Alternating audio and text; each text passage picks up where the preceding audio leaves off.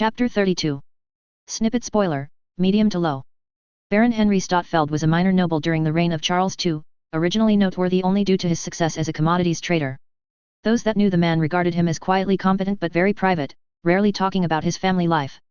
Most attributed this to a distance between himself and his wife, the Baroness Catherine Stotfeld née Walker, a not too uncommon situation for many noble families. Rumors also floated about regarding the paternity of his daughter, the Lady Colin Stotfeld. Her age after all did not line up with the Baron's marriage, and it was widely assumed that the Lady Stotfeld was born out of wedlock from a previous lover.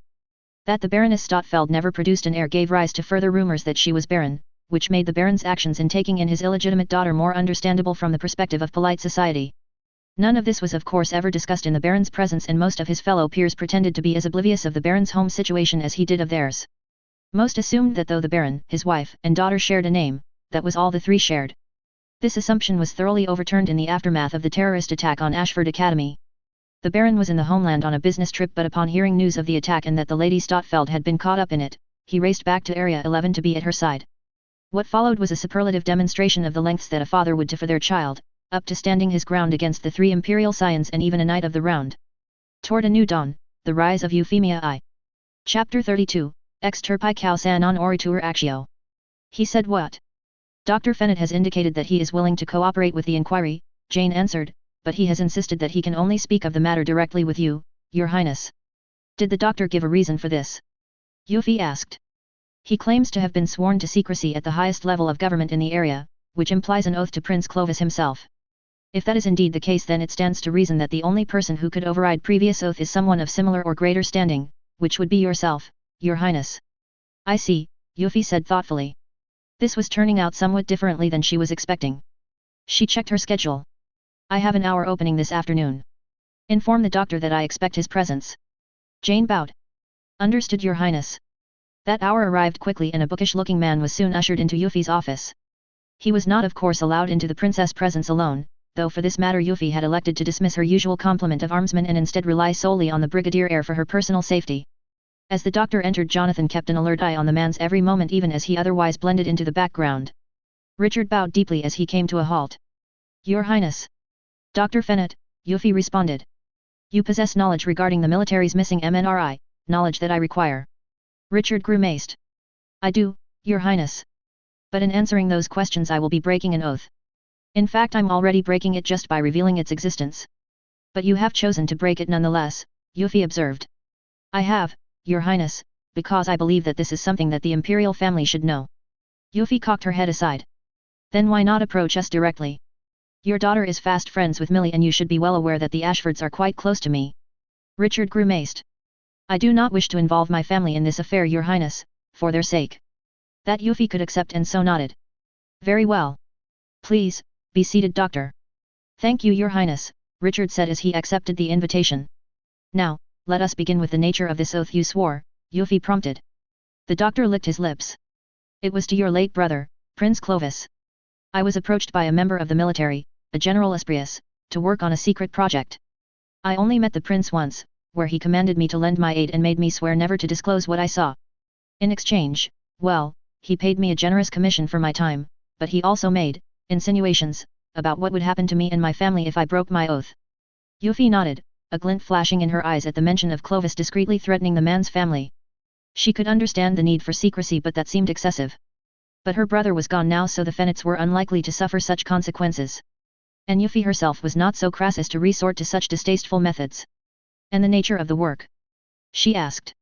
Richard frowned thoughtfully. There was this person, I believe it was a woman, that General Bartley was studying. I was tasked with taking NMRI images of her body, but I never actually saw her directly. A woman? Yuffie said quizzically. Yes, Your Highness. I'm sorry, but I can't really describe her features, at least her external ones. All I really saw of her were her NMRI scans. Could this be the woman that Sozako had said was in the supposed gas capsule? Yuffie wondered. You never saw her face?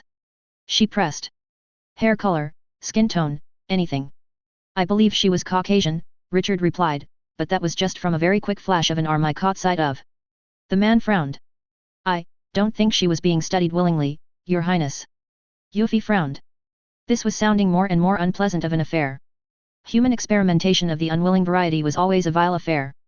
To learn that her own brother might somehow be involved, the princess was far more shaken than her current composure might suggest.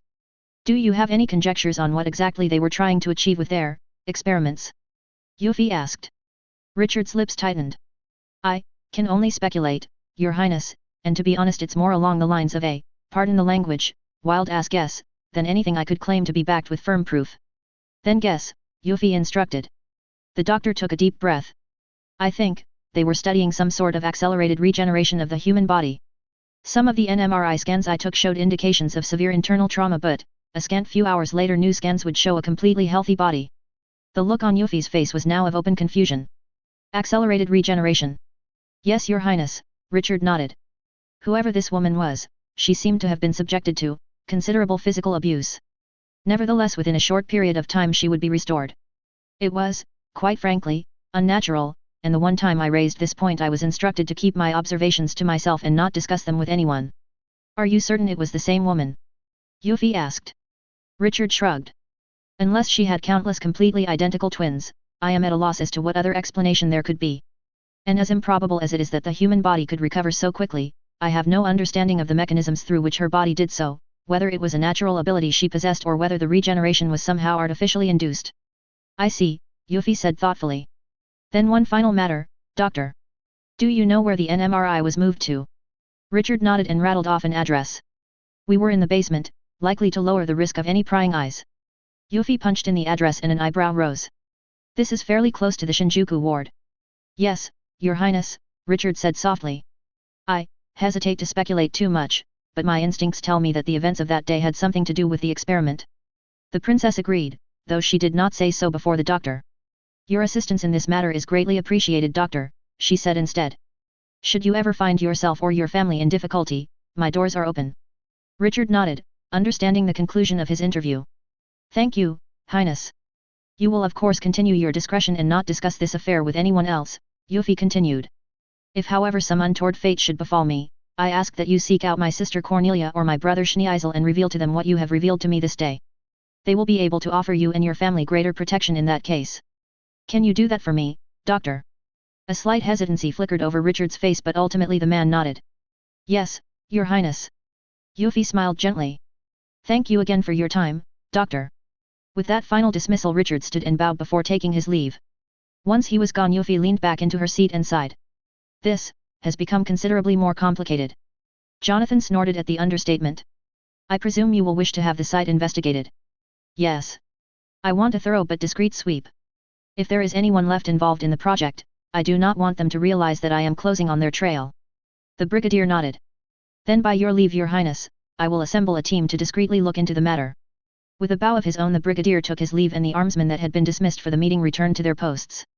For her part, Yuffie was left with a great many things to ponder, including the unsettling realization that she might have been wrong about the circumstances that led to her brother's death. If Clovis really was directly involved in this matter, did that mean her brother was somehow entangled in the Directorate's affairs? That was what the patterns were implying, but she needed to consider the possibility that the Directorate was not involved at all, that Clovis was the one behind the strange activities in Area 11. Yuffie frowned.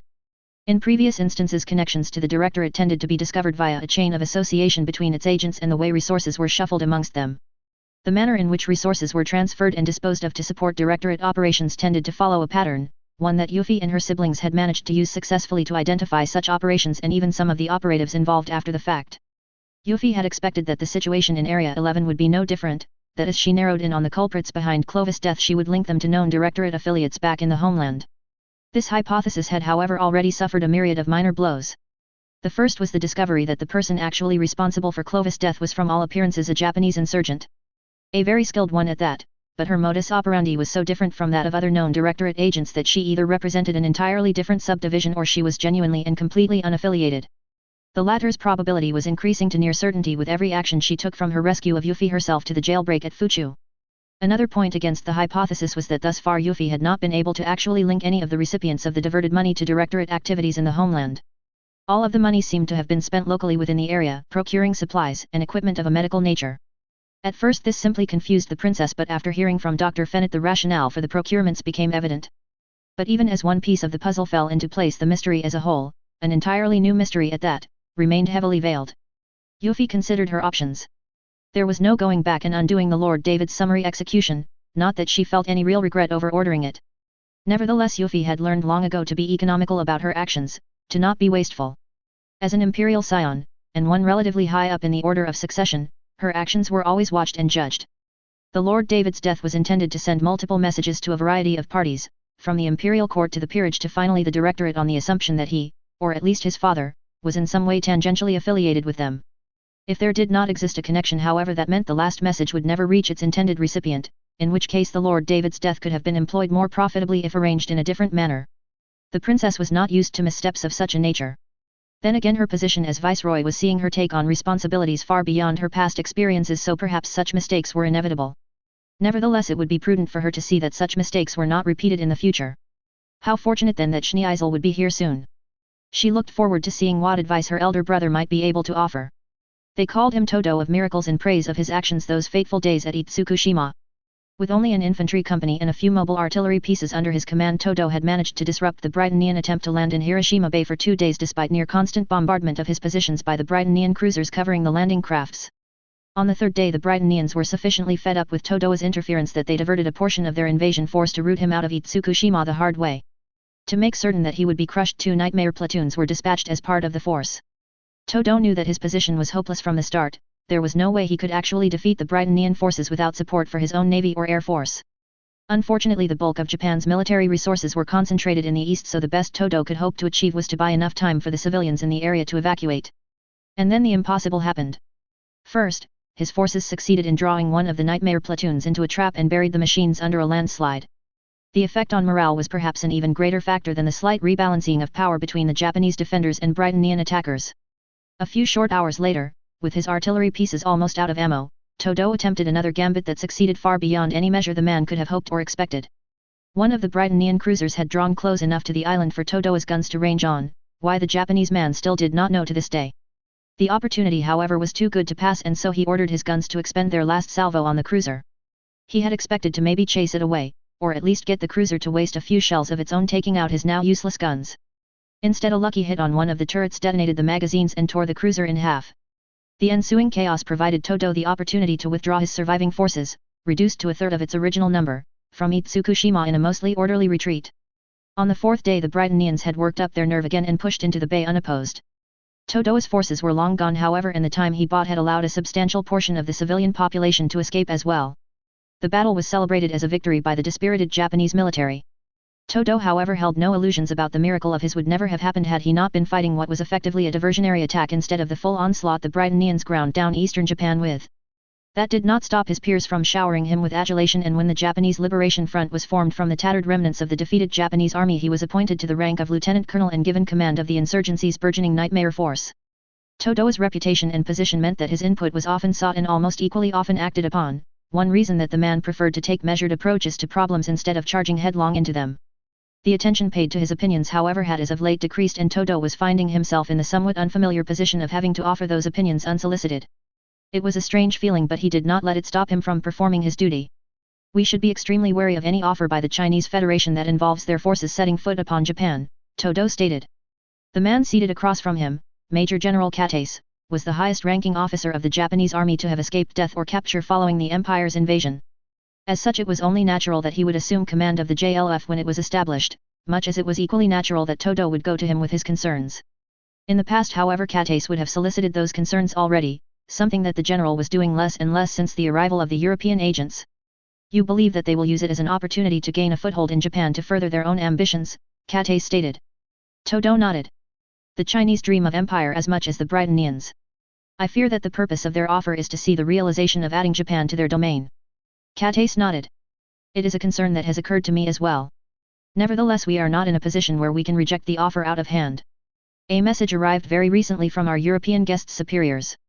The EU will not be able to threaten Hokkaido and thus pin the Britannian armoured division there. If the Britannians are able to bring the fullness of their forces dispersed across Japan against us when we strike the Tokyo concession, we will be crushed. Todo grimaced, but seeing as that was also something he had reservations about, he might as well take advantage of Geass bring it up. General, what is the strategic objective that an attack on the concession is supposed to achieve? Todo asked. The elderly man blinked. The goal is to eliminate the Viceroy, her administration, and the senior officers of the Britannian military. With their leadership decapitated, the Britannians will become uncoordinated and the confusion will provide us an opportunity to initiate an uprising across the country to retake Japan. Todo's expression did not convey confidence. You have concerns, Kate stated. I do, General, Todo said. Then share them, do not keep them to yourself, Kate instructed. Todo frowned. The General Kate that he knew, while wholeheartedly devoted to Japan's liberation, was not so reckless as to gamble his country's fact on a single operation like this. At least he was not before those intelligence operatives from the French disappeared with an offer of weapons and support. That support was even now manifesting in the steady stream of modern weapons being smuggled in via Hokkaido. The small arms the JLF already could get thanks to the support of the Six Houses. Some of the bigger light weapons saw greater appreciation with the AT-4 anti-tank weapon and Mistral man-portable surface-to-air missile, especially instilling within the troops greater confidence in their ability to stand against Britannian air and armor superiority. And then there were the heavier weapons that had to be shipped in pieces. Assuming the JLF was able to make proper use of them, the Britannians would be in for a very painful surprise. Painful, but short of fatal. General, Todo began again. Our attack on the Tokyo concession presumes a material disadvantage to begin with. Risks are inherent in war, but we should not take them lightly and for an uncertain gain. The plan as originally set out when the JLF formed was to build enough strength for us to defeat in detail Britannian forces in a single region and then use that region to reconstitute the state. After all these years we are nearly at a point where we have that strength. Why then are we preparing to expend it against Tokyo, the most heavily defended of the Britannian positions? Even if we win, the JLF will be a spent force, unable to withstand the counterattack that the Britannian forces left unscathed in other parts of the country will surely mount. What you say is true, Kate said in a gravely tone. But never before have we faced so dangerously competent opponents in the Britannian leadership. The past viceroys have always proven incompetent or tone-deaf to the suffering of our people. As much as it pains me to say, this worked to our advantage as they created within our people a longing for Japan's restoration as an independent nation. Now, however, we have a viceroy who is actively working to improve the lot of the Japanese. Given enough time, she may well succeed in seducing them with the idea that life within the empire as second-class citizens is preferable to continued resistance and the deprivation that goes along with it. That Todo could not disagree with, for the general's points were as valid as his own. When the JLF first learned that the new viceroy replacing the deceased Clovis was his younger sister, they had all scoffed at the young woman. Euphemia, however, soon proved to be cut of a different cloth, and the JLF was reminded pointedly that ultimately all of the imperial scions were sired by one Charles Z.I. Britannia, a man that had gained the throne by orchestrating a coup against his own father. At least some of his children had to have inherited his intelligence and mettle, and it was just their misfortune that one of them now ruled Japan. Still, the question remained as to whether the situation was so dire that the JLF absolutely needed to commit itself to a do or die, or rather a do and die attempt to assassinate the viceroy. Then perhaps we should consider a different approach, Todo finally said. The viceroy's actions are intended to make active armed resistance increasingly difficult and unpalatable for the populace. We should adapt our own strategies accordingly. She has managed to parry quite skillfully the Fuchu gambit, but there is a limit to how far she can deny reality, and reality is that Britannians do not regard persons of other races as equals and will treat them accordingly. If we continue to apply pressure upon that point, we can expose the Britannian hypocrisy for what it is and eliminate the viceroy's greatest weapon, her popular support. Then we can carry through with our original plan, one that does not risk the outright destruction of the JLF. Kate's eyes flickered in a stranger manner, but Todo could not quite pin down why that was the case. When the general responded, the colonel thought he could hear a certain strain in the tone. Time is running out, Todo, for all of us. We have been in hiding for so long, many of the men despair at ever being able to take the fight to Britannia. You know who they are. Todo nodded grimly. There were always firebrands in any organization, and despite the JLF's relative success in maintaining discipline, recent events were sorely testing that discipline. Still, Kate began, and this time Todo was certain that the general was straining to get his words out. It would not do to commit ourselves on a forlorn gambit without taking measures. Select a small group. Your most trusted warriors. Seek out Sumeragi Dano and arrange with her a contingency. One not reliant on the JLF. At this point Kate was visibly sweating, and Todo was doing all he could to not gap at his superior. Of all the possibilities that he had contemplated for the JLF's shift in strategy, his own general being under some sort of coercion had barely even entered Todo's mind. Now, though it was obvious that Kate was under some sort of pressure and consequently the JLF itself was effectively compromised, Todo wanted to protest, to demand to know who dared to suborn the JLF from its sacred mission of liberating Japan so that he might cut them down. Yet the burning light in Kate's eyes gave Todo pause, as if the general was desperately trying to warn Todo of the reach of this adversary and urging him to withdraw from the battle. No, not withdraw. Todo took a deep breath and nodded. I will see it done, General. Some of the tension on Kate's face bled away, though there was no way to regard the older man as calm. With clear effort the general nodded. Go, he commanded softly. Todo bowed and quickly took his leave. His instincts told him he would need to act fast, that Geass could only provide him with a very short window of opportunity. It would not be wasted. The laughter came unbidden and Colin was helpless to keep it back. Not that she tried very hard, but it was a while since she had been able to laugh in so carefree a manner. And so when I got back to the club room, that damn cat had completely shredded the turkey we had spent a couple of hours roasting, Cole continued. It was too full to run away, but it still managed to take us on a merry chase. By the time we finally caught it, everything was a right mess, especially after it tipped over a container of flour that someone forgot to seal shut. There was a fine coat of powder all over its fur and the thing kept sneezing. The rest of us weren't much better off, all of us were still in our uniforms at that. But we'd finally caught the thieving little rascal that had been snacking on the dishes we left out to cool, or so we thought. You thought? Colin said. You mean you were victimizing a completely innocent kitty? Innocent nothing, that thing still ruined a perfectly good turkey, Cole said, though there was no malice behind his wide grin. It was then that we all heard a squeaking sound, and lo and behold, scampering across the floor through the flour was a damn mouse. A big one too. I almost thought it was a rat. We just stared at it at first, but the cat began squirming in my hands. It was starting to bare its fangs when I dropped it, and off it went after the mouse. The little critter tried to get away, but maybe the flour had made the floor too slippery and it kept falling over. Next thing we know, the cat's all over it and, maybe I should stop there. Maybe you should, Colin agreed. Still though, so there was a rodent infestation in the building. Cole nodded. And that stray had actually been keeping the mice in check, though maybe if it hadn't been doing such a good job we'd have realized there was a mouse problem earlier. The school called in some pest control and thoroughly fumigated the place, and so far we haven't had any more problems. So what happened to the cat then? Colin asked. Oh, we looked after it for a little while, but then it got adopted by Nunnally. She's also the one who gave it its name, Arthur. Well, it certainly showed itself an able warrior, Colin said with a playful smirk. It even proved that Excalibur has some real teeth, Cole replied. Colin snorted. Bad joke. Not one of your better ones, Colin said. I think you're better off sticking to stories. Oh, I have plenty, Cole said. Though I think I can be excused if the next one I tell does not involve my own personal humbling. The young man stood and stretched a bit. Well, I should probably get going. If I dally any longer, my club might send out a hunting party. Considering they, prowess, demonstrated against Arthur, are you actually worried? Colin teased. It has been 2 years since then, Cole said with a smile of his own. And we've gained a few members who do their way around a hunting rifle. Something about ensuring absolute freshness for the dishes they prepare. Now that is what I call dedication, Colin chuckled. Cole nodded before seeming to think of something. Say, would you happen to be free this weekend, Colin? The red-haired girl took only a moment before nodding. I have no prior engagements. I'll be visiting a few places where I usually source ingredients from, Cole said. Would you, perhaps, like to join me? Colin's mouth opened. And then closed without a word, leaving. She bit back the temptation to peek at Cole's condition and instead tried to approach this as a normal high school girl would. The girl found herself more or less floundering, however. Would this be a social outing? Colin inquired. Cole smiled somewhat sheepishly. If you have no objection to it being so. If she had no objection. In fact, Colin could think of quite a few, not least of which was the simple fact that she was in the eyes of the Empire an insurgent, a rebel. A day would come when she would not be able to hide this fact from those that knew her as Colin Stotfeld, and everyone she was close to would come under suspicion. Some, like her benighted stepmother, Colin was almost looking forward to seeing her squirm.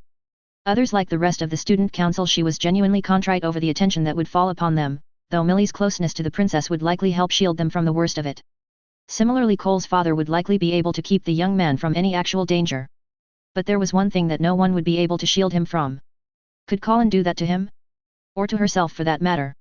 Before she could answer, however, the doors to the student council office swung open and Millie and CC entered. The Ashford girl was chatting excitedly about something while CC nodded along. When Millie caught sight of Cole and Colin, she came to an abrupt halt and began grinning. Well, fancy seeing you here, Cole, the blonde girl said cheerfully. I hope you're enjoying the student council's hospitality. As always, Cole said with a dry smile before nodding to Colin. I'll see you later, Colin. Colin began nodding, but before she realized it, her mouth opened one more. Wait. Cole froze and glanced over at Colin. The girl's mind raced as she frantically tried to figure out what to say. Finally she found something that she hoped would not sound too much like an excuse to Cole. Let me consult with Cecilia about whether she thinks I'll be able to handle an all-day outing right now, she said with as gentle a smile as she could manage. I'll let you know tomorrow. Cole smiled back, seemingly satisfied, and nodded. I understand, that was somewhat inconsiderate of me to not take that into consideration. Then I shall await your reply, Colin. Colin watched as Cole left, a sense of regret already filling her. She was not some shallow girl looking for a high school fling, but she was not so heartless as to not wonder what it might be like to have someone to hold dear. As the doors closed behind Cole, Millie took a seat next to Colin. So, Cole finally asked you out, hey? Colin looked over at her ostensible friend. Finally. The rumors have been swirling for weeks since the dance, Millie said, her smile not quite one of amusement but still bearing a hint of it. And I've known Cole for a long time. He's polite and courteous to every girl he meets, but he's never gone out of his way to get to know them. Until you. And that makes you think he's interested in me. I know he's interested in you, Millie corrected. Just as I know that you're more interested in him than you're letting on. Colin blinked, taken aback slightly by the other girl's forthrightness. You think I'm interested in Cole? Would you be hanging out with him so much at school if you weren't? But I'm not. And then Colin stopped herself as she actually thought about it. There were the lunches last week, true most of the student council was there save Nina for a couple of days, but she was always the one that seemed to linger the longest. Then there was the planning of the actual menu, which Rivals had informed Colin she was being assigned to. That saw Colin spend even more time with Cole. And of course there were the times when she and Cole simply ran into each other in the hallways. At first it seemed like that was happening more often than before, but in actuality it was simply the two noticing each other more whenever their paths crossed. Colin's head began to spin. Colin stuttered. Millie sighed. Colin. Cole is a good friend of mine, one of my first after I moved here from the homeland. I care about him. You're also someone I consider a friend, and even if I've only known you for a few months I can already see that the two of you would be good for each other. So why are you so hesitant? Colin grimaced. She could hardly tell Millie her real concerns, but how could she get the girl off her back otherwise? Sometimes, Colin began, sometimes ideals come with costs. A pensive look crossed Millie's expression but it disappeared quickly. That's ultimately something for you to decide, the older girl said. As I said, I think the two of you would be good for each other. Cole is very level-headed and also very kind. I see that same kindness in you, Colin, and I have no doubt that whatever ideals you aspire to, Cole's strength can only help you in shouldering them, so long as you are sincere to both him and yourself. There was a slight emphasis on that last bit, an emphasis that Colin could not quite pick out the subtext of. Was it possible Millie was finally suspecting her to be the Red Knight? Colin momentarily focused her gaze on the older girl but just as quickly reined it in as Millie turned about to leave. But if so, why then encourage Colin to become closer with Cole? The older girl was still in many ways an enigma, but she seemed to have her heart in the right place. And so Colin began pondering on the actual issue at hand, whether she should accept Cole's invitation or not. She glanced over at CC, who seemed utterly disinterested in the freshly concluded conversation. Colin grimaced. I'm probably going to regret this, but what do you think, C.C.? The ostensible French girl stopped mid-stretch and looked at Colin. And then she grinned. Yab. Colin was regretting opening her mouth already. Merde. Charlotte looked over at Lelich as he shut his cell phone. A problem. That was Andrei. It would seem my hold on General Geass was not quite as foolproof as I had hoped. He's dispatched Colonel Todo on some contingency mission, and Todo has taken with him his 4 holy swords, their nightmares, and a platoon of infantry and support personnel. Charlotte's eyes narrowed. The infantry would be missed but were not absolutely critical to their plans, there were always other ways to recruit more fodder after all. The nightmares on the other hand, and to lose those 5 nightmare pilots specifically, that was going to hurt. Do we know where they went? To the Sumeragi, Lelich answered. And no, I don't think we can get them back, at least not easily. According to Andrei, Todo approached Geass with some concerns, and that's when the general managed to work around my restrictions enough to get Todo out of there. The colonel's suspicions will obviously be aroused and any attempt to recall him will likely be ignored. Are you going to write him off? For now, yes. Lelich began pacing. The problem is the rest of the JLF. I need to get back there to tighten up my control over them before the rank and file start getting nervous. He turned to Charlotte. We need to take out CC and eliminate her current contractor. Charlotte frowned. Are you certain your hold over Suzaku is enough? It will suffice to further prime him later, Lelich said. And as nice as it would be to have the Asik's resources when we begin the attack, I am prepared to settle for just neutralizing the Lancelot via more direct means. The girl nodded reluctantly. Then, when do we move? At the earliest opportunity. History has Colin and CC at window seats. The next time they are in class, signal the attack. Understood, Charlotte said flatly. We should be able to track where their bodies get taken. Lelich went back to pacing. If we're quick enough, we'll be able to either intercept them en route or get past whatever security is at the location. We will then retrieve CC and secure her until I can extract her code. Lelich grinned. And with that code I would have one of the 2 pieces needed for Ragnarok. Charlotte tried not to frown at the hungry expression on Lelich's face. Instead she focused on more immediate conditions. This is extremely short notice, she pointed out. Will our contingencies hold up under such a rush? Il faut marcher quand les diables est auxiliary truces, Lelich replied. That is not encouraging, Charlotte said darkly. The chuckle from Lelich matched the girl's mood. Non, mais la fortune saurait auxiliary audacieux. Charlotte sniffed. Je pense que le 43 maxime est plus applicable. The basement was filled with a fair amount of equipment, including the NMRI that had gone missing from MacArthur Base. Valletta surveyed the place carefully, looking out for any traps. Mercifully there were none and the soldiers under Valletta's command spread out. Be on the lookout for any photos of the subject, Valletta ordered. Affirmatives sounded in response and Valletta herself began rifling through one of the desks. There was a surprising amount of paper documentation despite every workstation having a computer. That suited Valletta just fine, however, as there would be no way to examine the contents of the computers until they got the hard drives back to the actual experts. Not that the numbers on these pages meant much to the Major either. All indications were they would need a proper doctor to decipher all of this gibberish. Ma'am. Valletta turned about and looked up at the hulking man serving as her second. Yes, Lieutenant. These seem to be surgical records, Alexander said. The Major frowned. Is something wrong, Lieutenant? Visible disgust twisted Alexander's face. Procedures they describe. They are abhorrent, vile. I would have words with those who call themselves practitioners of medicine who would sully their hands so. Her curiosity, and wariness, piqued, Valletta took the binder and opened it up. She almost retched then and there. By the gods, what is this? She hissed. These men tested the limits of this person's regeneration in the most direct ways they could think of, Alexander nearly spat. Valletta forced herself to leaf through the binder, if only to make sure there was not anything that actually depicted the subject's face. All she saw however were shots of the woman, and she was certain it was a woman, cut open in various fashions. Some even portrayed various organs being removed from her body. Valletta had never felt the need to be violently sick as when she finally snapped the binder shut. I think there will be little doubt that the princess will deal with these cretins once she learns of their crimes, Valletta stated firmly. For now however we need to focus on our mission, to find something we can use to identify this woman. Alexander nodded ever so slightly and returned to his search. Valletta set the binder aside, giving it one last disgusted look before doing the same. After that shock she was almost hesitant to have someone report another find to her. The next few minutes passed in merciful silence, but eventually one of the other armsmen would find something else. Major. Valletta straightened and frowned at the somewhat frantic look on the other soldier's face. What is it, Corporal? Ma'am, the soldier said as he rushed to Valletta. I found a photo of the subject. Let me see. The soldier thrust a manila folder at her. Valletta took it and opened it up to reveal a profile shot of a green-haired woman. She blinked. She looks familiar, Valletta said as she searched her memory. Ma'am, she was at the dance held at Ashford Academy, the soldier said. We all got profiles of people that Her Highness might come into contact with as a precautionary measure. She's supposedly some sort of assistant to one of the student council members. Valletta's eyes widened. Their target had been that close to the princess? What was her name? She asked brusquely. Cecilia Clermont, ma'am. Valletta wasted no time tuning her radio to the command channel. I need to speak with the brigadier immediately. And prayed that she was not too late. Colin was finding it a bit harder than usual to concentrate in history class. The material itself was not that difficult and her teacher was generally more than able to engage the interest of his students.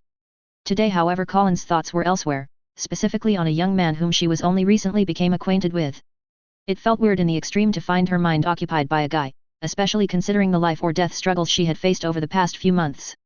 Yet the more Colin thought about it the more she was starting to miss those fights. At least on the battlefield she had perfect information with her Geass and did not end up second-guessing herself at every turn. How was it then that one man could drive her to such frustration? The girl sighed.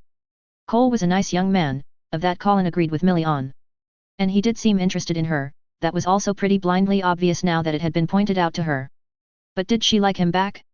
Or at least like him enough to make an effort? Had her situation been more normal? Colin was rapidly coming to the conclusion that yes, Cole was the type of person she could see herself dating. But her situation was not normal, and because she did like Cole as a person she could not bring herself to entangle him in the very real dangers she faced. It was for the best that she head off any further deepening of their friendship, or so she kept telling herself. Yet Colin found that a part of her was pained at losing this possibility. A part of her wanted the potential for love to blossom. The part of her that she hid under all of her iron wool to keep it from getting hurt anymore after her family was rent asunder by the Britannian invasion of Japan. Another sigh escaped her. Is my lecture not stimulating enough for you, Ms. Stotfeld. Colin started and looked up to see her history teacher regarding her with a playful grin. No, of course not. Colin said. I mean, sorry Mr. Taylor. I'm just, a bit tired. The teacher chuckled. Well then, allow me to stimulate your mental faculties. Would you be so kind as to explain to the class, in your own words, the political consequences in London of Washington's rebellion? Yes Mr. Taylor, Colin said. Before the colonists began their rebellion that had been discussion within Parliament as to whether representation should be offered to the colonies. The outbreak of fighting however hardened political sentiment in London and resulted in the passing of several Acts of Parliament that stipulated that the Petition of Right, Habeas Corpus, and Bill of Rights applied only to those of proper English descent. The definition of this descent was initially that of those born in the British Isles, as it was felt that influence by those who immigrated to the colonies from other European countries was partially responsible for causing the schism between Great Britain and her overseas territories. After the pacification of the colonies and restoration of the Crown's authority, the definition of English descent eventually came to also include those of British stock born in the Americas. These policies would serve as the foundation of the numbers system instituted following the formation of the Holy Britannian Empire after the fall of the British Isles. The same system that was even now causing untold misery amongst her people, Colin tried not to dwell on. Very good, Mr. Taylor said. Now Ms. Dunois, could you she has yet to return from the restroom. The man frowned. She does seem to be taking her time. And turned to Shirley.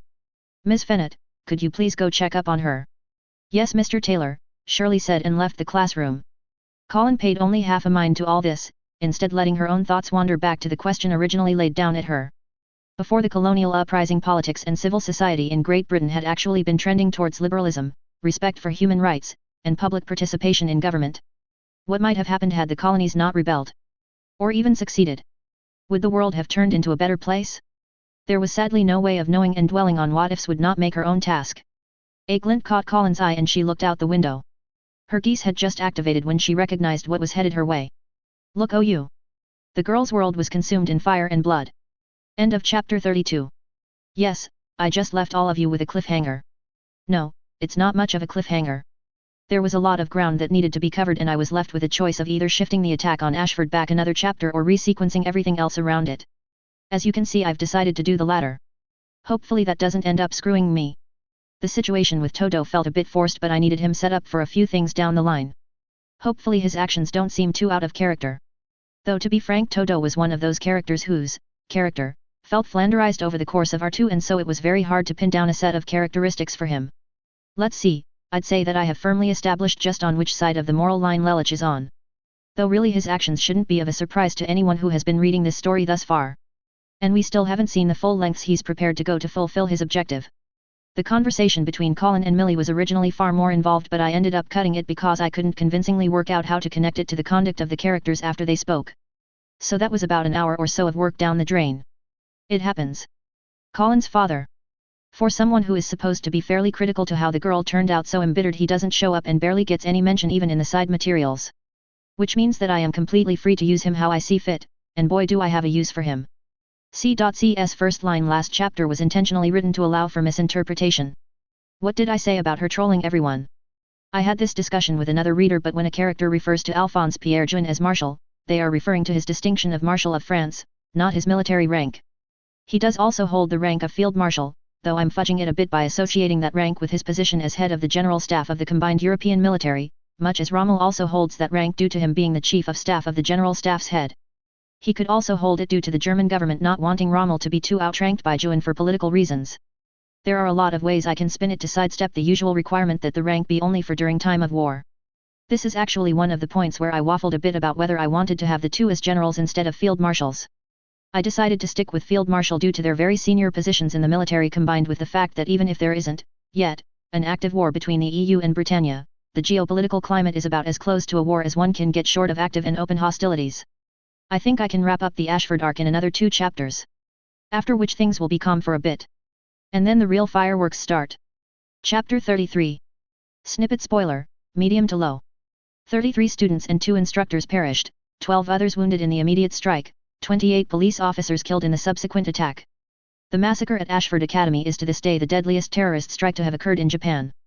While the Britannian military was guilty of inflicting greater number of civilian casualties on numerous occasions while pacifying the country, the insurgency against the Empire's rule had never until that day deliberately caused such bloodshed amongst the Britannian civilian population. In point of fact, several medium-sized liberation movements openly denounced the barbarism of the attack, creating perhaps the first visible schism between the factions that would aid the Japanese Liberation Front during the Black Rebellion and those that sided with the Lady Statfeld Kaujiki. Most historians believe that left to their own devices the JLF would have never orchestrated such an attack and that the principal mover was Lieutenant Lamperouge. If the lieutenant's intention was to eliminate the Lady Statfeld Kaujiki as a potential opposing rallying point, the gambit backfired in a spectacular manner. In killing so many of the Lady Statfeld Kaujiki's friends and classmates, the Black King created an implacable enemy in the Red Knight, and may have in effect set into motion her ascension to becoming the Red Queen in the following months. Toward a New Dawn, The Rise of Euphemia I. Chapter 33, Homo Homini Lupus Est. The arrival of the Prince Schneeisel, heir secundus and Prime Minister of the Holy Britannian Empire, to Area 11 was accompanied with the appropriate pomp. An honor guard composed of the best units awaited on the grounds of MacArthur Base, and a line of nightmares from Cornelia's Royal Guard stood opposite them. The Lancelot was regrettably not present to represent the Camelot Institute as it was still being rebuilt, but its absence was more than made up for by the massive black and gold Gawain. The manner in which the prince had been conveyed to Area 11 was equally impressive. The Avalon was a one of a kind, a prototype to demonstrate the viability of the float system to create airborne warships. As a prototype, it suffered from a variety of issues that precluded it from ever being used in combat, not least of which was its relatively thin armor due to weight considerations. The configuration of its float system was non-optimal, limiting the total weight that could be lifted, and such forced the ship to have relatively thin armor compared to its naval counterparts.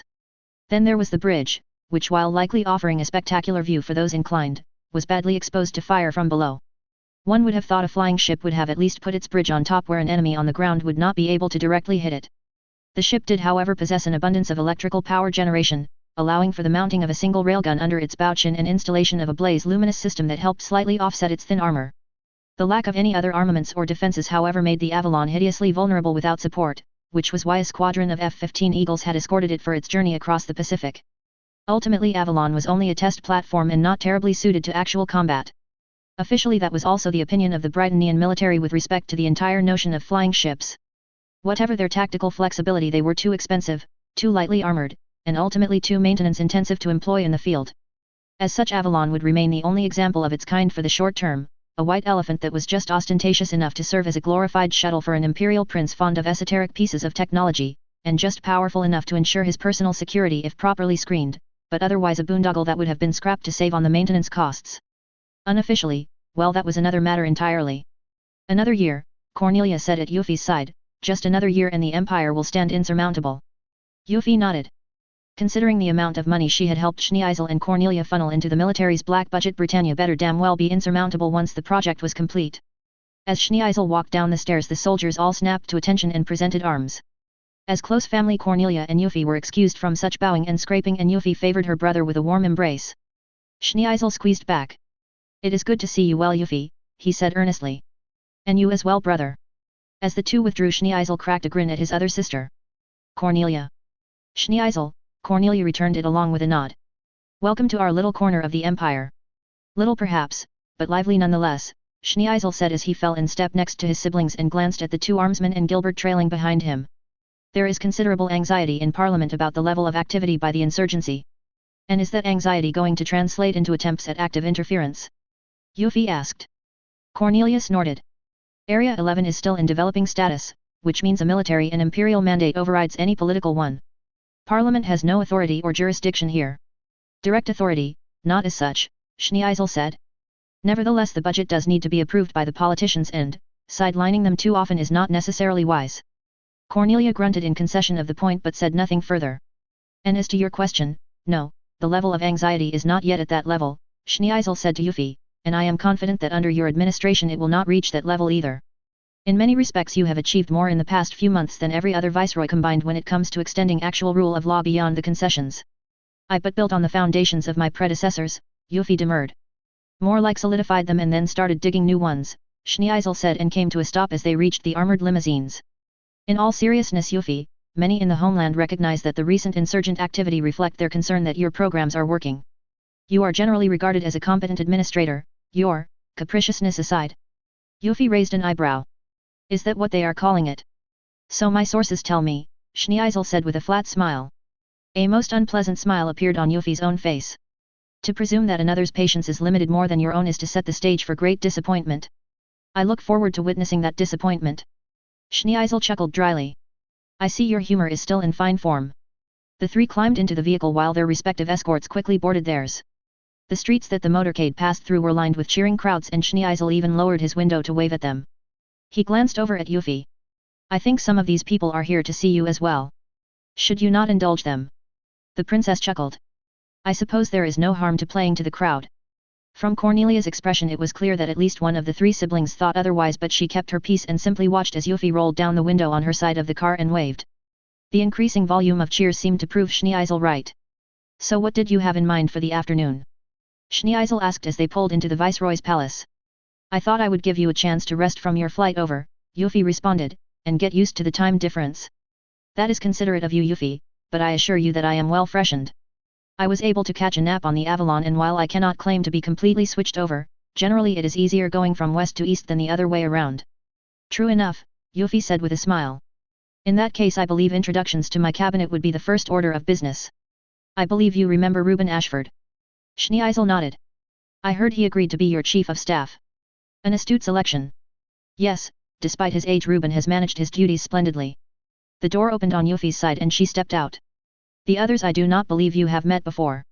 That is indeed the case, Schneeisel agreed, though the reports that I have reviewed from the area has given me some confidence in their competency. I am glad to hear it, Yuffie said with a smile before turning to her armsman. Please pass on to Jane that I would like those ministers not presently engaged to meet in the Lancaster conference room. Yes, Your Highness, the soldier said before speaking softly into his radio.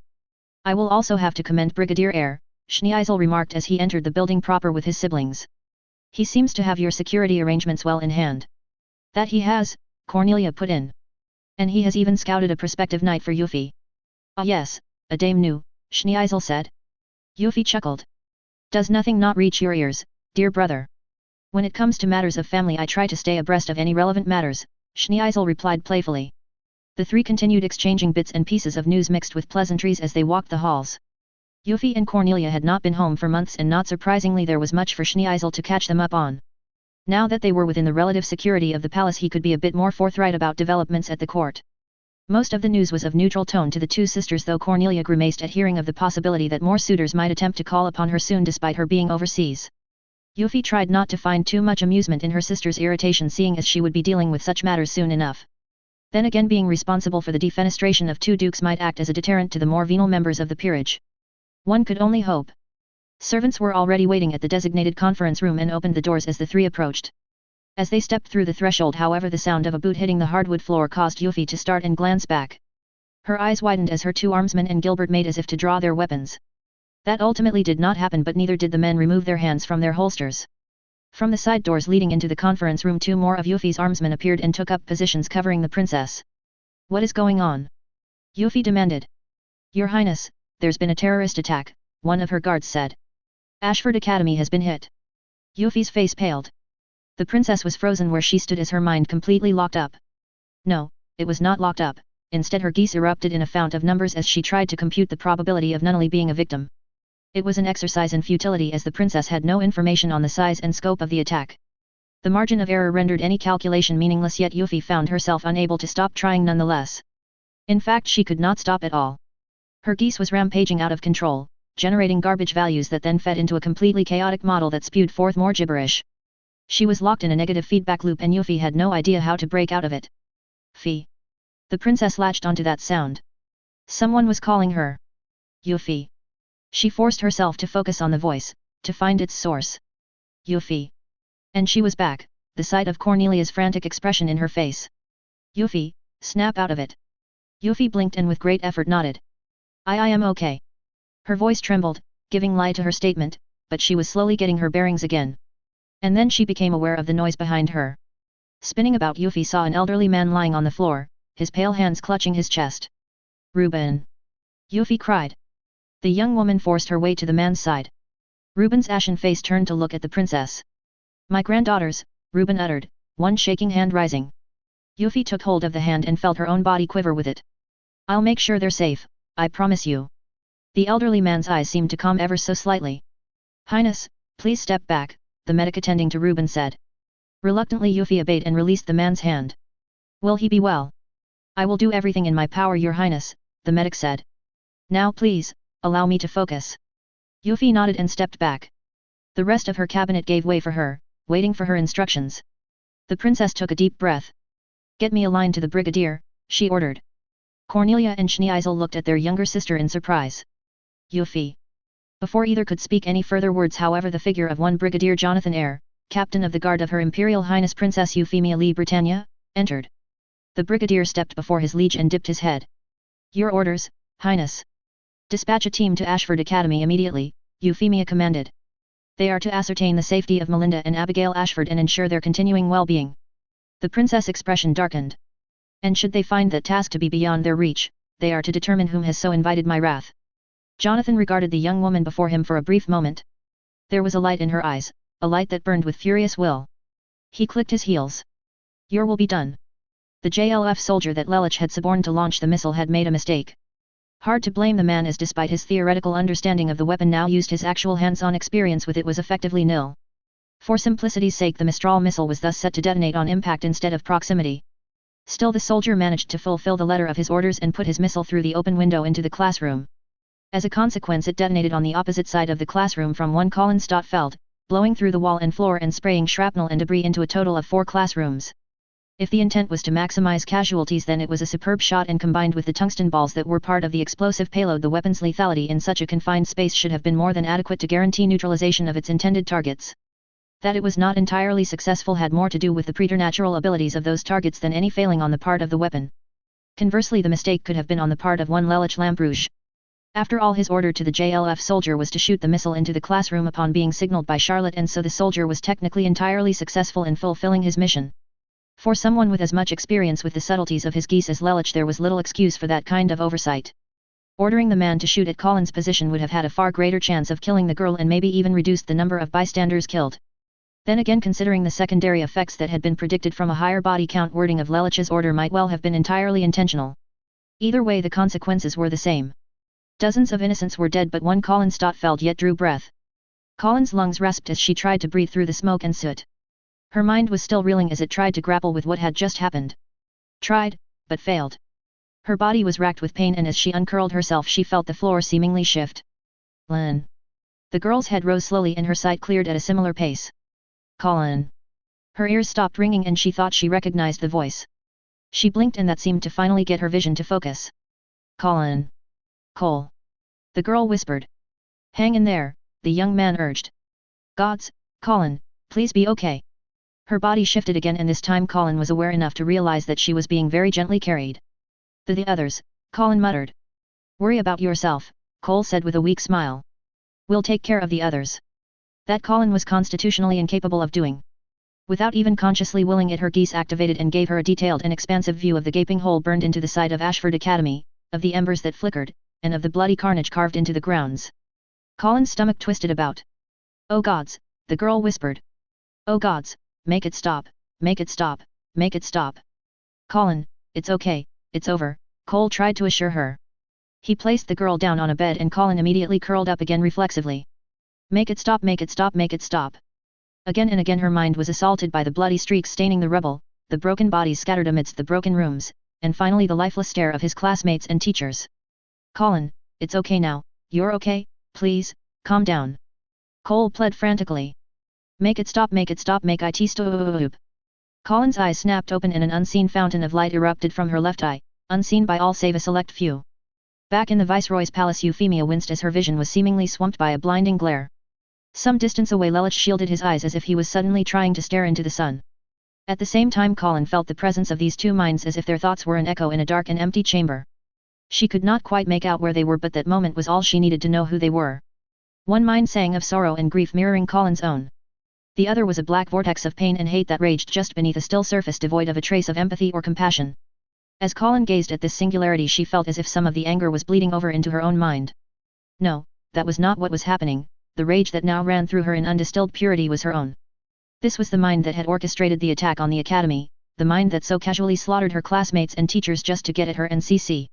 And this would be the mind whose blood would spill to quench her desire for vengeance. Colin. Another mind now reached out to her, another echo. Colin lingered for just a moment longer, burning into her memory the taste of her adversary. And then she allowed her consciousness to be drawn once more back to the mortal plane. Colin. Cole said once more, his voice filled with concern. Colin looked up at the young man and took a few moments to realize that his arms were once more holding her. A part of her drew comfort from his proximity. Another grieved at the simple fact that she could never, ever truly embrace him back. Their worlds were simply too different, hers soaked with blood while his devoid of such senseless violence.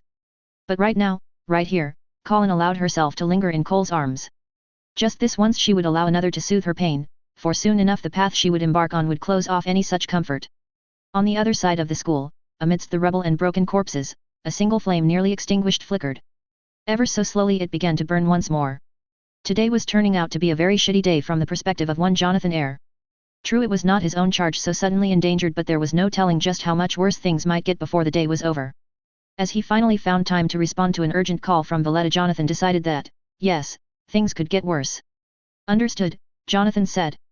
Keep that place locked down until we can get more manpower there. Try to find all copies of any identifying photos and secure them. That dealt with, Jonathan approached his liege to make his own report. As he came to her side, however, he hesitated. The princess' eyes were narrowed as if she were looking at a distant object. Jonathan followed her gaze, but there was nothing save a wall in that direction. The brigadier then mentally mapped the room they were in relation to the palace as a whole and then the palace to the concession. He frowned. Ashford Academy was indeed in that direction, though he could not fathom how the princess would know that. That mystery would need to wait, however, as there were more pressing matters to deal with. Highness, Jonathan said. Yuffie blinked and looked over at the man. Whatever she had just seen would have to wait. Brigadier. Any news? Not yet, Highness, but Dame Nu has reported some disturbing developments from her investigations. The princess frowned. What developments? Dame Nu's team managed to find a photograph of the subject Prince Clovis was having studied, Jonathan explained. The woman was recognized by one of the guardsmen that accompanied you to the school dance at Ashford. She has been tentatively identified as Cecilia Clermont, personal assistant to the Lady Colin Stotfeld. Yuffie's eyes widened. Cecilia Clermont, the green-haired French girl that served as a medical assistant to Colin, a girl known for her frailty and the newest member of the student council. Her mind began racing as the pieces fell into place. The item stolen by the insurgents during the Shinjuku incident was not a poison gas container as officially reported, but something holding a green-haired girl. The insurgent that piloted the Glasgow and then utilized a hijacked Sutherland to lead a devastating counterattack against the Brightonian forces was a red-haired girl likely of mixed heritage. Then another data point, the terrorist attack at the Lake Kawaguchi resort where two mysterious women completely rooted the blood of the samurai, rescuing not only the hostages but also saving Yuffie's own life. Throughout the entire thing, both Colin and Cecilia had somehow managed to hide and evade the samurai until they were neutralized. As improbable as that was, it was still more likely than the alternative, or it had been more likely. The princess' head began throbbing as her Geass seemed to take on a life of its own and crunched the numbers. She did not even need her powers for confirmation, however, it was so bloody obvious now that she actually considered all of the coincidences as a whole. The question now, however, was whether Colin, no, the Red Knight, had anything to do with the attack on Ashford. Her attention returning to the brigadier, Yuffie saw that the man was listening to his radio again. Acknowledged, Jonathan said, and then directed his words to the princess. Preliminary report from the academy, the ladies Ashford are both safe. Thank the gods, Yuffie said in relief. An initial casualty count has also been compiled, Jonathan continued. The room where the attack directly hit was a 5th form history class. The explosion also affected 3 other classes. The brigadier frowned. One of the injured was the Lady Stotfeld. And, Ms. Clermont is reported as having perished, shielding Lady Stotfeld from the blast. Yuffie's mind raced. This was sounding less and less like an attempt on Nunnally or Millie. In fact, it was starting to sound like someone had just tried to kill Colin and Cecilia. The question was why. Was it because of Colin's identity as the Red Knight, or was someone trying to eliminate any trace of Clovis' project by killing Cecilia? There were too many unknowns, and even with her impressive powers of mental computation, Yuffie could derive no answers. Can you dispatch more armsmen to Ashford without stretching your available manpower? Yuffie asked. Jonathan grimaced but nodded. I can send one more 4-man team, Your Highness. Then do so, the princess ordered. Secure Cecilia's body and put a protective detail around Colin. If we're going to get any answers, we need to make sure no further harm befalls her. Yes, Your Highness.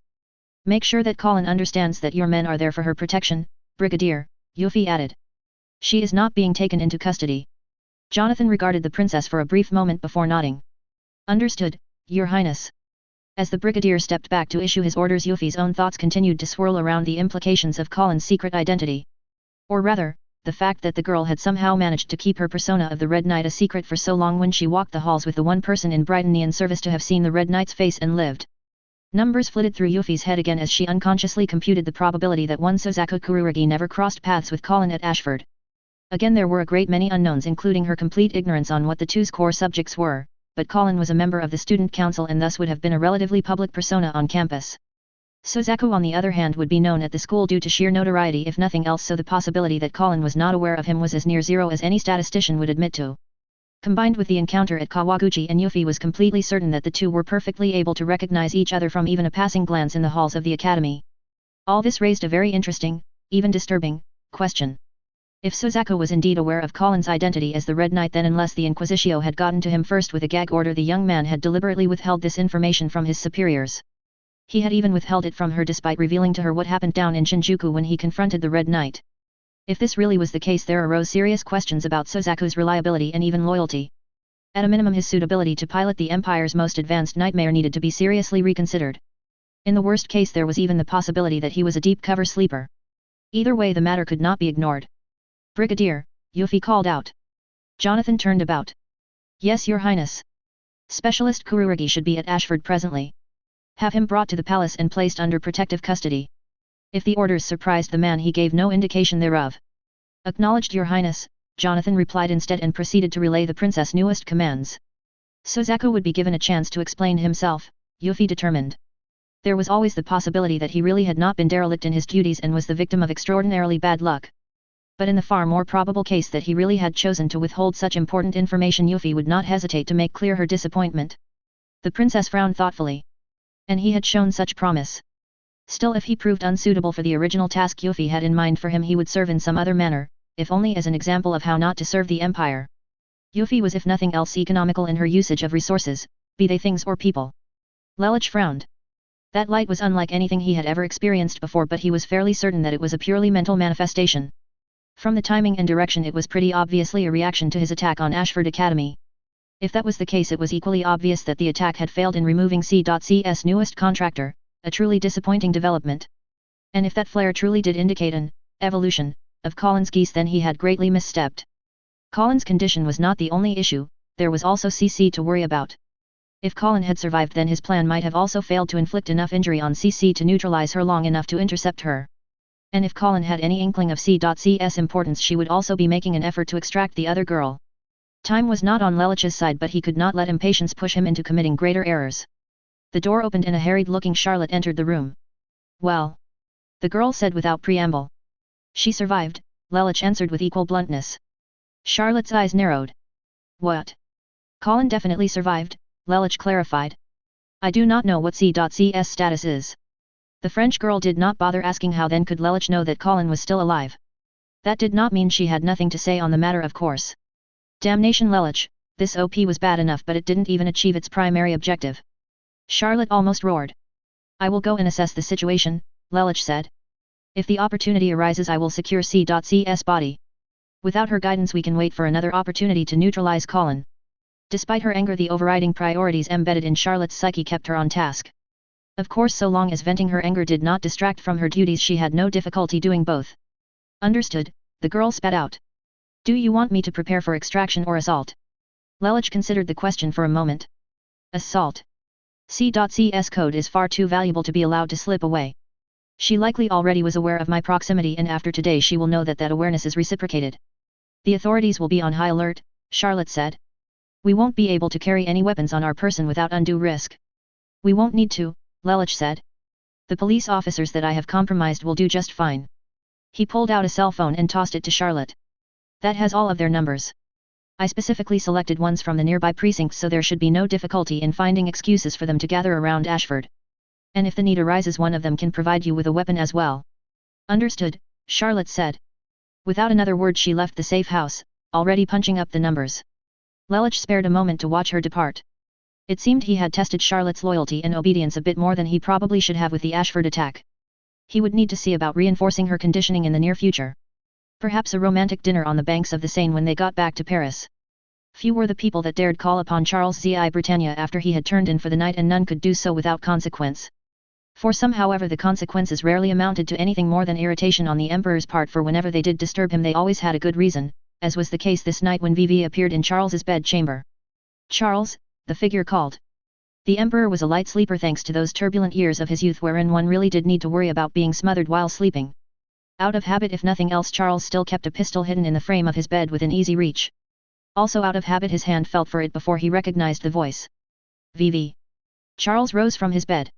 What is it? An unexpected dividend from the leash I put on Yuffie, VV said with a grin. She's found CC. That got Charles's attention. In Area 11. Indeed.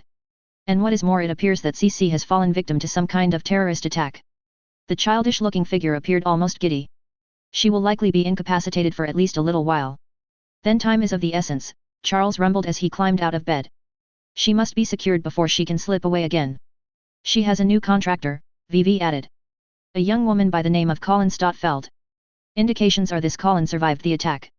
Which meant the potential for another Geass wielder to interfere. Of course, once aware of the danger, Charles had a ready answer. I will dispatch Monica to retrieve CC. VV nodded. Good. And grinned. Soon, Charles, the world free of lies that we envisioned will come to pass. The Emperor nodded. Indeed, brother. Satisfied, VV retreated. Once the doors closed, Charles allowed a sneer to cross his face. Indeed, that new world would come, but there would be no place in it for those cloaked in deceit. Charles picked up his phone and had to wait but a second for it to connect. Yes, Your Highness.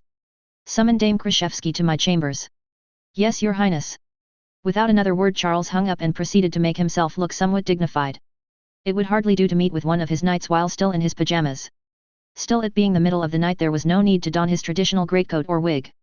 By the time Charles arrived, his study, Monica was already there and even in formal dress. She bowed as her liege entered.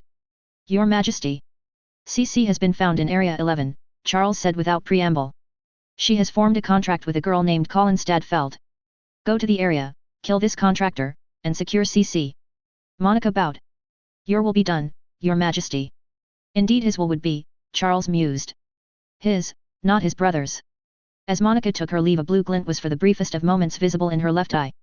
More students were brought into the infirmary and the beds were soon all occupied. The flow of bodies did not stop there, however.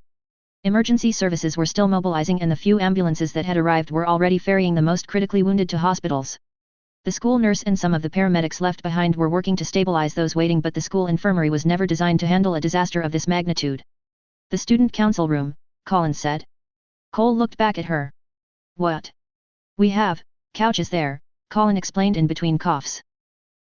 Some of the people can be made more comfortable there. All right, I'll get to it, Cole said.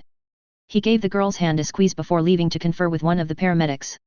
Colin could have easily listened in on the conversation, but the girl had other worries on her mind. Her senses swept her own body and she noted the various bruises covering her. Mercifully there were no fractures and as far as she could tell there was nothing wrong with her head. She was battered but not quite out of commission and there was still work to do. Colin expanded her senses, scanning the campus. She forced herself to examine the broken bodies that were being bagged as she tried to determine which one was the which. It was not easy, especially as she recognized so many of them. Colin's chest tightened. So many people dead. She would never hear Mr. Taylor call her Ms. Stotfeld. She would never be able to tease Sophie about her interests. Yet amidst this carnage, Colin caught sight of Shirley, standing by the side talking with a policeman. The girl was in tears and Colin soon saw why. She was helping identify all of the deceased. Colin's own heart ached. This was not a burden her friend should have to bear, especially as it was only chance that saw Shirley escape the same fate. Colin forced aside her own grief and focused once more on the task at hand. She continued scanning the bodies until finally, her senses settled upon that eerie yet familiar emptiness. Colin felt for her cell phone. In another minor miracle it had survived the blast and was even still working. She fired off a brief text message to Anu. Hermia. School. Eggshell. After snapping her phone shut, Colin slowly pushed herself off the bed. Whoa, Colin, what are you doing? Cole said as he rushed to her side. I have to find Cecilia, Colin said.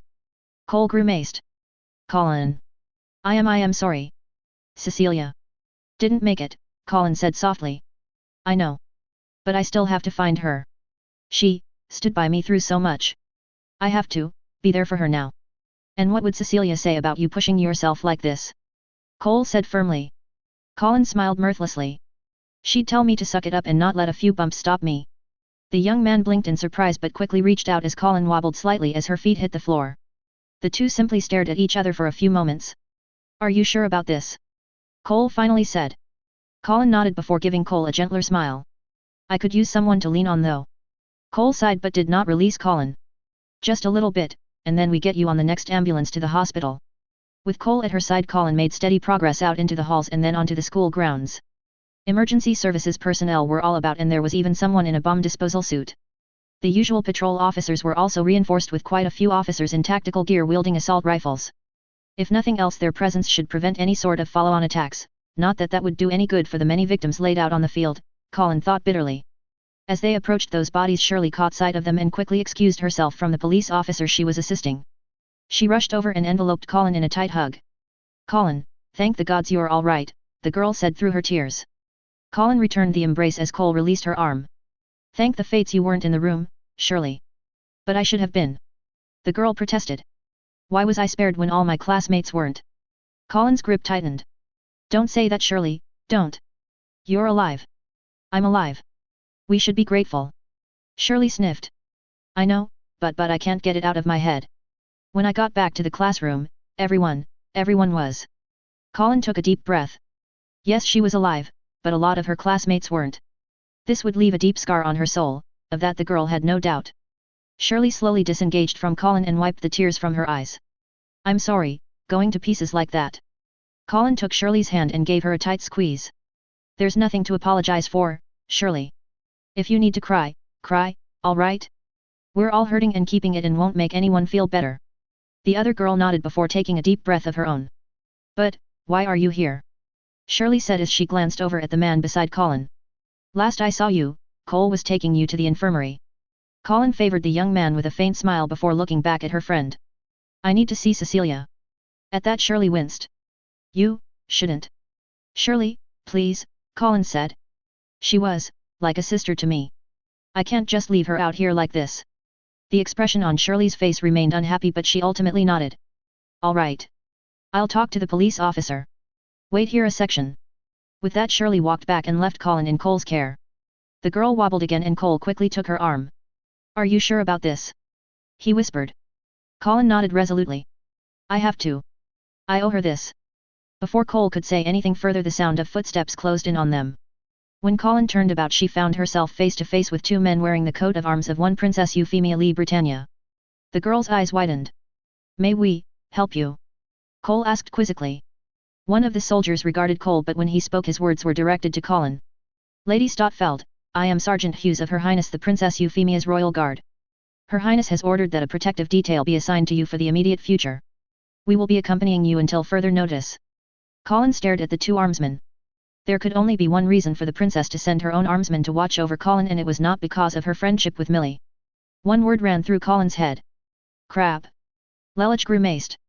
From his vantage point he could just make out the girl that had to be Colin standing before two of Yuffie's armsmen. And the young man standing with him was Cole Craft, the son of Yuffie's exchequer. It seemed his suspicions about a relationship between the Red Knight and Yuffie was now confirmed, which made achieving his current objectives even more complicated. If Yuffie was directly intervening, then his chances of intercepting C.C's body effectively dropped to zero. His only option now was to get a hold of it before the armsmen took it into their custody. "Raffaele, status," Lelich said into his cell phone. "Personnel are in position ROI, Charlotte responded. But some of the tactical officers are mixed in with uncompromised officers. Some are all. Some." Lelich frowned. That did make things somewhat more complicated. Then again, that could work out to his advantage. "All right, the armsmen are likely to try to retrieve CC themselves. Once they identify which body is hers, we move in. Give me the channel our forces are using." "Channel 12, no one's on it right now." Lelich pulled out the radio that he had borrowed from a police officer and tuned into the appropriate frequency.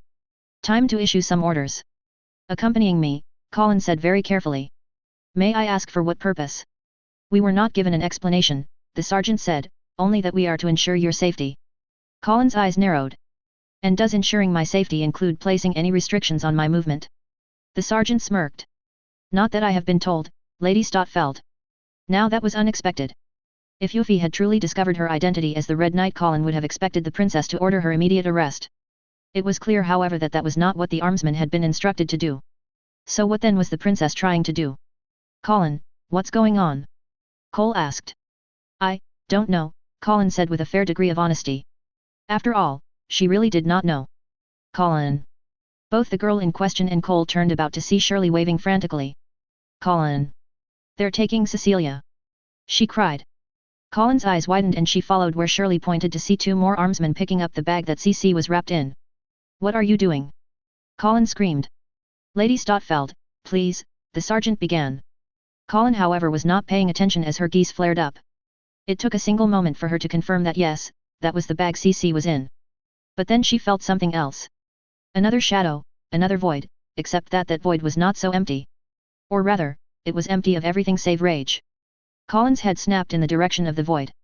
And then she heard a voice ring in the ears of some of the police officers. Engage. Get down. Colin screamed. End of chapter 33. Yeah, no, it's not over.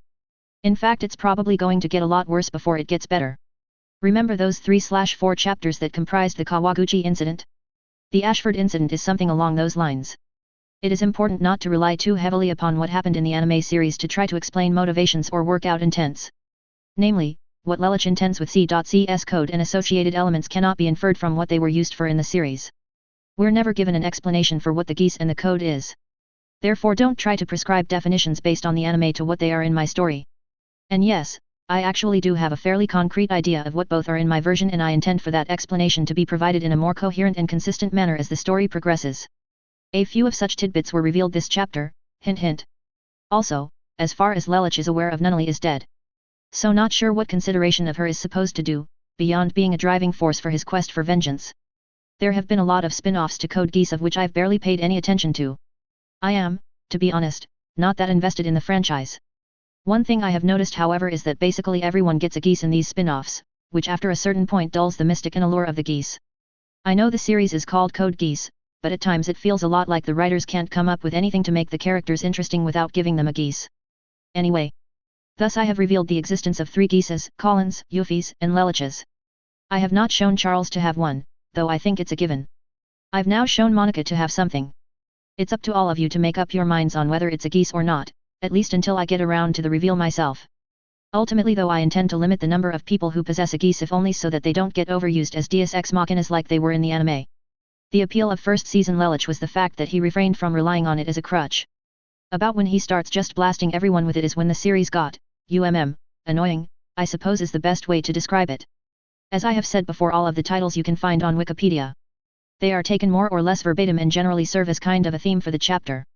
The French dialogue isn't any more meaningful in English than they are untranslated unless you are familiar with what Charlotte and Lelich keep referring to.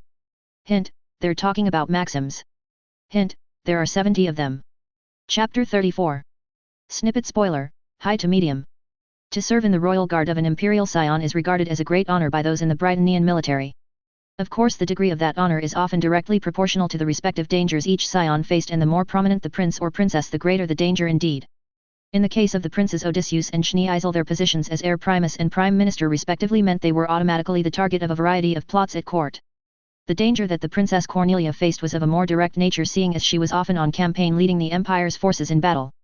In the case of the Princess Euphemia, she did not originally possess an active royal guard as her security arrangements in Pendragon were mostly handled by her sister's armsmen.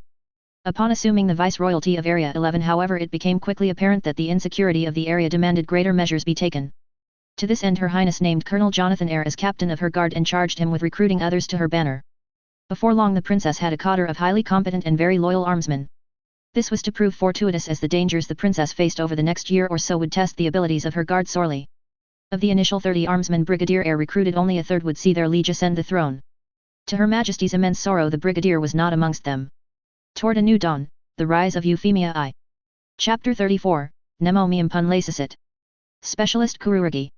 Suzaku turned about and found himself face to face with 2 men wearing the colors of the Princess Euphemia. Yes. He said quizzically. I am Lieutenant Mustang of Her Highness Royal Guard, the soldier said. The princess has ordered that you be brought to the Viceroy's palace. What? But there are people here that need help. And broken arm be damned, Suzaku was determined to lend a hand. That however did not seem to terribly move the soldier. Her Highness' orders were explicit, the lieutenant stated, as were ours. In other words, if Suzaku resisted they would not hesitate to resort to force, in which case his arm would be a consideration, even ignoring the fact that these men had passed the rigorous standards set by one Brigadier Eyre. Grimacing, Suzaku nodded. All right. This way please, Mustang said courteously. One of the armsmen took the lead and the lieutenant trailed behind Suzaku himself. The two were just emerging in the courtyard when suddenly gunfire erupted. All 3 men were soldiers and so reacted instinctively, hugging the wall for all the good that would do. Peeking out, Sozaku caught sight of several tactical officers shooting across the courtyard. More armsmen. The boy gaped at the sight. What were police doing shooting at the Princess Guard? One of the armsmen went down while another managed to take cover behind the armored vehicle that had brought them here. Report. Mustang shouted into his radio. Why the hell is the gendarmerie shooting at us? The answer was obviously not to his liking if the man's expression was anything to go by. New row, any officer that points a gun your way is a hostile. Take them down with extreme prejudice. That did not sound good. Sir, give me a weapon, Sozaku hissed. I can help. The lieutenant spent perhaps a single second considering the offer before pulling out his pistol and handed it but first to Sozaku. Stay low and cover us, he ordered. Sozaku nodded and began scanning for targets. That was when he caught sight of another two armsmen and an apparently unhostile police officer trying to get some people under cover. One of them was a red-haired girl. Colin. And then bullets peppered his position and Sozaku rolled aside just as holes punched through the wall he was crouching behind. He needed to find some real cover and quick. The only reason any of them were still alive was probably due to Colin's warning. The armsmen were highly trained professionals and once made aware of a danger wasted no time carrying out their duty. In this case, they had been charged with Colin's own safety and that was the first thing they focused on. Cole was also ushered along for his own sake and Shirley could be seen shepherded out of the line of fire by the policeman she was speaking with. As it was, finding some place safe not a trivial task at the moment. Don't know, one of the armsmen shouted into his radio. They just started shooting at us. With her Geass active, Colin could actually hear the other side of that conversation. The orders that were issued, while ruthless, were probably the only ones that would see them through this alive. Presently there were a total of 8 armsmen of Her Highness Euphemia at Ashford. 4 had originally been dispatched to see to the safety of the Ashford family while another 4 were here for Colin and CC. 6 were in the vicinity when the suborned gendarmerie and regular patrol officers started shooting. As there were over 30 officers in total on site, if they were all compromised then the odds were stacked very heavily against the guardsmen and their charges. Of course not all of the officers present were puppets but there was no way for the guardsmen to know this. And even those officers not suborned had no idea who or what they were dealing with so they were of no help anyway. The armsmen however had come to Ashford with field tactical loadouts, meaning body armor and assault rifles. No helmets, though after this day the brigadier would be remedying that particular oversight post haste. In the meantime they just needed to stay alive long enough to benefit from that change. This is Sergeant Hughes to command. Local police units and gendarmeries compromised and making attempts at secondary packages, requesting immediate assistance, I repeat. Bullets punched through the wall above Hughes' head, showering the man with rubble. Hells, the man cursed. We need to find better cover. Colin swept the area. Thus far she had identified 20 enemies actively going after her and the other guardsmen. 4 of them were trying to approach the armored van that the guardsmen had been preparing to load C.C's body into. Through here, the girl said. This'll let us cut across the building and get around to where your van is parked. Without waiting Colin scrambled down the walkway, making sure to stay below the brick wall. Colin. Cole hissed before going after her. Bloody hell, what is that girl thinking? Hughes muttered. Private, after her. I'll cover you. Sir. The man rose and took careful aim before letting off a single burst from his rifle. One of the advancing gendarmerie toppled while the others slowed to return fire. Hughes was however already moving and the shots hit nothing but air after punching through the pillar he was previously hiding behind. 1 down, a lot more to go. The sergeant kept moving. The sound of gunfire reached the Ashford residence and the 2 armsmen within immediately unslung their rifles. As they listened to the radio chatter looks of confusion appeared on their faces. What's going on? Millie demanded. One of the soldiers looked at her. They, gendarmerie are attacking us. And the police too. What? That doesn't make any sense. The soldier said nothing for a moment before grimacing. They're going after the Lady Stotfeld. Millie's eyes widened. Colin? Well, what are you two waiting for? Go help her. That elicited a grimace from the 2 men. Lady Ashford, we have explicit orders to ensure the safety of yourself and your sister. The girl ground her teeth. And what happens if those people come after us after gunning down all of your comrades? What is it they say, a good defense is a good offense? It was actually the best defense is a good offense and there was more to that adage than just that, not that the armsmen did not see Millie's point. Nevertheless they were clearly torn between their stated duty and what their instinct was yelling at them to do. Do not fret, a female voice spoke up. All eyes in the room fell upon a Japanese woman in a maid outfit. The soldiers had actually forgotten she was even in here with them, so well had she blended into the background. I will see to the safety of the ladies Ashford, Sayoko said. One of the soldiers coughed. Ma'am. and promptly felt himself unable to shut his jaw as from under the woman's sleeves a large pistol dropped into one hand while a very long knife appeared in the other. "Do not fret," Sayoko said with a very cold smile. "I am well able to meet my charge." The two armsmen spent another second or two staring at Sayoko before deciding that yes, she probably could do just that. They also began to wonder just why they had even been dispatched to protect the Ashford family in the first place. Satisfied? Millie interrupted them. "Now get a move on it." The two exchanged looks before nodding. Their comrades were in trouble and there really was the possibility that the Ashfords would be next. In that case it was better to meet this threat while there were still other armsmen in the fight than to try some sort of holding action with just the two of them. Well, 3 counting the maid. Their course of action decided, they quickly made their way towards the sound of gunfire. Hopefully that meant there were still people fighting back. With only a pistol, Suzaku was limited in what he could do. Then again, with a still mending arm, it was not like he was that much used to begin with right now. Still, Suzaku was a good shot and the lieutenant had also tossed him 2 spare magazines. That would hopefully be enough. Then again, there was no such thing as too much ammo on a battlefield. The gendarmerie were spreading out, trying to flank them. It was a sound strategy considering how badly they were outnumbered. Of course, Suzaku and the armsmen had no intent on just sitting idly by and let themselves be surrounded.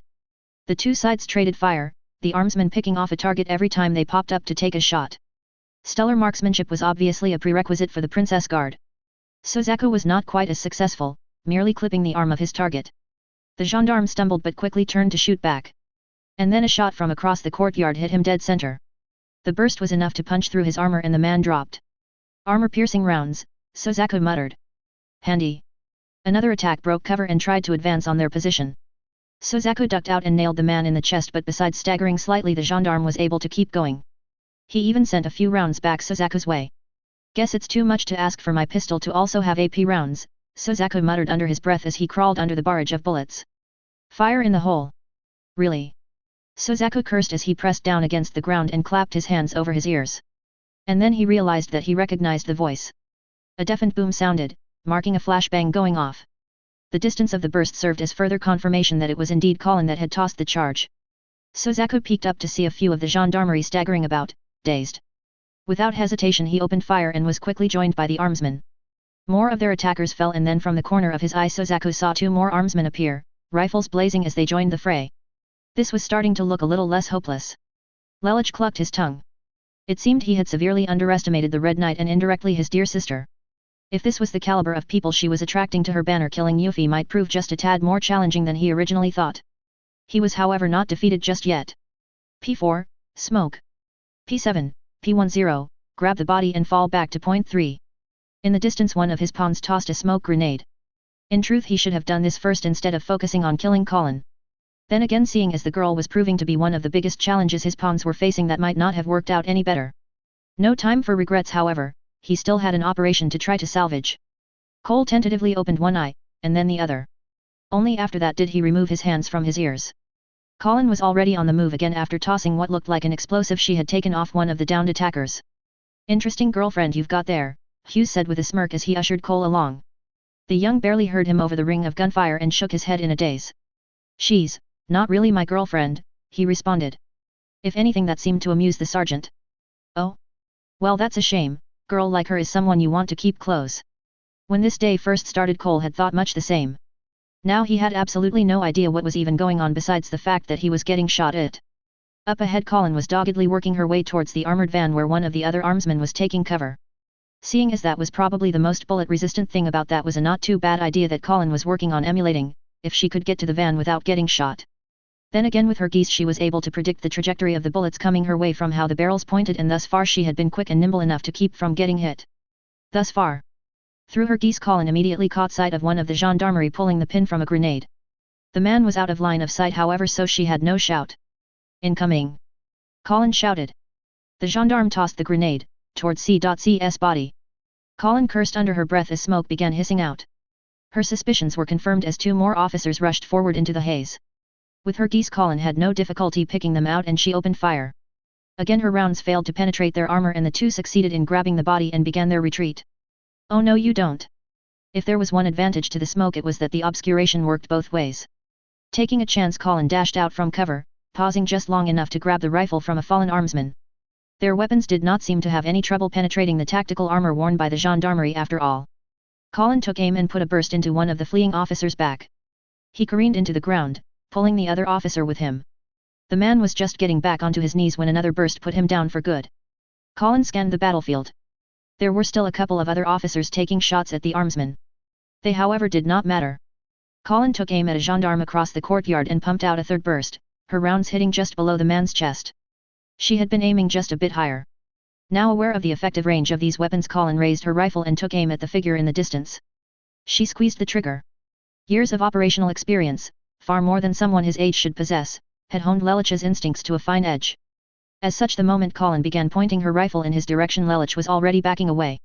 That was probably the only thing that saved his life as bullets smashed the pair of binoculars in his hands. The young man tumbled back, rolling as he hit the ground to put further distance between himself and the window. "ROI." Charlotte's panicked voice sounded over the radio. "I'm all right," Lelich responded. "Maintain radio silence. If Colin was able to pick me out, she'll almost certainly be able to identify you as well." A click of the mic was Charlotte's only response. It seemed nothing was going to go right today, Lelich mused ruefully. With his position compromised, his primary priority was escaping capture himself. Retrieving CC was no longer feasible. Lelich felt a flicker of irritation. He could not remember the last time he had been so thoroughly outmaneuvered. Maybe after some time passed he would even regard the experience as instructional. Right now, however, he needed to keep calm and not let his anger get the better of him.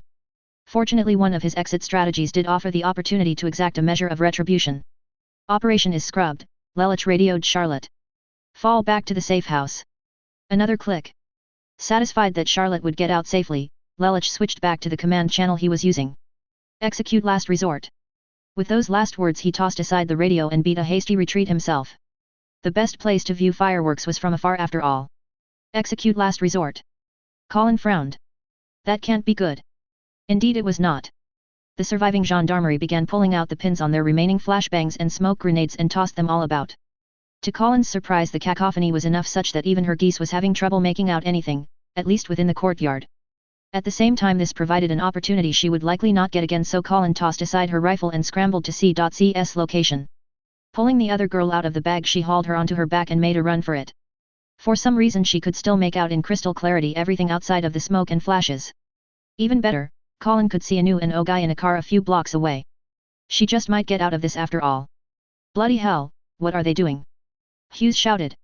For his part, Cole was less concerned with what they were doing and more on how long they were going to keep doing it. The young man was amazed that he could actually hear the soldier over all the explosions. Then again, the real wonder was that he was not completely deaf from all the weapons going off around him. The bangs finally stopped, and with it so did the gunfire. After a few seconds, Cole tentatively looked up. He quickly wished he hadn't. If the carnage of the bombed classroom was bad, this was many times worse. Scattered across the courtyard were countless bodies, all wearing the colors of either the local police force or the gendarmerie. Most of the fallen had bloody holes in their chests or stomachs. A few had shattered jaws or caved-in faces. "Bloody hell," Hughes repeated. "I think they took themselves out." That was it. Cole could take no more. The young man began retching out his stomach.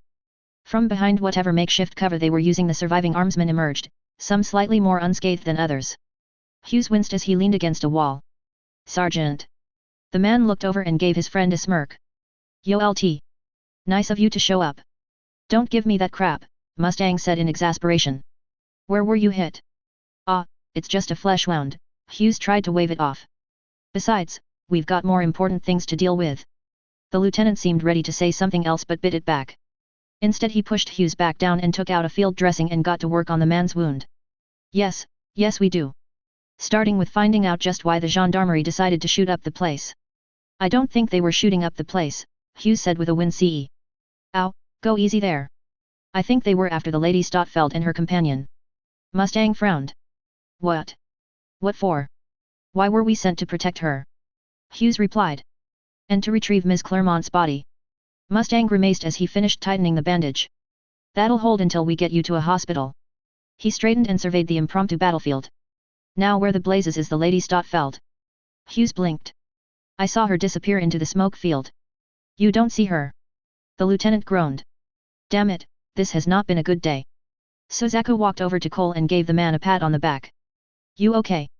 Cole shook his head as he continued emptying his stomach. Eventually there was nothing left and he straightened.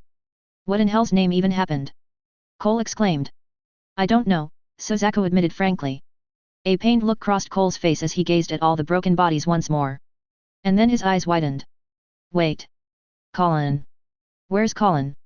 Suzaku followed the other student's gaze but had no better luck. Wasn't she with you? He said. She was running all over the place, Cole said. It was like she knew exactly what to do with a gun. Suzaku bit his tongue. In truth that was exactly right, but he could not tell Cole that. Even if he did, Suzaku doubted it would be of any comfort to him. And so Suzaku found himself powerless to do anything but save stand at the man's side. It was not a feeling he enjoyed.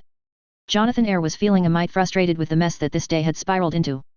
First the terrorist attack on Ashford Academy, then the discovery of Cecilia Claremont's past, followed by the gendarmerie detachment assigned to the same district as the school seemingly going rogue and starting a small battle with his troops, all capped off with Colin Stotfeld disappearing with the body of her so-called assistant. About the only thing that had not gone completely awry was the guard successfully taking Suzaku Kurugi into custody. Somehow Jonathan suspected that only worked out because the young man had come willingly, broken arm or not. The brigadier was not one to find solace in drink, but times like this he was sorely tempted to try. Then again, being under the influence while drafting a letter of condolence to the family of one of his subordinates was probably a very bad idea.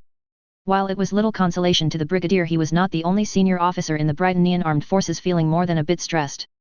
When reports first came in that the gendarmerie was attacking the Princess Guardsmen, the immediate reaction of the Brightonian military was to send helicopter gunships to provide support for their besieged comrades.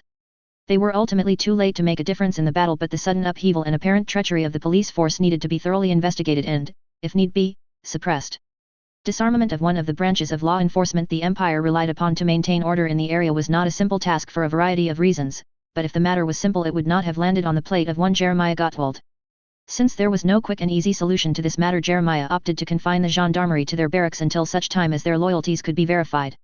In their place 2 battalions of the regular army was deployed, one of them being the newly formed 100th Infantry Battalion. Ironically, their time spent playing police for the Shinjuku ward made them better qualified to this task than any other unit at the Margrave's disposal. Jeremiah would have preferred more manpower, the 2 battalions would be spread thin, but there were other considerations that took precedence.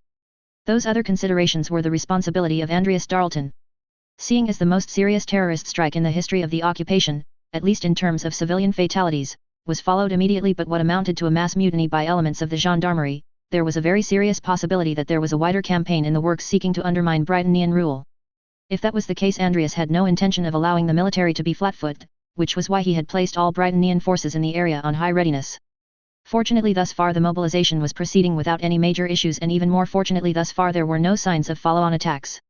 Nevertheless, the Empire's forces remained on high alert with units ready to deploy by ground or air to any hot spots that cropped up. Ultimately the military response was actually relatively straightforward compared to the amount of scrambling the civilian authorities were forced to do. Despite the bloodbath that was the battle between Yuffie's guardsmen and the gendarmerie, the majority of the fatalities this day was still civilian. Even worse, most of them were students on the cusp of adulthood but not quite there yet. Grieving families demanded explanations of why their sons and daughters were stolen from them. Fiery pundits decried the government's seeming impotence in preventing such tragedies, and all across the area people waited with bated breath on how the viceroy would respond to such a direct challenge of her authority. Would she continue with her magnanimous treatment of the 11s? Or would the gloves finally come off? One would presume that this very matter would be the focus of the meeting between Yuffie and her 2 siblings. This presumption would be in error, however, as the 3 discussed another, equally pertinent matter. A still silence hung in the air after Yuffie finished explaining everything she knew about Clovis' project, how she mistakenly assumed all of the money laundering was directorate related, and ultimately the still unclear connection to Colin, the Red Knight. It was a great deal to digest and not easy at that. I don't like this, Cornelia said, finally breaking the silence. Some of these claims reek of sheer fantasy. And yet there appears to be extensive documentation supporting them, Schneisel said calmly. This would explain some of Clovis' recent conduct as well. But why bother trying to keep it a secret? Cornelia said. Clovis has never had any experience trying to run a black project, he couldn't have expected to actually have hidden it from us for long. According to Yuffie's investigations, the charade only held up for 6 months before she noticed the money trail. Conversely, perhaps because of his inexperience he thought he could keep us unaware, Schneisel countered. Still, you raise a point, why keep all this a secret from us? You mean besides the fact that he was sanctioning torture and mutilation of a living person? Yuffie said coldly. That elicited grimaces from her 2 siblings. That is another point, Schneisel said. Such direct methods seem excessive. There are far less primitive ways to examine a person's physiology. Cornelia sighed. So, what now? This Cecilia is dead and her body removed by the Red Knight. It would seem we have no firm leads to follow. No firm ones, but there are many potential avenues for us to investigate, Schneeisel said. Some basic elements can be established. First, this Cecilia, or Subject C, came into contact with the Lady Stotfeld during the Shinjuku incident. Based on specialist Kuruigi's testimony, Cecilia's presence was as much a surprise to the Lady Stotfeld as it was to him, so in all likelihood the operation was not intended as a rescue even if it turned out that way. Second, despite what she was subjected to, Cecilia does not appear to bear Clovis family, or at least Yuffie, significant animosity, if her participation in the counterattack against the blood of the samurai at Kawaguchi is any indication. That might be a bit generous, Cornelia remarked. Her actions there might have been entirely motivated by self-interest. True, but I have interacted with Cecilia, Yuffie countered, and she was never anything but courteous and civil. She was even respectful. To that Cornelia conceded the point with a slight tilt of her head. Schneeisel allowed himself a slight smile before continuing. Third, someone else aware of Cecilia's abilities discovered her presence at Ashford. That would explain the use of what all indications was a missile for an assassination attempt. This time thoughtful expressions appeared on the faces of both his siblings. If that is the case, Yuffie began, then did the attack actually succeed in killing Cecilia? I thought she was a confirmed fatality, Cornelia said. Yes, but what are the limits of her regeneration? Yuffie pointed out. We do not know. And based off of what my guardsmen have said, the gendarmerie that attacked afterward were trying to kill Colin and seize Cecilia's body. That implies they have a use for her body, or perhaps Cecilia herself. That suggests someone involved with Clovis project, Schneeisel said. Have you had any luck tracking down the researchers involved? We're still sorting through the seized documents, Yuffie replied, but it should be just a matter of time. Schneeisel nodded. Then we will need to be patient. What about the Red Knight? Cornelia said. We should also focus on bringing her to heel. It took measurable effort for Yuffie to not sigh, not that she did not understand her sister's concerns. I have already sent someone to speak with the Stotfeld family, Yuffie said instead. Unfortunately the Baron himself is back in the homeland on a business trip and the Baroness has been less than helpful. The only thing she could tell us was that Colin would often go out into the wards, even staying out there overnight. Where she stays, however, the Baroness is ignorant of. The Baron obviously had his daughter's records altered, Schneeisel said. Such alteration might have left a trail. Yuffie nodded. Jane is looking into that for me. That may allow us to identify who Colin's biological mother is, which might allow us to track her down. Though, there is a distinct possibility that she passed away during the invasion. Her sister grimaced, acknowledging the point. Then the only matter left to deal with is Kuruigi. I will speak with him, Yuffie said firmly. Once I have my answers I will determine how to proceed. This is a disciplinary matter, Yuffie, Cornelia began. It is also a policy matter, sister, Yuffie cut her off, an act that took Cornelia aback. Specialist Kuruigi decided to withhold the information regarding Colin not because he did not regard her as dangerous or because he wanted to cause harm to the Empire. On the contrary, he kept her secret because he believed that allowing her to continue to operate would be of benefit to the Empire. Considering many of the things Colin has done since then, a convincing argument could even be made that he was right. You can't be serious, Cornelia started again. No, I am not, Yuffie again cut her sister off. Nevertheless, I cannot ignore the fact that I owe my life to Colin and indirectly to the specialist because it was his decision that allowed Colin to continue moving about freely. At the same time, I am not ignoring the fact that at best Colin is a vigilante and vigilantism implicitly undermines the authority of the government. The look on Cornelia's face was now more measured. It sounds like you are arguing for leniency for Kuruigi. Leniency? I suppose that will depend on whose definition you are using that word. The specialist has most certainly made a mistake, perhaps even a grave one. But no one is perfect. Not least you or I, dear sister. The issue you should be considering is whether there is worth in allowing him to make amends for his error instead of treating this as an opportunity to make an example of him because he is a number. And if the latter is what you intend, I will have no choice but to object, seeing the effect on morale of the honorary Brightonians whose records are unblemished thus far. Her sister had a point, as much as Cornelia hated to admit it. Granted, under other circumstances it was not a point Cornelia would have cared in the least about, seeing as she was no great admirer of the notion of non-Britannians being trusted to bear arms for the Empire. But she had promised Yuffie that she would align her military policies with her sister's civilian ones, and so Cornelia needed to care. This mistake by Kuruigi is not a minor one, Cornelia finally said. Regardless of what answers he may have for you, the severity of his infraction requires that he face a panel. So long as its members are fair, Yuffie responded. Andreas, Margrave Gottwald, and Colonel Fraser, Cornelia said immediately. She had seen that particular requirement coming the moment she insisted on a formal court-martial. Yuffie thought over the selection before finally nodding. Of the three, only Jeremiah was liable to let his prejudices influence his decision, but the man's sense of duty would in all likelihood keep that from happening. And then Yuffie frowned. Commissioned officers for the court-martial of a warrant officer. Regardless of whether he holds his rank due to a commission or a warrant, Kurugi is held to the same expectation as any other officer, Cornelia responded. Very well, Yuffie conceded. That matter settled, Schneeisel decided that he could remind his sisters of his presence and cleared his throat. The two looked over at him and he smiled wearily. If that was indeed the last matter, might I suggest that we all get some rest? It has been a long day and frankly tomorrow promises to be even busier. Both sisters let out sighs, though only Cornelia nodded. I have a few last errands that I still need to run, Yuffie said instead. That drew questioning looks from the other two siblings, but Yuffie kept her expression firm. Finally Schneeisel nodded. Try not to stay up too late, Yuffie. The princess favored her brother with a smile. Of course. With that Schneeisel stood and after a nod took his leave. Cornelia lingered however and closed to give Yuffie a hug. The young woman allowed herself to sink into it. You don't need to shoulder all this yourself, Cornelia said. You can lean on us from time to time, you know. I'll try to keep that in mind, Yuffie said. It's just, sometimes I end up stumbling into something bigger than I expect. That you do, Cornelia said with a chuckle as she released her sister. Still, don't push yourself too hard, Yuffie. Yuffie nodded and gave her sister a heartfelt smile. Cornelia returned it before she too took her leave from the conference room. Left with only her armsman, Yuffie took a deep breath. Now on to those errands. The princess grimaced. The rooms that served as the barracks for her armsman was in the same wing as her quarters and so were relatively close, though in a building the size of the palace relative truly was the word. Ultimately it took her about 5 minutes to reach them at her admittedly leisurely pace. In addition to the rooms that actually housed the armsman, there was a fully functional infirmary staffed by members of the Army Medical Service. The place was also where Yuffie herself went to for her checkups, so she knew the general lay of the rooms. Today however Yuffie came not for herself but for those that were bloodied while carrying out their duty to her. One armsman had been killed in the initial surprise attack by the gendarmerie and another was wounded in the subsequent firefight. To these men the least Yuffie could do was pay her respects. To the princess' surprise the sound of laughter was audible from the infirmary. She slowed, trying to discern the cause. "Oh, it's not that bad, Gracia," a man's voice was heard saying. "Just a flesh wound, nothing to be fussing over." "If it was nothing to be worrying about, then why are you confined to the infirmary?" a woman countered. "Honestly, you need to take better care of yourself." "Hey, I try my best. But sometimes the bad guys aren't so obliging." "Well, perhaps you could be equally unobliging when it comes to getting shot."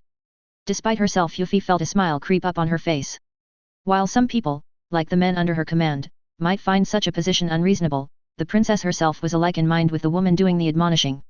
Seeing this as good a time as any to make her entrance, Yuffie entered the infirmary. "An excellent suggestion," she said in the process. "I hope you take it to heart, Sergeant." The occupants of the infirmary all came to attention in some form, or at least tried to. The wince on Hugh's face emphasized the tried to on his part. "As you were," Yuffie said. "This is a place of healing and I would not undo that by my mere presence." The young woman walked over to the man sitting up on a bed. "Sergeant Hughes. I hope you are comfortable." "Eminently so, Your Highness," the man said promptly and crisply. Yuffie allowed another smile of humor. "Calm, Sergeant. I will not think lesser of your dedication if you deign to relax while bedridden." "Yes, ma'am." The woman standing next to him sighed in affectionate exasperation before smiling and bowing to Yuffie. "Your Highness, it is an honor. I am Gracia Blake, Ma's partner." "Partner?" Hughes exclaimed. "Come on, Gracia, don't be so cold. We've been dating for a year now." Yuffie chuckled. "A pleasure. I apologize for getting your Mas hurt and carrying out my orders." "One cannot predict the future, Your Highness," Gracia replied cordially, "and while I would prefer that Mas return to me undamaged, I know that he takes great pride and joy in serving as your armsman. I would not deny him that." The two women exchanged smiles of mutual understanding while Mas simply looked on. "I feel like decisions are being made for me without my input again," he muttered. "Did you say something, dear?" Gracia said, turning her smile towards her boyfriend. "Nothing, nothing at all." The sergeant quickly pled innocence. Yuffie allowed herself another amused giggle. "Well, it is good to see that you remain in high spirits, Sergeant." And then her expression took on a solemn air.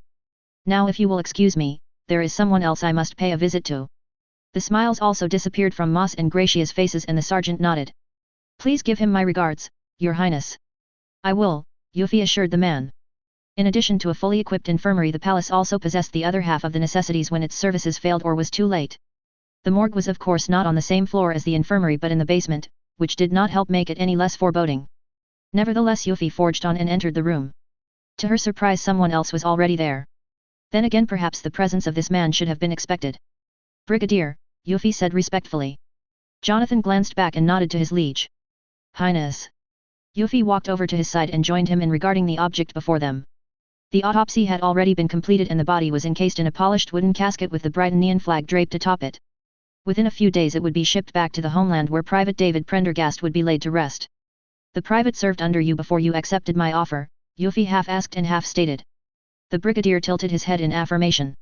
Fresh out of boot camp, green as any grunt I ever saw. But he was dedicated, driven, and insightful. The princess pursed her lips. And his family? Parents and an older brother, Jonathan replied. His brother is an engineer if I recall correctly, like his father. When Euphemia first formally established her guard and selected Jonathan to command it, the brigadier's first task had been to select the 50 soldiers that would form it. He was still short of that number, but the 30 that transferred with him were all people he considered of sound character and judgment. Yuffie herself had taken the time to learn the names of all her armsmen and even a little bit about their background. She was still working on the latter, however, and Private Prendergast was one that she was still relatively unfamiliar with. Now, the princess would never have the chance to know him beyond his name and face. I will send a letter, Yuffie stated. That is technically my responsibility, Your Highness, Jonathan said with a twitch of his mustache. Nevertheless, Yuffie replied, I will send a letter. His family deserves that much for the loss of their son. Jonathan said nothing further. While the princess tried not to show it, she was also feeling some strain from the day. Her decision to write a message to David's family was likely as much about dealing with that stress as it was to offer her genuine condolences. And if the brigadier was just good enough and lucky enough, this would be the last time his liege would be given need to express them. Somehow Jonathan could not quite convince himself that he would be that good or that lucky. Euphemia stepped forward and placed a hand on the casket. Thank you for your service, Private. The young woman's eyes hardened. I will see your death answered. Ow. Colin winced again as Anu applied more of the salve over her bruised back. Try to hold still, Anu urged her. Easier said than done, but Colin fought down the pain. One thing that served as a good distraction was letting her anger flare. The attack on the school had been aimed squarely at her and CC, and the bastard responsible was the same contractor that CC had cut loose because he was apparently insane. Recalling the whirlwind of grief and anger she felt, Colin could see why the other girl had cut and run. Running was however not in Colin's repertoire. A tactical retreat, yes, but simply conceding the field to an enemy? Never. The problem now however was finding the son of a bitch and making him pay for killing so many of her classmates. There, Anu said. Now just to bandage you up. Colin took a deep breath, letting her anger subside slightly as she turned to regard Anu. I still think you should pull out of KO. We've gone over this, Anu said. I'm fine for now. There's nothing connecting me to Colin Stotfeld, and any records that connect me to Colin Kaujaki probably went up in flames when the Empire invaded. And once Ogai gets your mom out of there, the Britannians will have no leads to follow even if they were able to track her down. Colin grimaced. She had not wanted to pull her mother out of the hospital while she was still recovering, but at this point they had little choice. It would only be a matter of time before her history as Colin Kaujaki was discovered by the government. And while the Inquisitio was not omniscient, they could not chance some analyst noticing one Koton Kaujaki checked into KO. We'll need to arrange a meeting with the Sumeragi, Colin said. See if they can find out just what the hell happened with the gendarmerie. I don't think even the Britannians know what happened with them, Anu said. You heard the reports on the news. They've stood down all of the gendarmerie and are even using regular soldiers to cover for them while they investigate. Colin frowned. I'm a bit surprised they admitted to that so openly. One would think they'd be doing their best to hide the fact that they might have lost control of one branch of law enforcement. It's pretty obvious that this past contractor caught the authorities by surprise as well, Anu said as she began wrapping Colin's form in gauze, eliciting more winces from the girl. Hell, it caught all of us by surprise. A lot of the resistance movements are going to be really nervous after something like this. The girl's frown was mixed in with a slight tightening of her jaw. We can't let this escalate. We can't let any of the other resistance movements try something equally stupid. Agreed. In the past all of us have treaded very carefully about civilian casualties, and we don't want that to change just because of one nutjob. And while it doesn't feel right to phrase it this way, we should be thankful that this attack was so blatant without seeming to serve an obvious objective. Colin sighed. It did feel cold and callous to put it that way, but Anu was also right. At this point everyone would simply asking why instead of trying to justify the civilian deaths versus some strategic objective. The girl mulled over other similarly unpleasant thoughts as Anu continued dealing with the rest of her bruises. Colin tried not to let her thoughts linger too much on how sore she was going to be for probably the next week. Instead she imagined how she was going to wring the neck of the bastard that did this to her. That was a lot more satisfying. Easy there. The girl glanced back at Anu. What? You're clenching your fist, which probably means you're getting overly excited about something, and in your current state that probably means nothing good. Colin looked down at her hands and then back at Anu. Do I always do that? Not in a while, Anu said. The last time you did that was after Naoto was killed. Colin kept staring at Anu for a few seconds longer before dropping down again. I made a mistake back then by taking Naoto's death personally, she said. It wasn't. He was fighting the Empire and the Empire fought back. As far as they were concerned, he was just another insurgent. Her hand tightened into a fist. But this time someone decided to come at me directly, someone tried to kill me and didn't give a damn how many other people got caught up in it. I'm not taking it personally, they made it personal. I nearly got the bastard at Ashford and the next time we meet, he's dead. End of chapter 34. The title of this chapter could apply to either Yuffie or Colin both. That was intentional.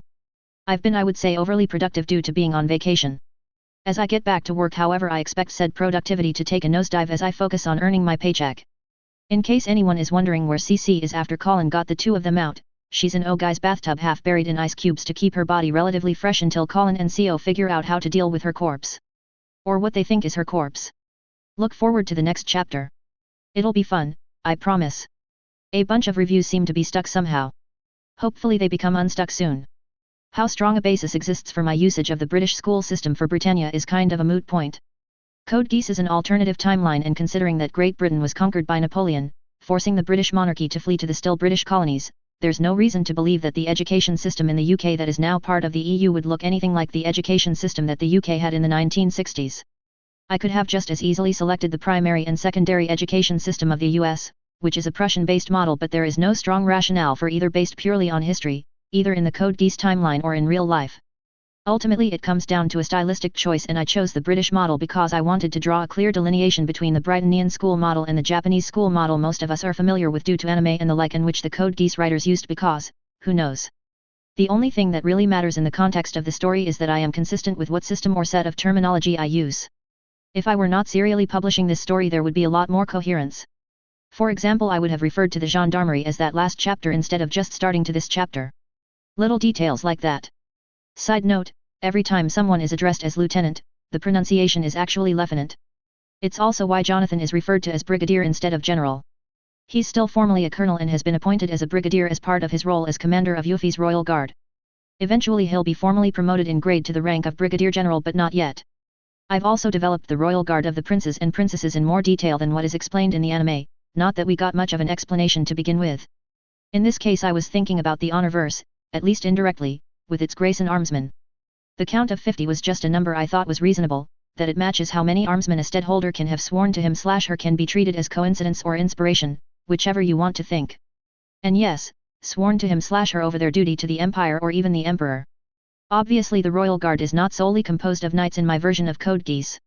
At present Yuffie only has a single knight sworn to her, Valletta, and at present Valletta is not a knight of honor, just an armsman, or armswoman, not sure that distinction is even used. Consequentially this also has ramifications for Cornelia's Royal Guard. Specifically Andreas Darlton is not part of it, even though his adopted sons, the Glaston Knights, are. Andreas himself is a lieutenant general in the Brightonian army, and I've written him to actually serve in that capacity instead of standing around guarding Cornelia. That irritated the crap out of me in the anime. Gilbert, while Cornelia's Knight of Honor, is also not actually the captain of Cornelia's Royal Guard because he's spending most of his time accompanying his liege to ensure her personal safety. He is however the de facto second in command, as he is almost always the man on the spot and so needs the authority to order any other armsmen around if the situation warrants. Whether I'll bother introducing the actual captain of Cornelia's Guard is a matter for the future. One last tidbit, all armsmen are in terms of authority a half step up from their nominal rank. Meaning a private that's an armsman can legally issue binding orders to other privates but not to a lance corporal. Similarly an armsman second lieutenant outranks a regular services second lieutenant but not a first lieutenant, and so on. This goes all the way up the ranks until the captain of the guard, who at minimum holds equal authority to a brigadier general. Progression after that can see the guard captain promoted to the formal ranks of major general, lieutenant general, so on, and they no longer outrank their regular services counterpart. Furthermore, progression up the ladder of flag rank for armsmen becomes based solely on accrued seniority, so it takes a very, very long time for an armsman to reach major general, much less lieutenant general rank. For that matter, it is extremely rare for there to be more than one colonel in someone's royal guard, and there will only ever be one general, the captain of the guard. The rest of the guard is usually filed out with an assortment of enlisted and a bunch of lieutenants, the lieutenants being lieutenants so that they can easily take command of regular army platoons in situations that warrant it. Anyway, that's enough of an infodump on the royal guards for now. Needless to say, the Knights of the Round work somewhat differently. The one tidbit I will reveal for now is that at minimum all of them hold authority equal to that of a brigadier general. That may or may not have any relevance to Monica's appearance next chapter. We'll see. I forgot to mention this last time around, but I decided to give Millie a proper full name. Millie sounds too much like a nickname for me to seriously believe that a noble daughter would be given it as a proper name. And so I picked a name that I thought Millie would dislike being called, hence Melinda Ashford. I could have also gone with Amelia, but that actually sounded too reasonable. No offense to any one of you named Melinda. Or Amelia. Though I could give her full name as Melinda Amelia Ashford. Yeah, let's go with that. I believe I've said this before, but I will not answer questions on things that I have intentionally left vague in the story. So if your question does not get answered, don't expect it to be until I get around to it in the story proper. Anyway, drop a review or questions that I can answer. Chapter 35. Snippet spoiler, low to none. The Knights of the Round serve as direct agents of the sovereign of the Holy Britannian Empire, wielding authority that many consider second only to their liege. Limited by tradition to 12 members at most, it is rare for any sovereign to fill every position even in times of war. Each knight officially commands an imperial regiment composed of armsmen sworn directly to the sovereign. Whereas the royal guards of the imperial scions are legally limited to 50 at most, the sovereign is permitted an unlimited number of direct armsmen. Out of the knights, only the Knight of One possesses a legally defined position and role. Previous to the reforms of the Empress Euphemia, he or she would be granted the viceroyalty of any of the empire's conquered areas, though from a practical perspective actual governorship was always delegated to trusted agents due to the Knight of One's official duties. These duties included command of the Fen Rear Guard, the regiment responsible for defending the capital city and the personal safety of the sovereign. While the other knights do not have such predefined roles, precedence and tradition has resulted in them being assigned informal ones. Since the formation of the Britannian Air Force, the Verflonier Guard, the air combat regiment responsible for securing Pendragon's airspace and also escorting the sovereign whenever he or she travels by air, has been commanded by the Knight of Four. Similarly, the Hormungandr Task Force, the naval element of the sovereign's personal forces, was traditionally commanded by the Knight of Two. Toward a New Dawn, the Rise of Euphemia I. Chapter 35, Adequatio Intellectus Etrei. There were still many unresolved matters, not least of which was the issue of Suzaku Kururugi. It was however getting late, and Yuffie was sufficiently weary that she determined that addressing the matter of the specialist would have to wait until tomorrow after she got a good night's rest. Of course, something always interrupted one's plans. Your Highness. Yuffie glanced over at the doorway. Dorothy? Is something the matter? The maid looked hesitant but continued nonetheless. Sir Ashford has awoken, Your Highness, and he has requested to speak with you. All thoughts of sleep vanished from Yuffie's thoughts.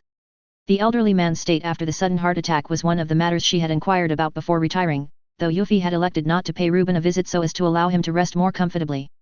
Millie was also at her grandfather's side to keep him company, so it was not as if Reuben would be all alone.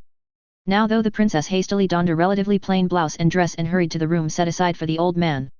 Waiting outside was Millie, leaning against the door as if standing guard despite the fact that two of Millie's armsmen flanked the entryway. Millie, Yuffie said. The older girl smiled slightly before enveloping Yuffie in a tight embrace. It was remarkable how much tension could bleed away in a hug, and Yuffie felt her entire body seemingly relax. Grandpa's gonna be okay, Millie said, and then more softly, and Nunnally is fine too, she said to ask after you. I'm fine, Yuffie responded as the two separated. No, that's a lie. I'm not fine. There's someone out there willing to murder countless people in cold blood. Until he's caught, I won't be able to stop worrying about something happening to you or your family. Millie smiled gently and gave Yuffie's hands a squeeze. Even though you are the one more likely to be in danger. The danger I face comes with my duty, Yuffie said solemnly before smiling sadly. And if I could, I would not see it shared with those close to me. That's what I love about you, Yuffie, Millie said, her smile widening slightly. For all the politics and maneuvering, there are times when you wear your heart on your sleeve, and I can see the kind person you are. The words took Yuffie aback, but then she smiled in gratitude to Millie.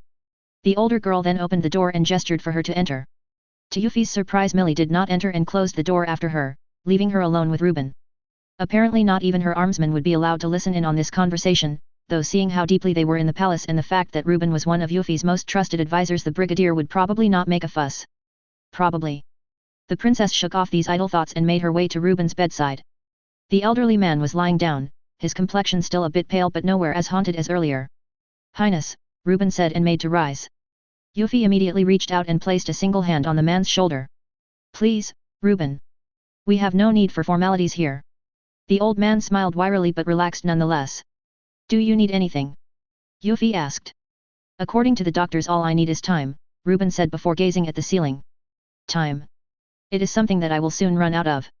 Yuffie's face creased into a frown, a change not lost upon Reuben. The elderly man reached out a hand and Yuffie immediately clasped it. Do not make that face, Highness, Reuben said with a comforting smile. For one who has lived a full life, the end is not something to be feared or avoided, it is simply the next step on the journey. Yuffie nodded solemnly. What Reuben said was perfectly reasonable, for those who indeed lived a full life. Too many however had been cut short this day, and in the princess' opinion Reuben's was nearly one such life, for she did not consider his time to yet be due. Reuben took a deep breath, the smile disappearing from his face. His eyes were now firm but not cold.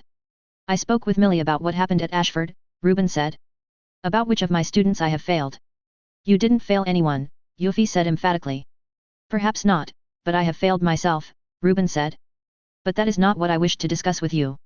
One of the persons Millie informed me perished was a woman named Cecilia Clermont, not a student, but an assistant to one. I believe you have met her. Yuffie nodded very slowly, wondering where this was going. And then her mind made the intuitive leap and she gasped. Reuben nodded. I should have paid closer attention when her paperwork came in, but at the time I was settling into my new duties and so I relied on my staff at Ashford to handle the details. Millie however had a photo of the woman on her cell phone and, it is as you surmise, this Cecilia looks exactly like the woman that entrusted Nunnally to me. But, that was 8 years ago, Yuffie said, more thoughtful than incredulous as she considered the information about Cecilia's supposed regeneration ability. Could the woman actually be effectively immortal? Indeed, Reuben said with a deep sigh. I cannot explain it, Your Highness, but I am certain that this Cecilia is the very person that saved Nunnally and brought her to us.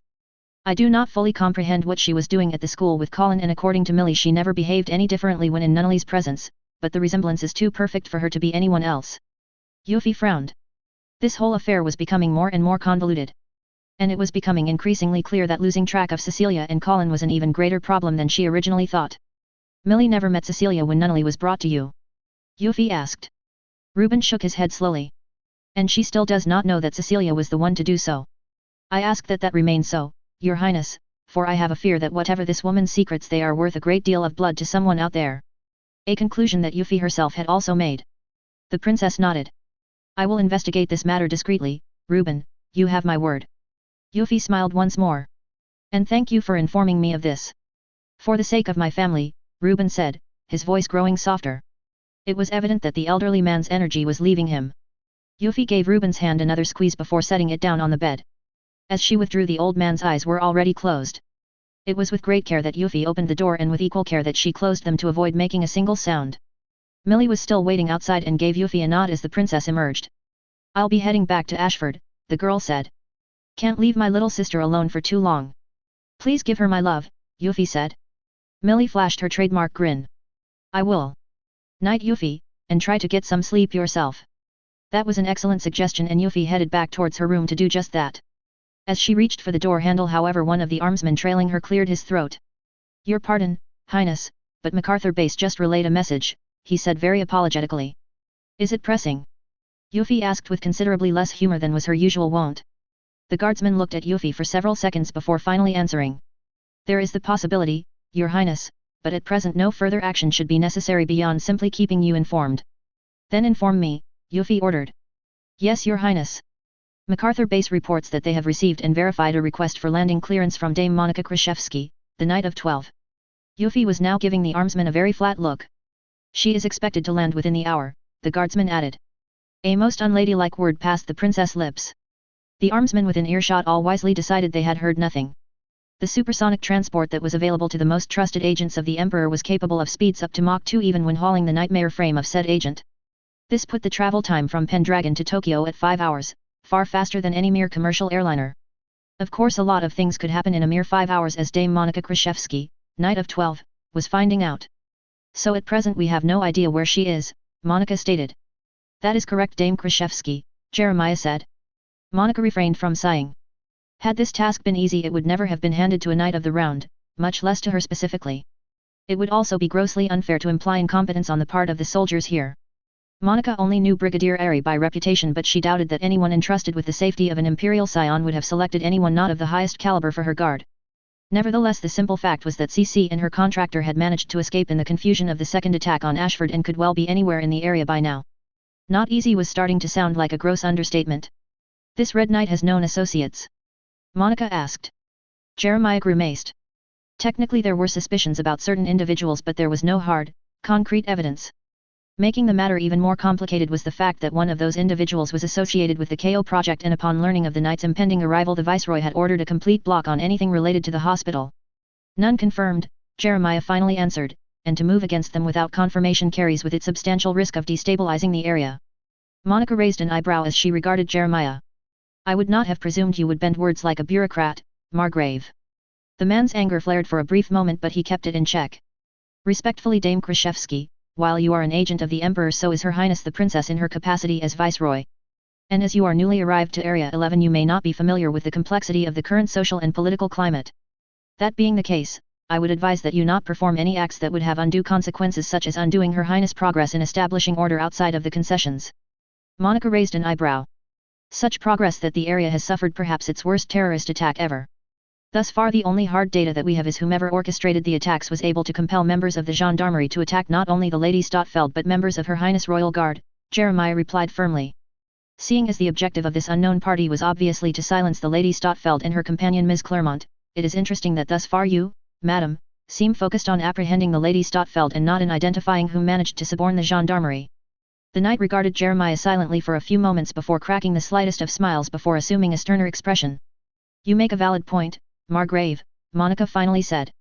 However, I assure you that my primary concern is identifying the perpetrator or perpetrators behind the Ashford attack. Seeing as presently there are no leads as to whom that may be, it seems reasonable to me that attempting to find the Lady Stotfeld and determining what she may know about this assailant is the best course of action at present. Jeremiah tilted his head. That may be the case, but in frankness, Dame Krashevsky, we simply do not know where the Lady Stotfeld disappeared to. She has not returned home, and if she has left the concession, then by this time she could be miles away from Tokyo. That, Monica conceded both mentally and with a nod, was also true. Then how would you recommend we proceed, Margrave? Monica asked. Under normal circumstances I would suggest interrogation of the prisoners, Jeremiah said. Unfortunately the only gendarmerie that was taken alive has been, hysterical. Hysterical? Or possibly deranged. When he first gained consciousness he attempted to bite off his own tongue. The nurses were able to stop him, but they have been forced to keep him heavily restrained to prevent him from hurting himself. The man frowned. Is something the matter, Margrave? Monica asked. It is just, eerily similar to some prisoners we took from amongst the blood of the samurai a few months back, Jeremiah answered. This elicited a frown from Monica herself. I recall a note attached to the debriefing that indicated suspicion of a foreign element influencing the samurai, driving them to fight to fanatical levels. Indeed. And according to the reports by Her Highness Guardsmen, when it appeared that the gendarmerie would be unable to achieve their objective, those still fighting to the man committed suicide, as if determined to be prevented from revealing something. That was speculative, but Monica felt certain that the Margrave was onto something. Where is this prisoner now? In one of the secured wards. I would like to see him. Jeremiah raised an eyebrow. As I said, the prisoner is currently hysterical. Efforts to interrogate him have gotten us nothing thus far. That may be so, Margrave, Monica said with another faint smile, but my duty demands that I bear personal witness before declaring an avenue exhausted. Very well, Jeremiah said as he turned towards the door. With me then. Despite the hour, MacArthur Base was still buzzing with activity, meaning there were plenty of people that gawked at Monica as she passed. A Knight of the Round was not exactly a common sight even back in the homelands. To have one here in such a remote area of the Empire was sure to elicit attention, especially when her features were so graceful. Monica, however, paid the onlookers no heed and simply followed Jeremiah over to the base hospital. There the two proceeded underground until they stood before a series of heavy-looking doors. The two guards standing watch immediately snapped to attention at their sight. My lord, Madam Knight. The prisoner's status? Jeremiah asked. He's in one of his collapsed periods, my lord, the soldier said, but I expect that he'll start back up within a couple of minutes. Jeremiah nodded and at seeing Monica's quizzical look offered an explanation. The prisoner does not cease struggling even after being strapped down and gagged. In fact, the samurai we took prisoners all eventually died of cardiac arrest because of their refusal to rest. I see, Monica said thoughtfully. I wonder if that was intentional. I know not, Jeremiah responded before looking back at the guard. Open the door. Yes, my lord. The soldier futzed with a key for a few moments before the lock clicked open. He pulled the door open and promptly shut it once Jeremiah and Monica were in. The woman barely heard the door clang shut behind them, her attention was fixed solely on the ragged-looking form tied down on the bed. The man's face glistened with sweat and his eyes darted about, not even looking at Jeremiah or Monica. None of that, however, mattered in the least to the knight. She closed her right eye and regarded the man with her left and immediately picked out the flickers of a faint red light in the prisoner's eyes. Interesting, Monica said aloud. Jeremiah looked over at the woman. You see something? Monica chewed her lip as she considered how best to approach this matter. It was unlikely that she could get the Margrave to leave her alone with the prisoner, and even if she ordered him it would be a moot point. The room was obviously wired, and so any information she extracted from the man would eventually reach the authorities responsible for Area 11. On the other hand, she could lessen the inevitable questions with a bit of misdirection, and by ostensibly cooperating with the authorities here they would likely be more willing to lend her aid should the need arise. Arriving at a decision, Monica turned to Jeremiah. The man is obviously under some sort of conditioning, and as a knight of the round I have some experience with methods of overcoming or disrupting such conditioning. I can attempt them on the prisoner, but I will require your word that you will not reveal the means by which I make the attempt. Jeremiah's eyes narrowed. Are you asking me to withhold information from Her Highness? Merely what I personally do, Monica said. Any information we obtain from a successful interrogation you are free to share with the Viceroy or the Marshal. Is that acceptable, Margrave? Jeremiah spent perhaps another moment or so regarding Monica before finally giving a nod. Monica, however, was not entirely done yet. Your word, Margrave? The noble raised an eyebrow but acquiesced nonetheless. I give my word as the 6th Margrave of Winchester that I will not reveal to any other soul the means with which you overcome the prisoner's conditioning. Monica nodded in satisfaction. The theatrics were completely unnecessary, of course, but it would do nicely to distract Jeremiah from what she was really doing. She turned about and stepped to the side of the prisoner, making sure that her back was to the Margrave. Placing fingers on the man's temple on both sides of his head, she pressed down. With the prisoner's head also securely fastened, the minute shaking he was capable of did not offer any particular difficulties to Monica. Then again, all this was for show, to hide what she was really doing. Closing her right eye, Monica focused her left sight on the prisoner's eyes. The man stopped fidgeting and soon was gazing blankly back at her. Then for the briefest of moments a blue light invisible to all but a select few flared in Monica's left eye. To the woman's surprise, the blank gaze did not disappear. She focused once again, letting the light of her Geass shine once more, and this time longer. The prisoner's eyes started to focus and Monica allowed her Geass to recede. At the same time, however, the glassy look started returning to the prisoner's expression. Monica grimaced. This was unheard of, for her Geass to be unable to completely negate another's. But neither was it completely ineffective. Monica gazed at the prisoner and allowed her power to shine without pause. Finally the empty stare of the prisoner disappeared. Instead he looked up at her in confusion, and then consternation. The knight undid the gag in the man's mouth before straightening. What is going on? Jeremiah was immediately at the beside opposite Monica at hearing coherent words from the prisoner. Soldier, name and rank, he snapped. Peter Wake. Private. Brightonian Gendarmerie. Jeremiah looked back up at Monica. You did it, Dame Krzyzewski. Monica frowned, a genuine expression on her part. To an extent. Conditioning is severe in the extreme. I do not know how long we have before it reasserts itself. Then we best begin, Jeremiah said before looking back down at the gendarmerie. Private, what is the last thing you recall? The man looked up at Jeremiah in confusion. Where am I? Why am I tied down like this? Jeremiah bit back the urge to yell at the man to focus. That would probably be counterproductive, no matter how satisfying venting would feel, initially at least. Private, Monica began, look at me. The prisoner did so, his face still one of near panic. I am Monica Krzyzewski, Knight of 12 in service to His Majesty the Emperor Charles. Said panic quickly elevated. We are trying to determine whether it is safe to release you from the bindings, Monica continued, so please answer our questions. What is the last thing you remember? The man's eyes widened at the seeming lifeline being extended. We were dispatched to a school. Ashford Academy. There had been a terrorist attack and we were to secure the area. The man's eyes glazed slightly as he recollected what happened.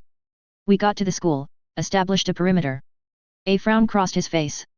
And, I got a text message on my cell phone. Monica frowned. What did the message say? I am not sure. I pulled out my phone to check it, but everything after that is a blank. The knight exchanged looks with Jeremiah. This at least was something. See, can I get up now? The private asked. We still have some questions, Monica said. Within the past couple of weeks, were there any other periods of time that you can't seem to account for, like after you received that text message? I am not sure, the man said. I may be. He frowned. There was this one time, I'd helped a guy that had tripped. It was only a minute, or that's what it felt like. But I ended up missing my check-in and got chewed out by the Sarge. And this was more than just something. Can you describe him? Monica asked intently. He looked fairly young. Maybe high school age? University age? Had short black hair, and eyes, his eyes, I see gay. Jeremiah and Monica both jerked back momentarily as the prisoner began screaming. And then blood began pouring out of his nose and the man slumped down. The Margrave immediately reached for the intercom. Medical personnel to the secured cell now. Monica's eye flared again, but it was no use. The failsafe, and it had to have been a failsafe, had unraveled so quickly that there was nothing for her to cancel. And without being aware of its existence, she had not been able to prevent it from triggering. The man shuddered for a few moments longer before slumping down on the bed, eyes rolled up and form still. The door to the cell slid open and two nurses rushed in. One nearly pushed Monica away from the bedside, but the knight offered no resistance, watching the already futile attempt by the nurses to administer to their patient. After a minute or so they too reached that conclusion, and one of the nurses closed the man's eyes. She then regarded Jeremiah and Monica. Margrave Gottwald. The woman turned to Monica. And you would be? Monica Krzyzewski, Knight of 12 to His Majesty the Emperor, Monica responded. An eyebrow arched upward ever so slightly, but the woman took Monica's declaration in stride. And what, Dame Krzyzewski, were you and the Margrave doing to our patient to cause him to suffer a stroke? Why do you presume we were the cause? Monica countered. Because the last few instances where we had patients in such a condition they expired from cardiac arrest, the nurse stated. Private Wake here did not, and the only difference is the presence of the two of you. Monica found herself mildly impressed with the other woman. If nothing else, she was ably reinforcing the nursing corps' reputation for iron will. You would be? Monica asked. The woman blinked. Lieutenant Victoria Celeste. Well met, Lieutenant, Monica said. And to answer your question, I was attempting to undo the conditioning that was driving the private to such extremes. Victoria's eyes widened. Conditioning? Monica nodded. No rational person would drive him or herself to such lengths, I am sure you would agree, and while the samurai prisoners might have had reason to wish to deny the Empire the ability to question them, that seems unlikely to be the case for Private Wake. Hence I suspected conditioning, and sought to undo it. The lieutenant regarded the private's still form before looking back at Monica. You did not succeed. On the contrary, Jeremiah spoke up, Dame Krzyzewski was able to return the private to his senses for a few moments. In that time he was able to provide us with invaluable information before something seemed to happen to him. A failsafe, Monica followed up. It appears that whomever placed this conditioning upon the private wanted to guarantee that he would die if captured or compromised. The lieutenant's eyes narrowed. Why was this attempted without one of us present to render assistance? At the time it did not occur to me that it would be necessary, Monica answered frankly. That may well have been a mistake, Lieutenant, but my responsibility to the Emperor is to determine who is responsible for the Ashford attack. While I regret the private's death, I do not consider it to have been wasted, and neither should you. The army nurse gave Monica a very cool. Ultimately, however, Victoria understood that she did not have the authority to call a knight of the round to account on this matter. Is there anything else that you need then? The woman asked somewhat icily. No, Monica said. I will leave the private's arrangements in your hands, Lieutenant. Victoria nodded ever so slightly and Monica proceeded to take her leave. As she passed through the threshold of the door she could hear Jeremiah speak. I apologize for how this matter developed, Lieutenant. I should have summoned one of you immediately upon learning what Dame Krzyzewski intended. What is done, Victoria could be heard saying. Dame Krzyzewski seems to believe that the private's life was not wasted. Make sure of that, Margrave. I will see to it personally, Jeremiah reassured her. A few moments later the Margrave was at Monica's side once more. Glancing over at him the knight could pick out no indication of irritation or anger on the deceased private's behalf. In fact, Jeremiah had a thoughtful expression on his face. An interesting development, Monica remarked as the two proceeded upstairs. Yes, Jeremiah agreed softly. A shame you were not here when we still had prisoners from the samurai. Perhaps if you had discovered that failsafe back then, we could have averted the private's death. Monica was somewhat dubious of that but did not enunciate her doubt. Nevertheless, I am here now, she said instead, and there appears to be much work left to do to unravel this mystery. That there is, Jeremiah agreed. Then let us get to it. Colin curled up. For some reason she felt somewhat chilly despite the fact that she should have had a comforter covering her. Her hands wandered over her body but felt nothing. Had she rolled out of it? Eyes still closed she swept her arms aside to try to find it but came up empty. Just as the girl was about to give up and just deal with the slight lack of warmth instead of waking up more to consciously acknowledge the missing comforter, a sneeze sounded. At first Colin thought that sneeze was from her, and if so then she must have been even colder than she realized. Then the girl realized that there was no itching in her nose or the release of pressure that usually followed a sneeze. Her eyes opened and she blinked a few times before rolling over to look in the direction where she heard the sneeze coming from. Colin's eyes widened. At the bedside, wrapped up in what had to be several layers of blankets, was a green-haired girl staring at Colin with what could best be described as an expression of irritation. I say, CC began. Doth thee think it be a grand jest that I awake sepultured in ice? Colin's jaw refused to close for several long seconds before the girl's hand shot up to point at Cece. You were dead. She cried. Doth I look deceased to thee? Cece responded before sneezing again. Colin spent a few more moments gaping at Cece before bolting forth and throwing her arms around the other girl. It was almost an instinctive action, but Colin nevertheless gave Cece a tight squeeze. Oh gods, don't you ever do that to me again, the red-haired girl hissed. I thought you really had died. Cece seemed taken aback, but eventually one arm emerged from under the blankets and wrapped around Colin. Even through her admittedly thin shirt and the few places of skin contact, Colin could feel the coldness of C.C's body. Apparently the other girl really did need all those blankets. Then again, she had spent most of yesterday subsumed in ice in Ogai's bathtub to preserve her body while they figured out what to do. That fortunately was no longer a problem. Colin released her and slid back a bit, but she kept her gaze fixed on Cece. The green-haired girl was still a void as far as her Geass was concerned, but unlike her current physical state, it was no longer a cold void. Instead, it appeared more that there was something within her that shone so brightly as to completely swamp Colin's Geass. C.C's trademark smirk appeared as the girl returned Colin's gaze. Doth thee seek to make me blush with thy attention? Colin snorted, but kept her own expression composed and serious. A lot of people died that day that shouldn't have. And regardless of how irritating you can be, you have stood by me through thick and thin. So, I'm glad that you're okay. Again Cece seemed surprised at Colin's response, but when the smile reappeared on her face there was a softer touch to it. Thy kindness be duly noted, Colin. And I bid thou mercy for it. Colin chuckled slightly. Are you thankful enough to start speaking plainly? That elicited a chuckle from Cece as well. This is this and that be that. I figured. Colin's expression turned solemn. Cece. I caught a, well, glimpse of the person who launched the attack on Ashford. The green-haired girl's face soon mirrored that of Colin's. He's the past contractor that went insane, isn't he? For a few moments Cece remained completely frozen. And then she dipped her head ever so slightly in affirmation. Her body was almost shaking from the effort. Colin took in a deep breath. Well, all right then. And her eyes hardened. It looks like you and I have a common enemy. The corner of C.C's cheeks twitched as if the girl was trying to say something, but after a few seconds of trying the girl seemingly gave up. Instead she simply nodded again. Don't worry, Colin said with a slight smile. I'll figure out a way to break the chain that binds you. Before Cece could respond, pounding sounded on the bedroom door. Colin, Ogai's frantic voice sounded, we've got trouble. C.C's body is gone and someone raided the fridge. I think.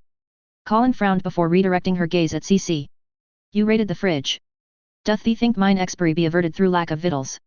Colin spent perhaps a single second staring at Cece before snorting. Everything's fine, Ogai. C.C's returned from the dead and needed to gorge herself to make up for missing dinner last night. The girl in question sniffed derisively before allowing a smile to crack. Okay, what?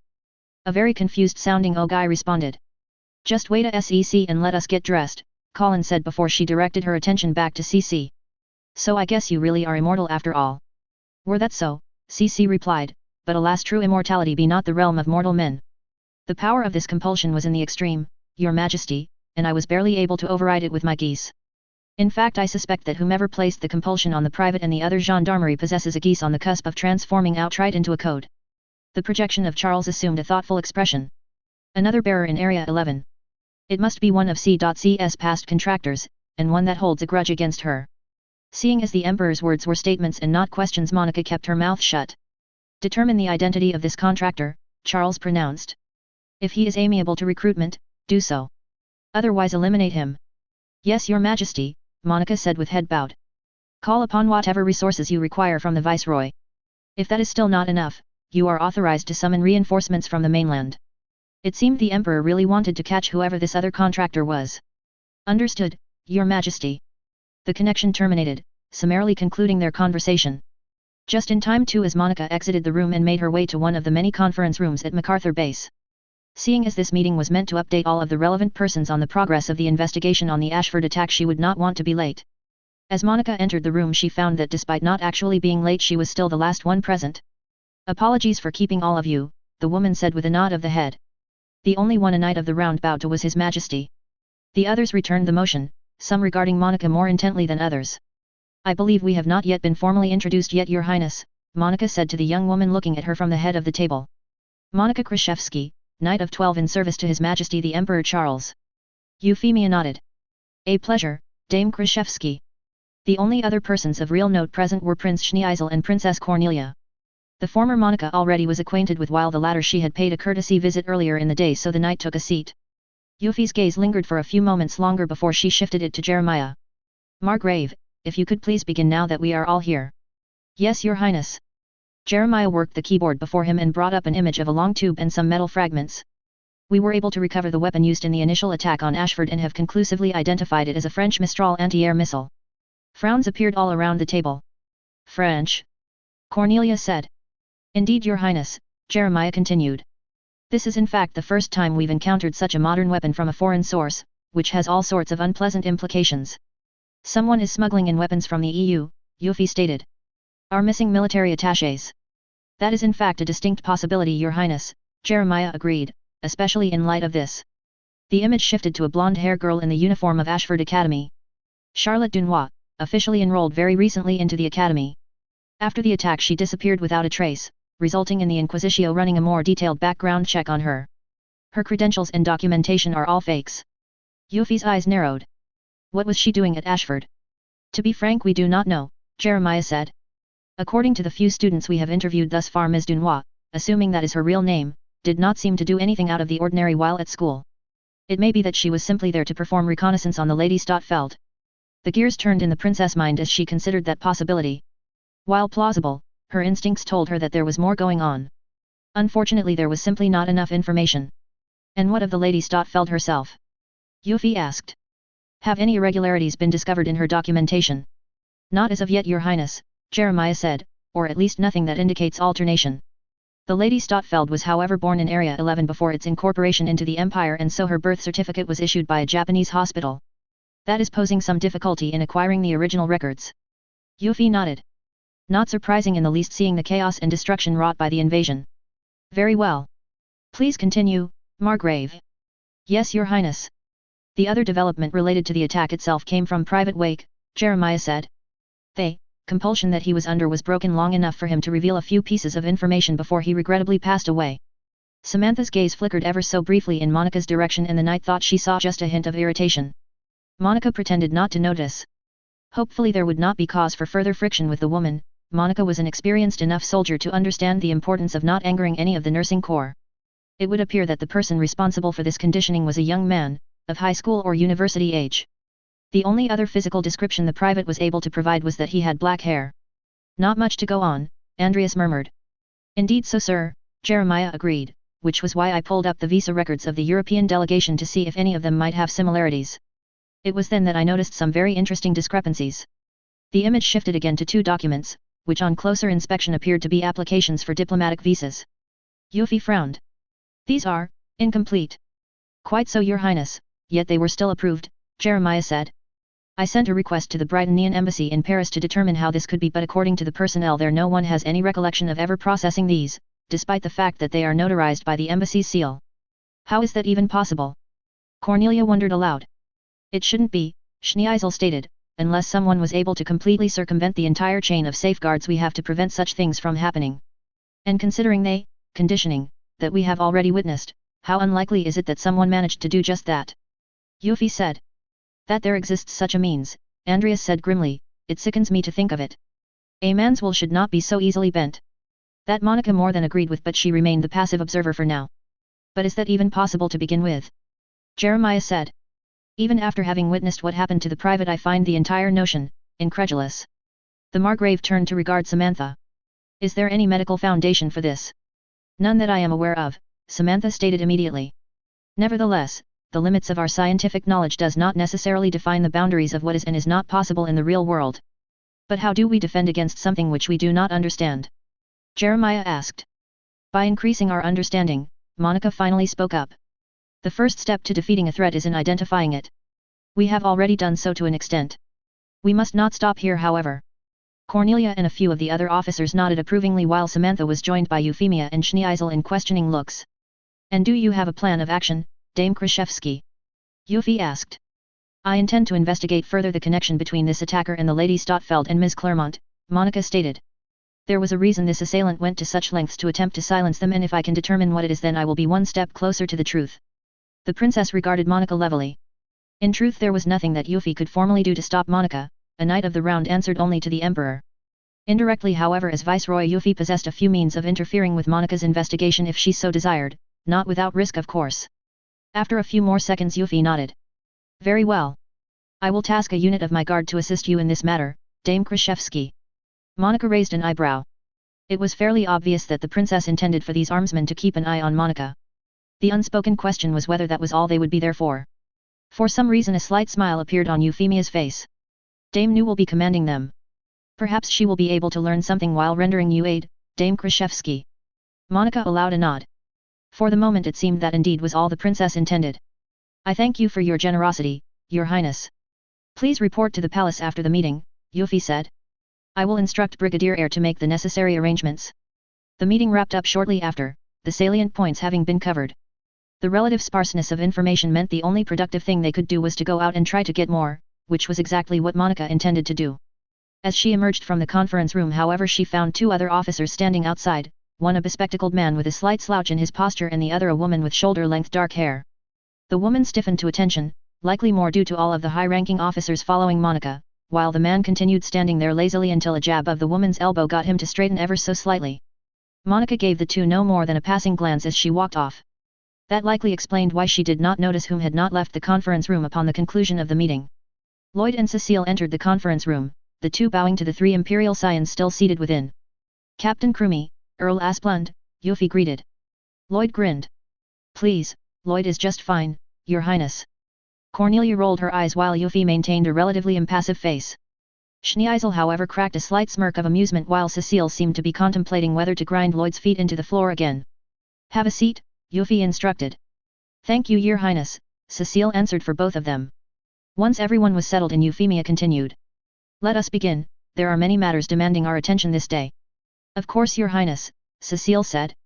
I propose that we begin with the details of the Gawaine's field test, then the progress on the Lancelot's reconstruction, and finally a progress report on Ms. Einstein's progress. Is that acceptable? Nods all around answered her. Cecile took a deep breath before plunging into the presentation. It promised to be a very lengthy meeting. Upon first meeting Valletta knew the impression Monika received of the woman was a quiet competence. The soldiers under Valletta's command shared in that assessment but the night of the round would not have expected anything less from someone of Brigadier Air's reputation. Even if Valletta's primary objective was to monitor Monika's movements the other night would at least not be dead weight should the situation go awry. The car carrying them stopped and the two women stepped out. So this is the Baron Statfeld's residence, Monika remarked. Yes, though the Baron himself is back in the homelands, Valletta said, and when we interviewed the Baroness her ladyship was, less than helpful. In other words, why were they wasting their time here? Monika allowed herself a smirk. I expect that will not have changed since yesterday, the woman said. The servants on the other hand, they are always there yet few pay them any attention. An eyebrow rose on Valletta's face as the knight comprehended Monika's meaning and in the process a grudging smile appeared as well. The two walked up to the door but as Monika prepared to push the doorbell a muffled noise sounding like shouting could be heard. Monika frowned but after a moment proceeded. A few moments later the intercom buzzed. Yes. Monika glanced over at Valletta and tilted her head. Valletta quickly inferred the other woman's intent. This is Major New of Her Highness Royal Guard. I was here yesterday pursuing an investigation on the attack on Ashford Academy. I have returned for a follow-up inquiry. Silence answered them for a few moments before the servant on the other hand finally responded. I apologize but the master and mistress are presently indisposed, may I request that you return another day Major. The two women exchanged frowns. Now this was unexpected. Apparently the Baron was not back in the homelands after all. Had he returned upon hearing of the attack on his daughter's school? I am afraid that is not possible, Valletta stated. This investigation is time-sensitive and thus I must insist that I speak with the Baron and Baroness now. The wait this time was noticeably longer and Monika was about to press the doorbell again before finally the servant's voice sounded once more. The Baron will see you, Major New. The door clicked and a somewhat harried-looking maid opened it for the two. Please, this way, she said after closing the door. The three women walked through the halls of the estate before stopping before another set of tastefully carved hardwood doors. The maid opened it but seemed to intentionally position herself such that she would not be seen by those inside. After giving the woman a curious look Valletta and Monika entered to find themselves in the presence of a visibly irritated middle-aged man. May I presume you are the Baron Stotfeld, Valletta said. You may, Henry Stotfeld, 3rd Baron of Denton, stated brusquely. And what is this I hear about you interviewing my wife about my daughter? Colin was a victim of the attack on Ashford, so why are you wasting time inquiring about her instead of searching for the sons of bitches that nearly killed her? For what seemed an eternity both Monika and Valletta simply stared at the man. Neither had ever met the Baron Stottfeld in person, and what little they knew of him was at best second or even third hand. None of those descriptions had mentioned just how forceful the man could be. Valletta cleared her throat as she responded. Your daughter is a person of interest, as we believe that she and her assistant were deliberately targeted during the attack. What? Whatever the hell for? Colin's just a normal teenage girl, why would anyone want to gun for her instead of me? While Valletta was fairly certain that the Baron was hiding something, his outrage at his daughter being so endangered seemed entirely genuine. That, however, was not enough to deflect either woman. Baron, Valletta tried once more. At present we have reason to believe that your daughter remains in danger, but we have been unable to locate her to take her into protective custody. If you genuinely care for her safety, I implore you to aid us in finding her. The man's nostrils flared. I have kept my daughter safe for many years without any aid from the government. I do not require it now, especially seeing how little worth that aid would be. The Baron strode towards the door. A servant will see you out. I bid you ladies good day. Monica smoothly interposed herself between the Baron and the doorway, eliciting a scowl from the man. Stand aside, Dame Krzyzewski. The knight had to give the Baron some credit, he at least possessed nerve even if he seemed to lack any sense to go with them. If you know who I am, then you should also know whom I represent, Monica said. His Majesty has taken a personal interest in this matter, and it would behoove you to lend your cooperation, Baron. The emphasis on that last word was hardly subtle, but in this sort of situation there was little need to be so. If nothing else, that seemed to be a point of agreement between Monica and the Baron. I bore personal witness to the means by which His Majesty ascended the throne, Dame Krzyzewski, Henry stated coldly. Do not presume to lecture me about what I am obliged to do, girl. Monica blinked, her irritation spiking upon hearing that last word from the Baron's mouth. In that moment Henry stepped around her and pushed open the door. He paused and looked to the side. See Major New and Dame Krzyzewski, he said, presumably to the maid standing right outside. And not one word to either of them beyond what courtesy demands. With that the Baron strode off, not waiting to hear any protests. Valletta and Monica exchanged mutually stunned looks. What just happened here? Valletta said. It would seem that the Baron Stottfeld has just reminded us whose father he is, Monica remarked dryly. This investigation was turning out to be a tad more complicated than she had anticipated. End of chapter 35. Blarg. It's actually starting to look like I might have trouble finishing the R1 arc within 50 chapters. We'll see. I had intended to include Yuffie and Suzaku's conversation in this chapter, but it just kind of went on and on and on. We're already over 8,000 words and that conversation was threatening to add another 1,000 or 2 on, so I decided to cut it off here and save it for next chapter. The main reason this chapter went on so long was I needed to get certain scenes out of the way to set the stage for future developments. In theory Colin and CC should have had a much longer conversation about her seeming immortality, but I think I'll pretend that it happens in the background so that I can keep the story moving. There is a lot of stuff that needs to happen over the next 3 or 4 chapters. Millicent. You know, that actually sounds like a name Millie would hate even more than Melinda. And it's very interesting how the Code Geass wiki itself doesn't list it anywhere on her page. I suppose I shouldn't be that surprised considering the other problems with some of the articles on that wiki. I think I'll use Millicent. Though I don't know if / when I'll ever go back to fix the text in that previous chapter. Thanks to the various people that chimed in with the tidbit. That said, I am also likely not going to portray Suzaku's court-martial in full. That would by itself eat up an entire chapter if not more, and seeing as Suzaku is a supporting character I don't intend to exert that level of effort. We'll see the conclusion of it and maybe snippets, but otherwise it'll mostly be a background event. We're never shown much of anything about Colin's father, and the girl herself doesn't seem to give him much if any thought. If I remember correctly, he was either disgraced or outright executed for having a daughter that was an insurgent. Seeing as this is an O and it is centered around Colin and Yuffie, however, I decided that I needed to give Colin's father a bigger role. And seeing as most of the other male adults have been more reserved and seemingly level-headed, I decided to make Colin's father a bit more bombastic. Colin has to get her temper from someone after all, and it sure wasn't her mother from what little we saw of her in the anime. We'll see if I can make the character work. As is evident, Monica will be having a much greater role than what she got in the anime. And fortunately her position as Knight of 12 actually allows for an interesting thing on my part. More will be revealed in the coming chapters. Speaking of Ascended extras, hey look, this story has a page on TIFF tropes. Woot. I foresee that shout-out page getting a lot longer. And the historical domain character list. And a few other points. But we're maybe a third of the way through the story, so there will be lots of opportunities for more tropes to sneak in. Though I have to wonder if Intune hasn't gotten a page because the EVA community is less active these days, or because no one wants to attempt to document all the tropes in it. Oh, and just a slight note, I tweaked the summary of this story so that it sounded more natural. I kind of just shrug when it comes to the question of Grayson's popularity in the Honorverse series. Its people are presented as hardworking, fiercely loyal, and extremely determined. To a large segment of the American audience, these qualities often seem to embody the ideal of what a person should be due to the country's puritanical roots. Weber usually does a moderately decent job justifying any social constructs he uses in his series, but in Grayson's case, since the more, relatively, recent books, it always felt like he wanted a way to justify Hamish and Honor's relationship, and that's why Grayson is the way it is. Romance is not what I would consider one of the things you read a Weber book for. I just kind of shrug, skim over those scenes, and enjoy the relatively coherent technobabble, battles, and politics. Drop a review or leave questions as they arise. C.CS Very brief stuff. I say. Doth thee think it be a grand jest that I awake sepultured in ice? I say. Do you think it's funny that I wake up buried in ice? Thy kindness be duly noted, Colin. And I bid thou gramercy for it. Your kindness is duly noted, Colin. And I thank you for it.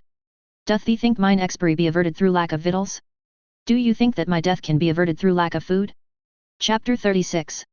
Perhaps one of the more mysterious numbers is that of the Knight of 12. Every sovereign since the founding of the Empire has appointed one to command the Loki Regiment, a unit whose purpose has never been publicly disclosed. This has given rise to the rumor that the Knight of 12 served to handle those matters that his or her liege needed dealt with quietly. Some have even suggested that the Knight of 12 serves as the Lord Inquisitor of one of the major ordos of the Inquisitio. Neither have of course ever been confirmed by the government, but speculation continues to this day. During the reign of Charles II, the Knight of 12 was the Lady Monica Kraszewski, Duchess of Bedivere. The Lady Kraszewski was a relatively rare sight at court, constantly traveling across the world on missions from her sovereign.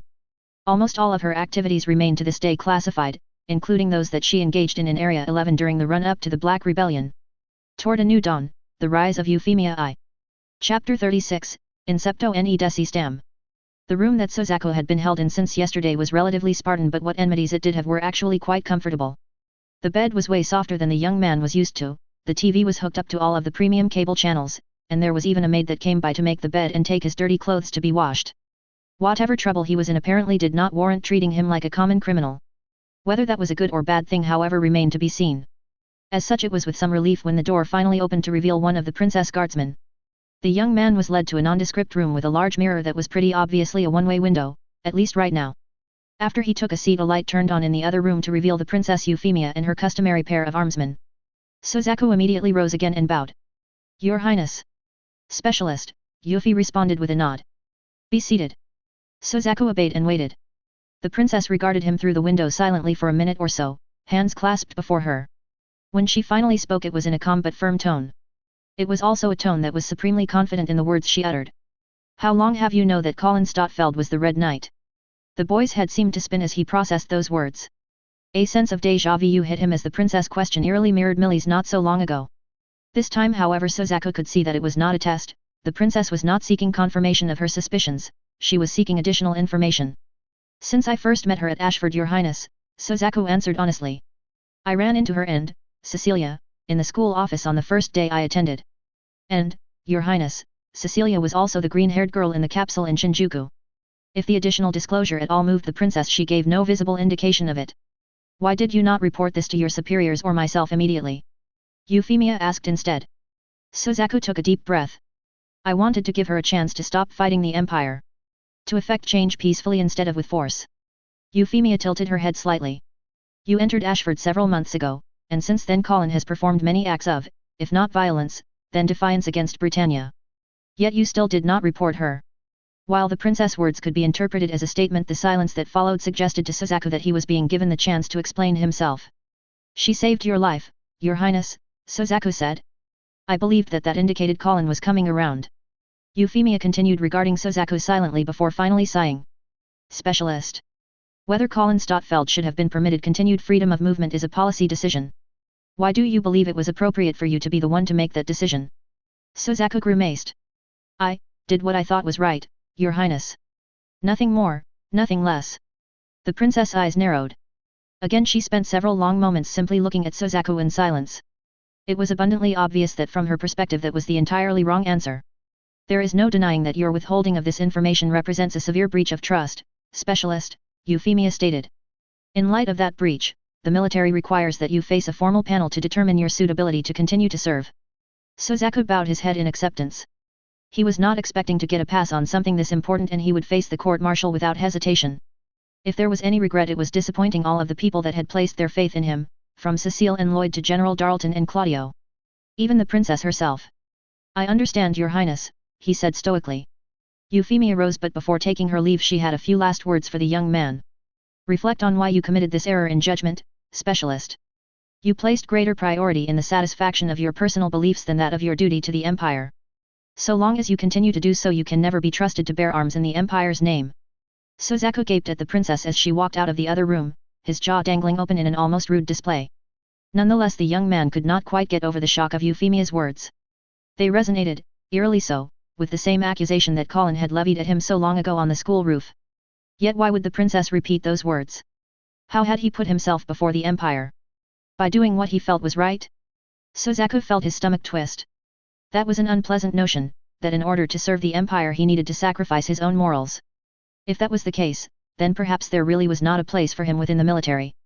A flare of pain suddenly shot through Suzaku's head and he clutched the side. No, he needed to stay in the military. For something. What was that something? Some duty. That was right, to make Japan a better place, to help the people, he needed to continue as Lancelot's pilot. Only if he did that could he achieve his goals. Only then could he see her smiling face again. Suzaku looked back up, the one-way window was opaque again and simply showed his own reflection. What he did not see in them was a slight red tint in his eyes. A slight headache was throbbing in Yuffie's head as she left the interrogation room. The specialist had shown much potential and promise before, but neither were guarantees that one would rise to fulfill them. Disappointing, and not just for the potential effect on morale of other honorary Brightonians if the specialist was found guilty and ejected from the military. But Yuffie trusted Andreas to be able to manage that and so turned her own attention to other matters. There was plenty of other work to be done after all. As Yuffie turned the corner to her office she caught sight of Valletta and Monica heading in the opposite direction. Upon seeing the princess, Valletta bowed whereas Monica simply nodded politely. Dame Nu, Dame Krashevsky, Yuffie greeted with a practiced smile. The investigation is progressing. While Monica's face remained relatively impassive, Valletta openly grimaced. We have encountered some unexpected resistance, Your Highness, the knight said, eliciting a raised eyebrow from the princess. It appears that the Baron Stottfeld has arrived in Area 11 and when we attempted to discuss the matter of his daughter with him, he, well, dismissed us from his home. Yuffie stared at the two. Dismissed you? Valletta gave the princess an apologetic look. Baron was very emphatic, Your Highness. And once his orders were issued none of the servants were willing to speak with us further. They refused to speak to a knight of the round. Yuffie said as her gaze shifted to Monica. I was as surprised, Your Highness, Monica said. And all indications were the silence of the servants were due to loyalty to their lord, not from fear of his wrath. The princess frowned. What exactly was the Baron's response to learning his daughter was a possible insurgent? We never actually got the chance to raise the matter, Your Highness, Valletta admitted. The moment I raised the possibility that she was a person of interest, without even expanding on why, the Baron cut me off. The young woman's frown deepened. That might well have been intentional on the Baron's part, in not allowing Valletta to bring up the matter. He would not have a need to go on record as denying it. That was however speculation, as the Baron's forceful reticence could be for any variety of reasons. Somehow Yuffie doubted that any of the more probable reasons were innocent. There is one thing, Your Highness, Valletta said. While the Baron was indignant that his daughter was a person of interest in the investigation, the anger that he displayed seemed rooted in the fact that she was nearly killed in the Ashford attack. I believe that distinction to be of note. Yes, Yuffie said slowly, yes, I do as well. The princess nodded. I will see about the Baron, Dame Nu, Dame Krashevsky. Yes, Your Highness, Valletta said immediately. While Monica's expression remained otherwise neutral, the flicker of her eyes indicated that she was not quite ready to let the princess handle further questioning of the Baron. For now though there were other avenues to investigate. And if nothing else, the princess was obviously competent and the leash on her should be sufficient to ensure that any pertinent developments eventually made their way to Monica. As satisfied as she could be, Monica finally also nodded. The last time Colin visited the Sumeragi estate she had been in her Akakashi guise with dyed hair and colored contacts. With her cover effectively blown now, the young woman had not bothered, instead sitting before the Sumeragi head as the red-haired blue-eyed half-Britannian she was. If this sudden change came as a shock to the young Kagaya Sumeragi, she did not show it. In fact, the girl seemed more bemused than anything else. So the red was more than just a coincidental motif, she said with a smile. Colin exchanged a brief look with Anu before shrugging. The Brightonian media gave it to me, I decided to run with it. Kagaya nodded.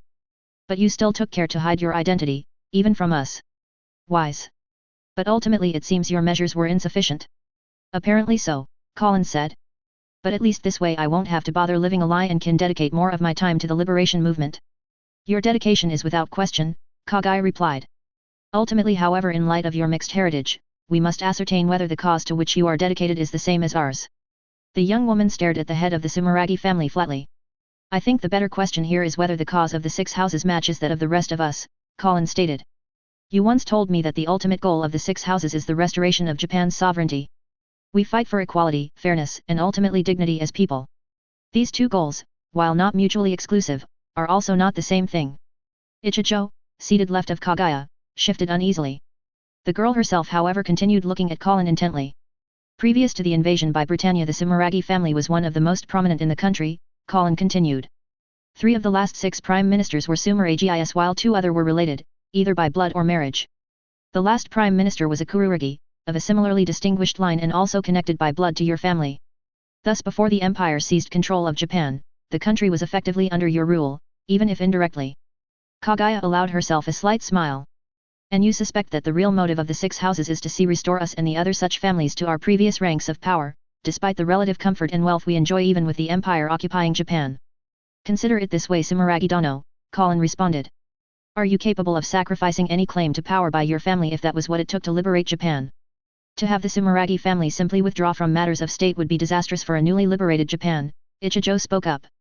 A newly freed nation needs leadership, both political and technical, to ensure that it does not fall into chaos. Colin scowled. You are asserting that the Sumeragi are somehow integral to Japan's prosperity, even its existence. How is that any different than what the Britannias do to justify their hold on power in the empire? You cannot seriously think to compare Kyoto House to the Ichijo began. That is enough, Kagaya cut him off. The man gaped at his young mistress but clamped his mouth shut. Colin went back to regarding Kagaya and found the girl returning her gaze unflinchingly. Your concern has merit, Akakashi-san, Kagaya said calmly. Not just abstractly, but also because the views you bring are a reflection, I think, of those resistance movements that are unaffiliated with Kyoto House. To them we are traitors, collaborators that sold out our fellow Japanese to retain our wealth. That we have supported segments of the resistance will not wipe away all of the bitterness from those whom have suffered deprivation while we resided in comfort in our estates. Colin tilted her head slightly. It seemed the young head of the Sumeragi family did possess a degree of foresight after all. Deeds will ultimately lend more weight than words, Kagaya went on, but I believe that in at least one aspect our 2 respective goals share a commonality. To have a say in our own fate, that is at the root of what we both fight for. Is that not so, Akakashi-san? Abstractly, yes, Colin acknowledged. But abstract theory is only worth its first test against reality. Kagaya smiled in amusement. That is so. And then her expression became solemn. Which is why we must ensure that this test be a success. Colin regarded the girl quizzically. What? What do you know of the Japanese Liberation Front? Kagaya responded with a question of her own. Colin blinked at the non sequitur but answered nonetheless. They are the largest of the resistance groups, composed mostly of former Japanese army personnel that refused to stand down when the government surrendered. Supposedly well equipped and disciplined, they're the only ones that are considered to have a shot at taking Britannia in a stand-up fight. A chance they have, Kagaya agreed with a nod. But would you consider it a good chance? Not really, Colin said with a shrug. Britannia just has too much of a material advantage, especially with their air support. That has also been the opinion of Kyoto House, Kagaya said. Which is why the plan for utilization of the JLF has always hinged on leveraging support from the Chinese Federation or the European Union to offset Britannia's material advantage. Colin scowled at that. Asking for help from either of them will just see us beholden to them. Agreed, Kagaya said, but depending on when we ask for that support we may be able to preserve a significant degree of Japan's sovereignty in the post-war period. The master plan was for the JLF to defeat in detail the Britannian forces stated in the west, possibly retaking Kyoto to serve as a symbolic provisional capital. From this position, assistance lent to us by the EU or the Federation would be seen as complementary of our own efforts to regain sovereignty instead of us being beholden to foreign powers for it. That was a rather optimistic plan in Colin's opinion, seeing as at minimum it would require the EU to actually work up the nerve to challenge Britannia militarily.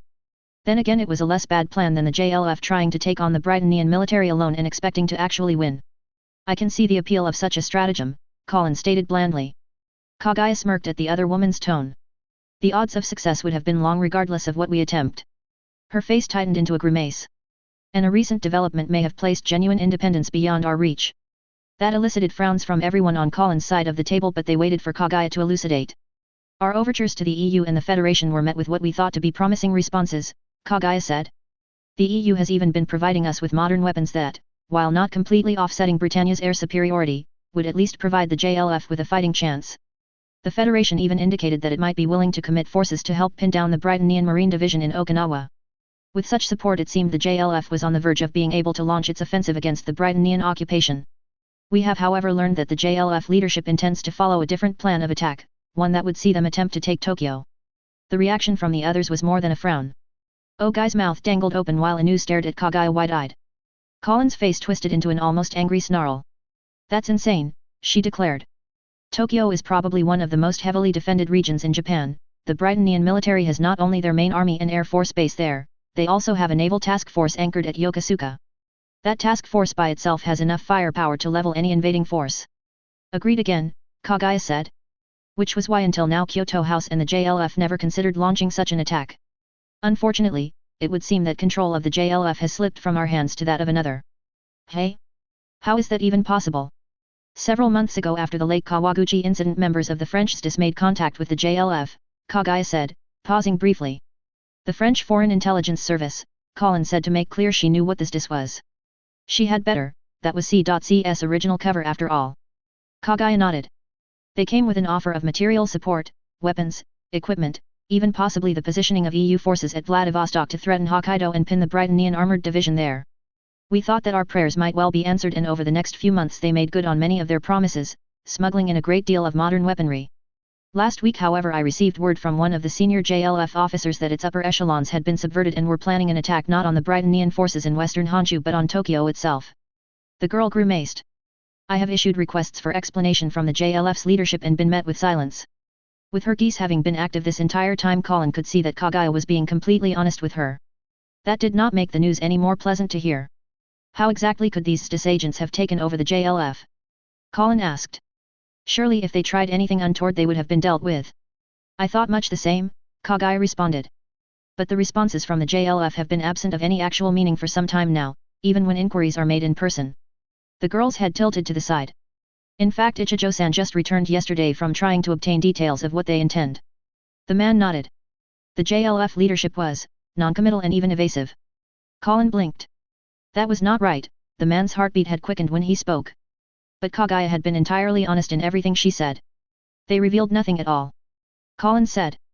Ichijo shook his head, his breathing steady but his heart once again quickening for the briefest of moments. Colin frowned. The man was definitely lying, but the tells were completely inconsistent. Something was wrong here. Colin looked back at Kagaya but kept her senses locked upon Ichijo. Have any of your other retainers been able to get anything out of the JLF? She asked. Ichijo-san has been the only one I dispatched, Kagaya said. Previous to this I had had no reason to doubt the veracity of the reports I received from the JLF. I see, Colin said. And then she was across the table. Before anyone could react she had the man in question pinned down. Colin! Ogai exclaimed. Kagaya shuffled back hurriedly even as other retainers entered, several bearing weapons. What is the meaning of this? One demanded. Silence! Colin thundered, her eyes never leaving the man beneath her. Ichijo-san.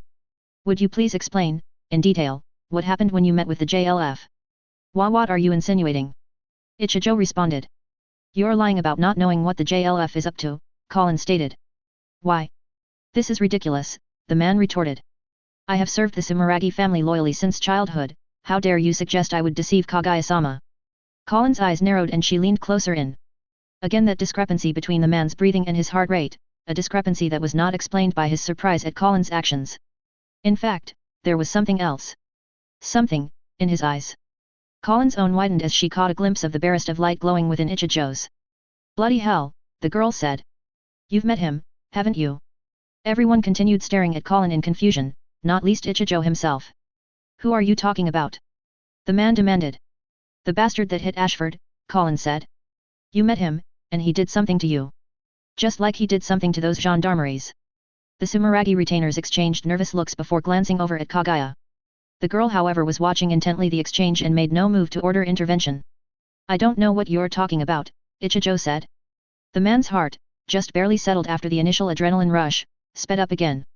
And with each pulse Colin sensed something else, something throbbing not in the man's heart. Her eyes widened again. It was in his brain. Oh hell, Colin muttered. He's done something to your brain. What are you talking about? Ichijo demanded. Unhand me, you have nothing with which to prove your patently false accusation. The proof is right in front of me, Colin said. Your mind is the proof. He did something to it and I can see it. Indeed she could, the throbbing of the arteries that ran through the brain delivering blood.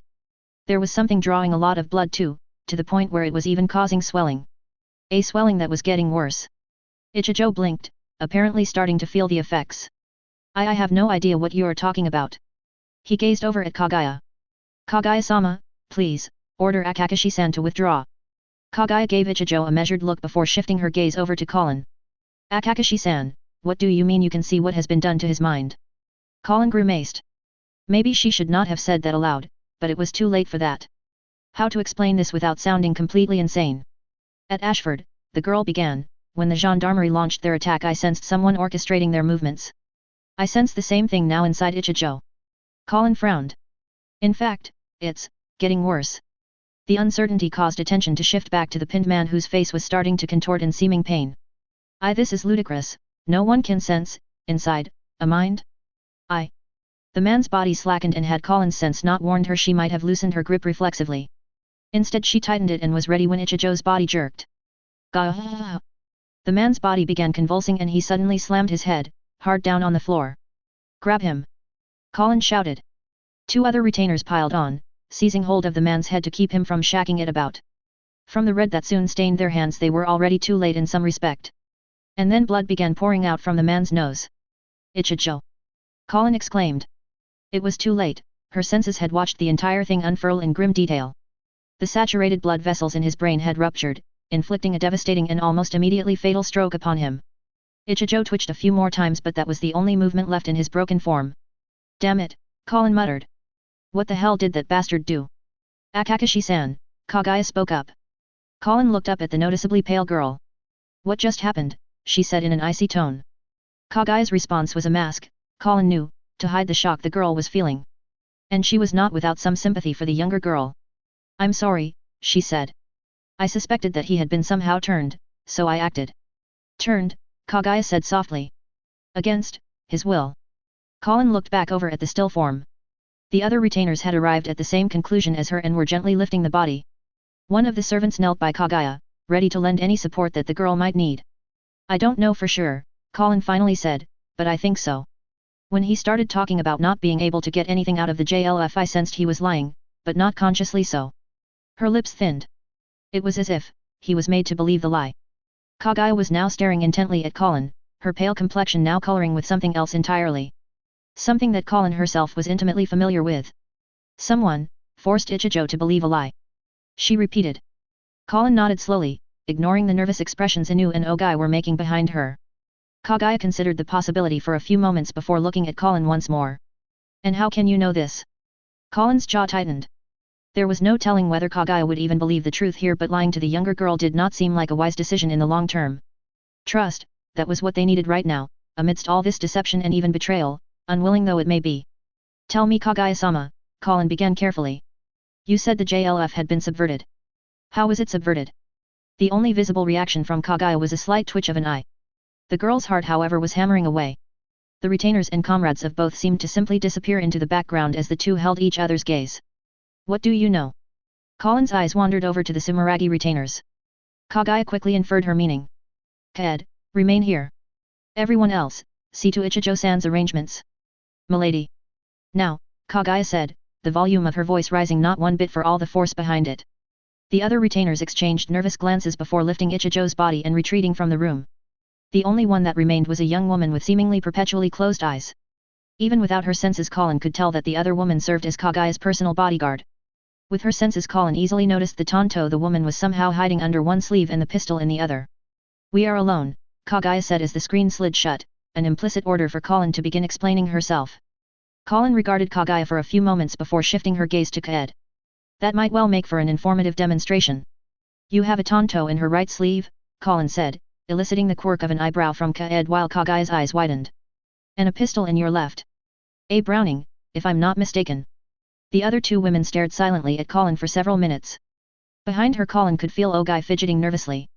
Inu was doing a much better job of remaining, or at least appearing, composed. You possess the third eye of an Yurei, Kaguya said, both a question and a statement. In a manner of speaking, Colin said cautiously. She had been raised as a follower of the Norse pantheon and her knowledge of Japanese Buddhism was admittedly spotty. What I possess has finite limits. Kagaya nodded slowly. But it was enough to sense what had been done to Ichijo. Colin returned the nod. Does that mean you also know what was done to him? Kagaya asked. The red-haired young woman pursed her lips. Regrettably not. I could sense that something was off, and I can say that it had something to do with his brain, but I'm afraid beyond. But you can detect it, Kagaya pressed. Colin considered the question. I detected it this time. And during the attack on Ashford I didn't notice anything about the gendarmerie until after they started shooting. That drew another questioning look from the other two women. Before they could make comparisons about her ear as well, Colin went on. I also didn't notice anything about Ichijo-san until after he started, well, lying. Kagaya's expression became thoughtful. So this, compulsion or whatever it is, must be active for you to sense it. That's what it looks like, Colin agreed, and even then it's extremely subtle. It felt like Ichijo was both lying and telling the truth at the same time. Is that so? Kagaya muttered before meeting Colin's eyes once more. Could you apply your sight to another person? I guess. Colin said quizzically. The JLF officer that came to me and warned about the movement's subversion, Kagaya said. We must determine whether he is a plant. Colin raised an eyebrow. You, believe me. What you have said thus far is not outside the realm of the impossible, Kagaya said. And in fact the existence of an individual with the ability to perform mental coercion would actually explain a great deal. Raised eyebrow morphed into a frown. What do you mean? While our penetration of the Brightonian command structure has lessened considerably since the arrival of the princesses Euphemia and Cornelia, we are still able to obtain certain reports, Kagaya said. One such report detailed the results of the battle against the blood of the samurai. Colin said nothing, simply waiting for Kagaya to make her point. According to that report, the blood of the samurai fought fanatically to the point of committing suicide to avoid capture. The only ones actually captured were those two wounded to take their own lives. Even after this, however, they continued to resist, and a later report indicates that all of them died, some from biting off their own tongues and bleeding to death, others from, well, their bodies ultimately failing due to the strain of their ceaseless struggles. By now Colin's silence was for another reason entirely. Thus far the Brightonians have kept a very tight lid on what happened at Ashford, the only thing we know is that they took only a single prisoner. Kagaya's eyes darkened. All the others committed suicide at the school itself. As if someone wanted to make sure they wouldn't be able to talk, Colin said. Kagaya tilted her head once. Colin's own face twisted into pure and burning rage. I am going to tear that bastard to pieces. To do so you will need to find him, Kagaya said. And to find him we must be certain that what intelligence we do have is unadulterated. Do you believe that is within your abilities, Akakashi-san? Colin regarded Kagaya thoughtfully. The other girl was holding up surprisingly well considering what had transpired this day. And she was right, Colin did need to know more about this bastard in order to end him. You know, you can probably just call me Colin now, she said. Not much point in the Akakashi alias anymore. Symbols can be important, Kagaya responded. And I believe that there is yet a role for the Akakashi to play in the coming battles. The girl managed a slight smile and to Colin's surprise extended a hand. It was a very un-Japanese motion. Shall we see about facing them together, Colin? Colin Statfeld Kaujiki, the Red Knight, the Akakashi, regarded the extended hand for a few moments before chuckling. Why the hell not? And took it firmly in her grasp. The day was remarkably clear and the sun bathed the grounds of Ashford Academy with a gentle warmth. Students, parents, and faculty filled said grounds, all gathered to commemorate those whose lives were so suddenly stolen. Security was predictably tight, but even so it came as a surprise to many of the attendees of the number of soldiers present in the colors of the princesses Cornelia and Euphemia. That was, until they came upon an even greater surprise. The students were arranged based on homerooms, and in all too many cases there were empty seats within these sections. In at least 2 cases the empty seat was off to the side for a now forever absent teacher. One section however had a few additions in the form of Euphemia Lee Britannia and 2 of her armsmen seated diagonally from the princess. Like the other students she wore the uniform of the academy, but there was no hiding exactly who she was. The students seated next to her tried hard not to fidget. Euphemia was not even the only imperial scion making an appearance. Schneisel L. Britannia, heir secundus and Prime Minister of the Holy Brightonian Empire, was also present and likely making the family members he was seated with equally nervous. One person whom this could not be said about however was the Baron Heinrich Stottfeld, here representing his daughter who was officially still recovering from her ordeal. The Baron's attention remained fixed on the platform at the front of the seated crowd as if seemingly oblivious to the prince just a few chairs down from him. The only other people who seemed similarly unperturbed were the Kraft family, though that might well be because their anxieties came from another source. On the platform before all of them were seated the student council. Reuben was still recovering and while present was not yet strong enough to oversee the ceremony. That responsibility would have been left to his son, but Millie had insisted on performing the task herself. When the anointed time arrived, she stood and walked over to the podium. All trace of her usual good humor was gone, replaced instead by a most solemn air. I always knew that there would be a day when I would say farewell to the students and teachers of this school, Millie began. I would be handed my certification and take the step on a new stage of my life. She took a deep breath. Today I am here, however, to bid a far too final farewell, to those classmates and instructors who will not be there with me on that day, who will not be wishing me good fortune for my future and in turn will not receive those wishes from me. The young woman looked out across the crowd, her eyes shining sadly. And then she began reading names.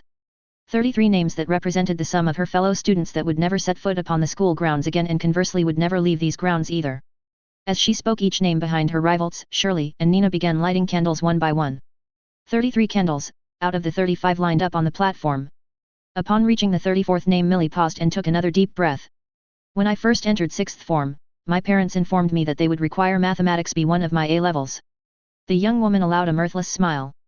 I threw a fit because I knew of Mr. Manfield's reputation. He was exacting, demanding of perfection from all of his students. I didn't want to suffer through that kind of class, I wanted to enjoy myself for my last 2 years of school. The solemn smile was now reflected on the expressions of many other students. And so I tried to put in the absolute minimum amount of work necessary to skate by his class, Millie continued. I even got lazy with the homework, asking my classmates how to do problems because I didn't bother paying attention in class. The girl's face became more serious. And then 2 months into the school year that stopped working. The questions that I got were suddenly completely different than that of my classmates. And it wasn't just me, everyone's homework was suddenly unique. I thought it was Mr. Mansfield trying to prevent cheating. But then one of my seniors let me in on a little secret. Mr. Mansfield demands perfection from us as students, but he also demands it of himself as an instructor. Now nods of agreement came, from not just the students but also a few of the other teachers. Many of the parents and other family on the other hand looked on in surprise. There were at least 100 of us in the 3A level sections he taught, Millie said. 100, and he still was able to tailor our homework to each of us on an individual level.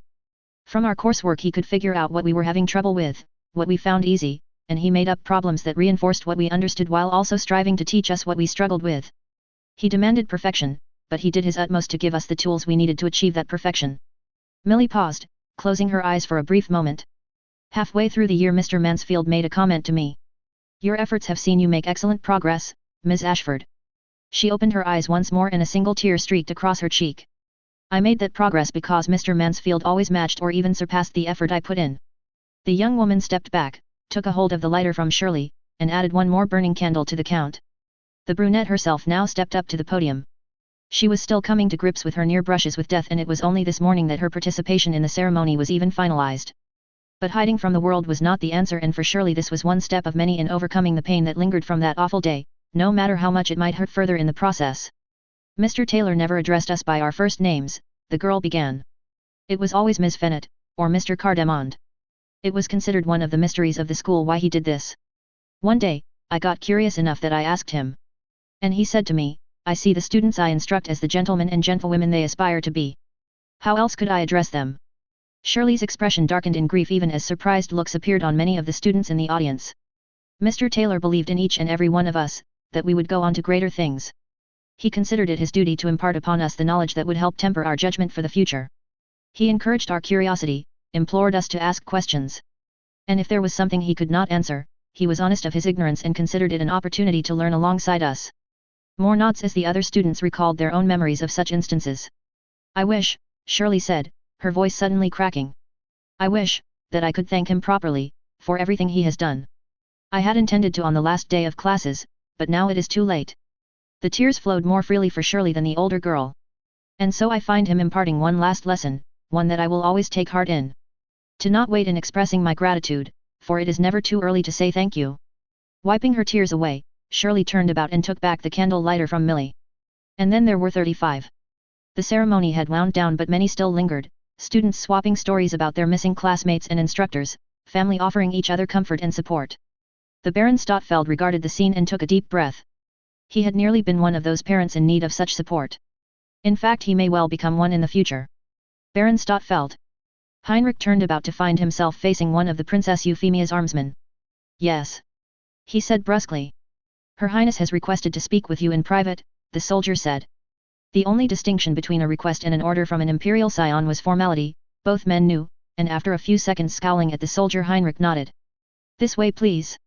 The privacy of their conversation would apparently be provided courtesy of the Ashford family, seeing as Heinrich was led to one of the school buildings. The interior was well appointed, not surprising considering the school fees, and seated in the main room was the Princess Euphemia with her two armsmen positioned to her rear. Heinrich came to a halt before the princess and bowed courteously. The scowl was still on his face. Your Highness. Baron, Euphy greeted, indicating that she would be taking the lead in these discussions. Please, have a seat. Heinrich did so.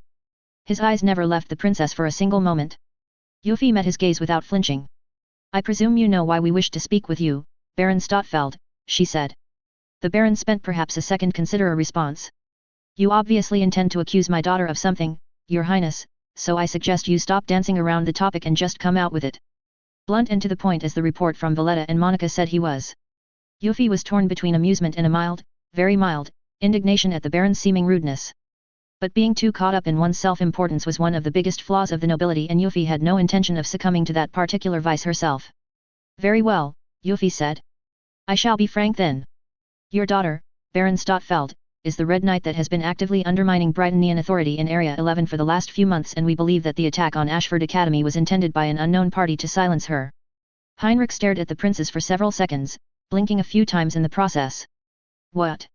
The flatness of his voice was a combination of sheer surprise and incredulity. It also sounded completely genuine to Euphy's well-practiced ear. It is exactly as I have said, Colin is the insurgent, or rather vigilante, known as the Red Knight. My daughter is anemic, Heinrich stated frostily. How in hell is she supposed to be running around playing vigilante? Just a few months ago I approved her hiring of a personal medical assistant. Euphy raised an eyebrow. Cecilia Clermont. The Baron frowned. Yes. Why would you know that? And not a highness from the man beyond his opening statement. Euphy idly recalled the background information the Inquisitio had provided her with. The Stottfelds were Germanic in origin, specifically fleeing Germany in the wake of the Peasants' Rebellion over 4 centuries ago. The Stottfelds had been minor nobility, knights in fact, whose holdings had been destroyed by the princely armies over the course of the war. This ancient experience with the capriciousness of the great lords of a land had been cited more than once as the cause for the Stottfeld family's wariness of the imperial family, though the Stottfelds had never pressed to such a degree as to threaten their own titles. In this case, however, the Baron was likely simply too surprised to bother with the formalities. Because Ms. Clermont was not a certified medical assistant, Euphy responded. We have reason to believe that she was in fact an accomplice to Colin's vigilantism. Heinrich's eyes narrowed. And what proof do you have of these accusations? Sufficient evidence exists for a warrant to be issued for Colin's arrest, Euphy said, noticing the glint in the Baron's eyes. I have refrained from doing so, however, because I would prefer a more peaceable resolution be reached, and so am willing to extend Colin the opportunity to surrender herself into custody. I will assure her fair treatment. The Baron regarded Euphemia silently long enough that the princess started to feel impatience welling up. She squelched it. Is that all, Your Highness? Heinrich said, his tone so flat and devoid of inflection that Euphy at first barely registered that it was a question. With the understanding that my patience is not without limit, Euphy said. As much as I would prefer not to, I will order a warrant be issued for your daughter's arrest as the Red Knight, Baron Stottfeld. Heinrich's eyes flickered. That is your prerogative as Viceroy, Your Highness. The man stood. As it is mine to stand in opposition to whomever names my daughter their enemy. This time it was Euphy's turn to blink in surprise. She did not even notice the slight shift in her armsmen's postures, and if the Baron did, he ignored them as he held her gaze. Baron, Euphy said carefully. You and I both possess obligations as peers of the Empire. So we do, Heinrich said with the slightest of nods. But I consider my duty as a father to supersede all others. The man bowed formally and courteously. A good day, Your Highness. And thundered out of the room. Euphy regarded the figure, a mixture of emotions swirling within her. Irritation that she apparently had had no greater success in garnering the Baron's cooperation, a mild anger at the man's seeming disrespect, and strangely enough envy that someone whom deceived her father so willingly like Colin could yet garner such devotion from the man. Euphy took a deep breath and sank into the chair. That devotion might yet bring the Baron great misery, though a part of the princess devoutly hoped it would not be so. But for all her efforts the world was not yet a kind or gentle place. Figures emerged at the wide open door, all whom Euphy recognized. Millie she had expected, the older girl was the one that let her into the clubhouse for the meeting with Baron Stottfeld after all. Cole Craft, the son of her exchequer, on the other hand was a surprise. An even greater surprise was when the young man entered with Millie. Your Highness. He said hesitantly. Yes. Euphy responded, trying to sound reassuring. I was hoping to have a few words with you. About Colin. Euphy frowned. And then her eyes widened as she recalled that day seemingly so long ago when she was escorted to the school dance by the student council's vice president, and Colin was escorted by Cole. The envy that Yuffie had felt mere moments ago was quickly turning into irritation. No girl liked to be made to clean up after another's relationships after all, especially when the man in question was of good character like Cole. The princess sighed. Have a seat, Cole. This might take some time. End of chapter 36. Oh hey, apparently that review display issue wasn't just an isolated hiccup. I wonder whether sadistic choice refers to Yuffie choosing between releasing or not releasing the prisoners, or the prisoners themselves having to choose between continued imprisonment or forfeiting their identity as Japanese in exchange for freedom. I have to wonder why people follow completed stories. I mean, Intune has been done for a few months but I still get notifications from the site that someone has subscribed to it. Is follow treated as a lesser favorite or something? Anyway. Okay, I think we're more or less done with the Ashford attack arc. The ensuing investigations and etc. can be considered part of the next arc, which will be the last before the Black Rebellion kicks off, which will cap R1. Hopefully I can jam all of the stuff I need to jam in within the next 4 chapters, I think. And there's a lot of stuff. A couple of notes. First, I'm changing Baron Statfeld's first name to Heinrich from Henry. This has been changed in my master draft but I probably won't bother going back to change it in the published version until such time I do a master upload after I finish the story itself. Yes, I'm aware of the various spelling/grammar mistakes. Yes, I correct them as I discover them after the fact in the master draft. Second, Pendragon in my story is not in Arizona. I literally can't think of any good reasons to put it there and I swear the Code Geass writers just picked an arbitrary spot and called it there without even bloody trying. Anyway. Assume for now that Pendragon is on the East Coast, probably in the Philadelphia/NYC range. If there is a need to provide a specific location, I'll do so, but for now I retain the ambiguity for flexibility purposes. Finally, the long one. I received a message from a reader who had a couple of issues that they believed made the story unrealistic. There were 2 specific examples and an overarching gripe. The first issue is the reader's belief that Charlotte should have been able to run into Nunnally at Ashford and then be able to tell Lelich about his sister being alive. The second issue is that CC was the one that both got Nunnally to the Ashfords and then spirited Lelich to the EU, she should have been able to keep him from going insane by telling him Nunnally was still alive. The overarching complaint was that I was going to unrealistic lengths to create drama and conflict by going out of my way to make sure the various characters wouldn't get a chance to meet, talk out their differences, and then work together. I think by now most everyone can see a theme. Let's take a look at the above in detail. First, Nunnally and Charlotte. Right now Nunnally is in the middle school section of Ashford whereas Charlotte is in the high school section, or the equivalents thereof in the British education system. These 2 sections have classes in entirely different buildings on the Ashford campus and neither one has any real reason to go to the other's building during school hours. Outside of school hours, Nunnally lives on campus and commutes directly from the Ashford family residence to her classes whereas Charlotte commutes by train and enters the school from the main gate like most of the other students. Their paths do not cross. In fact, considering Nunnally's situation, it would not surprise me in the least that even if originally Nunnally's commute did take her through the stream of students entering the main gate, the Ashfords would have rerouted her explicitly to help maintain her relative anonymity. The only other time that Nunnally really runs into high schoolers is when she is visiting with the student council or Cole's culinary club with her friends. In the former, the student council is extremely discreet and basically never talks about Nunnally to outsiders. Millie didn't pick the members of the student council randomly. In the latter, Nunnally is one of several middle schoolers and though she isn't entirely lost in the crowd, she's not exactly standing out much either. In neither case does Charlotte have any opportunity to just run into her. Charlotte's never been invited to meet with the student council in their clubhouse/office and she sure as hell didn't join any after-school club seeing as she was working on compromising Sozaku. Furthermore, Charlotte's never met Nunnally or even seen a picture of her and whatever descriptions Lelich might have provided would not be nearly enough to make up for that. So even if Charlotte did see Nunnally offhandedly on campus, she wouldn't recognize the girl. Now if she found out that Nunnally, or rather Abigail, was Millie's sister, and she passed this information on to Lelich, Lelich might have been able to infer everything. Charlotte on the other hand wouldn't know that Millie did not have a little sister back in Pendragon. So in other words, for Lelich to find out that Nunnally is alive from Charlotte, a lot of things have to happen just right and it sure as hell is not as simple as Charlotte catching a glimpse of Nunnally and realizing that she's Lelich's sister. Note that Charlotte only discovered CC because she had seen a photo of the other girl and I explicitly mention this in the story. The second issue is CC should have been able to prevent Lelich from going insane by telling him Nunnally was still alive. This is to be frank the only one of the objections that I think can be justifiably argued, but it relies on enough assumptions that aren't supported by the text that it's still fairly straightforward to deconstruct. Let's take a look at the background behind this idea. First, the person who declared that Lelich was insane was Colin and Colin made that determination by interpreting C.C's garbled attempts to convey information about Lelich. Second, the person who asserted that Lelich went insane from grief was also Colin, again by interpreting C.C.'s less than clear paraphrases. Are we seeing a pattern here?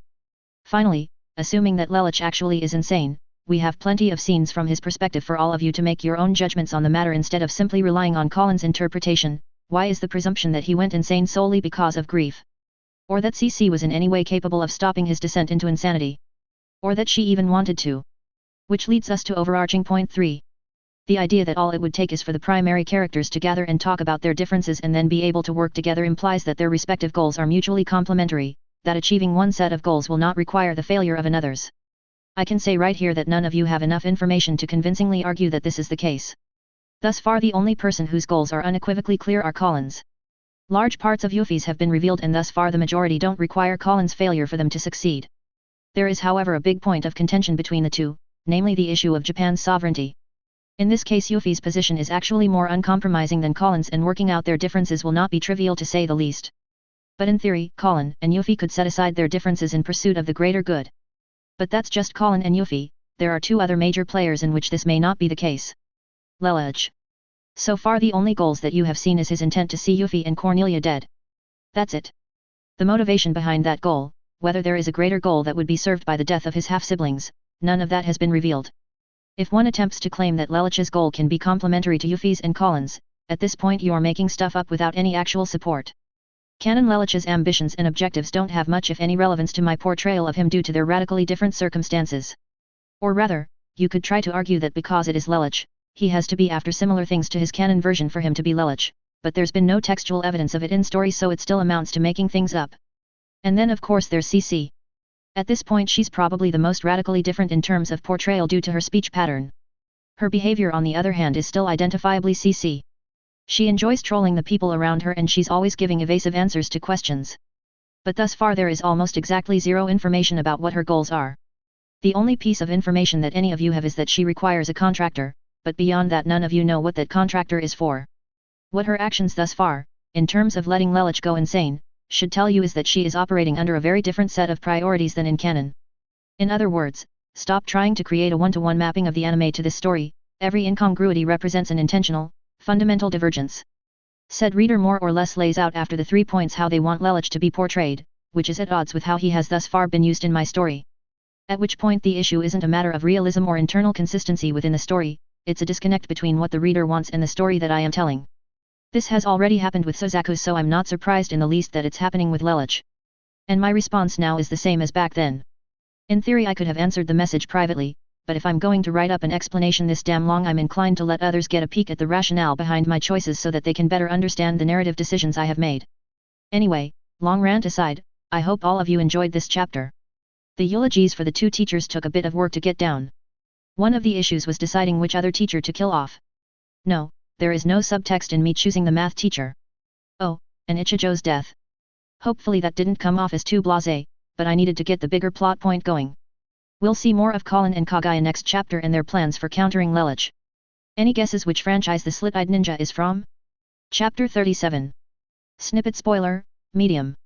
The Marshal Alphonse Pierre Juin remains to this day a rather controversial figure.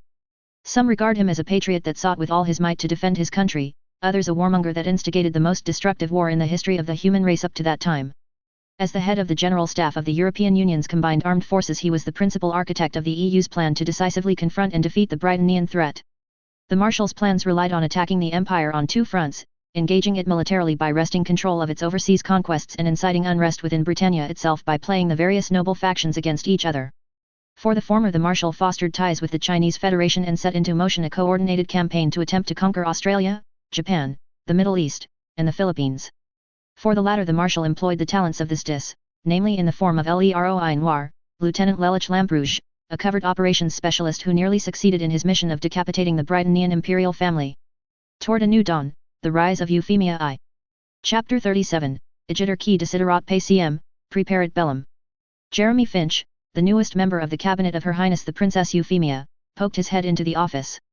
Hey Lawrence, do you have AO, Lord Rochester? Apologies for interrupting. Jeremy glanced out the door.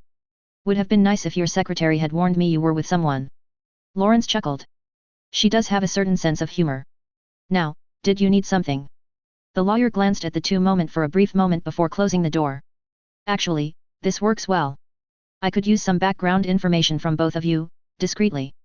The two men seated by Lawrence's desk exchanged looks. All right, Lawrence said cautiously. Have a seat and we'll see what we can do. Jeremy accepted the invitation and after making himself relatively comfortable began. This is probably a bit abrupt, but I was wondering what the two of you could tell me about Baron Heinrich Stottfeld. Grimaces were mirrored on Lawrence and Rochester's faces immediately upon hearing the name. Well, that can't be good, Jeremy said dryly. The fact that you're the one coming to us with questions about the Baron, Lawrence began with a sigh. I won't ask why Her Highness referred him to you, but this is going to be a colossal headache. Jeremy frowned. Is it really that bad? You are a newcomer to the area, Rochester said, so you are unlikely to even know of Heinrich by reputation. The area's industrial concerns on the other hand are on very good terms with him. The lawyer regarded the noble thoughtfully. I thought he was just a commodities broker, the Baron. Which actually makes him a person of considerable worth knowing to the manufacturers in the area, Rochester stated. Besides, Sakuradite Area 11 possesses few natural resources and most of its needs must be imported, whether from other parts of the empire or from overseas. That makes brokers like Heinrich of some importance to the smooth operation of the local economy. You know the Baron personally? Jeremy asked. Rochester nodded. We both do. Before my appointment to Her Highness Cabinet I worked with Heinrich as partners of the Ruvik Group. I specialized in rare earths like Sakuradite, he in metals like iron and aluminum. In theory mine was the more lucrative field. The Baron chuckled. Heinrich however proved a more adept broker than I. But Baron Stottfeld is merely one man, Jeremy said. How much importance could he have on the wider area economy? The amusement disappeared from Rochester's expression and even Lawrence grimaced.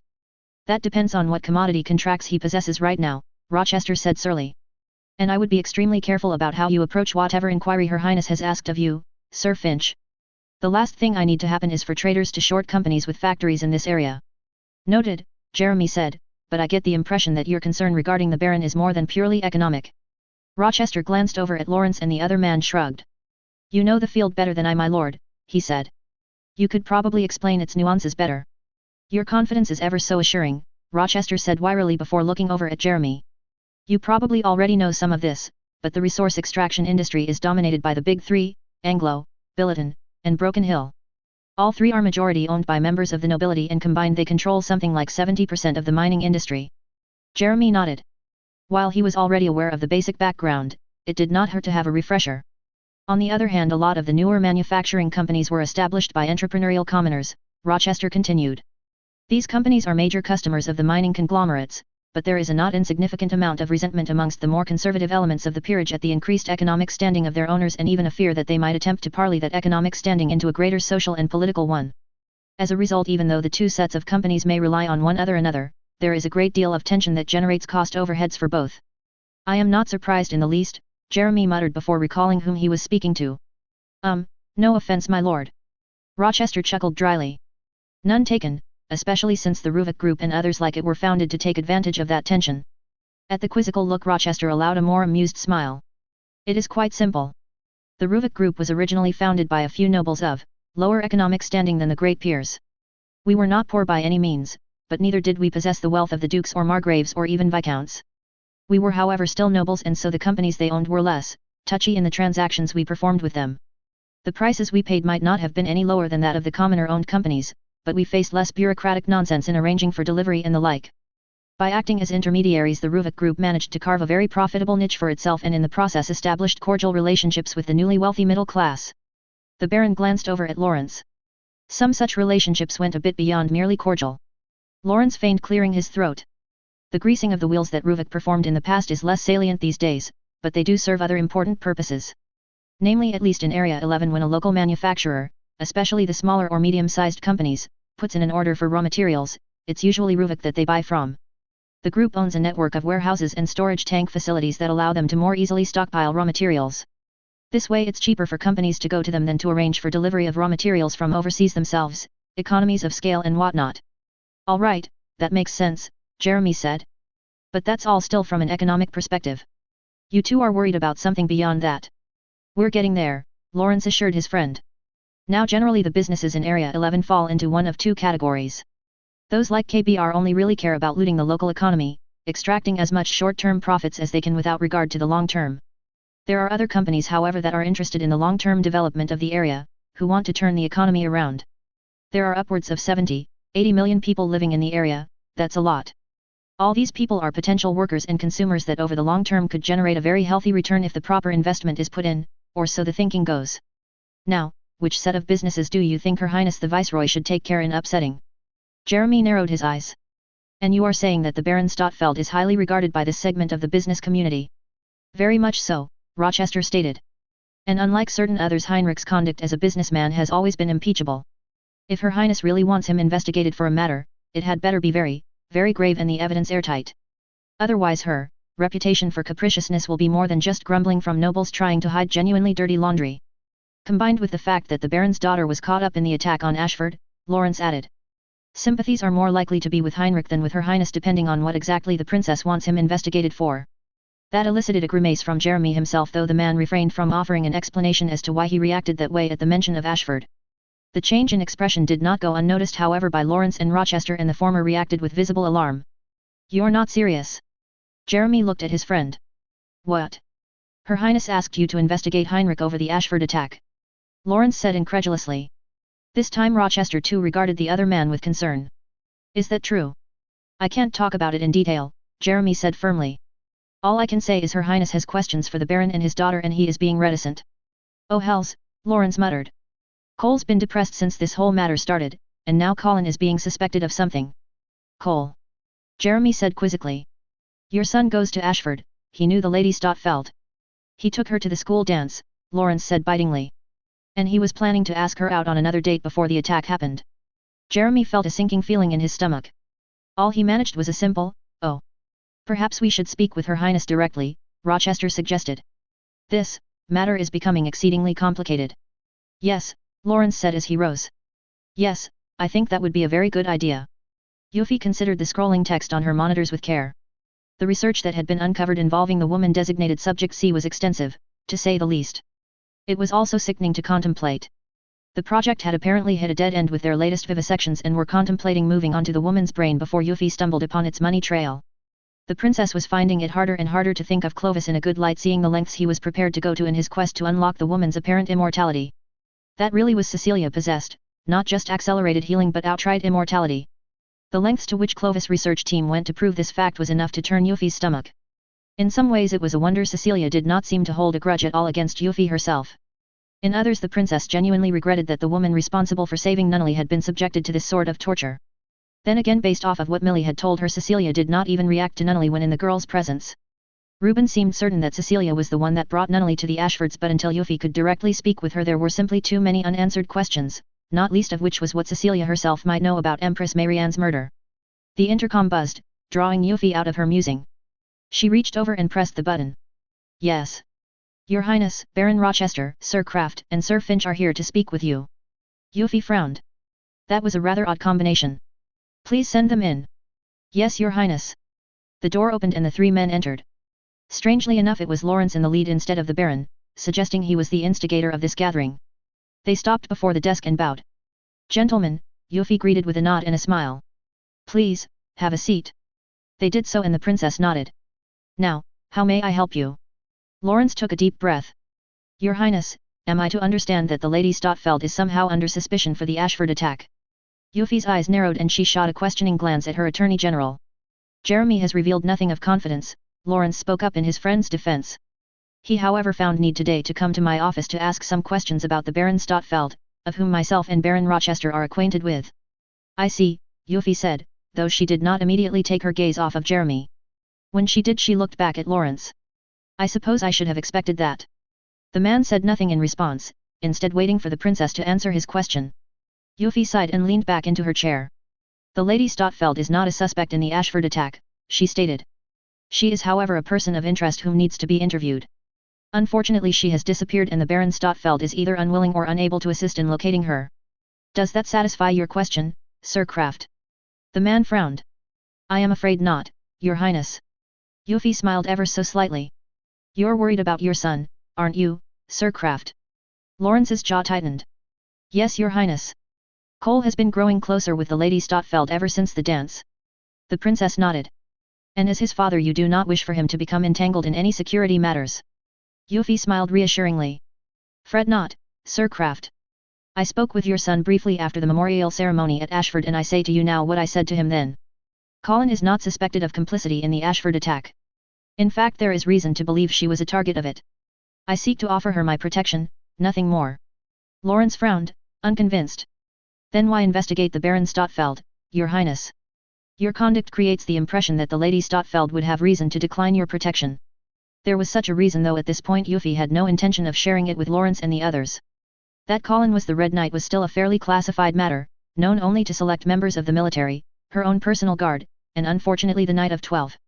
Colin and I have disagreements on certain political matters, Yuffie allowed. While I cannot know what is on her mind, seeing as those that attempted to take her life were members of the gendarmerie, it would not surprise me if she felt offers of protection from another authority such as myself to be suspect. Lawrence regarded the princess for a few moments before leaning back into his chair. It was never a good thing when she started on the double talk like this and became evasive. For the most part Euphemia tended to be rather frank with her cabinet so as to minimize confusion of what her policies intended. The last time there had been ambiguity regarding her goals all of them got blindsided by the Lord David's summary execution. Your Highness, Lawrence said carefully, while I have never met the Lady Stotfeld, the impression I have of her from my son is of a young woman who cares deeply about her home, this area. Under normal circumstances that would suggest to me the two of you share common ground. And yet the fact that there is someone out there prepared to suborn the gendarmerie to go after the Lady Stotfeld, and that she might feel sufficiently suspect of the rest of the authorities to go into hiding, implies that whatever disagreement exists between the two of you is a serious one.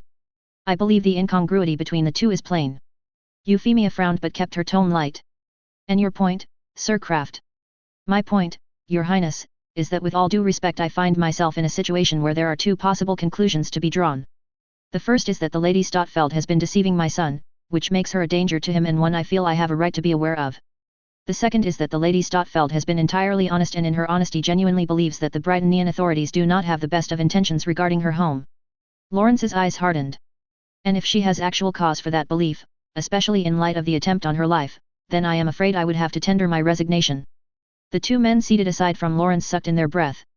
Euphemia herself made no audible reaction but her eyes flickered in surprise. Several moments of silence passed before she nodded. You raise a valid point, Sir Kraft. You raise several in fact and I can well understand your hesitation. And because I understand, I will do something that I have not done in a very long time. I give you my word that Colin Stotfeld is not herself a danger to your son, and I also give you my word that the disagreement between her and I, while of a fundamental character, will not see you called upon to compromise your own integrity. The frown did not disappear from Lawrence's expression as he absorbed the princess' words. And in exchange for your word I am to be content of my ignorance of the truth behind these matters, Your Highness. Euphemia smiled sadly. I am afraid that at this point that is all I can offer, Sir Kraft. The matter that Colin has found herself entangled in touches upon something far above the duties of your present station. It would be best for all if you remain removed from them. Lawrence continued staring at the princess before finally taking a deep breath himself. Your Highness, this will be the second time you have asked me to accept on faith your word on a matter. I will do so, but I cannot promise that should a third such instance arise my decision be the same. The princess nodded firmly in understanding. Thank you, Sir Kraft. I myself hope to never have need to ask of you this implicit trust again, but I thank you for giving it to me now. As the tension seemed to break in the room a quiet surrounded the four until Rochester broke it by clearing his throat. Euphemia raised an eyebrow as she regarded the Baron. Your pardon, Your Highness, Rochester said, but there was another reason that Lawrence and I decided it was necessary to speak with you regarding the Baron Stotfeld. Namely, the potential commercial ramifications should it become known he was under investigation. Euphemia frowned. The Baron is simply a commodity broker, how could he possibly affect the economy of an entire area? At that both Lawrence and Rochester grimaced, a reaction that did not escape Yuffie. Well, she said, prompting the two for an explanation. By the time the two finished said explanation Yuffie was mentally cursing Colin again for the massive headache cleaning up after the girl was turning into. Her head was already starting to hurt as she contemplated the need to sort through all of the futures, options, and other derivative instruments to determine just what level of damage one Baron Heinrich Stotfeld could do to the local Area 11 markets if pressed. This almost certainly balanced out Colin saving her life, Yuffie decided, oh so very much. The Hotel de Brienne was constructed in 1725 by François Duret and eventually bought by the state in 1817, becoming the home of the French Defense Ministry. With the formation of the EU the building became home to the wider European Defense Ministry and its halls were filled by officers and bureaucrats from across the continent. Several of these officers were seated in one of the myriad conference rooms, all finely decorated in the style of the old symbols from France's imperial past. If any of the men present found any irony in their surroundings, they refrained from voicing them. The General Staff of the European Armed Forces were representative of the major powers within the EU. Marechal Alphonse Pierre Juin of France served as its head, with the German General Feldmarschall Erwin Rommel as his immediate deputy and chief of staff. The British, not Britannian, General Richard O'Connor served as director of operations, while General Peter Ivanovich Ivashultin of the Russian Federation acted as the intelligence director. The group was rounded out by the Austrian General Hubert Wingelbauer in charge of personnel matters and the Spaniard General Manuel Gutierrez Melado responsible for logistics. Together these 6 men could be said to represent the entirety of the European armed forces, or at least the most relevant parts of it. At the very least, nothing got done without their express agreement. Conversely, if they did agree on something, even the European Commission would find it difficult to impede them. Which was entirely the reason they were gathered today. Messieurs, Alphonse began in his native tongue. I have called you all here today to discuss a most grave matter. 2 in fact, albeit merely opposite sides of the same coin. And would that coin be called Britannia? Peter said with a slight smirk in the same language. Oui, Monday Ami, Alphonse said. All of the assembled were fluent in French, seeing as it was the official language of the European Union. It was a legacy of past French imperialism, both militarily and culturally. The old Russian aristocracy, for instance, used primarily French at court, while after its conquest the British Isles saw attempts to impose the French language upon its populace. That particular venture ended up being less than successful, not least because the Gaelic-speaking regions of the United Kingdom were as obstinate about having a mainland language imposed upon them as they had been when the same was attempted with English in the past. Ultimately, though, it mattered not what the official languages of each country was, everyone who sought to advance in the EU's government or military knew and used French in matters of state. All of us have watched with great concern at Britannia's expansion, Alphonse continued. Erwin here even sparred with one of their regiments on the Suez. Grumbles sounded from the others, not out of any disrespect for the German field marshal's accomplishments, but for the sheer debacle that allowing that many Britannian soldiers onto EU soil was. Something like that simply should not have been possible, but it happened, and even after Erwin thoroughly thrashed the would-be invaders, the EU government actually accepted the nonsensical explanation from the Empire that it was all the doings of a rogue officer. That the central EU government was so spineless in its dealings with the Empire was a source of frustration and even resentment amongst the men gathered here, some more the latter than merely the former. With the fall of the Middle East Federation and the control of the Persian Gulf that this gives the Empire, they possess the ability to cut off all easily accessible oceanic routes between the EU and the Chinese Federation, Alphonse stated. Their intent is quite obvious: to encircle and separate the only 2 powers capable of challenging Britannian hegemony over the world. The Frenchman nodded over to Erwin, who continued. At present the Chinese are in an even bigger bind than us. The Britannians control effectively the entire southern approach to Federation territory thanks to their possession of the Philippines and Australia. If conflict breaks out, the entire Malay archipelago would fall within a matter of weeks. Add to that their ability to strike at the Korean peninsula from Japan and India from their newly established position in the Middle East, the Federation's chances are not good, to say the least. But surely the Empire itself would be stretched trying to maintain operations on so many fronts, Richard pointed out. They are still consolidating their conquests in the Middle East, never mind the active insurgencies in Japan and the Philippines. Granted, their position in Australia is as secure as in North America, but even so we're talking about a very, very long supply chain to keep all of their forces fighting. That is true, Erwin agreed, but the Filipino insurgency has not been nearly as successful as we would have hoped. The Britannians have been particularly ruthless in suppressing it, and the minor incidences of sabotage that the Filipinos have been able to achieve would not measurably affect the Empire's ability to fight and defeat the Federation. The German glanced back at Alphonse. The Japanese situation is even more complicated. The new, current viceroy has proven far more competent than any of her predecessors, Alphonse picked up. Her efforts in stabilizing Japan are making considerable progress, and based on intelligence gathered by several agents we have in the country, there is a real risk of a negotiated end to the insurgency and the acceptance of Britannian rule. Peter raised an eyebrow at that. And why have I not seen such reports? Alphonse smiled wearily. Apologies, General, but the operation was run through this DIS instead of EU military intelligence. I'll see that the relevant information is forwarded to your office, however. The Russian grunted, less than pleased but for the moment accepting of the situation. Needless to say, if the Chinese Federation falls, the EU is next, Alphonse went on. And I for one would prefer not to allow the Empire to decide when the final battle to determine our respective nations' fate begins.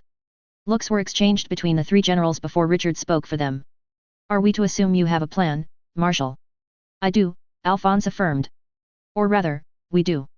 A nod went in the direction of Erwin. A preemptive strike against Britannia's overseas positions to eliminate their use as staging points against the EU. Looks of shock and disbelief answered Alphonse's proclamation. The Commission would never approve of something like that, Richard said for his compatriots. On the contrary, Alphonse said confidently. I will be putting the question to the Commission next week and I expect approval. The British general's eyes widened. Sir. I have spoken with the Italian and Russian representatives, Alphonse said, shooting a brief glance at Peter, and they have indicated that their governments are receptive to proposals to check Britannian encroachment upon EU territory.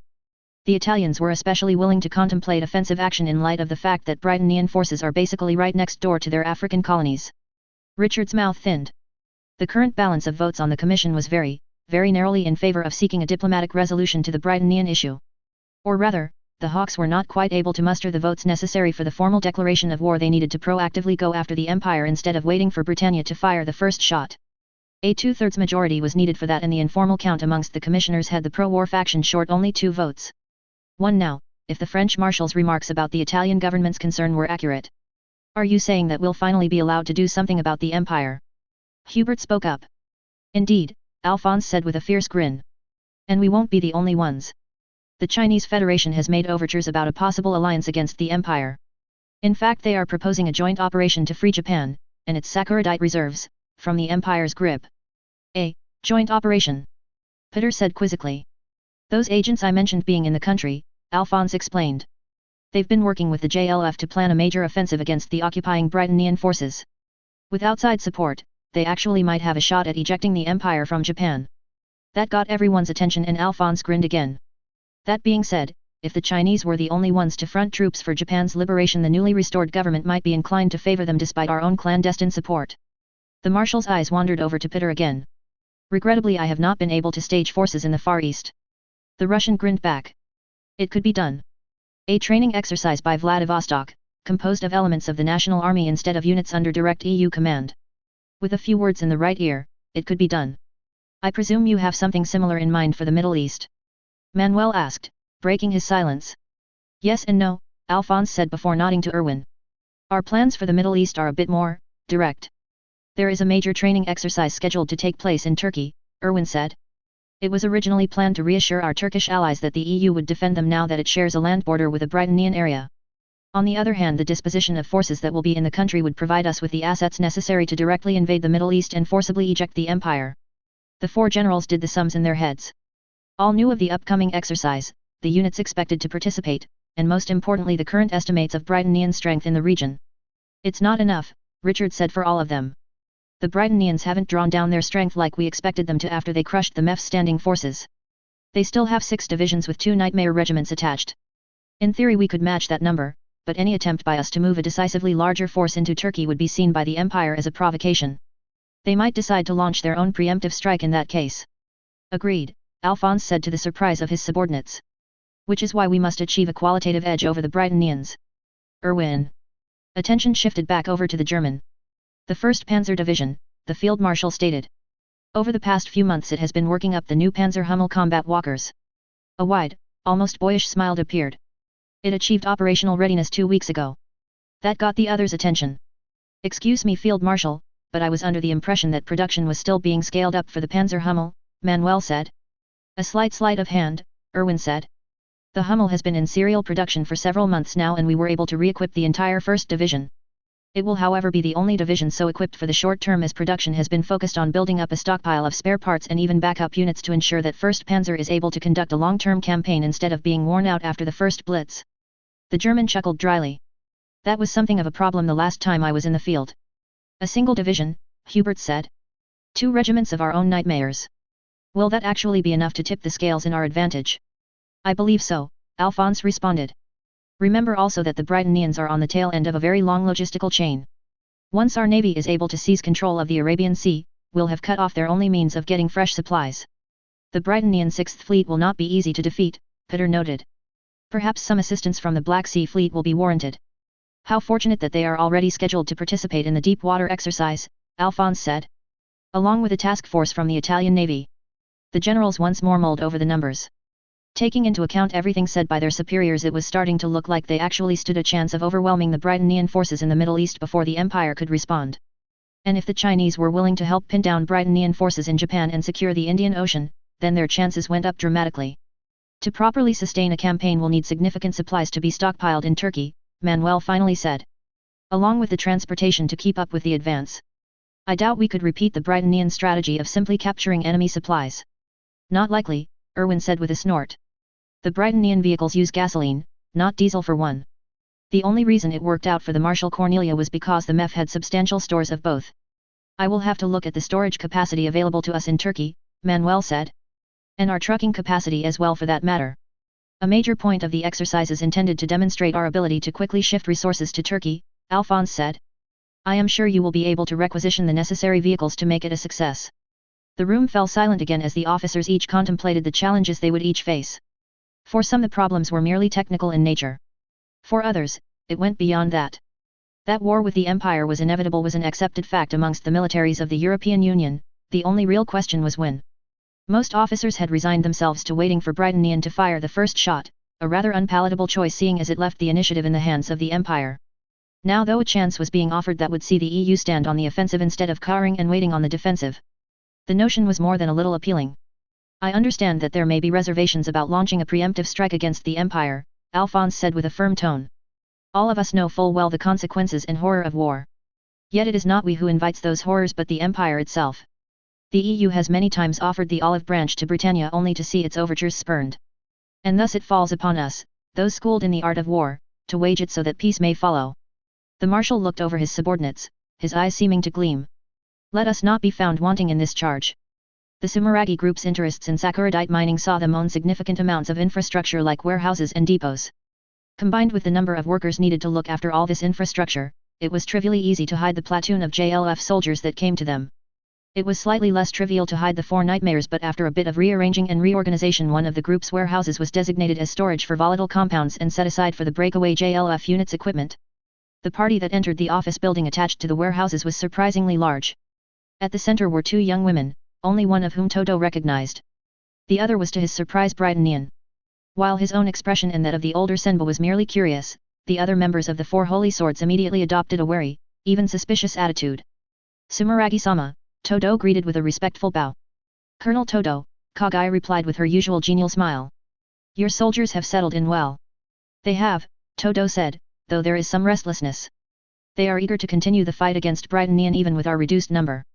Their dedication is to be commended, Kagai said, but before we can do so certain things must be verified. She glanced over at the red-haired girl. Colonel, allow me to introduce Colin Kaujiki, the Akakashi. Toto's eyes widened, as did that of his subordinates. All of them had heard of the Akakashi, the Red Knight, that had come to the aid of the Brightonnians at Kawaguchi before bedeviling them in other places, often in a Red Sutherland. Then there were the rumors involving Shinjuku where a resistance cell managed to steal Sutherland nightmares from the Brightonnians and in the process assassinate the Prince Clovis. While Toto had had no better idea of who the Akakashi might have been, the last thing he would have expected was the mysterious insurgent to be a young Brightonnian woman. The man frowned and regarded her more carefully. Brightonnian, and Japanese woman. Kaujiki-san, Toto said respectfully. If this woman really was the Akakashi then she was deserving of at least that much courtesy. Colonel, Colin responded with equal politeness. I have brought Colin here today to discuss two matters, Kagai continued. The latter is to formulate a new stratagem to regaining Japan's sovereignty. The former. Kagai's gaze fell to Colin and Toto as followed. The woman looked him straight in the eye and the battle-hardened colonel felt a slight chill run down his spine. The Akakashi's eyes were a cold, icy blue. Lieutenant Colonel Toto Kyoshiro, Colin said flatly. Are you under secret orders from the SDIS operatives currently manipulating the JLF? Gasps sounded from behind Toto and the man did not need to turn about to know that his subordinates were taking affront on his behalf. Before they could vocalize their outrage however he responded. I am not, Kaujiki-san. Colin studied Toto carefully, noting the even breathing, steady heartbeat, and most importantly the lack of inflamed arteries in the man's brain. Satisfied, she nodded. And then turned to the woman standing slight to the right behind Toto.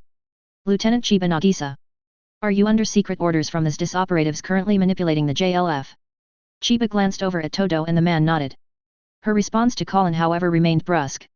No. Again Colin spent a few seconds observing the person so questioned before nodding.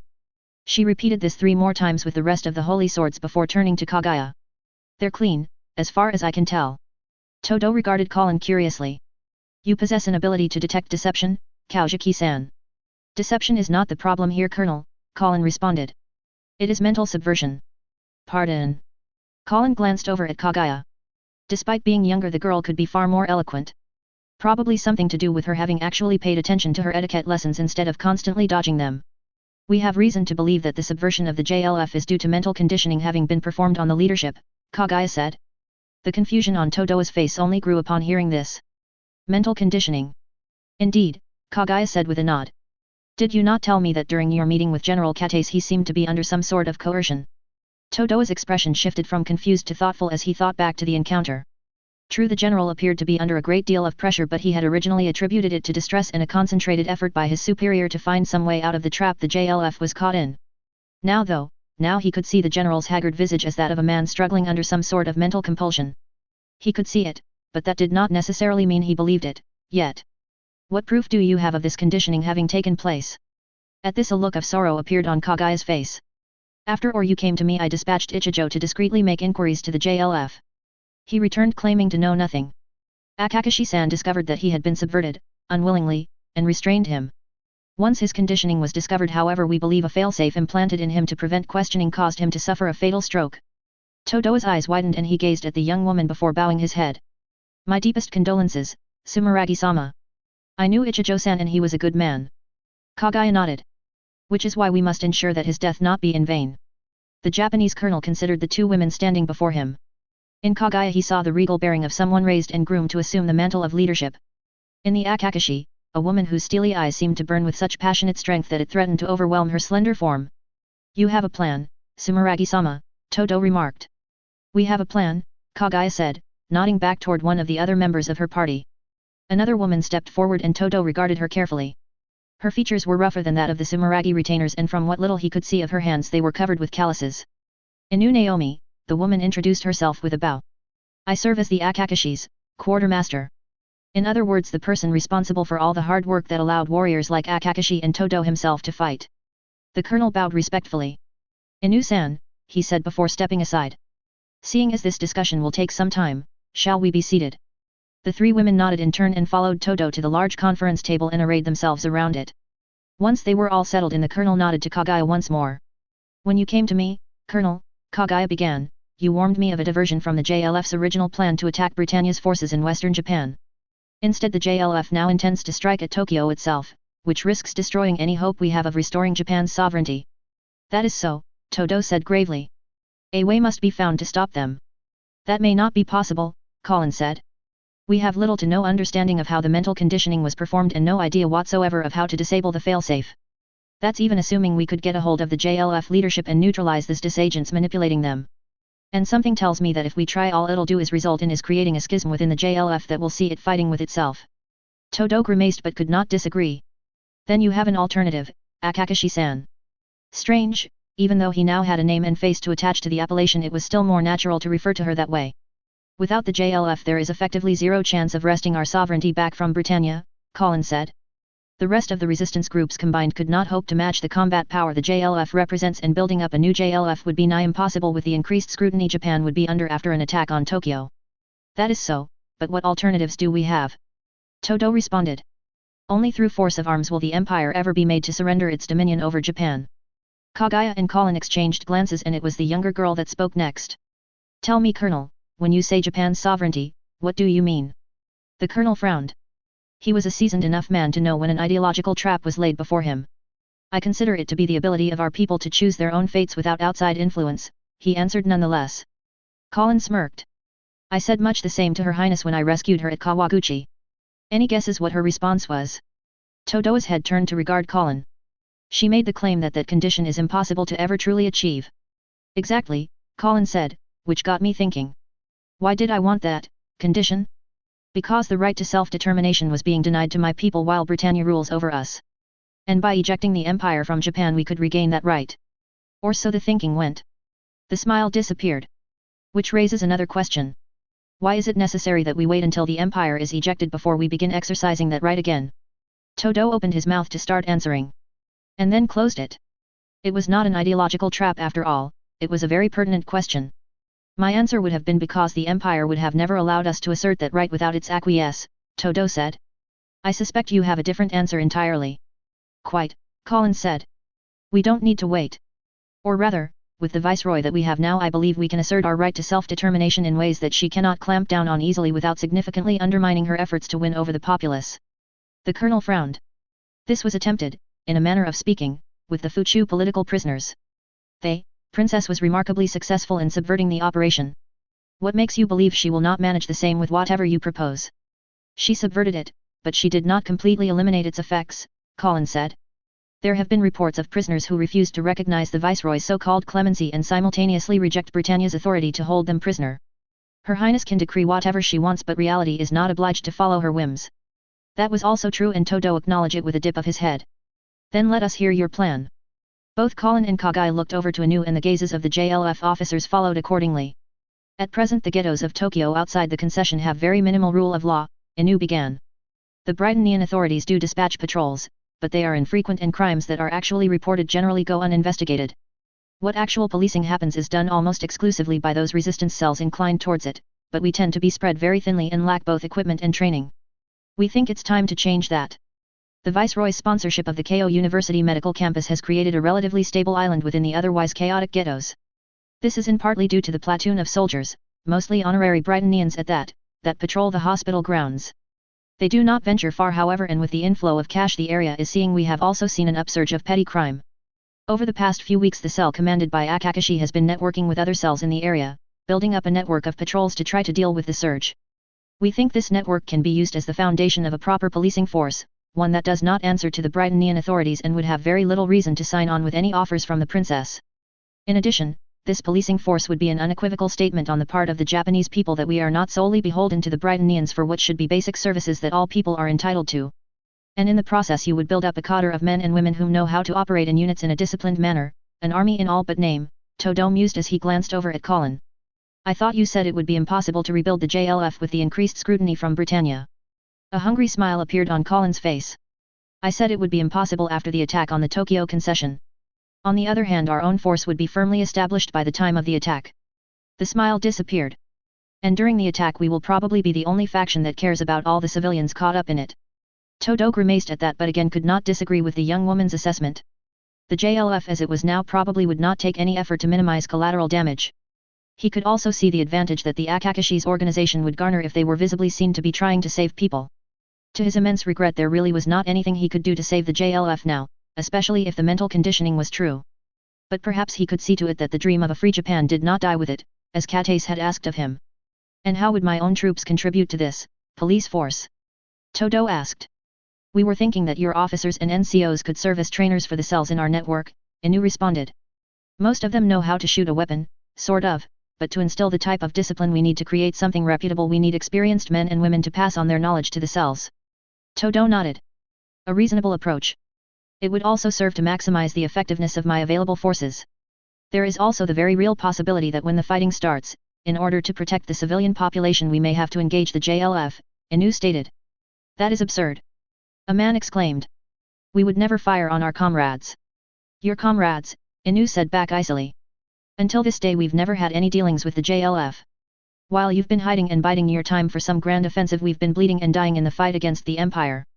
How dare you? Asahina, Chiba, Todo said without bothering to raise his voice or shifting his gaze. His two subordinates immediately fell silent nonetheless. You raise a valid point, Inu-san, but no matter what has happened to the JLF they are still our brothers and sisters. If we raise our arms against them we will be in effect aiding the Empire. The JLF's attack on the Tokyo concession will fail, Inu stated flatly. You know this as well as I. At this point the only thing we can hope to achieve is to minimize the fallout. If you are hesitant about the potential need to engage the JLF in order to do this then I say to you what I said to Kagaya-sama, you are not fighting for Japan, you are fighting to satisfy your own pride. Todo's eyes widened slightly and he glanced over at the girl in question. Kagaya however simply nodded to affirm Inu's words but had none to add herself. The man looked back at Inu. You ask a great thing from us, he stated. No more than what we ourselves have already given, Inu replied. The two held each other's gazes in silence for a seeming eternity. In truth probably no more than a minute or so passed. We will participate in the training program, Todo finally said. And when the time comes, we will fight for the people of Tokyo. But we will never lend aid to Britannia. I have not once asked you to, was Inu's response. Again Todo said nothing for several moments before finally nodding. He then glanced over at Colin. And what do you intend to call this police force of yours? The aka no Kishiden. Inu snorted and Kagaya even let out a slight giggle. Colin raised an eyebrow and regarded them humorlessly. You two were the ones who came up with it, she chided. Why don't you tell him? Another snort from Inu before she looked over at Todo again. Akatsuki, the woman said. We decided to call ourselves Akatsuki. Akatsuki. Dawn. Todo glanced back over at the Akakashi. Kaujiki Colin. Kaujiki. Red Moon. And found himself smiling slightly. It was a fitting name, in tribute to the young woman that had set into motion the chain of events that led them to this moment. And it was a symbol of what they hoped to achieve for Japan, a new dawn. End of chapter 37. This chapter ended up sprawling somewhat due to the length of certain conversations. And the meeting with the European generals was a pain in the ass to write. Choosing historical figures to serve as members of the general staff was also tricky. Finding noteworthy officers in the 1960s era is actually somewhat difficult. Well, finding European ones at least. Mansfield doesn't do personalized tests, the tests are all the same. To do otherwise would kind of defeat the purpose of the tests. And Millie glossed over a lot of details about how he does the customized homework. Specifically, Mansfield was actually the oldest instructor at Ashford, with many years of experience. In fact, had the attack not killed him, he would likely have retired within the next 2 or 3 years. Over the years of his career he has accrued a very large collection of problem sets, with hundreds if not thousands of example problems and their answers. When he creates problem sets for homework, he doesn't make up new ones, he picks from his collection. There are also a couple of other circumstances that make it feasible for him to do this, not least of which are the teaching assistants that Ashford employs to help all of the teachers. There was a running joke amongst the teaching staff about whenever they need one of the assistants, they ask if Mansfield's assistant is available. He also doesn't need completely unique problem sets for each student, there are common problems if multiple students have the same difficulty and so on. Yes, I did think through this when writing Mansfield's eulogy. I did not make up the whole homework thing on a lark. It's interesting the varied reactions to Colin's father. Some like him, or at least like the fact that with his appearance Yuffie has run into someone whom she has not yet been able to just steamroll over. Others hold a less positive opinion of the man. I really only have 2 remarks in response. First, thus far Heinrich's background still hasn't been fully revealed yet.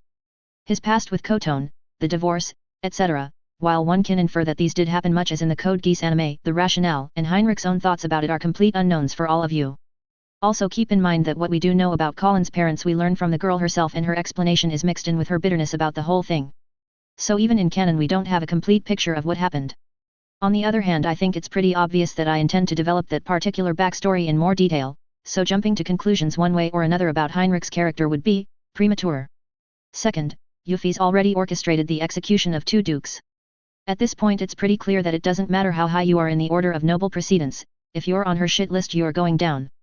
As such, Heinrich's nobility offers him little to no protection if Yuffie actually guns for him. Heinrich isn't an idiot and knows this, so if he intends to confront Yuffie he'd employ other means. What those other means are were hinted at in this chapter and will be properly shown next chapter. It would have been part of this chapter, but I've already hit 8k words and the scene in question promised to be fairly lengthy as well. Anyway, one other note. It should at this point be obvious, but the story is far from done just with the R1 arc. I've been hinting at larger things that are going to happen for quite some time now. So, no, Lelich is not going to die in the Black Rebellion. In fact, the Black Rebellion can be said to be the true start of the proper story when all hell breaks loose. And it's not going to be pretty. Chapter 38. Snippet spoiler, probably very high. While Area 11's economy was making significant strides as the reforms of the Princess Euphemia came into effect, it was only with the start of the Great War that it truly took off. With Japan's position on the other side of the Pacific, its industries were particularly well positioned to supply the Britannian military with munitions, food, and other basic needs. While its proximity to mainland China and Russia meant it was vulnerable to air raids, the Britannian Air Force's ability to maintain air superiority meant damage from bombings was kept to a relative minimum. The Chinese Federation's lack of long-range missiles also limited its ability to strike directly at the Japanese islands, and while the EU did possess such weapons, much of its attention was focused on the Middle East. In addition to weapons and other supplies, Japan also contributed a significant body of troops to the Britannian cause, something almost unthinkable just a year before the war began. Japanese men and women enlisted not only in the Britannian military but also took on duties in the islands, replacing units that the Empire found need to deploy in other hotspots as the conflict intensified. By the end of the war, over 2 million Japanese would serve in some capacity, a number that eclipsed the contribution of any other single ethnicity from Britannia's conquered areas. Most historians attribute this sudden display of loyalty to 2 causes. The first was the very real threat to their own homeland that the war represented. The second, to the entente established between the Princess Euphemia and the Lady Colin Statfeld-Kaujaki that secured for the Japanese people a place of dignity within Britannia. Toward a new dawn, the rise of Euphemia I. Chapter 38, Familia Super Omnia. The luxury sedan that rolled up before the Viceroy's place turned no heads. Such vehicles were a fairly common sight here. There was little to distinguish the man that exited from the rear save perhaps his head of deep red hair and the fact that he had opened the car door himself instead of waiting for his driver to do so. In fact, the driver never even stepped out and the car quickly moved off once its passenger began making his way up the steps of the main entrance. The man himself was sharply dressed and could easily be mistaken for a high-ranking bureaucrat or politician, especially with the briefcase he carried. That at least would have been the impression an outsider observer would have made. The security staff manning the entrance past the public area of the palace however knew otherwise, for none of them recognized the man that now approached. "May I help you?" the receptionist asked politely. Heinrich Stotfeld, the man introduced himself, pulling out an identification card. "I have an appointment with Her Highness the Viceroy." The woman's eyes widened ever so slightly as she brought up the approved guest list on her terminal. A quick check verified that yes, the man's ID was genuine, and yes, the photo and the man himself matched what was on record in the system. "Thank you, my lord," the receptionist said as she returned the ID. "If you would please pass through the scanners, a guide will be with you to escort you to Her Highness' office." Heinrich nodded his thanks and proceeded to the security station behind the reception desk. He handed his briefcase to one of the guards and walked through the metal detector. No alarm sounded and after a few moments of waiting his briefcase was returned to him. "Thank you, my lord," the man said. "Please have a seat, Her Highness' assistant will be with you shortly." The wait was not long and after only a minute or so a smartly dressed young woman appeared. "Baron Stotfeld." Heinrich rose. "Yes. I am Jane Eyre, personal assistant to Her Highness the Viceroy," the woman said. "Please, come this way." The Baron followed Jane wordlessly as they walked through the palace corridors. He made no effort to engage in small talk or ask Jane why the Viceroy had summoned him. And it was a summons, regardless of how politely worded the invitation was. One simply did not ignore a summons from an imperial scion, especially one this high up in the order of succession, no matter what one's grievances. So far though the disagreement between the two was mostly discreet and not yet at risk of open rupture. Today's meeting would likely determine if it stayed that way. As they approached their destination a familiar figure to both came into sight. Jane slowed and regarded the man standing before them quizzically. "Edward." Heinrich gave his fellow noble an amused look. "Edward." Rochester cleared his throat. "It is good to see you again, Heinrich." "Jane, would you mind if I steal a few minutes with my old friend before you bring him to Her Highness?" The young woman considered the request for a brief moment before nodding. "A few minutes. Her Highness has a schedule to keep." "I've already cleared it with her," Rochester assured her. Jane spent perhaps another second thinking it over before nodding again and stepping away to give the two men some privacy. "Jane," Heinrich said, the amusement almost dripping from his tone. Rochester cleared his throat again. "Jane and I work closely due to our respective duties to Her Highness." "I am sure," Heinrich said dryly. "Yes, well, enough about me," Rochester quickly moved the topic along.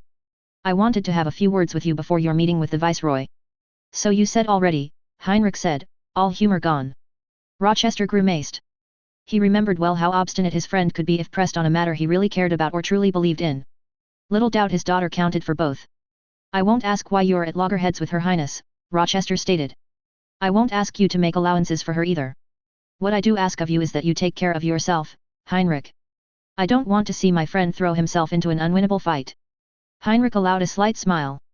His expression however hardened quickly afterward. "I do not enter battles I cannot win, Edward. You of all people know this." He stepped past the man. "Jane was it? I am ready to see Her Highness." "Of course my lord. This way please." Rochester turned about and watched his friend go. He felt an urge to speak up again but knew that there was nothing more he could say. Heinrich's mind was obviously made up. He only hoped that in the coming battle of wills the victory would not be Pyrrhic for whomever emerged. When the two reached the Viceroy's office Jane stepped aside. "Rachel will see to you, my lord." Heinrich nodded politely but still a bit brusquely as he entered the waiting room. Her duty complete, Jane took her leave. Beyond the door no time was wasted ushering Heinrich into the Viceroy's office. The only other person present was a mustached man of similar age to the Baron himself. Heinrich had little trouble recognizing him as Brigadier Jonathan Eyre, captain of the Princess Royal Guard. That he was here instead of some other guardsman indicated that the princess intended to keep the number of people privy to their upcoming conversation to an absolute minimum. An interesting tidbit. "Your Highness," Heinrich bowed as protocol demanded. "Baron," Euphemia responded. "Have a seat." An invitation, but one of the barest of courtesies. As Heinrich accepted it he regarded the princess. There was a steely determination in her eyes, a strength of will that almost reminded Heinrich of his own daughter. Almost. I will be blunt, Baron Stottfeld, Euphemia began, and I request that you be of equal candor.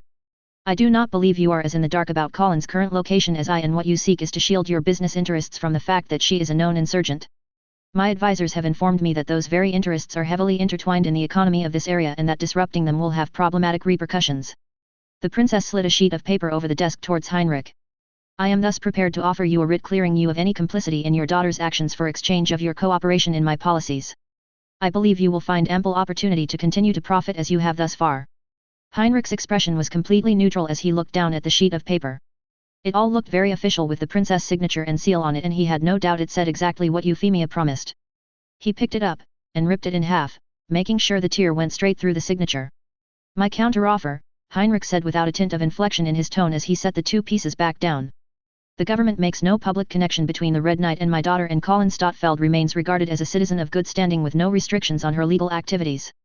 In exchange, I don't plunge this entire area into an economic depression by calling all of the options I hold. Euphemia's eyes narrowed and Jonathan's mustache twitched ever so slightly. The brigadier knew just enough about the financial market from his niece's discussing of her schooling to know that what the Baron was threatening was not just an abstract, theoretical danger. The details were beyond him, though not beyond his liege.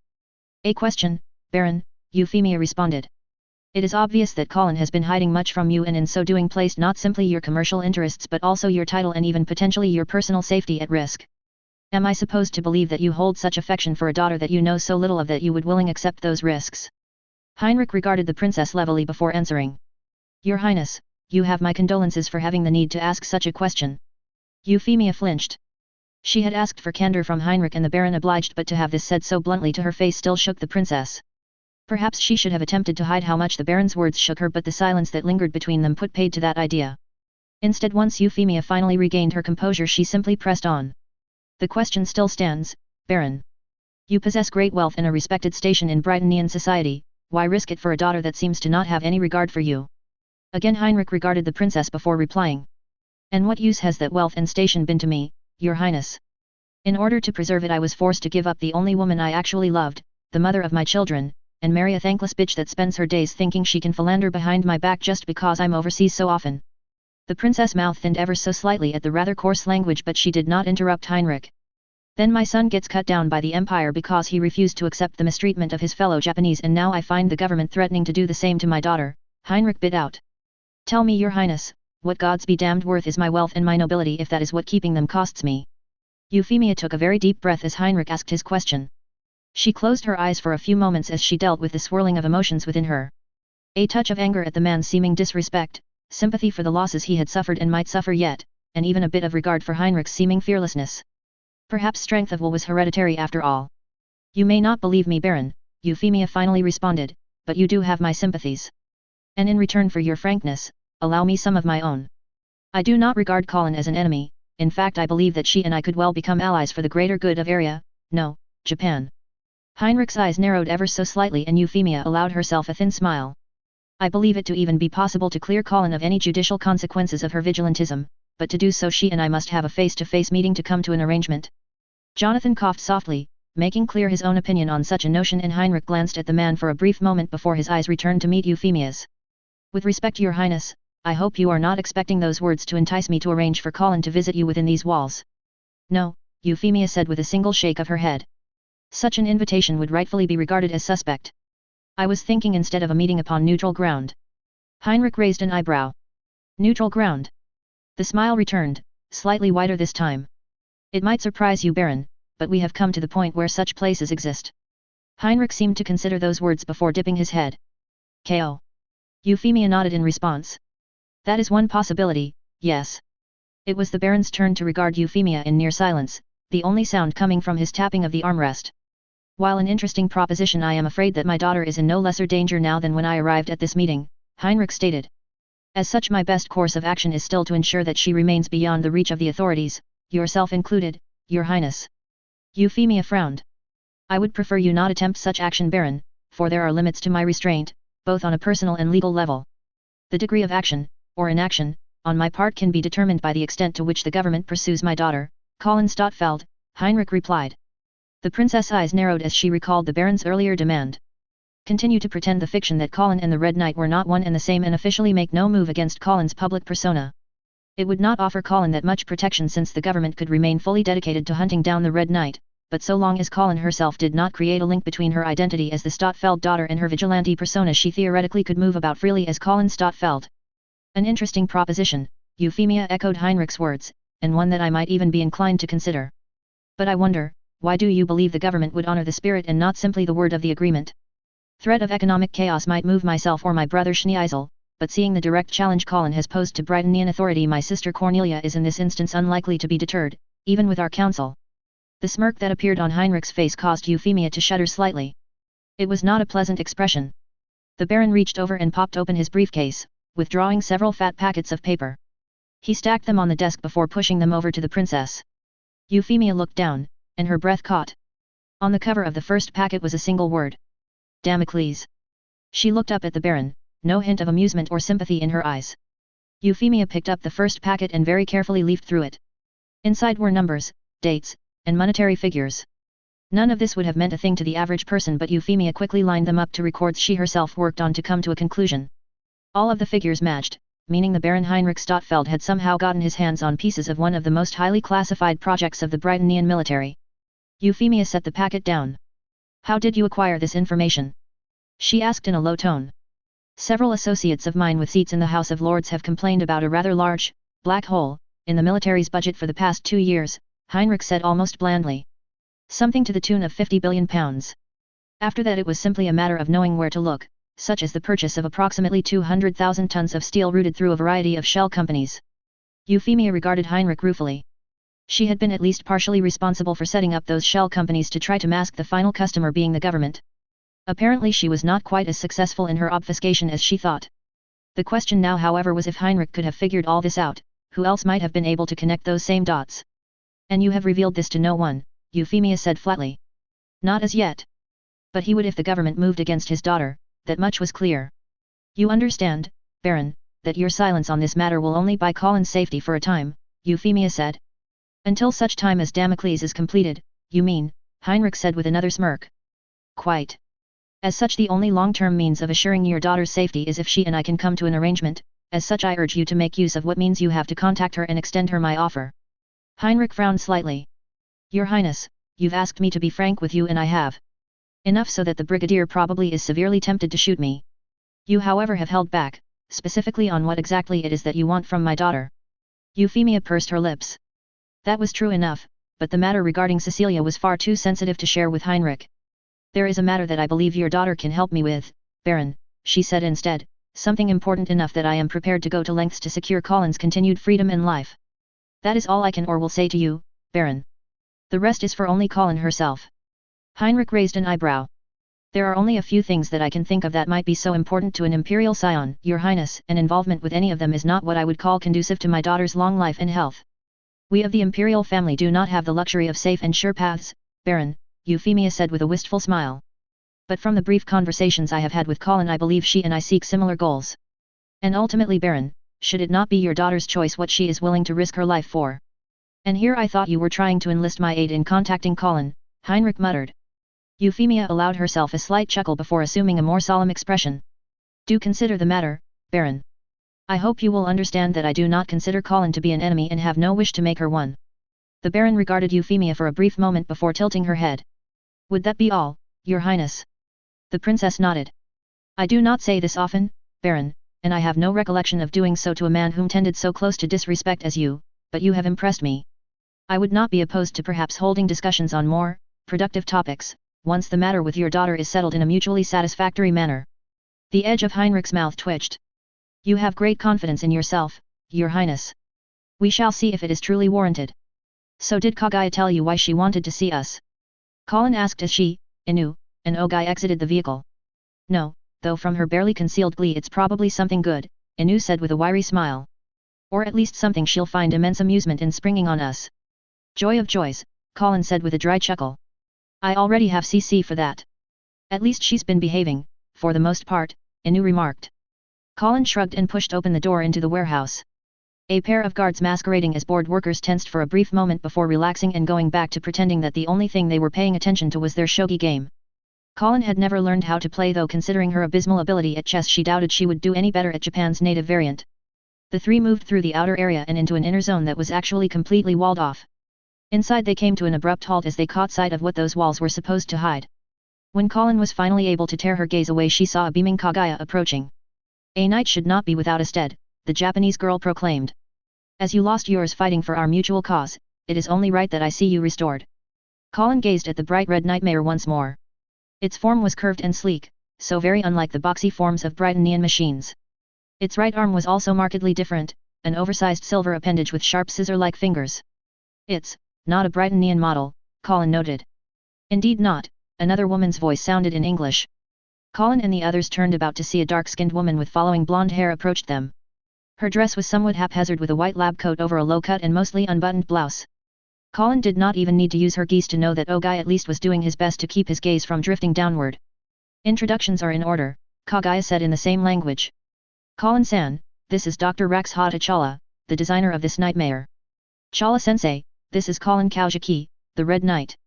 It appeared that though Raxhata understood some Japanese, it would be easier all around to use English for communicating with the doctor. "Charmed," Raxhata said with a smirk. "So you're the Red Knight? I have been made promises regarding your prowess as a nightmare pilot. They had better be true for you to be fit to pilot my child." "Your child," Colin said dryly. The smirk widened. It seemed Raxhata was not so uptight that she could not handle some cheek.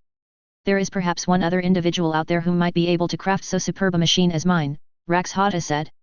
"You have faced his handiwork twice thus far." Colin's eyes widened and her gaze shifted back to the red nightmare. The girl began walking about the machine in a wide arc as she gave it a much closer inspection. Colin was no engineer, but she began picking out minor differences with the Glasgow and Sutherland almost immediately. And they were subtle: the positioning of the legs, the way the knees joined the thigh and lower leg, and so on. None of these suggested that this machine was somehow superior to the other nightmares or a match for the Lancelot, but then again she would have never believed a nightmare could move so fluidly as the white machine before first seeing it in action. Of course there was also that strange arm. "What is the right arm?" Colin asked. "It is the crown jewel of the Gurren," Raxhata said, and Colin noted the name the woman gave for the nightmare, the Radiant Wave Surger. "It emits a powerful burst of microwave radiation, able to fry any electronics caught in its path and even melt through metal." Colin's eyes narrowed. Something that strong would also probably end up boiling any person unfortunate enough to be similarly caught in the weapon's path. Not a pleasant way to go. "Range?" the girl asked. "The Surger requires contact with a solid medium for the radiation to propagate through," Raxhata answered. "Firing it in the open air will only create a localized plasma sheath. Which could be useful all by itself," Colin mused. "What other weapons does it possess?" the girl said aloud as she reversed directions and began circling the other way. "I presume it is not limited solely to melee combat. That would have severely limited the Gurren's usefulness even with its trump." "There is an autocannon built into the left arm," Raxhata said, "and that arm is also capable of utilizing standard nightmare equipment." Colin finished her inspection of the nightmare. It certainly sounded like an impressive machine. "Do you know about the Lancelot's defensive shield?" she asked the older woman. Raxhata tilted her head. "The blaze luminous. Lloyd conceptualized it back in school, but I never thought he would actually get it shrunk down enough to fit on a nightmare." Colin cocked her head said. "Lloyd? Lloyd Asplund, the Earl of Pudding," Raxhata said with a sneer. "Creator of the Lancelot." Colin blinked, not quite sure what to make of the Earl's supposed appellation. There was obviously some history between the two, but there were more important things than satisfying her own personal curiosity. "And is the Radiant Wave Surger capable of breaking through this blaze luminous in one shot?" Colin asked instead. "The blaze luminous would be entirely ineffective against the Surger in its current configuration," Raxhata stated. "It works by bleeding off the kinetic energy of projectiles that impact upon it and does nothing for thermal energy or energy transferred via radiation." That elicited a wide grin from Colin and she glanced over at Kaguya. It would seem that the Sumeragi family's investment in this nightmare was a wise one. "I am glad you agree," Kaguya responded with a smile of her own. "Still, I'm a bit amazed that you were able to find someone able to put together such a fine machine," Colin remarked as her gaze shifted back to Raxhata. "And someone who even went to school with the Lancelot's creator." "There is an arrangement of mutual support between Kyoto House and the Indian resistance movement," Kaguya explained. "We both suffer under the yoke of imperialistic conquerors and so naturally we have reason to cooperate." Colin raised an eyebrow. "I thought Kyoto House was on good terms with the Chinese Federation." "The Federation has rendered a degree of aid in our struggle against Britannia, true," Kaguya said. "That does not however mean their long-term interests align with our own. After all, they have had imperialistic designs on Japan in the past and will almost certainly have more should we wrest our freedom from Britannia. So the Indians provided the know-how and Kyoto housed the money. Inu spoke up. Kaguya nodded but her gaze remained fixed on Colin. And also we hope a pilot capable of piloting the Gurren. Colin frowned. Is it that difficult to pilot? Tell me, how much do you know about nightmare controls? Rakshata asked. Just the basics, Colin said. The control system is by wire, translating inputs from the joysticks and whatnot into actual motion. Basics indeed, Rakshata remarked, ignoring the eyebrow that rose on Colin's face. Mass production nightmares tend to have extremely high tolerances in their feedback system, to account for the inevitable variability of their mechanical components. This tolerance also means that a wider pool of people can pilot them, but even then a degree of physical and mental acumen is required to effectively control a nightmare. The Gurren however is a highly tuned machine and its tolerances are extremely tight. This allows for much faster responses of the mechanical system, almost to the limit of the motor speeds and gears themselves, but requires a delicate touch to handle. The Indian woman rubbed her chin. Thus far none of the pilot candidates have proven up to the task, not even that scowling JLF officer. Scowling JLF officer, Colin mused. Was that Lieutenant Colonel Todo? Yes, it was, Kaguya took that one. While Todo-san did considerably better than any of his predecessors, it was still not at a level where the Gurren could be used effectively on the battlefield. That's so, Colin said as she gazed at the red nightmare. Well, I guess I'll just have to pay my dues and make sure I keep my title. Several exhausting hours later during which Colin was forced to effectively relearn everything she thought she knew about piloting a nightmare, the girl was helped into the bath and then into bed by a bemused Inu. The Indian engineer had not exaggerated a bit about the Gurren's responsiveness.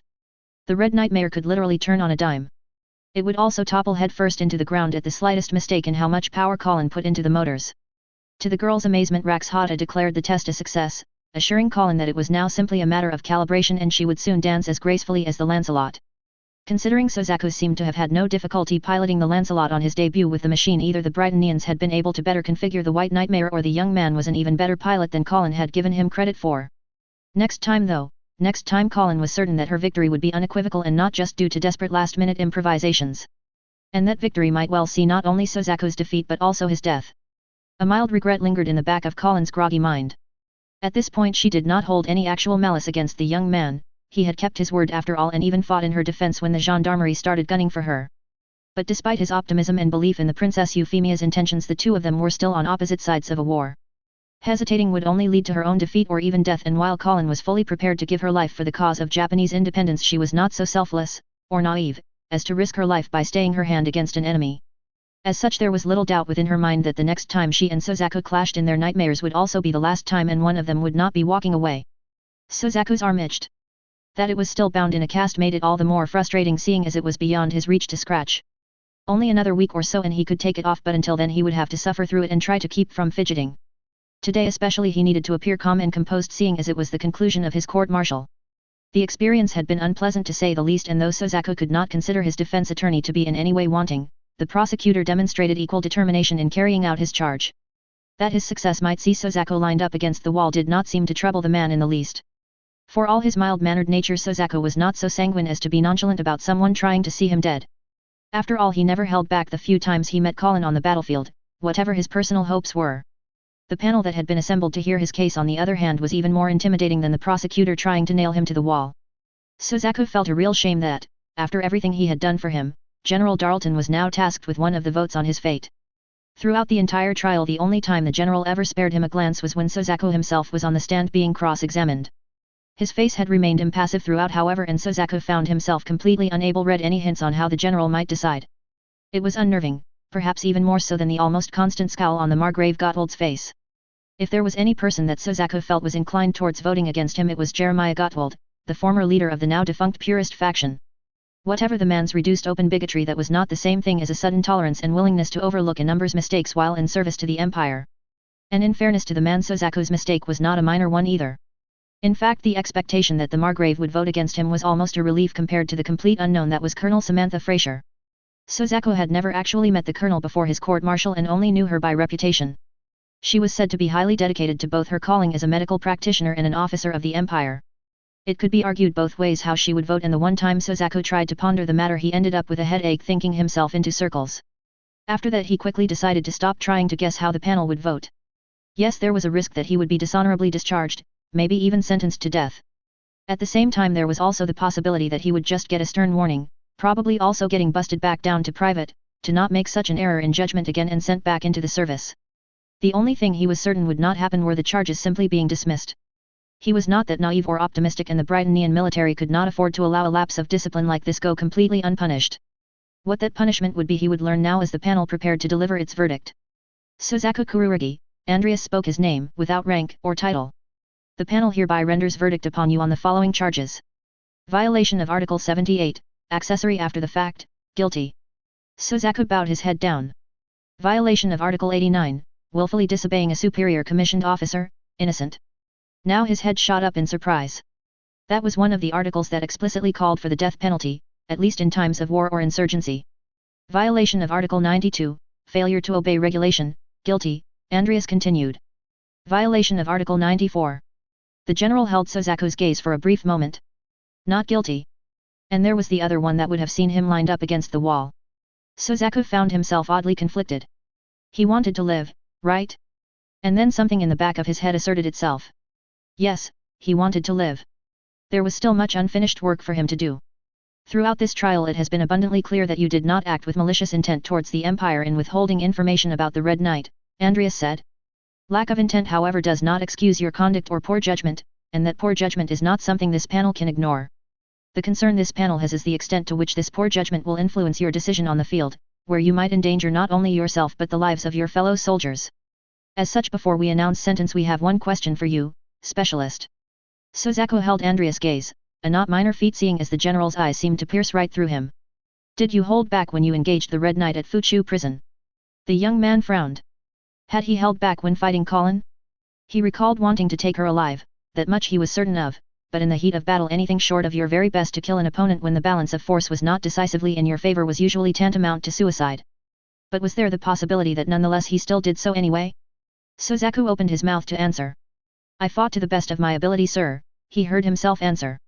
My intent when I engaged the Red Knight was to kill her, nothing less. Andreas regarded him before nodding once. Suzaku himself felt a slight wave of confusion before those thoughts found themselves shoved aside. He needed to keep from getting discharged, that was paramount above all else, even his own sense of integrity.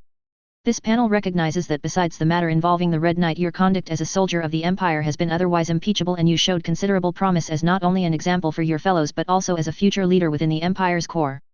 Suzaku's eyes widened at the implicit praise, and felt his heart twist at the obvious disappointment that came with them.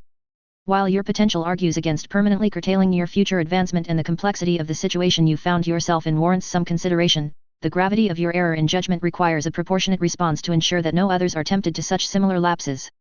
Andreas paused for a beat. Suzaku Kururugi, your warrant is hereby rescinded and you are assigned the rank of E1. Demonstrate that you have learned from your error and that you shall not suffer similar lapses in the future and you may yet earn the responsibility of command. Fail to do so and he would find himself before a panel less disposed to such leniency. Suzaku understood the unspoken subtext. Before we adjourn I will remind all in attendance that under the orders of Her Highness the Viceroy the proceedings and details of the private's case have been classified. The matter may not be discussed without direct permission from myself, Her Highness Marshal Cornelia, or Her Highness Princess Euphemia. The men facing the panel all nodded. Satisfied, Andreas did likewise. Dismissed. The three officers serving in the panel rose, as did Suzaku, his defense attorney, and the prosecutor. The latter three snapped a respectful salute which was returned by the senior officers before they proceeded to exit first. Suzaku felt the tightness of his chest relax somewhat. He was still in the military. Well, Private Kururugi, his defense attorney said. It looks like we part ways here. Suzaku looked at the man and nodded. Thank you very much again for everything you've done for me, sir. The judge advocate, a lieutenant, extended a hand. Suzaku accepted it without hesitation. Best of luck with your future, Private. The most important thing about a mistake is to learn from it. I expect I will not be seeing you under such circumstances again. I will see to it that it doesn't happen, sir. The lieutenant cracked a slight smile before walking over to the prosecutor and leaving with the other man. Suzaku took a deep breath to center himself. The question now was what next? Before he could ponder on it too much however the door opened and another officer entered. Cecile Captain Krumi, Suzaku said as he snapped to attention. Cecile gave Suzaku a reassuring smile as she came before him. Suzaku. Are you all right? Yes ma'am, he responded. I was demoted, but I wasn't kicked out of the military. Cecile nodded. I see. Well then, let's go. Suzaku blinked. Go, ma'am? Go where? The woman raised an eyebrow. Why, back to the Asik hangar. You've been gone for a while and even with a still mending arm there is still some preparatory work that you can do for when we finish rebuilding the Lancelot. The young man's eyes widened. Then, you're not going to replace me. Cecile regarded him silently for a few moments. Suzaku. You made a mistake, but you didn't mean for anything bad to happen. Now I know that doesn't excuse what you did, but neither I nor Lloyd intend to dismiss you when you are earnestly working to make up for that mistake. She cracked a wiry smile. Besides, where else could we find someone who can actually pilot the Lancelot? Suzaku smiled back at her, feeling much better. Thank you, Captain Krumi. I won't let you or Earl Asplund down. I know you won't, Cecile responded in full confidence. I know you won't. Charlotte looked over to see Lelich's gaze fixed on his cell phone. What is it? It seems that Kururugi has finally gotten himself untangled from whatever legal trouble he ran into, the young man said. And he is still part of the Asik. Ah, good, Charlotte remarked. I would hate for all that time spent at Ashford to have been wasted. Lelich's gaze shifted to his companion but Charlotte's attention was already back on her own work. Since the debacle at Ashford she had been, grumpy was perhaps the most accurate way of phrasing it, about how the situation ultimately unfolded. Lelich was fairly certain that the cause of her unhappiness was as much from the death of her former classmates as the fact that he himself came under fire when one Colin Stotfeld emphatically declined to roll over. And now Colin was aware of his existence, not just as someone who wanted him dead but also probably as a fellow Geass wielder. The latter was at this point considerably more problematic and would need to be remedied quickly, assuming he could find the girl. It was fairly obvious that Colin had put together a pretty good exit strategy in the case her cover was blown. Now that she had gone to ground Lelich unfortunately did not have to reach to search for her, especially if she reached out to Euphemia. Irritating, oh so irritating, but not unrecoverable. Ultimately once he struck directly at Cornelia and Euphemia Colin would be forced to act, if only to protect her most powerful ally in the Brightonian government. How unfortunate that that time was still so far away in the future. We can leave Kururugi alone for now, Lelich said. Our current priority remains shifting the JLF's assets east. Charlotte nodded before frowning thoughtfully.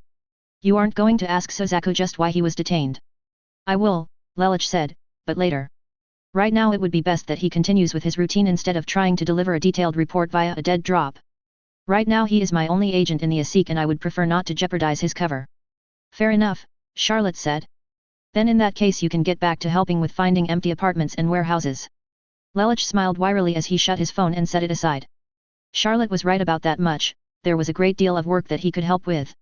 The JLF was making sufficient progress in training up on their new weapons that they could move on to the next stage of the plan, moving manpower and material closer to Tokyo in preparation for the assault. And of course this task was made all the more complicated thanks to his dear sister's reform efforts. In the past there would have been plenty of rundown buildings the JLF could have appropriated without too much suspicion in the various ghettos. The improving conditions in the city were however drawing more and more people from other regions in search of better opportunities, creating actual competition for space even in dilapidated areas. And then there was the reconstruction effort, started in Shinjuku but slowly and surely spreading outward. Buildings were renovated, others beyond repair torn down to be replaced, creating the genuine risk that Brightonian inspectors might stumble upon a weapons cache if the JLF was unlucky. As such there was a need to examine the reconstruction effort's schedule, to plot out contingencies of where to move weapons and equipment as the need arose. And then of course there were the nightmares, or at least the ones the JLF still had left. Lelich frowned. The loss of a single platoon of foot soldiers was a minor irritant, one more than made up for by the absorption of the remnants of the blood of the samurai. The loss of 4 nightmares, that actually required adjustment of their battle plan. He knew, abstractly, where they had gone but attempting to reclaim them would only result in depleting the JLF's strength fighting other insurgent factions. Even worse, such conflict would almost certainly be noticed by the Brightonian authorities. As such he had little choice but to write them off, though that did not mean they were entirely forgotten. His agent, so helpfully provided by the Sumeragi group when one of their representatives came to meet with the JLF leadership, would inform him of any relevant developments. If need be Lelich was prepared to intervene directly, but for now he would practice patience. The young man tapped the table with his pen. 3 months. That's how long it'll take to position all of our forces. Charlotte nodded. And we will only have a short window of opportunity. A shame the Prince Schneeisel will have left for Pendragon by then. I would actually prefer that Schneeisel be gone by the time we make our move, Lelich said. The Avalon may have many tactical weaknesses, but it is still a formidable warship if properly supported. And quite frankly I have no desire to expend the munitions that would be necessary to take it down, especially if the first strike fails to neutralize it. There is that, Charlotte agreed. Well, so long as no unexpected developments occur we should be well positioned to achieve your objectives. Maxime Dix September, Lelich remarked. So long as we do not fall victim to that, you mean? Oh, you Maxime Caron September, was Charlotte's response. In retrospect, Lelich would rue their taunting of Murphy in due time. End of chapter 38. This one took a while to write primarily because my attention is wandering. My mind is a bit too focused on what's going to happen when the Black Rebellion starts and I'm at risk of, well, losing interest in the build-up. That's a very dangerous thing to have happened to a writer for two reasons. The first is one just stops writing, leaving a story hanging, because you can't get past the hump. The second is you rush the development of the story and thus fail to properly set up future developments. A lot of beginning writers make the second mistake, giving their characters too much good stuff without making them work for it, which ends up making a story too boring to read. Anyway, actual notes for this chapter. First, I know I was somewhat vague about how Heinrich might have screwed with Area 11's economy, primarily because I didn't want to do an infodump about finance in the chapter itself. That would have really murdered my motivation to continue writing at this point. Simplistically, Heinrich, through his partnership with the Ruvik Group, serves to help offset the margins that companies based in Japan would otherwise need to provide in order to engage in the futures market for commodities. Via his connections, Heinrich can get the margins requirements waived or reduced by hooking up groups with offsetting contracts. Heinrich himself takes a cut of the income generated by the gain, and assumes a degree of risk as he is also liable for some of the loss. It all comes down to how well he balances his relative exposure when setting up these deals. And as should be evident, he has been very, very good at it. And as someone who does understand markets very well, he is also in a position to royally screw companies by manipulating them into a situation where the gain/loss relative to the spot value is heavily slanted one way or another. Normally Heinrich wouldn't want to do this since in the long term it would destroy his reputation, but if he was in bridge burning mode he could wreak a lot of havoc. Note that I don't work in the finance industry, so the above is based on my very rough understanding of it. I could well be wrong on several points, so if someone who does work in said industry wants to point out mistakes and suggest alternatives, I'm open to it. The obvious question would be, why was Yuffie not aware of Heinrich's supposed importance? In an abstract manner, she was. Or rather, Yuffie knew that Heinrich worked in the commodities trade, but that was all she knew. She was not aware of the personal role he played because Heinrich's trading relationships are very much based on personal relationships he has with the various business people in both Japan and Britannia. While there is a paper trail that shows Heinrich's involvement in a lot of transactions, Yuffie would need to go looking for said paper trail first. And combined with the fact that Heinrich spends a lot of time in Britannia, not Japan, Yuffie didn't have a reason to go looking for it beforehand. Once she did, you will note that she was worried enough about what Heinrich could do that she offered him basically a preemptive pardon. This should also indicate a major difference between the effect Heinrich has on Japan's economy versus that of KBR's. Yuffie was willing to deal with the aftermath of basically tearing about KBR's Japan branch because KBR wasn't really helping further develop Japan, but she did not want to deal with the unraveling of all of Heinrich's positions on the finance and commodity markets, seeing as Heinrich was basically helping underwrite Japan's reindustrialization after its conquest by Britannia. Probably the second thing of note is what happened to Suzaku this chapter. It was always going to be tricky writing him into a role where he knew Colin was the Red Knight and didn't tell his superiors. Or rather, it was going to be tricky to keep him in the military once his withholding of information became known to his superiors. I think I did a decent job of it. He got punished. I was considering having his pay also get docked and a prorated brig sentence, but decided to drop those for now. He's been busted down to literally the lowest rank you can hold and still be in the military, and he has a very big black mark on his record, which is going to affect any future chances he has of advancing. He also has to live with disappointing several people he really looked up to, so for now that seemed enough. Oh, and needless to say, there was a lot of lobbying by Cecile and Lloyd to not have him shot. Cecile, because she does care about Suzaku. Lloyd, for obvious reasons. That all said, if I was insisting on absolute realism he probably would have been kicked out of the service. His not revealing Colin was the Red Knight would have been the equivalent, in Britannia's eyes, of an active duty soldier knowing the location of a major terrorist leader and not telling his superiors. Said soldier not meaning any harm is pretty much completely irrelevant for something of that magnitude. A lot of times I feel that characters in anime and the like are allowed to get away with way more than they should just because viewers feel the urge to root for them. Anyway, I have enough material mapped out for 2 more chapters before the Black Rebellion kicks off. There will be blood, there will be carnage, and it will be wonderful. None of the angsty self-loathing crap that dragged down the ending of R1. Chapter 39. Snippet spoiler, hi if you read the subtext correctly. The tax system previous to the reforms instituted by Her Majesty was a 2-tier system. Nobles of rank Earl and higher were given responsibility over a portion of the empire's land wherein they were granted the right to set taxes. In exchange for this privilege they were obliged to provide services such as education and healthcare as well as maintenance of some of the basic infrastructure. Any revenue left over could be spent at the nobles' discretion, with most using it to maintain their dignities. In addition to the local taxes, there was also a central tax levied by the crown. This revenue, plus that from trade tariffs, went to paying for the military, central government services, and of course for maintaining the dignities of the imperial family. Areas yet to reach satellite status worked along similar lines, save for the fact that the position of viceroy was not hereditary and appointments were at the sole discretion of the crown. Needless to say, the old system encouraged a significant degree of inefficiencies, and rarely were the services provided by the nobles ever fully funded from tax revenues. Almost all schools had pupil fees, and the best healthcare was reserved for those who could afford it. Resistance to Her Majesty's efforts to replace this antiquated model would have likely been far greater, save for the decimation of the peerage that occurred during the Great War. In fact, many historians argue that the reversion of so many titles to the Empress Euphemia was the sole reason Her Majesty was able to carry through with the reforms. Others are of the opinion that Her Majesty's force of will would have seen her carry the day regardless of whomever dared stand in opposition to her.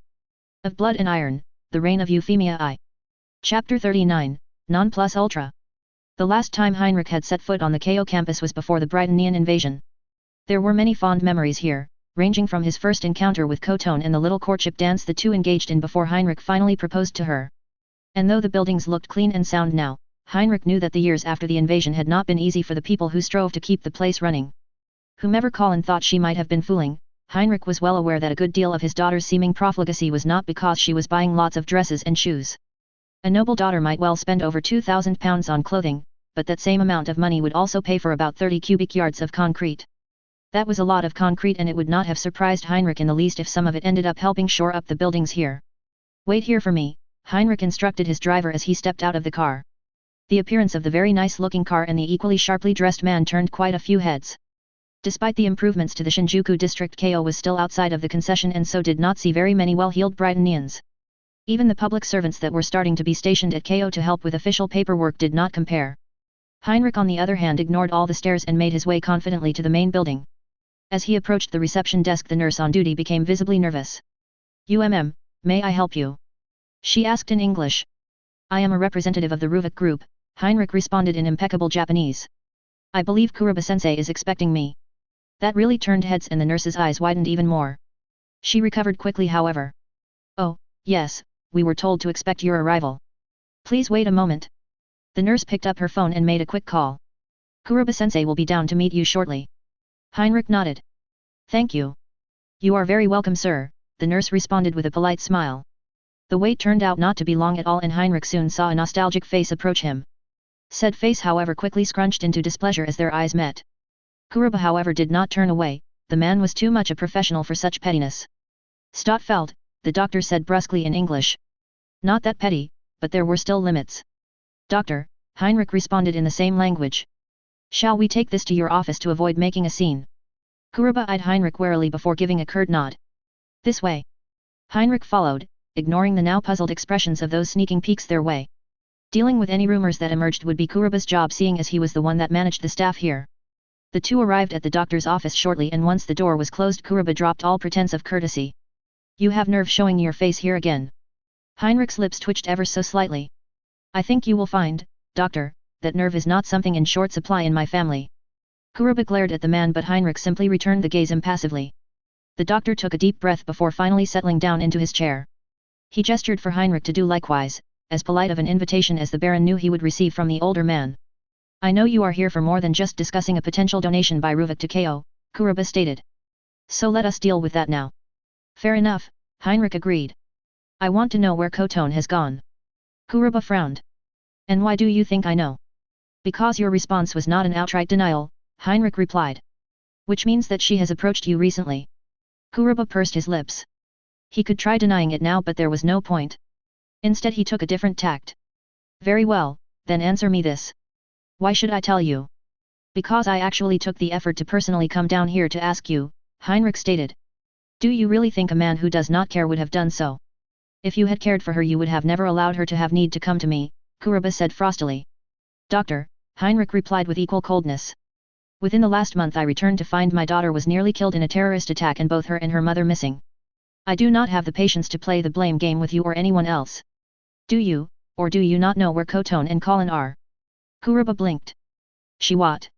Heinrich frowned. He was fairly good at reading people, and Kuroba did not seem to be feigning surprise at this point in time. "Colin was a student at Ashford Academy," Heinrich stated. She was nearly killed in the attack, her survival was confirmed, but she has not been home since. Koton has been gone even longer and thus far no one in my household has been able to provide me an explanation of why they might have disappeared. And so I come to you, because I know that you care about both of them. This time it was the doctor's turn to regard Heinrich intently. He knew about the terrorist attack on Ashford of course and he considered it a deplorable act of cowardice. He had not known that Colin Kaujiki was nearly a victim herself however. Heinrich's demands this day now made more sense, though that did not mean Kuruba was prepared to extend any direct sympathy to the noble, especially seeing his seeming ignorance about the travails that drove his former wife to overdose on that poison. But ignorance could be remedied, even if the process was not free of pain. Koton was here for a time, Kuruba said flatly. She was being treated for a refrain overdose that nearly killed her. The room fell silent, neither man even aware of the ticking clock or the barely audible shuffling of feet in the hallway beyond the office walls. When Heinrich finally recovered his voice he lacked the force and tone that was once behind his words. What? The Baron choked out. She nearly died, Kuruba said, softly and not entirely unkindly. It was a miracle that she pulled through, and she spent the next few months recovering. The doctor frowned. She was checked out shortly after the attack on Ashford Academy. By whom? Heinrich said, some strength returning. Oh Guy can name, Kuruba replied, an old friend of your son's. Heinrich did not take long to pluck that name from his memory. He even recalled the trademark plume of hair on the boy that grew up with Naoto. Where are they now? Heinrich asked. Kuruba's eyes narrowed ever so slightly. And what do you intend if I were to tell you this? Intend? I intend to get my family the hells out of Japan once and for all like I should have done before the Empire even invaded. Then why did you not? Kuruba asked coldly. Heinrich let out a harsh bark of a laugh. You think I didn't try? You of all people should know, doctor, what it is like to try to convince Koton to do something she did not want to. Kuruba grimaced at that as he found himself unable to disagree. You should have tried harder, was all he managed. Yes, perhaps I should have, Heinrich said. Now are you going to help me try harder this time or are you going to stonewall me? The doctor again stared at Heinrich silently as thoughts rolled through his head. True, Heinrich seemed completely earnest in his desire to see what was left of his family to safety, but earnesty and honesty were not the same thing. There was also the fact that, despite their earnest attempts to hide it, Inu and Ogai were obviously involved in the insurgency. Having attention drawn to them by the Baron was not likely to be something the two would appreciate. And then there was the biggest enigma, Colin herself. Something whispered to Kuruba that the girl was involved in something way bigger than what any of them suspected. I am willing to relay a message, Kuruba stated. Whether they wish to speak with you, must be their choice and theirs alone. Heinrich's jaw tightened but he nodded nonetheless. Fine. Tell them the Viceroy has taken a personal interest in hunting Colin down and that I can't protect her anymore with the means at my disposal if she stays in Brightonian territory. Tell them that for now I can still get them out of the country but that is liable to change in the near future so they need to get in touch with me, quickly. Kuruba frowned. What? What does the Viceroy have to do with any of this? You offered to be a messenger, Heinrich said brusquely. That does not require you to understand the message. The Baron glanced around the relatively clean office before his gaze settled back on Kuruba. Or am I also obliged to buy your cooperation like Her Highness? The doctor was usually a mild-mannered man, tolerance and patience essential traits when dealing with sometimes ornery or even irrational patients. It still took immeasurable effort for him to not attempt to verbally tear Heinrich's head off. Kuruba forced his mouth shut and took a deep breath before actually uttering a response. If that is all you came to discuss Statfeld-san, then I suggest you leave. The Brightonian man spent perhaps a second regarding Kuruba before he began to rise, reaching into his suit in the process. As he straightened he tossed an envelope onto the desk. The donation from Ruvuk, Heinrich stated nonchalantly. The money is from the group, not me, so you can spare your conscience of any guilt from accepting my money. The only condition attached is a public acknowledgement to the group when it asks for it and that the money be spent on improving the care of anyone whom seeks care at KO, be they a number or a Brightonian. Kuruba held Heinrich's gaze, not even deigning to glance at the envelope. He continued staring at the man until the Baron showed himself out and closed the door behind him. When he did regard the envelope a sigh of exhaustion left the man. He reached out for the envelope. The situation at KO was improving, true, but things were not in such a state where he could turn away help to satisfy his own personal pride. As his hand touched the paper however his body froze as a thought occurred to the doctor. Heinrich had not actually answered his question about the Viceroy's personal interest in his daughter. In retrospect that might have been the entire reason the man openly tried to rile him, a distraction to keep Kuruba from pressing the point. The doctor looked up at the closed door again. Something was obviously going on, something that potentially reached up to the highest level of government, entangling the daughter of someone Kuruba cared deeply for. The doctor's gaze fell to his hand atop the envelope as he pondered just what he would do next. Heinrich strode out the hospital, an intent expression on his face. He wasted little time walking over to his car and climbing in before pulling out a cell phone. "Take us back to the concession," he ordered even as he dialed. "Yes sir." The Baron's attention was already on the connecting call and he did not have to wait long for an answer. "It's me," Heinrich said as the other side picked up. "Look through the orders Colin has made over the past few months for things like building supplies and fuel. See who ultimately took delivery. Also see if you can dig up the serial numbers for the ration tickets my daughter acquired." "What?" "No, you just need to dig up the numbers, I have a different contact that can check the records of who redeemed them."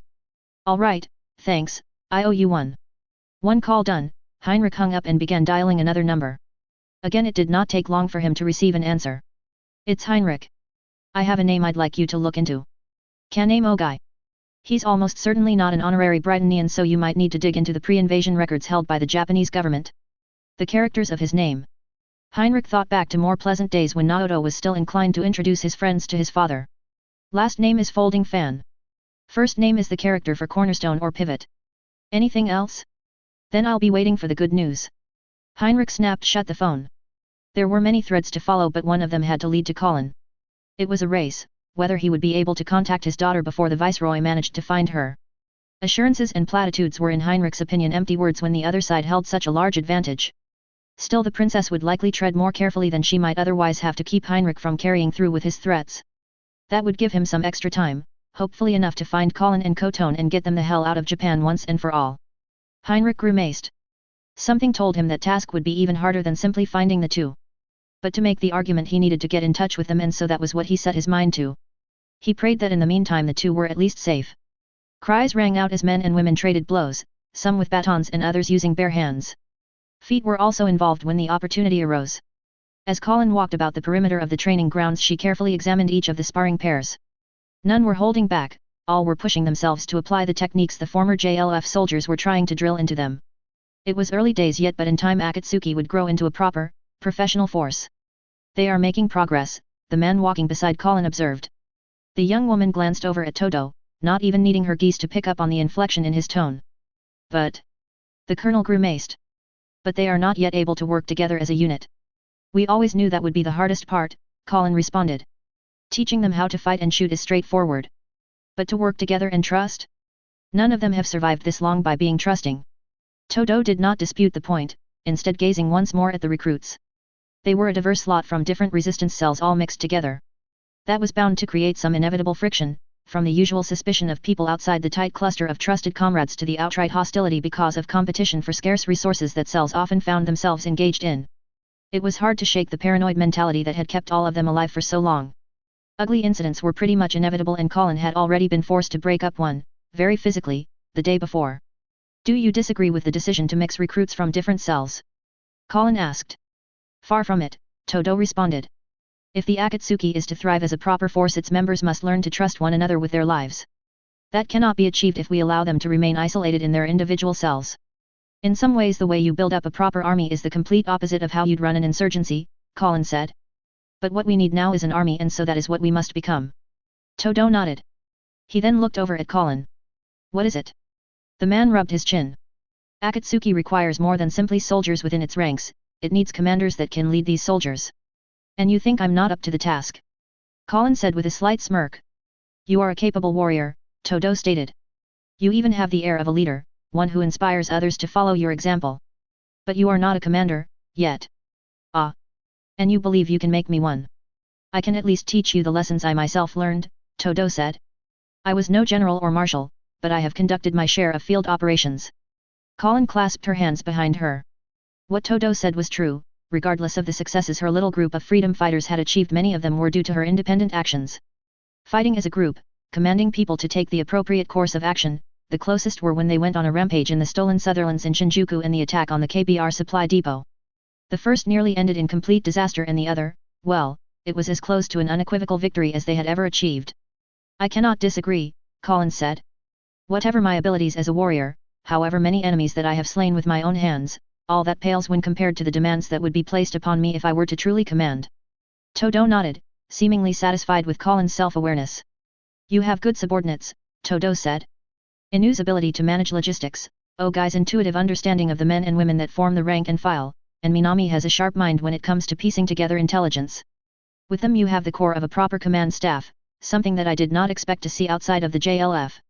And with that staff, you have the start of something much larger and perhaps even longer lasting than what the JLF will manage. Colin looked over at Todo again. It still pains you greatly to have walked away from the JLF, even though you were ordered to do so. That is so, Todo said solemnly. They were my brothers and sisters, and to think that their lives will be thrown away by some foreign madman. The man's jaw tightened. No matter what I tell myself, I cannot think but I have abandoned them. The young woman looked out at the trainees once more, her own thoughts working furiously away. She understood what the colonel felt even if she was fortunate enough to not actually have been forced to experience something similar. No, that was not entirely true. Naoto was killed while she was safely insulated in the concession as Estat felt. When she learned of his death she blamed herself for hiding while her brother was fighting. Now though Colin was a bit wiser and understood that had she been by his side all she would have achieved was getting herself killed as well. That did not mean however she did not think about how she might have some way, somehow, prevented his death. The goal of this disagents is to use the JLF to launch an attack against the Brightonian concession, Colin said aloud. We both agree that such an assault can only result in the JLF's complete destruction. But what if we created a situation wherein the JLF cannot launch the attack in the first place? Todo looked back at Colin. What do you mean? Any attack by the JLF is going to have to cut through the ghettos to get to the concession, Colin said. Akatsuki already has a very strong presence in Shinjuku, it's where my own group is based after all, but we also have influence in Shibuya and Toshima. If we can spread out to Setagaya and Kita we could effectively create a defensive line that the JLF would have to fight through before they even hit the concessions. And if this became known amongst all the resistance movements, will that give the JLF leadership pause? The colonel's eyes narrowed thoughtfully. Once upon a time the notion of having to fight our own countrymen, especially those as dedicated to the freedom of Japan, would have indeed given the JLF pause. Now though, this just seems to pursuing an entirely different goal and so might well not hesitate to see us fighting our own countrymen. But what is this DIS's goal? Colin said. From what you've said they seem rather fixated on inflicting as much damage as possible on the Brightonians. The destruction of the JLF seems to be more collateral damage than something they are going out of their way to achieve. That is true, Todo agreed. You are then proposing to bluff the JLF and this DIS to force them to rethink their plans. Colin waited a beat. This won't be a bluff. If the JLF attacks my city I will treat them no differently than anyone else who dares threaten my home. You are remarkably frank, Akakashi, Todo said after a brief pause himself. I would prefer not to give you any reason to believe I have misled or deceived you, Colin stated. If you need to be lied to in order for you to help me then I cannot trust you. And if I cannot trust you, then I would rather find this out now than in the heat of battle. Fair enough, Todo allowed. But I will warn you, should your plans veer too closely to assisting Britannia, it will be faith in you that becomes lacking. One could argue that I have already helped Britannia by calling that inbred idiot Clovis, Colin stated. So long as you understand that I measure decisions based on how much it will benefit the Japanese people, not the extent to which they bring harm to Britannia, then you and I will have no misunderstandings. The colonel regarded Colin silently. The young woman's meaning was clear, she sought not revenge but progress, and she was pointedly reminding Todo that the two were not one and the same. That distinction should have been obvious but thinking back upon all the plans the JLF drafted over the years almost all of them focused on inflicting some degree of pain on the Brightonians. While officially the JLF frowned upon inflicting civilian casualties Todo knew more than a few officers who were openly dismissive about such restraint. Bitterness over the Japanese army's humiliation probably played a large part in that attitude, one that Todo was now prepared to admit was not entirely healthy. A corner of Todo's mouth quirked upward. When he was first introduced to Colin Kaujiki as the Akakashi his initial assessment was that she was probably a figurehead, a highly skilled warrior but not the actual leader of her little band of insurgents. Over the past few weeks that opinion slowly changed to an acknowledgement that she truly did lead, by delegating duties to the individuals most suited to the tasks. Now it was becoming clear to him that Colin possessed that other quality all good leaders shared, she had a clear objective in mind. I must admit, I had no idea that Area 11 possessed such extensive archaeological ruins, Euphemia remarked. I am also a tad curious as to how an ancient civilization could have built something so elaborate. Schneeisel favored his little sister with a bemused smile while Cornelia simply grunted.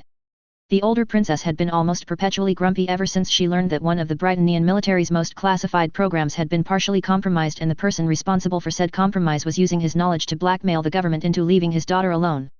No, grumpy was too mild a word. Cornelia had been outright furious and might well have ordered Heinrich's arrest and execution save for both Schneeisel and Euphemia emphatically refusing to allow her to do so.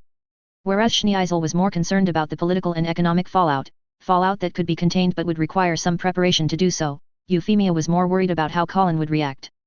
The fiery Red Knight had already demonstrated the ability to penetrate the security of one Imperial Scion and walk away after killing him. And while Euphemia was no coward, she preferred not to put to the test just how effective her and Cornelia's own security arrangements were, especially seeing as there were still things she wanted from Colin that she would likely only get if the other girl was feeling genuinely cooperative. Estranged though father and daughter seemed to be, family was still family, and if Colin was anything like her father, she would take his execution very, very personally. It is something of an unanswered question, Schneeisel said, drawing Euphy's attention from her own musing. Archaeologists and historians have long pondered the issue, but none have been able to preset a convincing hypothesis, especially one that accounts for the wide geographic spread of these ruins. Euphy nodded. In truth, the ruins laid out before her, while impressive, were not entirely unfamiliar to the young woman. In fact, the entire layout was eerily similar to a similar structure in the province of New York. The most common idea is that there was some sort of world-spanning prehistoric civilization, Euphy said, and that these, thought elevators, are all that is left. That of course simply begs the question of if they were capable of creating these structures that could endure for so long, why have we not found any similar such remains? Indeed, Schneeisel said before smiling wryly, though our own interest is more than mere idle curiosity. At this both of his siblings nodded. For reasons neither of them as of yet understood, their father the Emperor Charles had dedicated significant resources into restoration of the thought elevators located in Britannian territory.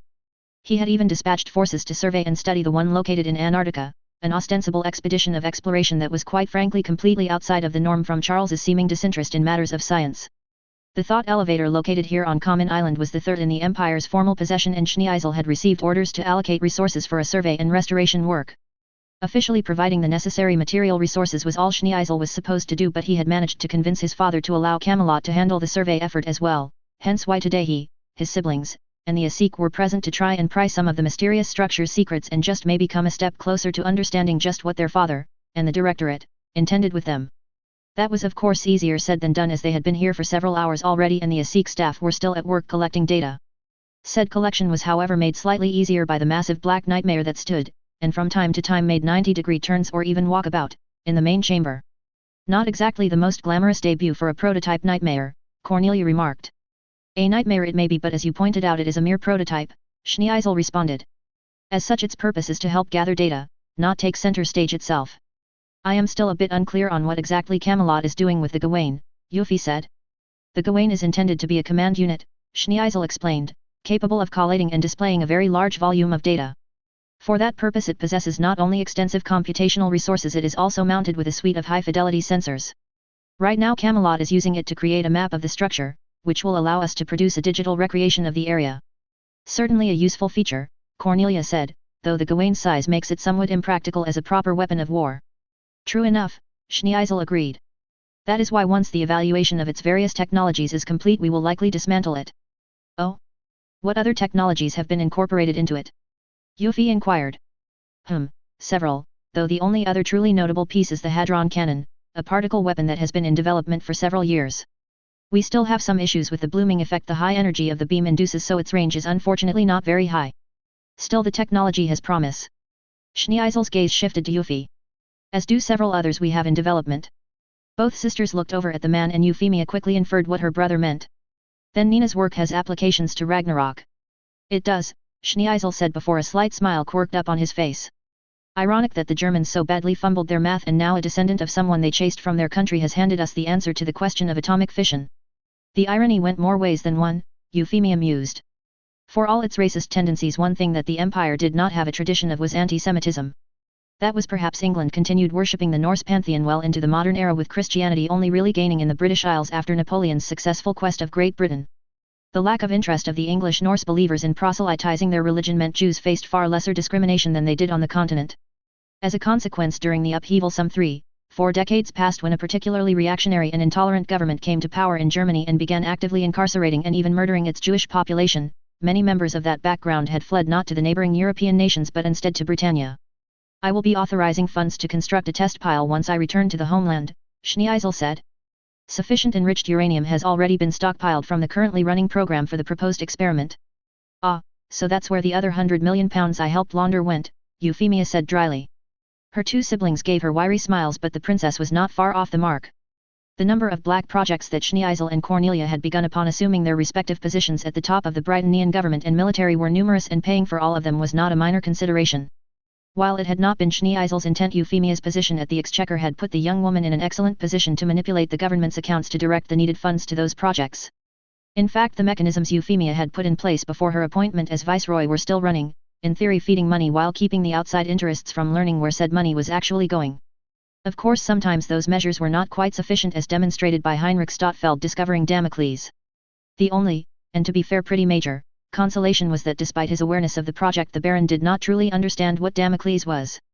That he still managed to actually trace the project to its construction site in Nevada was still extremely troubling. "Where do you intend to have the pile built?" Euphy asked. "I was actually considering having it built here in Area 11, Schneeisel said, eliciting a raised eyebrow from his sister. "Oh really? Are you certain something so sensitive be sited outside of the homeland?" The prince gave her a small smile once more.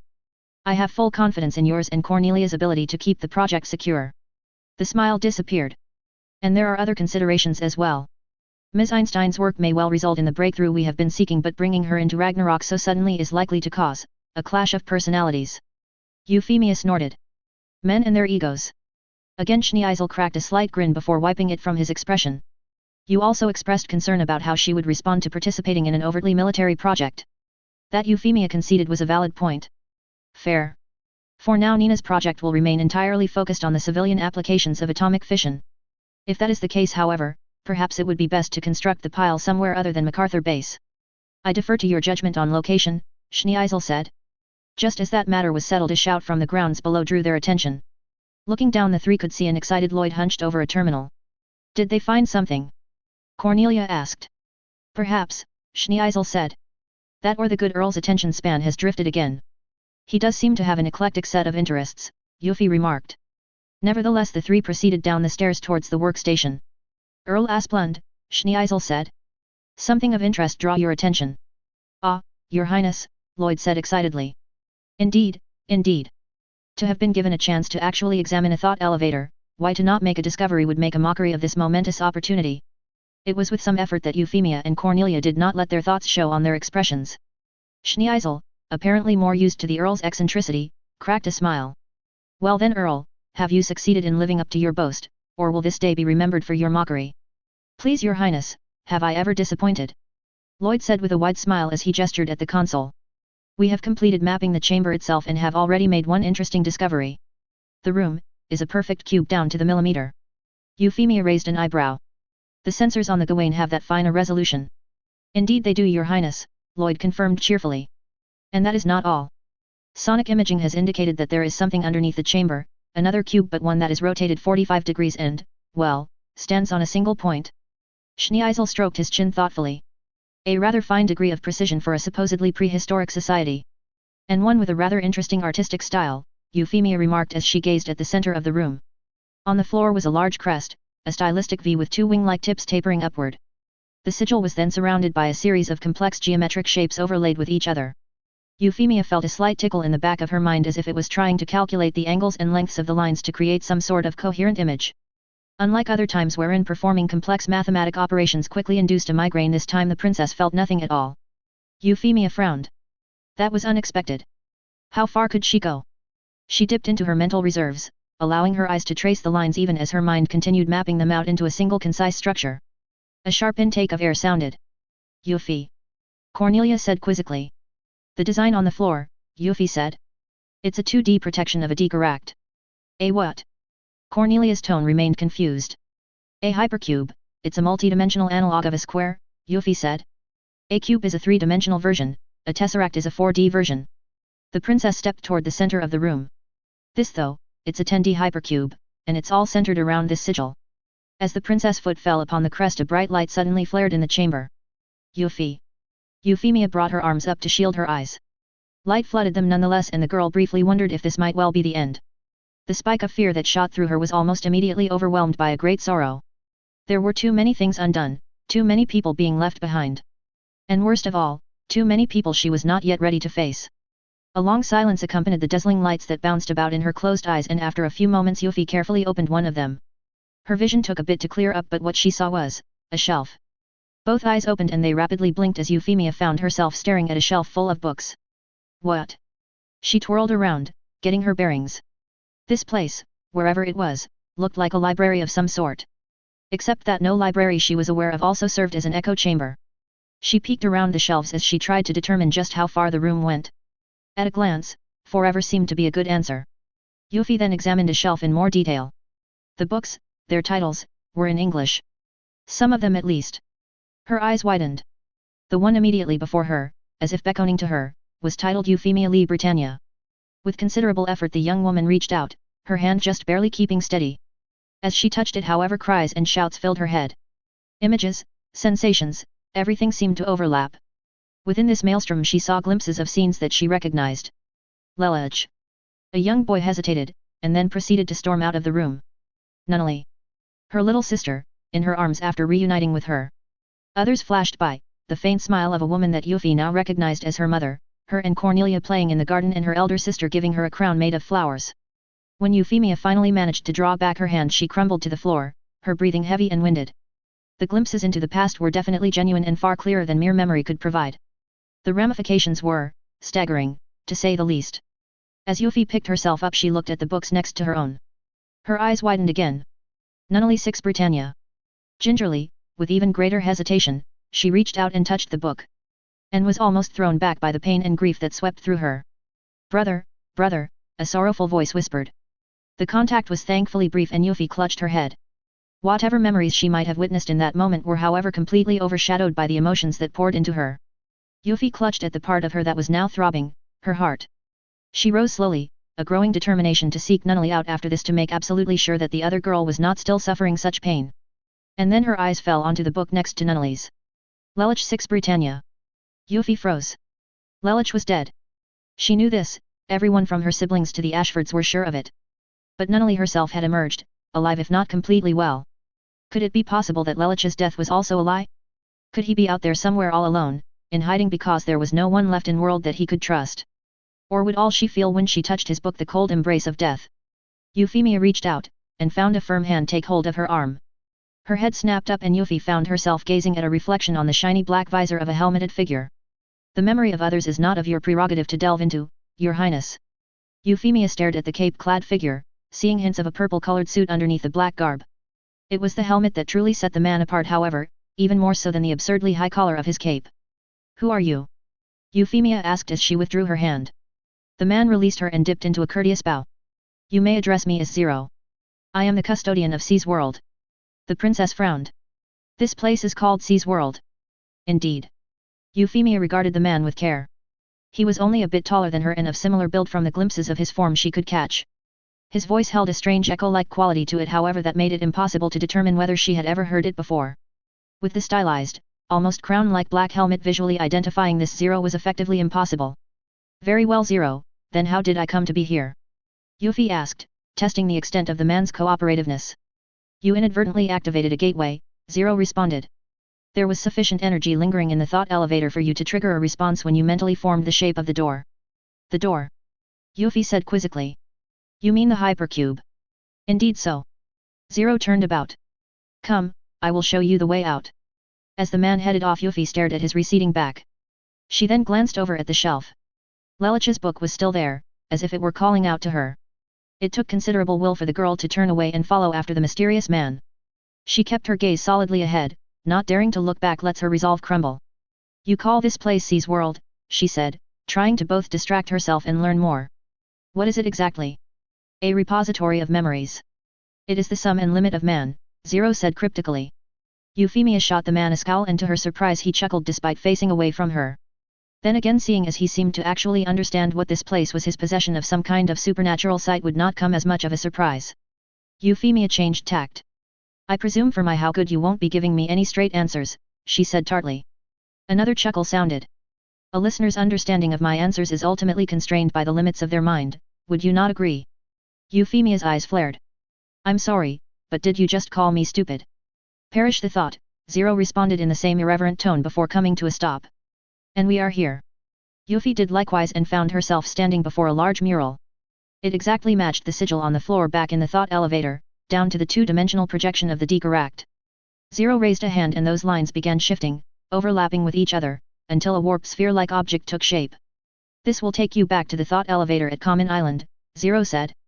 And if I step through, will I be able to return? Euphemia asked. Zero turned about. This world is not meant for mortal souls, your highness. Linger too long and you may well lose yours. The young woman's eyes narrowed.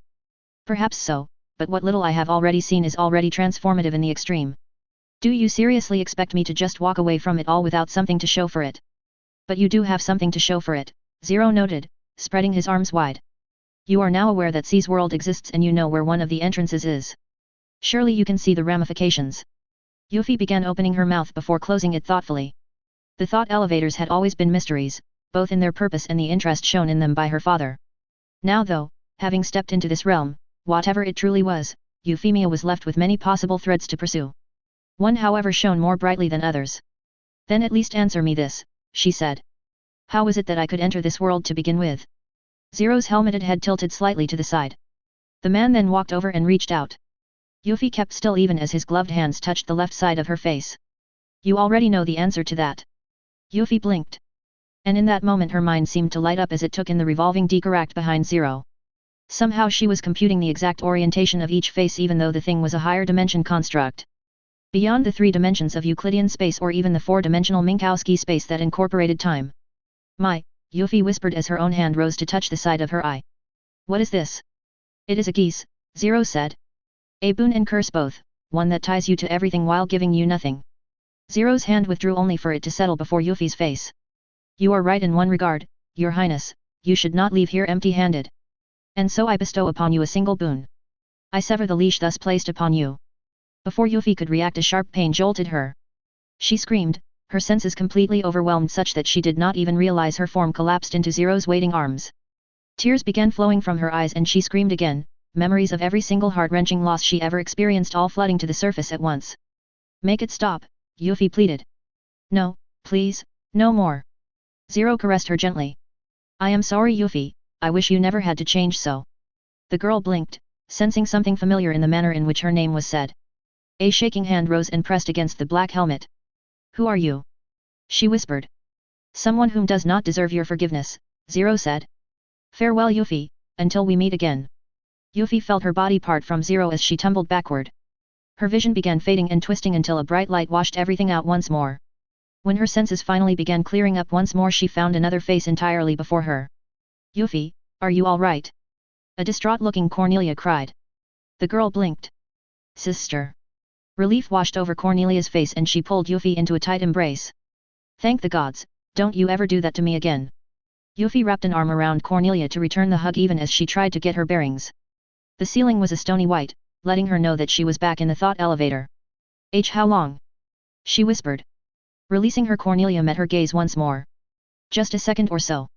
A bright light erupted from the floor and you collapsed, but it was just a second or so. It had felt much, much longer than that to Yuffie herself. Had everything been a hallucination? And then she felt a presence, something trying to press into her but being held at bay. A very, very familiar something. Euphemia's eyes hardened. Vivi. That strange, childlike figure that had somehow assaulted her before her departure from the homeland. He had made mention of a leash, just as the mysterious Zero made mention of cutting one. Now it was more than the young woman's eyes that hardened, her expression also took on a darker shade. So that was it. In exchange for her power, her Geass, Vivi had been keeping an eye on her. But now his leash was broken and her secrets were her own once more. And with those secrets Euphemia vowed to make the bastard pay for so violating her. End of chapter 39. Lots of notes this time around, for obvious and non-obvious reasons. The notion that Schneeisel would be blasé about something like the Gawain getting stolen in the anime was really stupid since, by virtue of the Gawain being a prototype after all, at a minimum it would mean an enemy faction getting access to some cutting-edge military technology. No matter how much of an advantage you might hold over an opponent, you don't just blow off said enemy chipping away at those advantages. That's not how you succeed in the long term, that's how you get your ass handed to you in the most unexpected fashion. I forgot to mention this last chapter but the Damocles in my story is not the sword of Damocles seen in the anime. The sword was, perhaps one of the most idiotic things in the anime. It was a flying fortress that did everything possible to make it utterly useless as an actual flying fortress. Where the hell were the point defenses? The armoring to protect vulnerable components? Why the blazes was it so pointlessly big if all it was capable of doing was firing Freya warheads? And for that matter, why the hell was turning on and off the blaze luminous a manual operation instead of something automatically keyed to the firing of Freya warheads? The design flaws in the sword are so many that I have trouble taking it seriously as a weapon of war. In one of my abandoned concepts for a Code Geass fanfic, I had quite a few different countermeasures to the sword worked out to the point where the whole peace through power idea that Schneeisel was pursuing would have been completely circumvented even before Lelich hijacked it. Anyway, the Damocles that Yuffie, Schneeisel, and Cornelia have been working on is something else entirely. And the name refers to a project, not a singular thing like in the anime. It'll be a while before it gets properly revealed, but suffice it to say that their Damocles is intended to be a much more real military threat than that gaudy flying garden in the anime. Let's see, what else?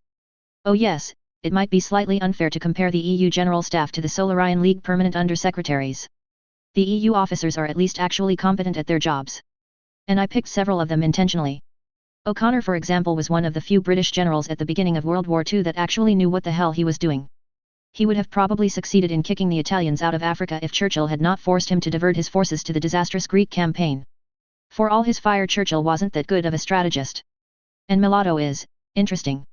He assisted what amounted to a military coup in the Spanish Civil War, but after the Franco dictatorship fell, he stood up to another group of soldiers that were attempting their own coup against the democratically elected Spanish government.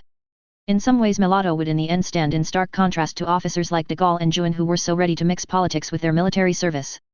Maybe I should stop talking here to avoid revealing too many things behind the selection of these officers. Oh, and as for the Russian and Austrian officers, the Austrian guy, I just kind of picked someone who was appropriately aged. The Russian, look him up and you'll see why I selected him for the intelligence slot.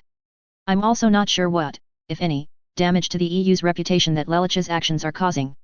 Based on the OVAs, the EU is not exactly a paradise of equality and dignity, what with its ghettos for refugees fleeing from Britannian aggression.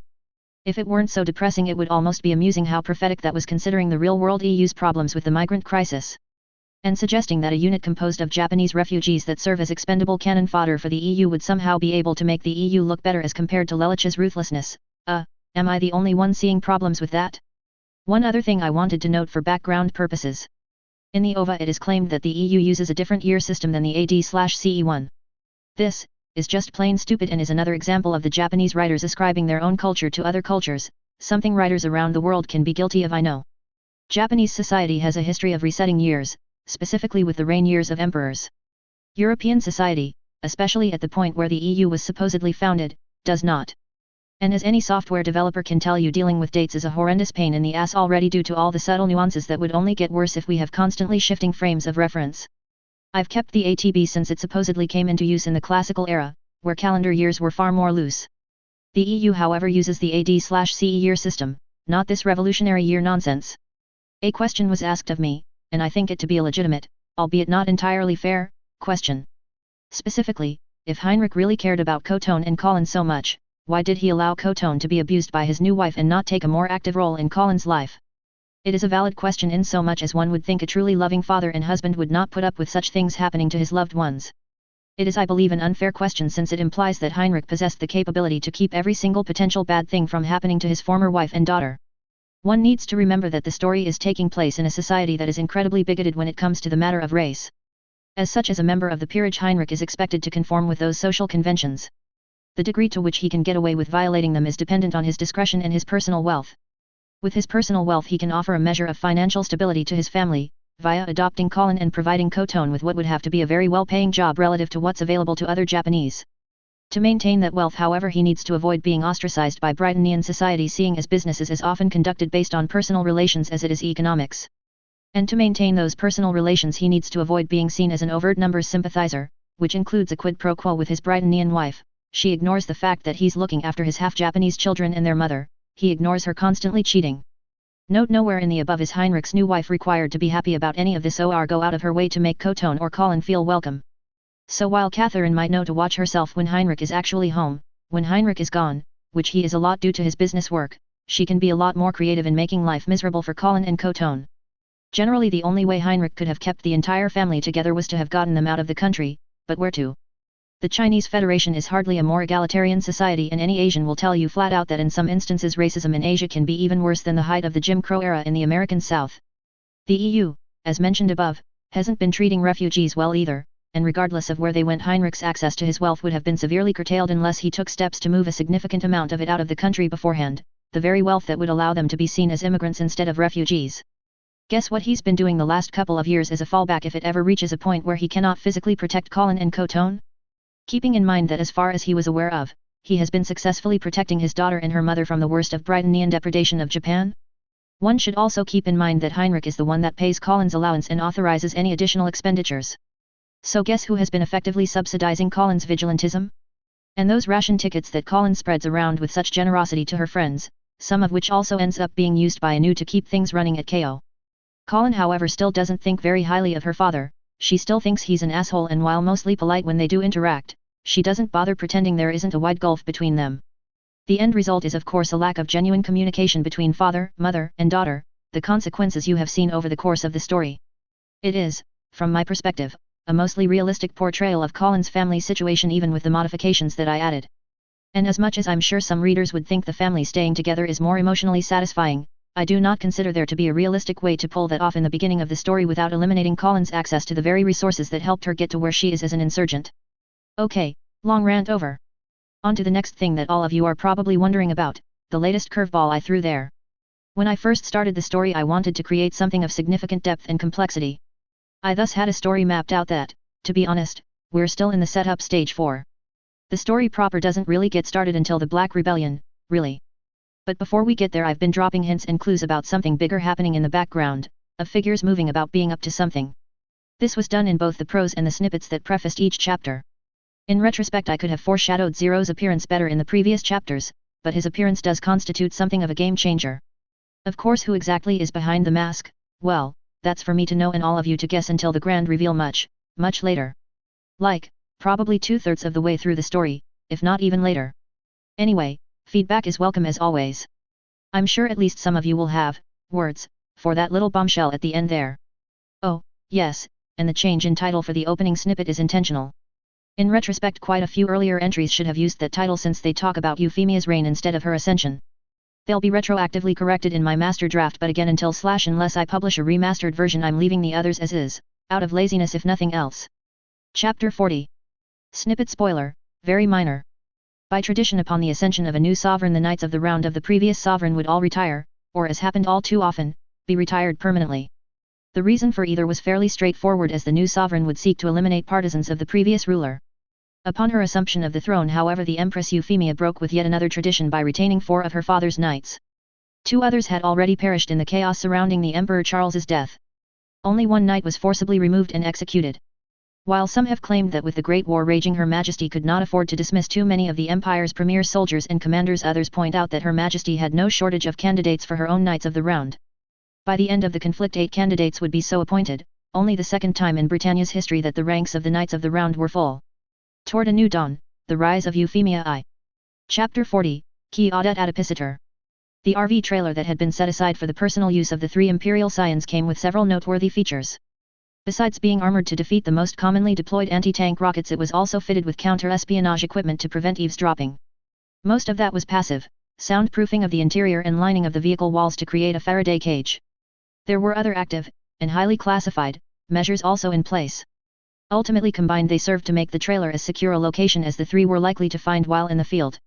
That was why as she recovered Euphemia recounted what happened after the flash of light in the thought elevator, along with everything else that had happened since her appointment as Viceroy of Area 11. When the young woman finished, Cornelia shifted over to her side and pulled her into an embrace. "Nunnally's alive," she said. "Thank the gods." Euphy let herself sink into her sister's arms. The girl cracked a genuine smile as she nodded. Few were the people she could trust with this information, but with the revelations this past day brought with them consequences, including the very strong possibility that someone she could not trust was now also aware of Nunnally's survival. If she was to continue protecting her little sister she would need help, especially from those that she could trust. "Are the arrangements by the Ashfords sufficient to ensure her continued safety?" Schneeisel asked. Cornelia's muscles tensed for a brief moment as she too looked down at Euphemia. "I honestly cannot say," the girl admitted. "They have a very competent caretaker assigned to Nunnally, someone who served in the security police of the former Japanese government. They entrusted an 11 with Nunnally," Cornelia said, her tone aghast. "Sayoko has demonstrated nothing but dedication and loyalty to the Ashfords," Euphy said pointedly but politely. "Millie trusts her implicitly and I trust Millie." Cornelia still seemed to want to protest but restrained herself, or nearly so. Regardless of how competent she is, if the Directorate takes an interest then a single protector might not be enough, especially if she has to look out for the entire Ashford family. "I will summon Sharon." At this both Euphy and Schneeisel raised eyebrows. "Are you certain that is necessary?" Schneeisel asked. Overtly increasing the security surrounding the Ashfords would draw too much attention even after the attack on the school, Cornelia said. Sharon on the other hand is only a simple maid whose transfer will be less noticed. Yuffie tried not to roll her eyes on the second bit.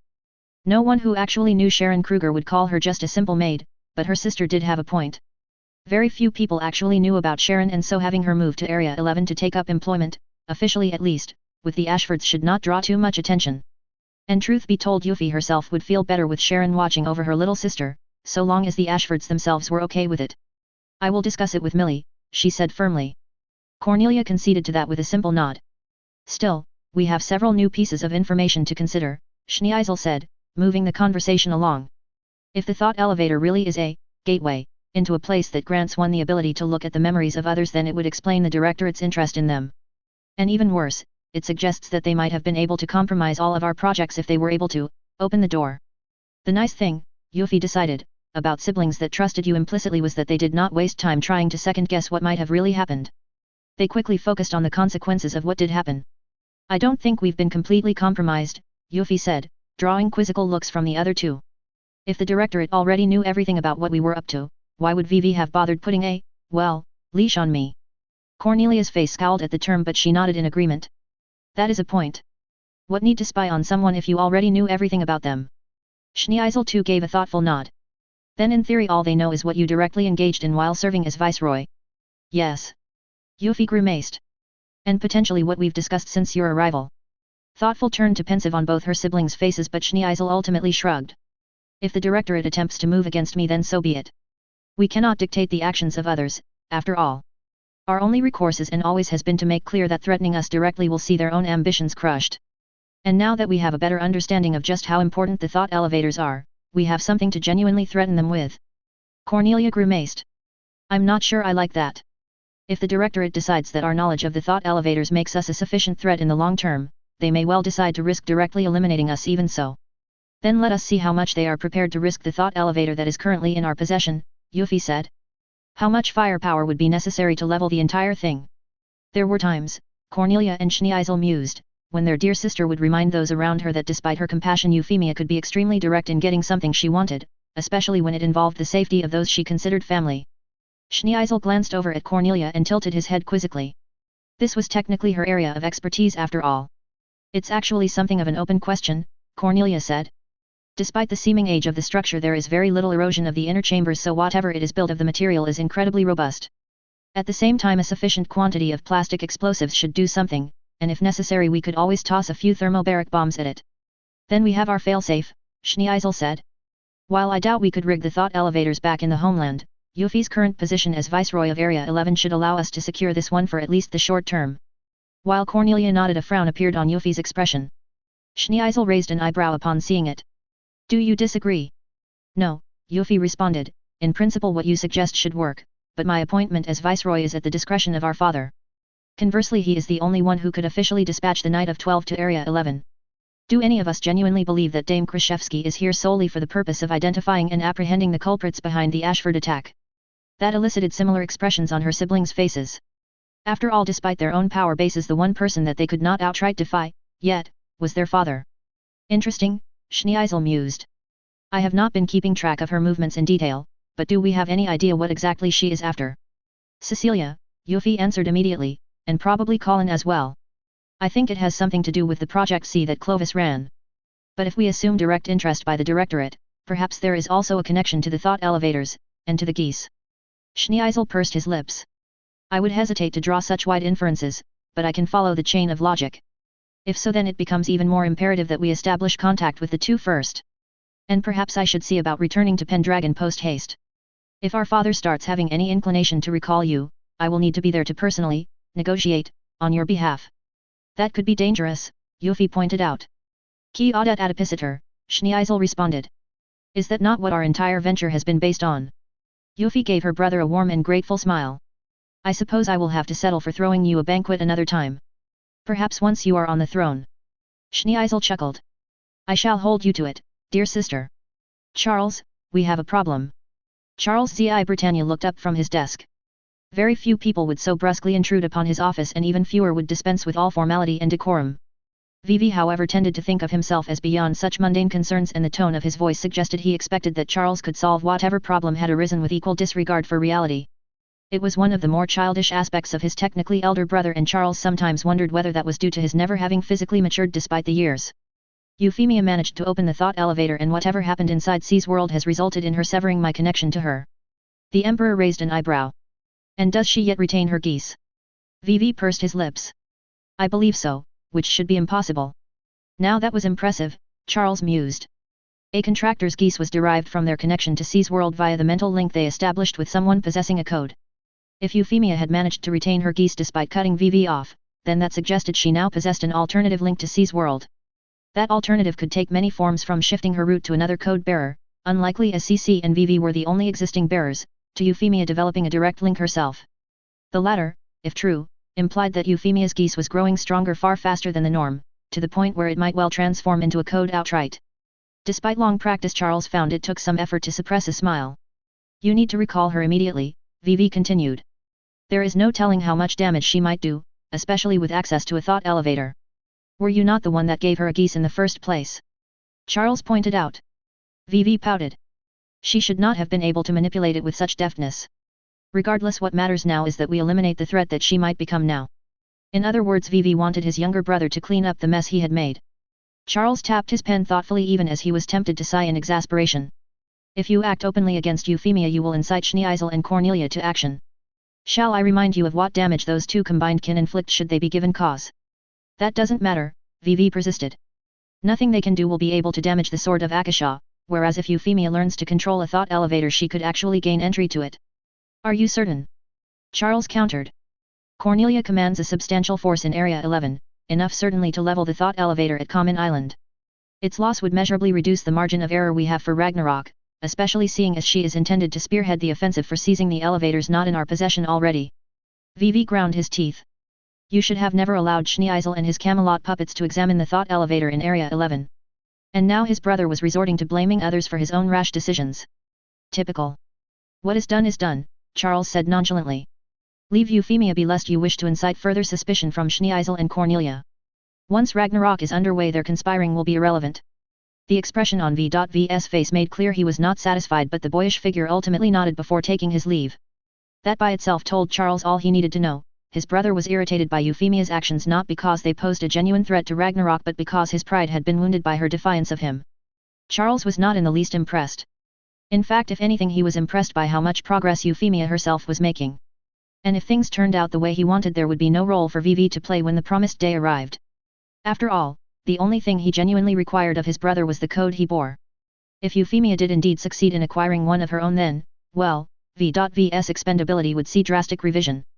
As VV exited Charles's office, the ostensibly young boy was preoccupied with thoughts of his own. Charles's points were logically sound regardless of how dissatisfying they were. They were also specific, however, in that he could not go after Euphemia openly.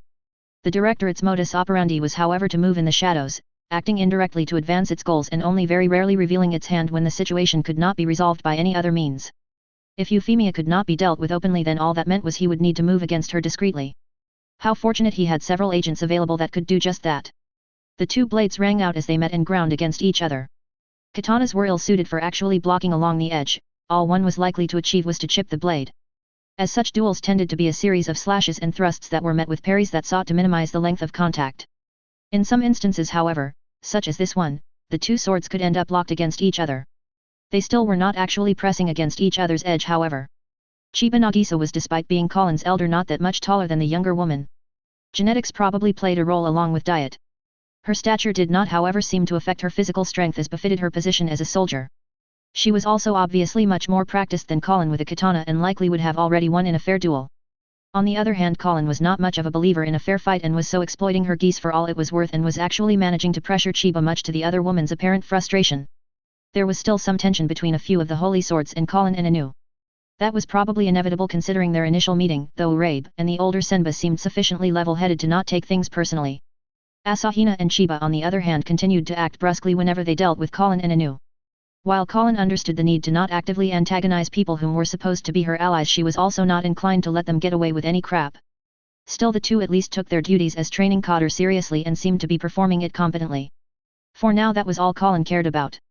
The two finally disengaged, or rather Chiba elected to finally back off instead of trying to strong-arm Colin back. As fit as the solder was, Colin was no slouch herself, and with her increased sensitivity was even able to optimize her motions to counter Chiba with the least amount of effort. The dueling sessions might have frustrated the soldier, but Colin was finding them immensely useful as opportunities to practice and exercise her Geass under somewhat controlled conditions. The two women circled each other, their respective blades just barely kissing the other's tip. Chiba's muscles tensed and relaxed as she tried to find an angle of attack. Experience had taught her that Colin could not be feinted, and the only way to break through the girl's defenses was to strike faster and stronger. Chiba had never fought anyone with such solid defenses, even Todo would fall for a feint occasionally. Not so the Akakashi. Somehow Colin always perfectly predicted where the actual attack would come from and was ready to stop it. It was unnatural, and Chiba could not quite shake the thought of there being something very wrong with the girl. Colin shifted the angle of her blade, just in time to push aside a thrust by Chiba. The two swords ran along each other's side for a moment before Colin succeeded in pushing her opponent's weapon aside and reversed into a counterattack. The angular swing would have probably decapitated Chiba had this been an actual duel. Instead, Colin's blade stopped just short of breaking the woman's skin. The older woman stood stock still until Colin withdrew her sword. With a grimace, Chiba sheathed her katana. The duel concluded. Colin did likewise, her expression far more neutral. The younger girl bowed, a courtesy Chiba returned in kind. "A pleasure as always, Lieutenant," Colin said. Chiba's frown deepened. The younger girl was not being flippant in her politeness, but something about her still rubbed the soldier the wrong way. "There is something you are not telling us," Chiba said. Colin tilted her head aside quizzically.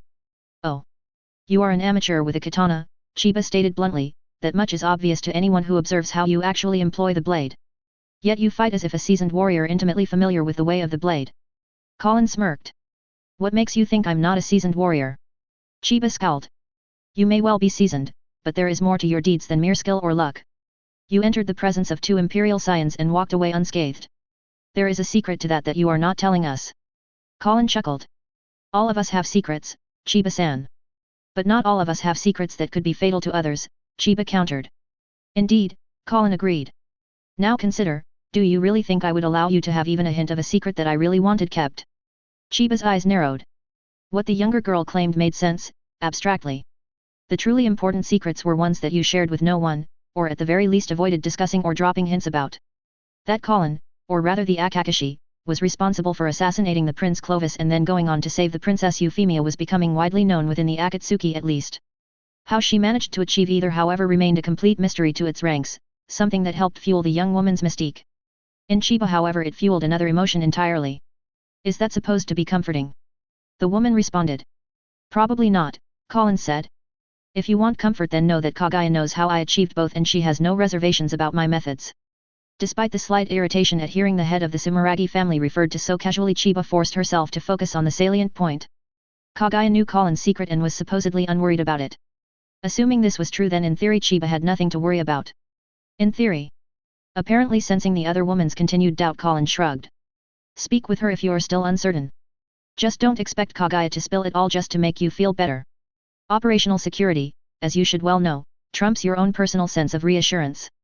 With her piece said, Colin took her leave of the dojo while Chiba regarded her pensively. As she slid the door closed behind her, Colin glanced over to the waiting Inu.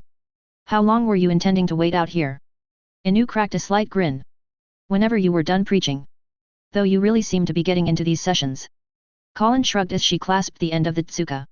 "If I am to go around wearing a katana, I should at least know how to use the thing." The sword in question was a gift from Kaguya, a weapon that had been handed down the Sumeragi family for generations. There was certainly a great deal of symbolism in Colin wielding one, even if from a practical perspective its utility as an actual weapon was limited. Then again, the katana was still a weapon capable of taking another's life, and in a pinch it was better than nothing, hence Colin's current training. "Anyway, let's get started," Colin said. "Very well. We've managed to keep pace with the training schedule," Inu began as the two walked down the hallway. "We've got about 600 recruits run through the Tier 1 program, 200 through the Tier 2.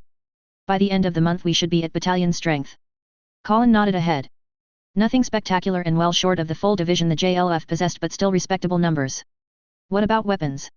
Colin asked as they arrived at the room currently assigned to her at the Sumeragi estate. "We're well stocked on light arms," Inu answered as Colin unclipped the katana and set it on the mount. "Unfortunately our supply of heavier weapons, especially anti-armor, is much more limited." "Damn," Colin uttered as they left her room. "That's going to make it a lot harder to stand off all those nightmares the JLF supposedly has." "Indeed," Inu said. We're sounding out contacts and taking an inventory of what stocks our cells have, but so far it's not looking good. The bastard that launched the attack on Ashford did it with an anti-tank missile, Colin noted. That implies the JLF has some. Could we try raiding their stockpiles? Inu paused a beat as she considered it. A possibility. I will discuss it with the lieutenant colonel. The two then arrived at their next destination, the baths. Once the door slid shut behind them, Colin began stripping off her sweaty clothes. All right, what about our efforts on the ground? First the shirt. Good so far. Then the pants. We've been able to establish a visible presence in Shinjuku and so far responses have been positive. Probably helps that our patrols are only armed with batons. The bra slipped off. The fastest way to turn the community against us is to have people walking around like armed thugs. Finally the panties. Though I am a little worried about what happens if our own people get shot at. Thankfully that hasn't happened yet, Inu said.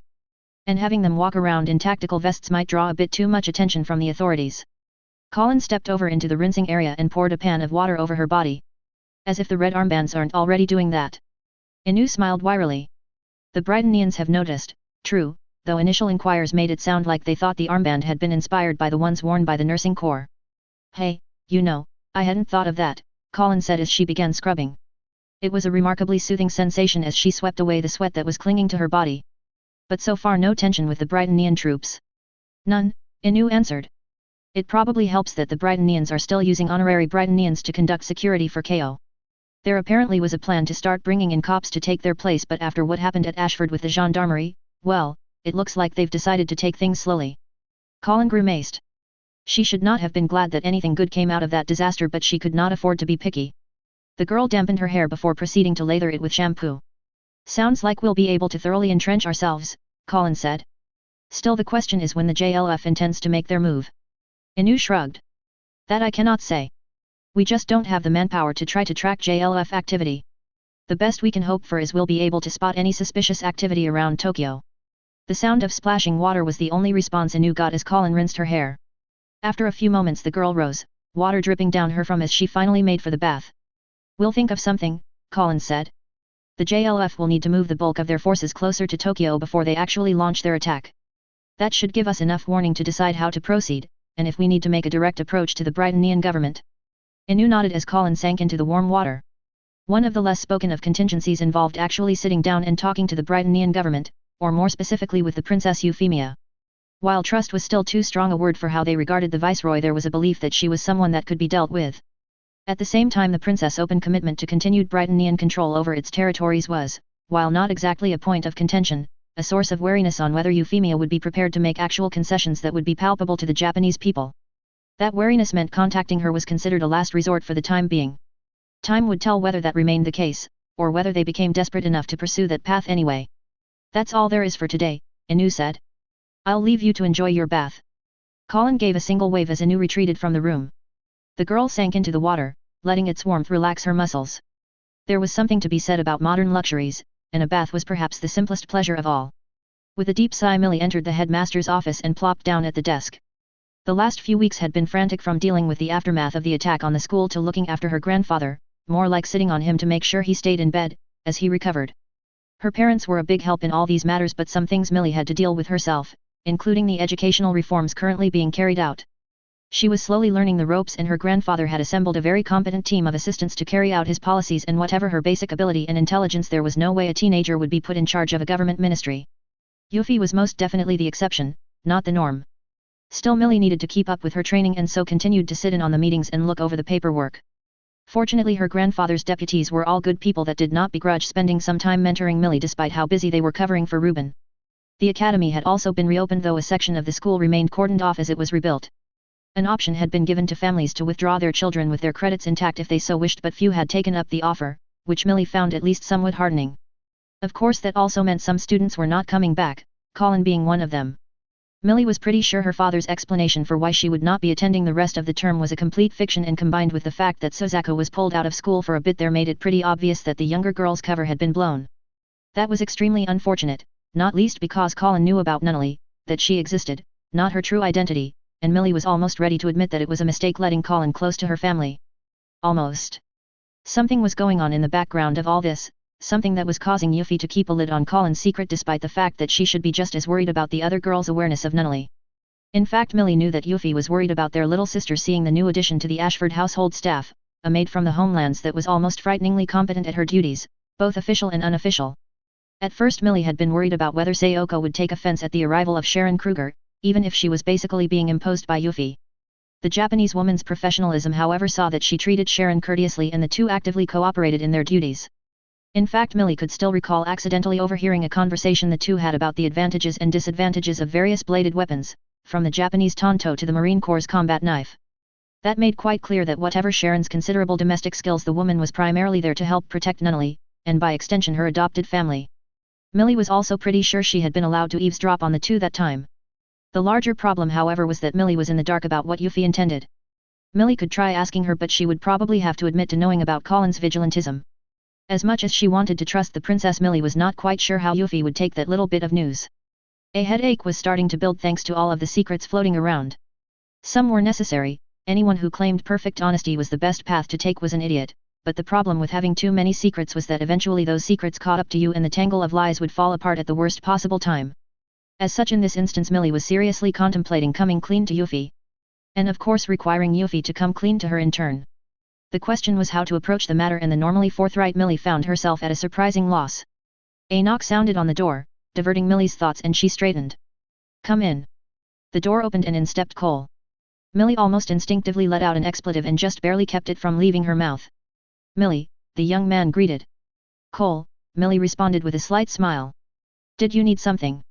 Cole's gaze told Millie that yes, he did, and yes, she probably would not be terribly enthused about what he wanted.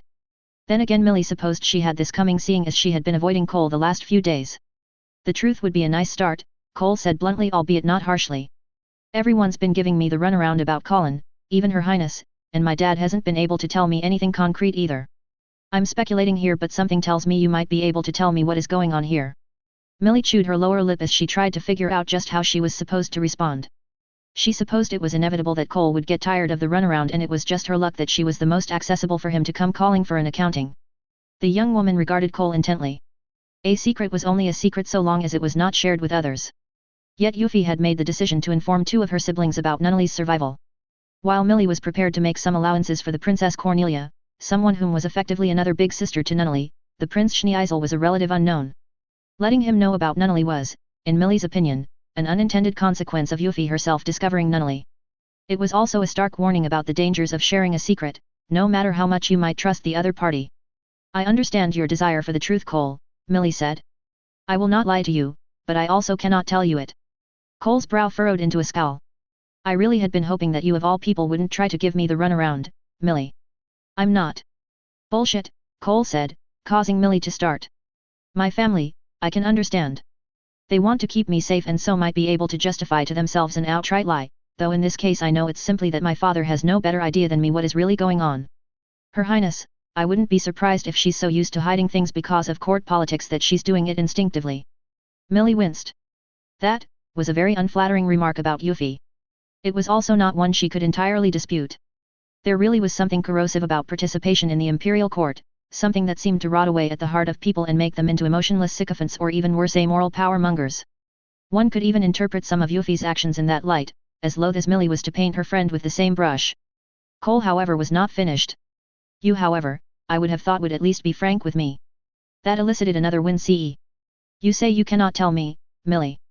Then if you cannot tell me, why did you contrive to get me and Colin closer in the first place?" Because she had made a mistake, Millie did not say aloud. That would have been the easiest way of getting out of this. But she had told Cole she would not lie to him, and right now Millie could not say with full confidence that her attempt to get Cole and Colin to become closer was a mistake. Yes, viewed from the perspective that Cole was now hurting and it was partially Colin's fault, it might be considered a mistake. But from everything that Millie knew of the girl, both her public face as Colin Stotfeld and her apparent alternate persona as the Red Knight, there was no sign that Colin herself was a cruel or capricious person. The younger girl's affection for Cole was genuine, and because it was genuine Millie could not call their meeting a mistake. "What are you trying to protect me from?" Cole asked softly. Millie grimaced. "You heard Yuffie when she tried to explain Colin's situation to you. She's caught up in something that involves the highest levels of court politics. That is not something you should have need to associate yourself with. And why is that choice being made for me instead of me being allowed to choose myself?" Cole responded. Millie regarded Cole flatly. Because the price of politics at that level is paid in blood, coal. And it's a price that has already been exacted from those that didn't even know they were playing it, Cole countered, causing Millie to blink in confusion. Or are you suggesting all those people who died that day were asked whether they wanted to become pawns in the game of court? There was no need to elucidate which day Cole referred to. Millie was also taken aback by the argument itself. Cole was right in many respects. None of their fellow students had asked to get involved in Colin's vigilante crusade or Euphemia's political gambits. That had not mattered in the least when Ashford was attacked, however. And thus Cole had a point, he was already involved even as Millie and the others tried to keep him in the dark. You know what, Millie said. You're right. It was Cole's turn to be taken by surprise. What? Millie bounced up to her feet. You're absolutely right. You're involved. I'm involved. And quite frankly, you learning more isn't any more likely to see you get killed. Our families are already neck deep in Yuffie's camp anyway. Cole stared at Millie for a beat. That was not the response I was expecting. Millie grinned at him mirthlessly. Maybe you should look into a career in politics, seeing your way with words. She circled around the desk and headed for the door. Man. And where exactly are we going? Cole asked as he turned to follow. To the Viceroy's palace, Millie said, causing Cole to almost miss a step. Yuffie has a meeting right now, but it should be done by the time we arrive. And if you want in so badly, it's not me you have to convince, it's her. Cole raised an eyebrow, but with Millie's back to him there was no way for the girl to see it. He made no remark, however, and kept after her. He was the one that had come to her for answers after all, and now Millie was offering him a chance to get them. Cole refused to waver now. The investigation of the gendarmerie ranks has been concluded, and we have some confidence that none of the other units were manipulated by the EU operatives, Jeremiah said. Dame Krashevsky was exceedingly helpful in the matter and has affirmed that all of the gendarmerie interviewed were telling the truth. And Dame Krashevsky remains unwilling to divulge just how she ascertained their sincerity. Yuffie remarked. That is so, Your Highness, Jeremiah stated. The princess sighed. Well, I suppose we should be thankful that she extended her cooperation at all. Please continue, Margrave. The noble nodded. We have instituted a number of policies to try to ensure the EU operatives will not be able to approach our personnel without detection, though regrettably luck will play her own role in those efforts. Otherwise, the security situation in the Tokyo area seems to have normalized and the regular army units have been withdrawn from policing duties in the concession. Euphemia nodded. Very good. Thank you, Margrave. Jeremiah bowed his head in acknowledgement. Now, Colonel Fraser, Yuffie turned toward the older woman. Your report. Highness. Surveys have been completed at 6 other hospitals in the outer wards, and I have drafted a schedule for bringing them back into full operation. The engineering corps has also made considerable progress repairing the infrastructure within Shinjuku itself, and the local communities have even taken the initiative to do some restoration work of their own. Oh? That is very promising. Yes, Your Highness, Samantha said with a nod before pursing her lips. There has however been a development that warrants watching. Oh. Yuffie repeated in a slightly different tone. Reports have come in over the last few weeks of groups of 11s, patrolling by all appearances, the Shinjuku ward. They seem to be some sort of neighborhood watch, remarkably well organized and even wearing red armbands as identifiers. Yuffie raised an eyebrow as her gaze shifted to the armband on Samantha's own arm. Really?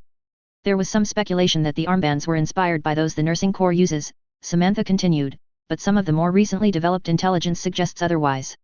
Some of the nurses assigned to KO made inquiries and learned the name that this watch seems to go by, Akatsuki. Akatsuki, Yuffie repeated. Red, moon. No, Your Highness. I am given to understand it translates to dawn or daybreak. Hey, Yuffie murmured. An interesting homophone. Apologies, Colonel, please. At present I do not have much else to report, Your Highness, Samantha responded. I have ordered my subordinates to keep an open ear, but thus far these, Akatsuki, have not done anything to draw the attention of the security detail assigned to KO. In fact, remarks by the people living in the area are highly complimentary of this Akatsuki. They seem to be focusing on dealing with petty crime and keeping the streets safe, and are apparently succeeding. Euphemia frowned. That is concerning.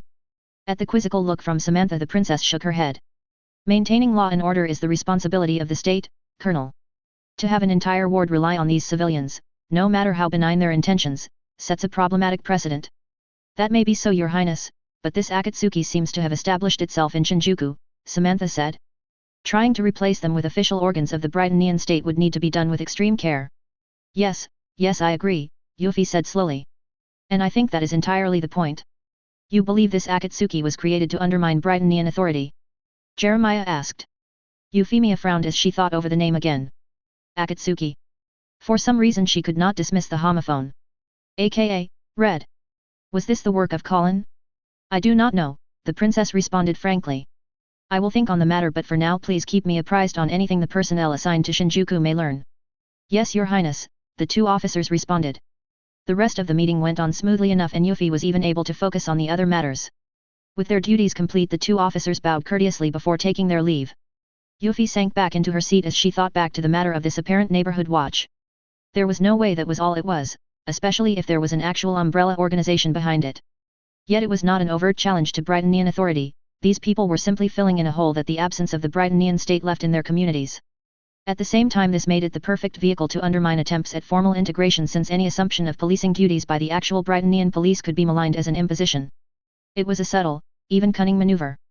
But was it one that Colin was capable of? The intercom sounded and Yuffie straightened. Yes. Your Highness, Ms. Millie Ashford and Mr. Cole Craft request to see you. Yuffie frowned. Now what was this about? Please send them in. Yes, Your Highness. A few moments later the doors opened and the two entered. Neither had any trace of humor on their expressions. Euphemia grimaced. Something told her this was not going to be a congenial conversation. Cole, Millie, Yuffie nevertheless greeted cordially. Your Highness, Cole responded with a bow while Millie offered a more reserved nod. Have a seat, Yuffie invited. Once the two did so, she went on. So, what is it you wish to discuss with me? Cole took a deep breath and Euphemia instinctively could see where this was leading. She remained silent however and waited for the young man to speak his piece. Your Highness, Cole began formally. I have been kept in the dark regarding a matter that has touched upon my affairs, indeed nearly my life. Your Highness has given me multiple assurances, both directly and through others, that my concerns are being dealt with in a manner amicable to my sympathies. I have however reached a point where simple assurance is insufficient. And thus I ask of you, Your Highness. What cost must I pay to learn the truth? Euphemia silently regarded Cole for a seeming eternity. And then she shifted an unamused gaze over to Millie. Did you put him up to this? She asked flatly. Cole came to me, Millie responded, and to be honest I'm also getting a little sick of all these secrets going back and forth. He isn't the only one you've been keeping things from. Yuffie raised an eyebrow but did not deny Millie's assertion. Instead she looked back over at Cole. I am sorry you feel this way, Cole, I really do, but... Your Highness, Cole cut her off, a rudeness so uncharacteristic of the image Yuffie had of the young man that she was momentarily too taken aback to respond verbally, allowing the young man to continue. Am I to assume that your refusal to tell me the truth is because you do not believe I am capable of making the necessary commitment to your cause? Yuffie blinked. What? While Millie has been abjectly unwilling to reveal any of confidence to me, she has told me enough to make clear one thing, Your Highness, Cole said. You ask others for their trust but you are slow to give others yours. The princess' eyes went from rapidly blinking to freezing open as her breath caught. Therefore your unwillingness to tell me the truth regarding Colin is an indication of your lack of trust in me, Cole went on. I suppose that is fair, Your Highness, we have only met a few times and I readily admit that we are far from familiar. But you are very familiar with my father, Your Highness, and seeing as he too has met with only a promise of reassurance I can only assume that he too lacks the necessary degree of trust from yourself. The young woman's jaw tightened, not from anger or irritation, but from a flicker of shame. What Cole said was true, she had decided not to trust him or his father with the information regarding Colin and Cecilia. And whatever excuses she came up with about trying to protect them from the higher intrigues, that still did not take away from a fundamental truth, that Euphemia had not trusted them enough to stand with her against the dangers of that intrigue. You are correct, Euphemia said calmly. I did not trust your father, or yourself, with this information. The trust that he, and yourself, have earned is immense, but they are not of the caliber necessary for this matter. Even though I trust Cole to that degree. Millie spoke up, eliciting a look of surprise from Yuffie. The older girl cracked a mirthless grin. Then again, seeing as you don't trust me with whatever it is that's got you all bothered about Colin, I guess me trusting Cole doesn't mean much. That's done, and Euphemia felt an aching pain throb in her chest. She closed her eyes and took a deep breath. The other two waited silently for the princess to gather her thoughts. Secrets have a habit of accruing, snowballing, Euphemia said, eyes still closed. Eventually they take on a life of their own, controlling us instead of remaining as the tools they should be. Only now did her eyes open and a pair of hard purple orbs gazed at Cole and Millie. The secret before you now is one of them. If you learn the truth behind it, it will control you as much as it binds me. That is but the beginning of the price you will pay. Cole returned Euphemia's gaze levelly. I think, Your Highness, that I have made clear I am well prepared to pay it. Euphemia favored Cole with a slight, almost sad smile before finally nodding. She then looked over at Millie. I signed on with you the moment Grandpa became your chief of staff, the girl said with a slightly wider grin. The princess took another deep breath and bowed her head. Once you learn the truth, we will need to discuss security arrangements. Cole frowned slightly but nodded nonetheless. Euphemia took another deep breath, stalling for just a few more moments to collect her thoughts. Finally, however, she needed to begin. Colin Stotfeld is the Red Knight. Euphemia observed carefully the reactions of the two. Cole's eyes widened in the expected surprise while Millie adopted a thoughtful expression.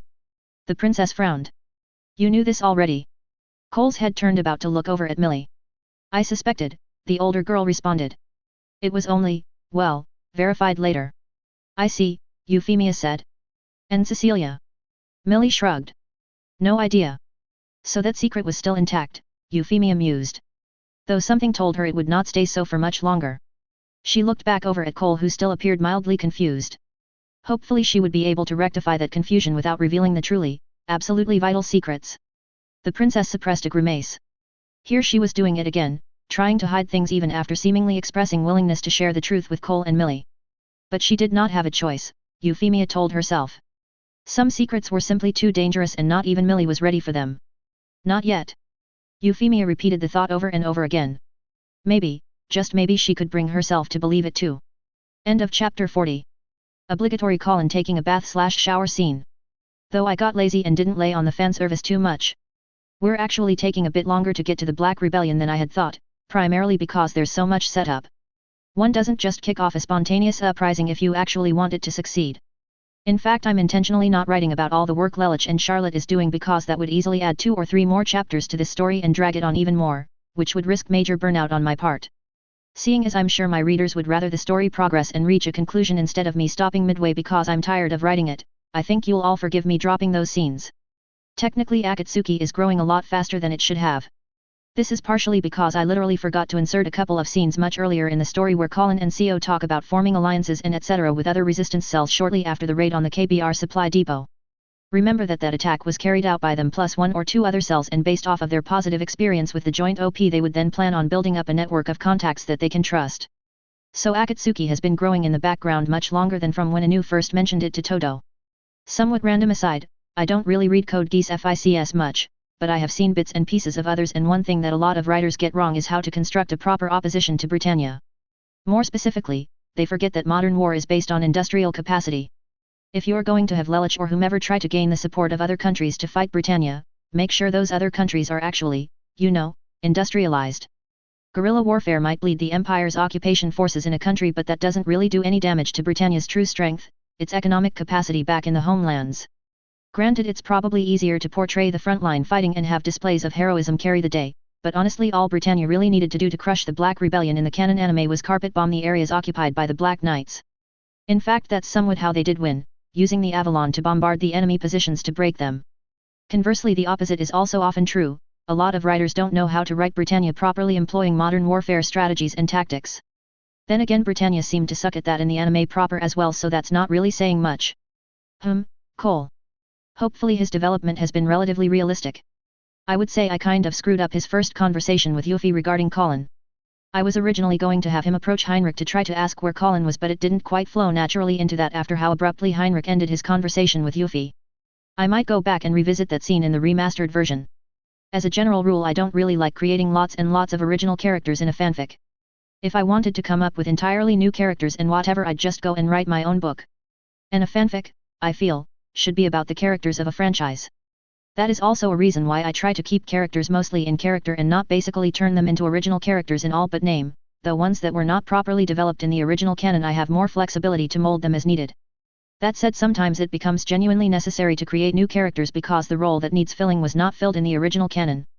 Nevertheless, I still try to avoid creating an entirely new character and try to draw inspiration from other series that have similar themes.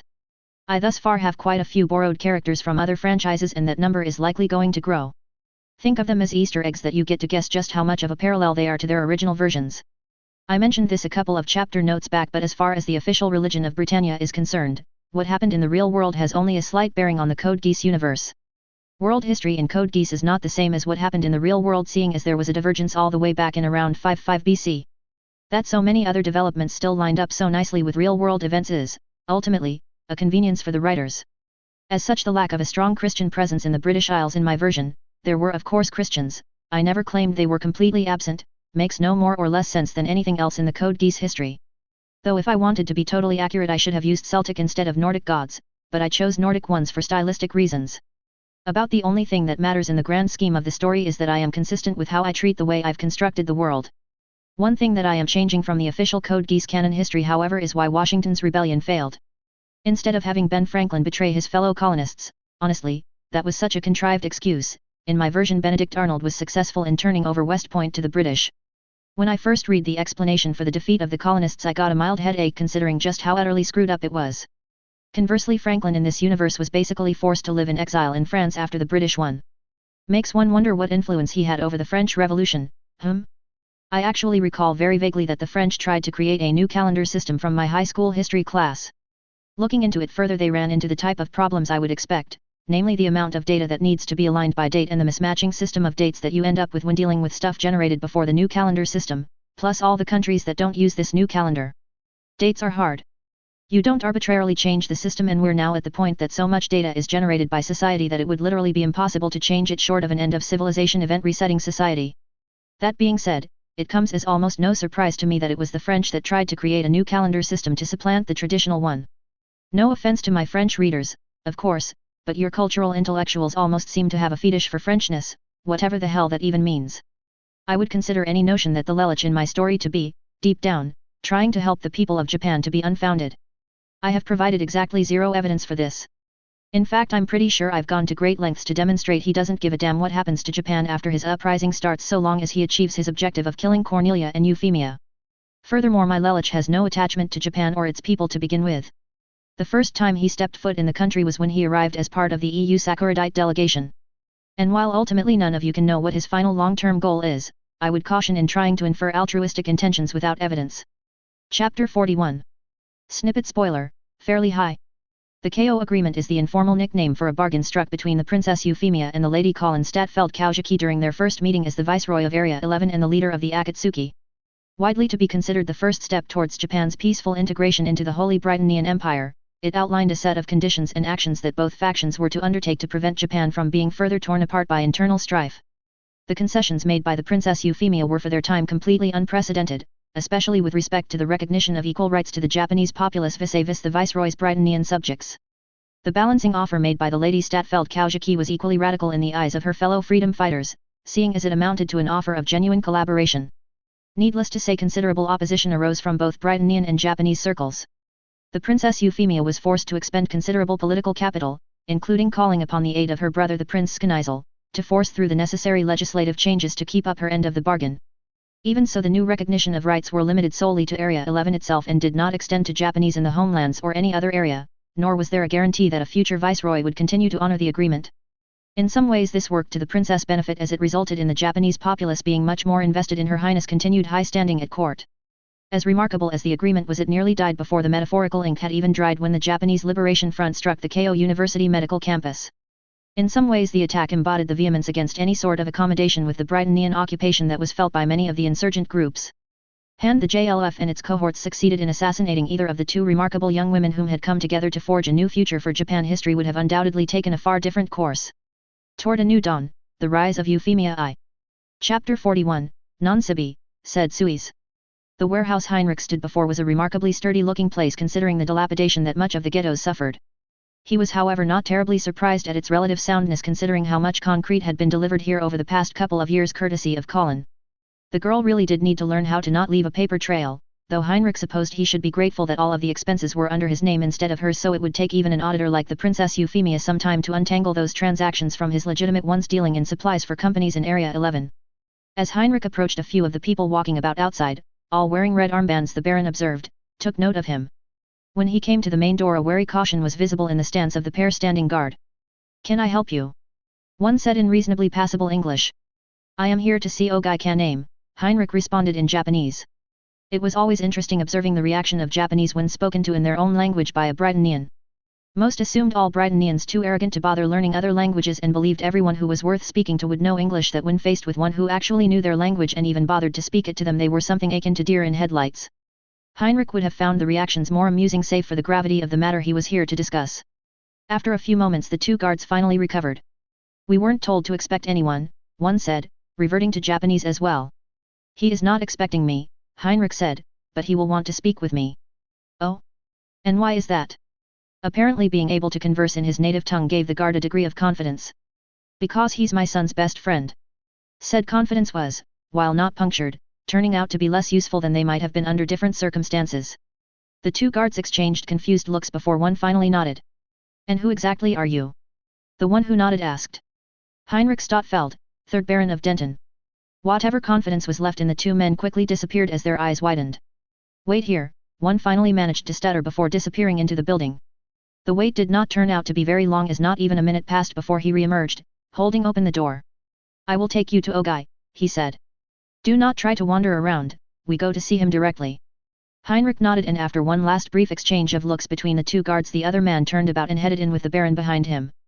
Before they went deeper in, however, Heinrich was given a quick but careful patting down. The additional precaution was almost heartening. It showed that these people were not complete amateurs. The interior was actually quite packed, suggesting Ogai was either doing very well for himself or this place was being used as a depot of sorts for a much larger organization. Heinrich took note of how everyone in here wore the red armbands. A sign, at the very least. Now to find out if it was the sign he was searching for. The Baron was led up the stairs to the back office. When he entered, Ogai even stood respectfully in greeting. Stottfeld-san, the man said once the guard that guided Heinrich in took his leave and closed the door behind him. Ogai, Heinrich replied, giving him a look over. The man was as lanky as he recalled, though otherwise seemed to be of good health. I appreciate you notifying me of Naoto's passing. Thank you again. Ogai took a deep breath. It was the least I could do. Please, have a seat. Heinrich did so, and a tense silence descended upon the two men. As Ogai seemed uncertain how to break it, Heinrich did so for him. Akatsuki, the Baron said, causing the younger man to start ever so slightly. It means dawn, but if the two sounds are broken up individually they are homophones for red and moon. Heinrich's head tilted to the side. And those two kanji when put together read as Kaujiki. Ogai licked his lips. I'm surprised you've heard about us. Your group has been making waves in the Britannian government, Heinrich said. And I've still got a few friends in their ranks. To that Ogai seemed to struggle for a response, so Heinrich moved the conversation along himself again. Before we begin the discussion proper, allow me to enumerate a few facts, Heinrich said. You were the one that checked Koton out from KO, and so I know you were in contact with her. Furthermore, on the day of the attack on Ashford Academy you, and an Anu Naomi, used high priority, and very expensive, I will note, passes to get through the concession checkpoint. Ogai's eyes blinked rapidly as Heinrich paraded one fact after another. And the Baron was not even done yet. Considering the name of your organization, and the red armbands for that matter, it's pretty obvious that you and your compatriot were part of whatever exit strategy Colin put together in case things went balls up in the concession. The Baron paused a beat, regarding Ogai levelly in the process. Now that we have established that I know you to have a line of communication to my daughter and her mother, I trust you will not bother wasting my time with pointless denials and the like. So let us start with a simple question. Are they safe? While the Baron might have phrased it as a question, Ogai felt he could be forgiven in thinking that it was more akin to a demand. Heinrich was much as the Japanese remembered him, forceful and willful to the extreme, and obviously the source of at least some of the steel nerve Naoto and Colin showed. That did not of course mean that Ogai was prepared to just roll over for the man. Their safety is no longer dependent on your actions, Stottfeld-san, therefore you have no need to be kept apprised of their situation. Heinrich snorted. I see that Kuroba still hasn't gotten around to passing on my message. That elicited a quizzical look from Ogai. I'm sorry, what? Colin has drawn the personal attention of the Viceroy, young man, and Her Highness made clear to me that she was even prepared to issue a formal all-ports warning to make sure Colin is found and brought into custody. The only reason that APW has not been issued yet is because I have basically blackmailed the Britannian government, so don't try telling me her safety is no longer dependent on my actions. Ogai gaped at Heinrich as he processed the man's statement. They had wondered at the seemingly subdued reaction of the Britannian government regarding Colin's disappearance. In fact, the Sumeragi family's contacts within the government were equally silent on the matter, and the few discreet inquiries made had turned up nothing. It was utterly impossible that the government had not realized something about Colin, and so they assumed that it was simply the authorities trying to lull Colin into a false sense of security in the hopes that she would resurface. Now, though, both Heinrich's actions and his claim that the Viceroy herself was interested in Colin put things in an altogether different light. And what is the nature of the Viceroy's interest? Ogai finally managed to say. Heinrich's eyes focused on the red armband Ogai wore, and the Japanese man grimaced. And then frowned. If the Britannians are after Colin for her activities, then how were you able to get them to back down? Ogai asked. Considering their nature, I find it hard to believe that anything you could threaten would get them to back off. The smile that appeared on Heinrich's face sent an instinctive chill down Ogai's back. And then the Baron's expression reverted to its usual stoicism and Ogai let out the breath he did not even know he was holding. I think you and I both know that you're much better off not knowing something that the Britannian government considers worth not outing Colin for, Heinrich stated. And while Naoto and Colin may trust you implicitly, there are some things that I am only willing to divulge to her or Koton directly. Ogai's mouth thinned. Be that as it may, Stetfeld-san, that also works both ways. In fact, the scales are tipped against you. I trust you, to a degree, but Colin does not, and even my trust does not extend to the point where I would suggest to her to meet with you. Heinrich once more regarded the red armband, a thoughtful expression on his face. The money that Colin spent would not have been enough to get Akatsuki organized and equipped to the degree that's been hinted, the Baron said. The source of funding therefore has to be coming from someone else. One possibility would have been the Britannian government, using Colin as a proxy to organize the less radical or extreme elements within the ghettos into a coherent organization. On the other hand, if it was the government backing her, then I am mildly surprised the Viceroy would be so intent on establishing contact. The princess did not come across as someone who would allow one of her plans to go that awry. Ogai's eyes flickered as he extrapolated from Heinrich's line of thought. The man did not like where this was headed. When Heinrich's gaze rose to meet his own, Ogai could not help but swallow. If it isn't the government, then that suggests a native source, someone else who would care to try and improve the lot of the Japanese people but cannot do so publicly. Someone like Kyoto House. The Japanese man's jaw tightened. What is your point, Statfeld-san? Nothing much, Heinrich said with a shrug, just that I'm sure there are parties that would be interested in the number of nightmares the industrial interests owned by the members of the NAC have diverted from scrapping. Ogai blinked. What? Heinrich cocked his head aside. I am a commodities broker, Ogai. I notice when the price of metals does or does not shift as one might expect. And considering the military has been steadily disposing of its Glasgows for scrapping, it was rather interesting that the drop in metals prices that should have happened due to the ones being melted down in Japan did not happen.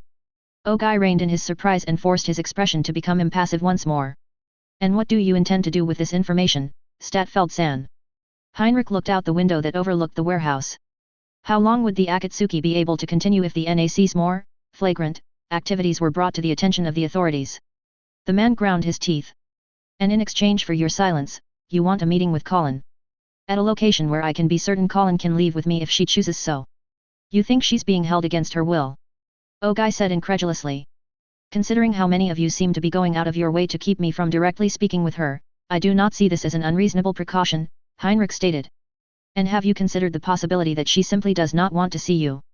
Ogai replied sharply. Then there should be no difficulty in rendering my precaution unnecessary. Ogai glowered at the older man, his anger helping him overcome his usual hesitation when dealing with the forceful noble. You understand that you are basically threatening Colin's dream in order to get her to talk to you. We do not have the luxury of a slow and steady approach here, Can-name, Heinrich said bitingly, causing Ogai to start. Considering the Baron was someone who understood the nuances of Japanese honorifics, his intentional use of Ogai's first name was brusque, if not intentionally outright rude. If you haven't noticed, the world's about to go up in flames.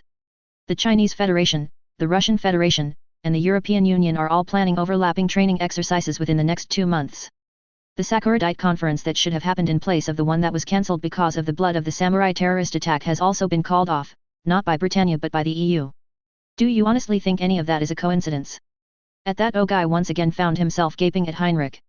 In fact, the thought had never occurred to him, even assuming he followed international news at that level of detail. Like the other resistance members, he tended to be focused heavily on their own homeland and what might directly affect it. But as he considered Heinrich's words, Ogai felt a sinking feeling in his stomach. Are you sure you're not reading too much into it? He tried weakly. From Heinrich's snort it was clear the Baron could see right through Ogai's own lack of conviction in that possibility. I have very little trouble imaging what Colin's dream might be, Heinrich stated.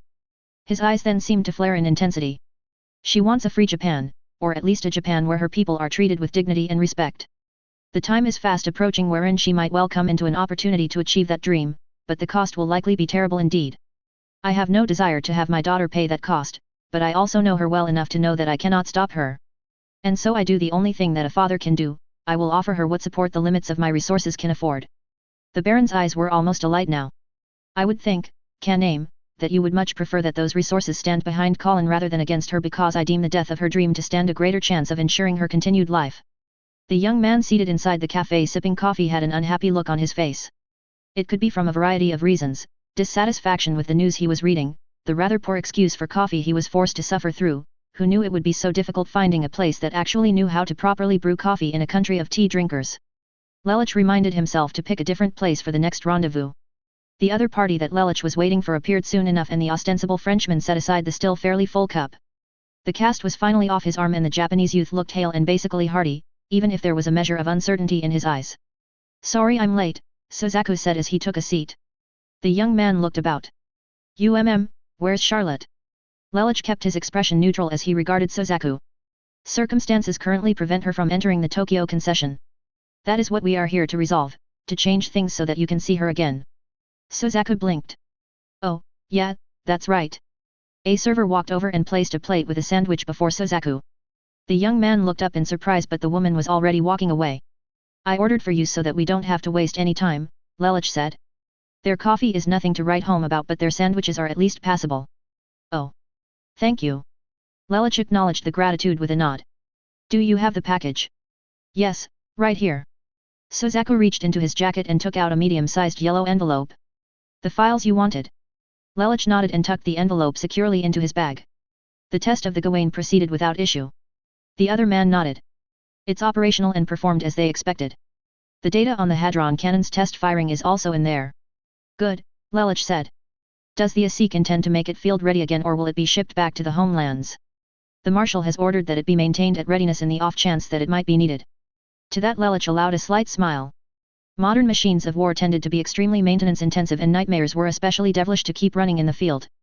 It was a testament to the Empire's engineering prowess and logistical skills that they were able to field so many in addition to all of the other vehicles and tanks in its arsenal. If the Gawain had been put into storage or even simply deactivated, then it would have been beyond Lelich's capabilities to arrange for its use as a distraction when the JLF attack began. How considerate of his dear sister to make sure it would be available, however. "Are you still on good enough terms to invite one or two of your colleagues out for lunch?" Lelich asked. Suzaku nodded. "They have been understanding of my situation and remain sociable." "Good." Lelich rattled off a few dates. "I will be waiting here on these days. Try to get one, no more than two, of your colleagues to come with you for a meal." "Understood," Suzaku said. Lelich nodded in turn. Things were progressing well. He checked his watch. There was still some time left for him to ask questions before Suzaku would need to start making his way back to the base. "So, why were you in trouble with the military?" Had Suzaku been in full possession of his sensibilities, he would have been much more hesitant to answer such a question, even to Charlotte's brother. For one thing, they technically were in public, even if the booth Lelich had selected was in the back and away from any other customers. Suzaku was however not thinking for himself and so answered. "My superiors found out I knew Colin was the Red Knight and hadn't told them." Lelich's expression creased into a frown. "You knew Colin was the Red Knight?" Suzaku nodded. "Why did you not report her?" "Not that it mattered, seeing as Colin was working with Euphemia already." That Suzaku was let off for what would otherwise have been considered an extremely seditious act was simply further confirmation of it. The empire that Lelich remembered was not so forgiving as to let live someone who genuinely allowed such a threat to Brightonian security to operate freely. "I thought I could convince her to stop resorting to violence, to change the empire from within." It took measurable effort for Lelich not to gap incredulously at the Japanese youth. Surely no one could be that naive. But Suzaku really was, for he was telling the earnest truth here. Lelich's Geass guaranteed that. The Frenchman felt a slight headache building. "An admirable goal," he lied with a completely straight face. "A shame Colin chose not to reciprocate your magnanimity." Suzaku nodded sadly. "She could have done great things by helping the Viceroy." "Or so I thought." Lelich raised an eyebrow. "You have doubts regarding Her Highness?" The other man's mouth thinned. "I thought, still think, she's trying to do her best to help my people. But I'm not sure I understand why anymore." It seemed Suzaku was not entirely blind to the harsh realities of the world. "People with power always have motives that are sometimes difficult to discern," Lelich said. "That's why it's important that those of us without power work together, to try to make the world a better place for others like us." "Yeah," Suzaku said softly. "Yeah, I see that." The Frenchman allowed himself a satisfied smile. Things were proceeding according to plan. In another month or so the JLF would strike the Tokyo concession and ignite an open revolt in Area 11. Combined with the offenses planned against other Brightonian-occupied regions, the Empire would face perhaps its first genuine threat. Now he just needed to put the finishing touches on his coup de grace, and Cornelia at least should be removed from the picture, permanently. The question was how to get at Euphemia in the well-defended Viceroy's palace. Timing would be key. Lelich's cell phone beeped and the young man pulled it out and gave it a glance. He frowned. Perhaps he should not have so blithely tempted fate by metaphorically patting himself on the back like so. "I need to return," Lelich said as Suzaku began munching away at the sandwich. "The food is paid for already. Once you are done, return back to the base and continue your routine." Mouth full, Suzaku simply nodded. With that Lelich took his leave as he pondered the short text message he had just received. Ancillary assets compromised. That could have meant a lot of things, and since the assets were referred to as ancillary, their loss did not immediately impact the JLF's standing strength or even its ability to mount the attack on the concession as planned. The problem, however, was even ancillary assets, if enough of them were lost, could eventually make a difference. Even worse was if those assets provided a link back to the JLF and its backers. The details would have to wait until after Lelich was able to establish a more secure line of communications. Cell phones were all well and good for short messages, but only a fool would trust them for anything genuinely sensitive or important. Lelich liked to think he was not one and was diligent in making sure to not have that belief be called into question. The last time Monica hunted down a rogue Geass user, it took her all of 2 weeks to find and neutralize her target. Then again, the boy in question would not have known subtlety if it hit him on the head and used his Geass with almost completely abandon as he tried to escape the Directorate's clutches. Then again, expecting discretion and guile from a 10-year-old might have been asking a bit much. At the end of it all, Monica had dragged the little shite back to the Directorate, the boy screaming and only kept from kicking and thrashing thanks to the straitjacket he was forced into. The screams grew progressively more desperate the closer they got to the Directorate's main facility, until they finally subsided into uncontrollable sobbing. Monica handed the boy over nonetheless, and the last she heard, he was now one of the Directorate's most effective enforcers. Exactly how they managed to break his will and remold him into a trustworthy instrument, the Knight of the Round preferred not to think about. This time, however, her targets were not petulant children. One was a practiced insurgent, while the other, from all indications, a skilled intelligence operative, never mind the people that were obviously helping them.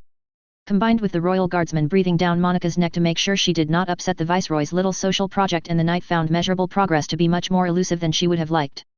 That was not to say she was making no progress at all. While interrogation of the gendarmerie turned out to be a bust, the operatives from Loki Regiment that Monica summoned were making more progress sifting through the raw intelligence she possessed access to. Not surprising, seeing as a third of Loki Regiment were Inquisitio acolytes and data analysis was a prerequisite skill to joining its ranks, not that anyone outside the regiment ever heard a whisper of this. Interestingly, for this latest lead, it was not actually her acolytes that originally discovered it, but the Princess Euphemia that provided the initial hints. Early in her reign as Viceroy, the princess had tagged several assets of Kirihara Industries as suspect and needing more detailed examination. The results of following inspections obviously displeased Her Highness greatly, seeing as 5 inspectors were themselves investigated, then prosecuted, and found guilty of criminal negligence and corruption for accepting payoffs to sign off on patently false reports. All 5 were now serving lengthy prison terms, and the princess had another example of her intolerance for incompetence and corruption. Curiously, however, the follow-up inspection that one would have expected to take place never seemed to have occurred. As far as Monica could tell, that was simply due to the Viceroy becoming embroiled in more pressing matters such as the Refrain Conspiracy, the maneuvering by the Japanese liberation movements to try to weaken her popularity with their own people, and finally the attack on Ashford Academy. And while Her Highness' inner circle was highly competent, not even they could keep track of everything happening in the area, with the consequence of the irregularities regarding Kirihara Industries slipping through the cracks. Monica could have gone to the princess and informed her of this oversight, but something told long-honed instinct told the Knight that this could provide a lead to the EU operative that possessed a Geass. It was an open secret in the Inquisitio, though one that refrained from flouting, of course, that the Numbers Administration Council directly funded the Japanese Liberation Front, the largest and most powerful of the resistance movements in Area 11. If the EU operative was seeking to incite unrest by funneling modern weapons and equipment into the area, then the logical choice would be for him to lend his aid to the JLF. The armored car Monica rode in came to a stop. It was time to put her intuition to the test. The number of soldiers accompanying her would have been intimidating by themselves. That several wore the colors of the Princess Euphemia's royal guard was already reason enough for worry for those with things to hide. Monica idly wondered whether any of the people gawking would recognize the colors of her troops. Probably not, but it still amused her to contemplate their possible reactions. The reactions of the people manning the entry gate promised to also be of great amusement. The contingent of soldiers took up position around the gate, weapons at the ready. The security guards, a mixture of Brightonians and 11s, were significantly less well equipped. As Monica stepped forward, anxious and almost panicked gazes fell upon her. Can I help you, milady? The man ostensibly in charge of the checkpoint said nervously. I am Monica Krzyzewski, Knight of 12 to His Majesty the Emperor Charles. Audible intakes of air could be heard all around. I am here to open conduct and inspection of these facilities. Raise the gate. The guard gaped at Monica. Is there a problem which requires your august attention, your grace? Monica Krzyzewski, Duchess of Bedivere, an honorary title that went with her knighthood but still a titled peer regardless, gave the man an unamused scowl. The guard actually cringed. Thanks to long practice, Monica's expression remained suitably severe. Whether or not there is a problem I have no need to explain to you, the knight said. Raise the gate, now. From the man's body language it was obvious he was deathly afraid of refusing Monica's order. At the same time he was almost equally afraid of what the night might find inside the factory complex. To tilt the balance of terror slightly in her favor, Monica's hand flickered. Her subordinates, attentive as ever, cocked their weapons in almost perfect unison. The motion achieved the desired effect and the guard scrambled to hit the gate button. In all technicality there was not even any need for him to do so, the Britonian soldiers could have vaulted the bar and been through with little difficulty. That would however been undignified, and Monica had no intention of allowing these plebeians to score even so minor an inconvenience against her command. The soldiers on foot, Monica included, stood aside and the armored vehicles rolled through first with those not yet disembarked. They would need to move quickly to prevent too much evidence from being destroyed. Chatter soon filled the radio channels as units reported in regarding their objectives. A trickle, then a flood of factory workers emerged from the buildings as they were directed away. Other soldiers moved to secure the administrative offices and more reports came back, including a few regarding workers frantically trying to tear apart documents or smash computers. In other words, no one here had thought to set up something to quickly dispose of incriminating evidence. Amateurs. Interrogating those workers so captured could wait, however. Monica entered the factory and surveyed the now still machines. Nothing out of the ordinary, on the surface at least. It was only a matter of time, however. Dame Kraszewski. Monica glanced back at the woman stalking, no, accompanying her. Yes, Dame knew. Is there something specific that we are looking for here? We, not you. A somewhat subtle reminder that Valletta intended to make sure she was included in any developments that might occur. Monica had to admit a grudging respect for the other woman's determination to carry out her duty. Little wonder Brigadier Eyre recruited her for the Princess Euphemia's royal guard. At present I honestly do not know, Monica answered frankly. I suspect Kirihara Industries has been using this factory as a front for certain subversive activities, but I have not been able to determine what exactly they are engaged in. And you believe the best way to find out is to force an inspection? Valletta asked. What better way to catch them off guard? Monica answered with a wide, almost whimsical smile. Valletta raised an eyebrow but made no response. The past few weeks of working with the Knight of 12 had taught her that underneath the seemingly playful, almost teasing surface was a highly competent and very dangerous woman not to be taken lightly. For now it would be best to wait and see where this little endeavor led. Just as Valletta arrived at this conclusion, the catwalk they were on shuddered as the vibrations of a nearby explosion swept through the building. The knights and their respective entourages grabbed hold of the railing to steady themselves, and after a few minutes filled with panicked shouts and cries the shaking stopped. Report, Monica snapped. One of the warehouses just went up. Whatever they were storing there must have been extremely volatile. And am I supposed to believe that warehouse just accidentally blew up? Monica said somewhat snidely. No, Your Grace. We'll get to work putting it out right away. Belay that, figure out what was officially listed to be in that warehouse and the others around it, Monica ordered. Make sure there are not any other volatile substances that could be set off, and make damned sure nothing is going to react exothermically when it gets doused with water. Yes, Your Grace. The snarky, teasing facade was gone, making way for the highly competent soldier that was a knight of the round. Monica fired off more orders, including calling for helicopters to get overhead to monitor the situation. Could this be Kirihara Industries trying to hide something? Valletta offered in a brief pause in the rush. Accident and coincidence can never be completely ruled out, Monica said, and I shall reserve judgment until solid evidence is produced. I will however take all caution to make sure that lack of evidence will not serve to shield those that transgress against the Empire. As Monica resumed rapidly issuing more orders, Valletta regarded the woman with a wary, almost apprehensive eye. That last remark sounded almost like a paraphrase of a certain saying. Innocentia nihil probit. Valletta's eyes narrowed. Perhaps she should take even greater care in shadowing Monica. If ever there was someone who could succeed in hiding a secret in plain sight, it would be a full inquisitor. They were what? More than a few people flinched at the roar, making it all the more remarkable that Jeremiah himself was not one of them. While it would be unfair to say that the Margrave was the subject of the Princess Cornelia's wrath, he was the one delivering the message and so the natural target for her response. Loki Regiment is still sifting through the wreckage, but Dame Kraszewski is fairly confident that the equipment in the destroyed warehouses were for performing maintenance on nightmare frames, Jeremiah repeated. She estimates that the facilities at the factory would have been sufficient to look after at least a platoon of nightmares. One could almost hear the marshal grinding her teeth. In fact, those seated closest to her swore they really could hear them grating against each other. Neither the civilian officials nor the military officers attending the meeting seemed able to muster the courage to speak up when Cornelia was in such a foul mood. With Schneisel having returned to the homelands, there was in fact only one person present who did not feel like quailing under the marshal's furious gaze. Interesting, Euphemia remarked. And clever. A factory complex such as that one would see a great deal of traffic that they could use to hide the movement of nightmares as they were brought in for maintenance work. There was still a scowl on Cornelia's expression, but there was considerably less bite to her tone as she addressed her younger sister. This cannot go unchallenged. Kirihara must be arrested and questioned at once. If he has truly been helping equip insurgents with nightmares, we must find and put to the sword all that have aided in this treason. Nervous glances shifted to the viceroy only for them to see a thoughtful expression on Euphemia's face. Sir Finch, the princess said, seemingly unperturbed by her older sister's vehemence.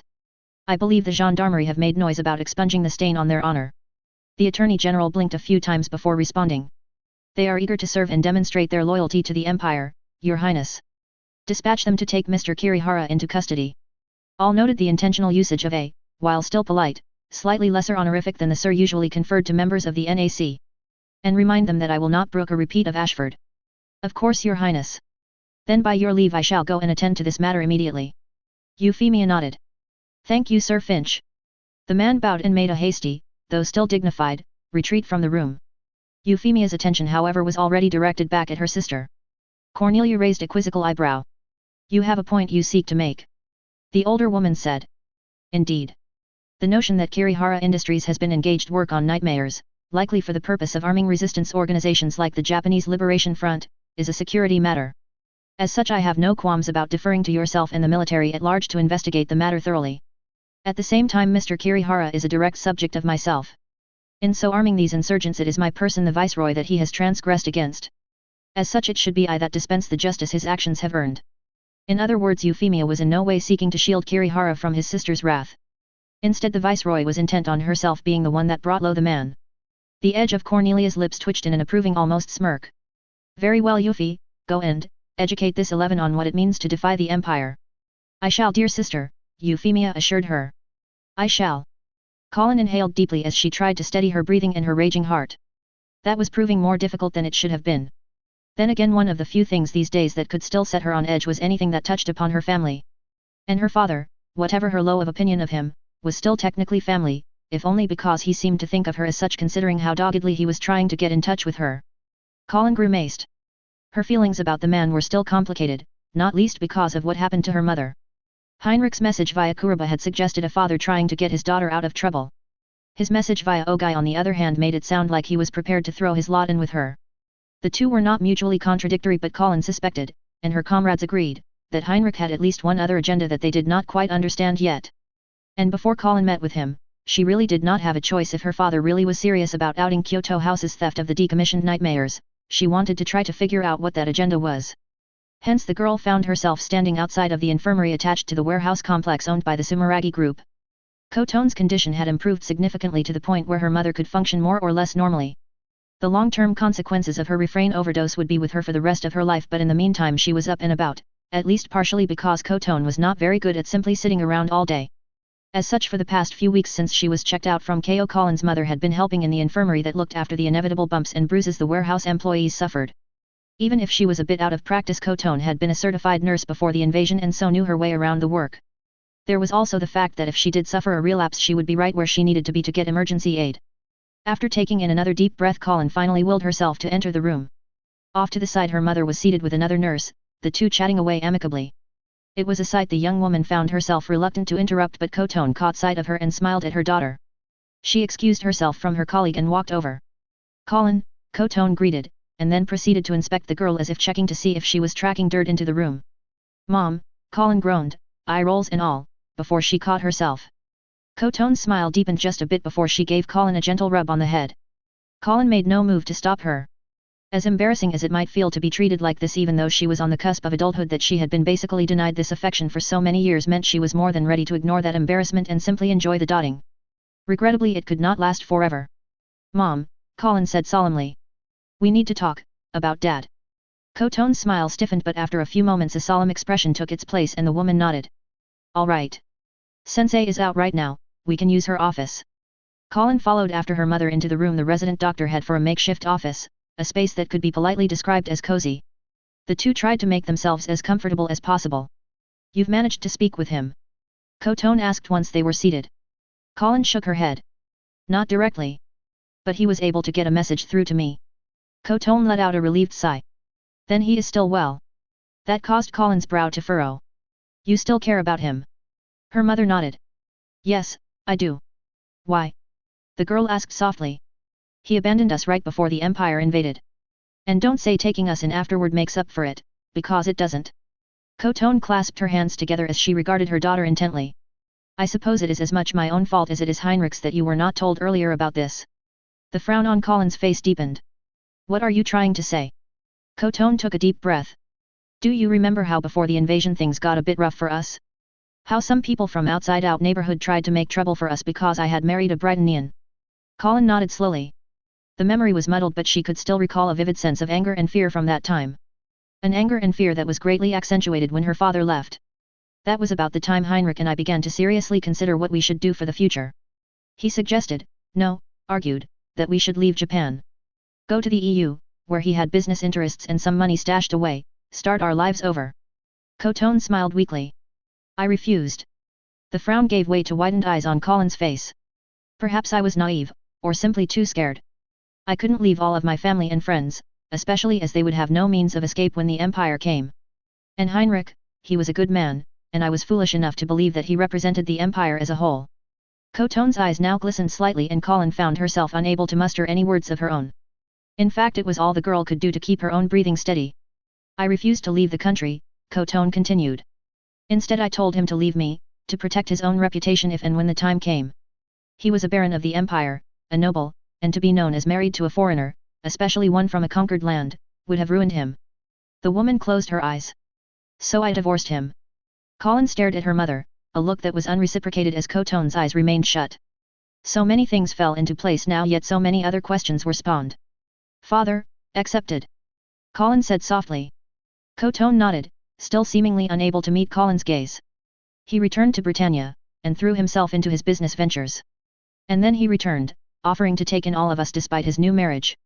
He even offered to acknowledge Naoto as his son and make him his heir, even though your brother took more after me than your father.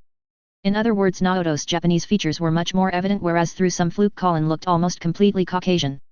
Naoto declined, Coton went on, but Heinrich still did his best to help him. He found him work, made sure he always had a safety net, always, until the end. And that was what tore her mother apart, Colin realized, as she saw the streaks of tears finally bursting from Coton's closed eyes. She had been the one who insisted on staying in Japan, and her decision was what led to the events that saw Naoto take up arms to fight against the Empire. To fight, and to die fighting. A tiny flicker of anger flared in the back of Colin's thoughts. It was drowned out by the guilt that tinged nearly every thought about her parents. About both her parents. Neither were perfect, and their past was littered with countless mistakes that cost not just them but their children greatly. But they were her parents, and they felt every knife to the heart as their family crumbled, a crumbling that Colin herself played no small part in. The girl reached out and pulled Coton into a tight embrace. Her mother wrapped her arms around Colin in turn as she sobbed quietly. Please don't let it end like this, Colin, Coton whispered. Please, don't leave us as well. End of chapter 41. This chapter was another slog to get through. But we're almost there. And then I can start blowing things up. You now all have a much better understanding of what happened to Colin's family before the invasion. I doubt many writers had ever considered portraying Colin's mother as the reason it fell apart. In this case, however, Coton's mistake was an honest one, not one committed out of malice, and I would like to think it makes her all the more sympathetic. And also shed a bit more light onto why she resorted to refrain. I wonder why some of you are so intent on seeing Cole die. Also mildly surprised people are getting so stuck up on the religion thing.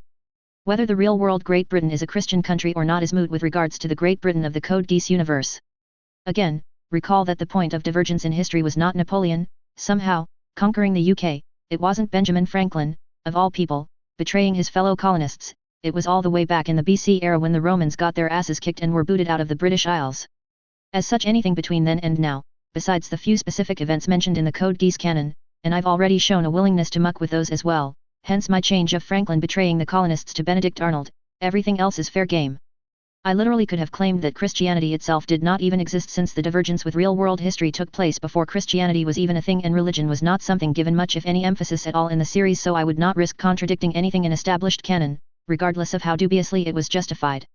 In fact, if I did that, the only thing that I would need to explain, and it would not even be that difficult to do, is the use of the term saint in a few places. On that note, consider this point. I have already said that Christianity was in the British Isles, it just was not the dominant religion. Now consider the American colonies. British Puritans made up a noticeable chunk of the early wave of migrants to the colonies, so it's entirely possible to have that mirrored in the Code Geass universe, namely that a lot of British Christians left Great Britain for the colonies to be able to more freely practice their religion. Later waves saw a lot of continental Europeans come as well, a continental Europe that I have explicitly stated was Christian. Now consider the ramifications this would have on relations between the colonies and the British government. Then consider what it means that, despite the colonies obviously originally having large Christian populations before the founding of the Britannian Empire, the portrayal of Britannian society that I have created is markedly non-Christian in terms of oaths and the like. What do you think happened to all those Christians, in light of the Britannian Empire's authoritarian nature and the fact that it was a coalition of Christian nations led by Napoleon that overran the British Isles? Yes, I even consider at some depth the social-political repercussions of things I do primarily for stylistic reasons. Minor rant, the notion that Napoleon was able to conquer the UK actually ranks up there with Benjamin Franklin betraying the colonists as one of the sloppiest historical changes made. Performing a sea invasion, an actual invasion and not just some sort of raid, is very, very hard. It took the Allies in World War II over 150,000 soldiers, over 1,000 warships, and over 4,000 dedicated landing craft to successfully take Normandy. Granted, Napoleon did not have to deal with the considerably increased lethality of the more modern weapons used in World War II, but he faced two of the same big problems that the Allies were forced to go to great lengths to solve. The first was actually landing troops. This is a lot harder than it sounds, as getting troops onto solid ground from ships without a port ready to receive them is very difficult, especially if the defending side is prepared. An amphibious landing is, by definition, necessitated by the lack of said port ready and waiting. While your troops are waiting onto land, they are very vulnerable to enemy fire, hence why the Allies invested so much time and effort into designing dedicated landing craft. Even if you do manage to successfully land and gain a foothold, problem number 2 pops up, immediately. Supplies. In order to prevent your foothold from being overrun, you need to bring in new troops and then the food and weapons to keep those troops fighting. This is technically an even bigger challenge, as without a proper port you are really sole here. In fact, the Allies actually went to the effort of creating artificial ports to provide points where their supply ships can dock and unload. Such a feat of engineering would have been beyond 19th century technology, which means Napoleon would have been forced to seize a port in order to establish a proper supply line. Let's just say that would have been hard. There was a reason the notion of invading England during World War II was something even the Germans were leery about attempting. That Napoleon supposedly managed to pull it off should have had much, much wider ramifications, including why the blazes was there even a Battle of Waterloo to begin with? Rant over. I could go on and on about the holes in some of the history in the Code Geass universe, but then I'd never actually finish writing the story. Anyway, feedback is welcome and appreciated. Question to my French readers. I've seen several of you refer to Lelouch as Lelouch. Is that a French thing to append the silent E to his name? Or is that how the name should be spelled in French? Chapter 42. Snippet spoiler, none. At the center of the KO Memorial Plaza stands 3 statues commemorating individuals whom dedicated their lives in some significant manner to the hospital. 2 were erected shortly after the end of the Great War, whereas the third of Dr. Toshihiko Kuroba was raised a year after his passing. The doctor had served as both the last director of the hospital before the fall of Japan to the Holy Britannian Empire and its first director after the hospital was brought back into formal operation by the Princess Euphemia. He was highly regarded not only for his strong sense of ethical responsibility but also his unwavering dedication to his patients, a dedication that saw him exert great effort to keep the hospital open during the interregnum that followed the Britannian invasion. Dr. Kuroba would continue serving well into his twilight years and passed away peacefully only 2 months after his retirement. Below his statue a plaque was also placed to commemorate the man for his ideals and his legacy. Toshihiko Kuroba. Dr. M.D. Director of the KO Memorial Hospital. 1922 CE 1981 CE. Toward a New Dawn, The Rise of Euphemia I. Chapter 42, Aut Concilius Aut Ens. Heinrich's return to KO drew as many curious looks as the last time, and the nurse on duty, a different one, was just as surprised when he responded to her query in Japanese. Or perhaps she was simply surprised at the name Heinrich provided as who he was here to see. After a few moments conversing with his appointment, the nurse politely asked that he wait, which Heinrich acknowledged with an amiable nod. A minute or so later a woman still in the prime of her years appeared before him. Stadtfeld-san, Inu greeted with a polite bow. Heinrich reciprocated the gesture. Inu-san, I presume. Yes. Please, follow me. As they headed into the hospital, Inu could almost feel the older man's gaze upon her. His attention seemed rather intense and the woman found herself slightly ambivalent about it. It is not polite to stare, Stadtfeld-san, Inu said in a mixture of English and Japanese conventions. Just behind her Heinrich's lips quirked slightly. I was but wondering what kind of woman Naoto was sweet on. That nearly caused Inu to miss a step, but the woman managed to avoid openly staggering. You knew about that? He made mention of you once or twice, Heinrich said. No details, but the way he spoke of you was evident enough. Inu fell silent at that and remained so for the rest of the walk. When they arrived at their destination she nodded towards the door. She's waiting inside. Heinrich nodded in turn, but before he entered he regarded her once more. Ms. Inu. The woman returned his gaze levelly.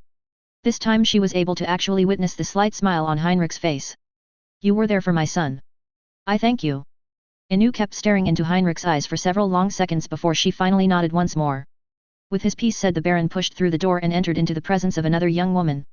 As his eyes fell upon her, Heinrich let out a relieved sigh. His daughter was here. She was really here. Colin, Heinrich said, his smile widening ever so. For her part, Colin had been following her father's movements the moment she and Inu had been notified of his arrival, meaning she also heard those few but impactful words he spoke to Inu. That made it all the harder for her to untangle her own feelings regarding the man now standing before her. One step at a time. Father, Colin responded, coolly but clearly. Heinrich walked over to his daughter, and when Colin made no move to stay away, he began giving her an up-close inspection. Colin raised an eyebrow. What are you doing? Seemingly ignoring her, Heinrich hummed as he looked his daughter over. Complexion still fair, the man remarked. Your clothes fit well and they're not just hanging on you. No sign of any tremors. Heinrich stood back. You seem to be in rude health. Colin gaped at her father for a measurable silence before finally clapping her hand over her face. Only you would treat our meeting like this. Heinrich cracked a grin, but after a brief moment it disappeared. He then wrapped his arms around his daughter and gave her a tight squeeze. Despite having sensed the motion, Colin's heart still skipped a beat as she was embraced. Her father's, on the other hand, continued steady as ever. With a sigh, Colin let her father hold her. He did not deserve her resentment, or rather not to the degree that she hated him before. That did not mean she had completely forgiven him, however. As Heinrich released her, she met his gaze unflinchingly. Mother told me about the divorce. Heinrich tilted his head aside. I see. A scowl appeared on Colin's face. Why didn't you ever try to tell me? Would you have believed me? Heinrich responded. Does that matter? Colin countered. Heinrich stroked his chin. Would you have resented me less if I had told you? Or would your resentment over Naoto's death simply have shifted to your mother? Colin's scowl deepened. I'm not that capricious. No, you are not, Heinrich agreed, causing Colin to look at her father pointedly. The Baron chuckled and gave Colin an affectionate rub on the head.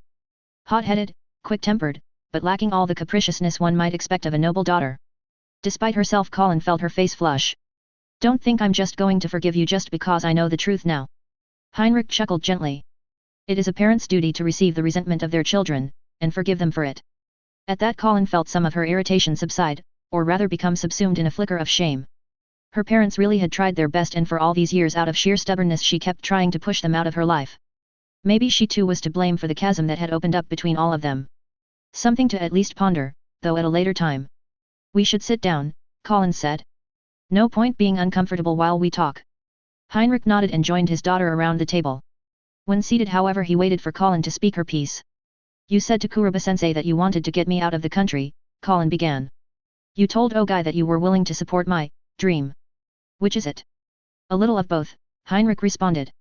I tailored my message based on what I thought would do a better job getting the messenger to actually deliver it. Colin frowned. That was not exactly something that made her happy. But in terms of an actual answer, well, that depends on you. Colin's head cocked aside quizzically. Hey. Heinrich crossed his legs and clasped his hands together on his knees. Convince me that you have a plan, a real plan, for achieving your dreams, Colin, and I will stand by you until Ragnarok itself. But if all you are doing is playing about, I will drag you back to the concessions, your little private army be damned. Colin found herself gaping at her father again.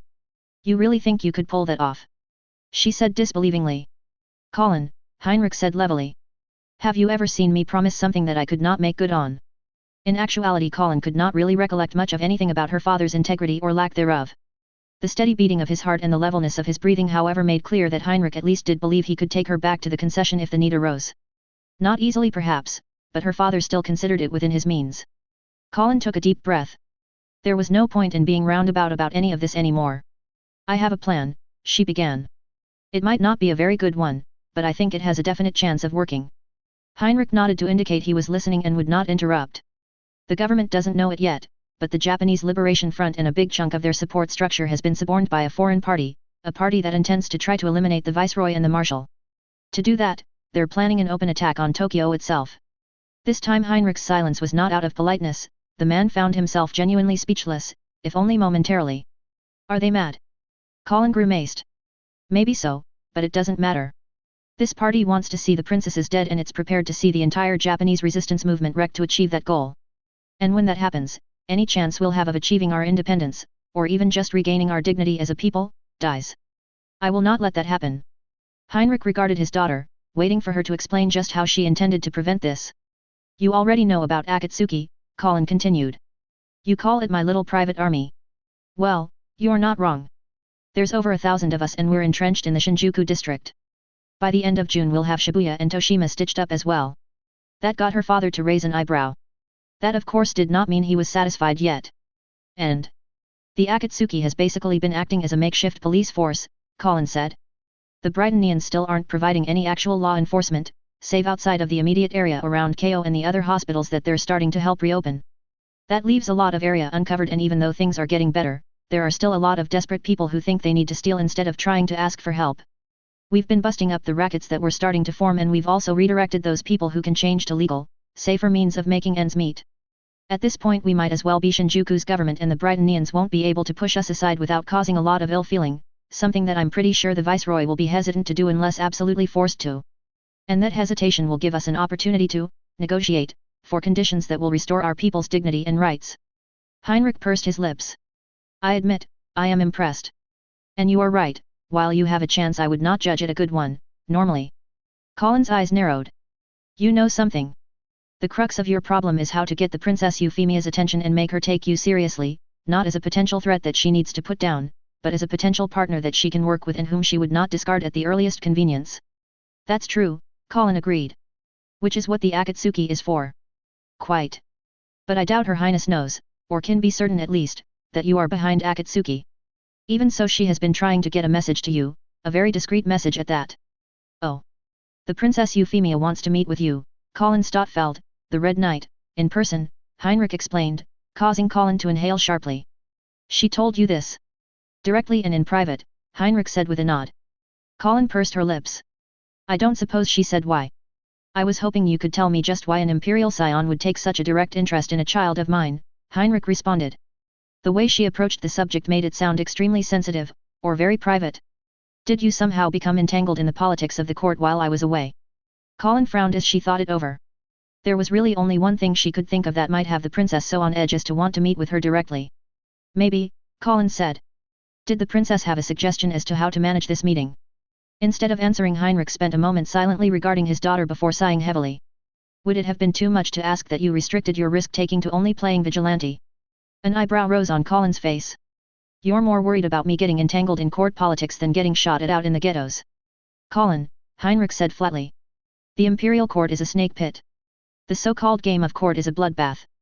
The nobles that move in that circle probably can't even conceive of a situation wherein someone isn't trying to knife them in the back. They literally can't not exploit any sign of what they think to be weakness. And whatever her genial countenance, the Princess Euphemia is a product of that environment and is someone that was of sufficient standing to be awarded the viceroyalty of this area. That she seems to be taking such care in how she is handling you is not something that I as a parent can treat lightly. In fact, if she had been less forthright in trying to assure me that she would handle your situation with great care, I would be much less hesitant about you trying your gambit. At least that way I could be satisfied that Her Highness would primarily see you as a means of achieving her political goals local to Japan, not potentially be dragging you into something involving the imperial court. Her father had a very good point, Colin had to admit.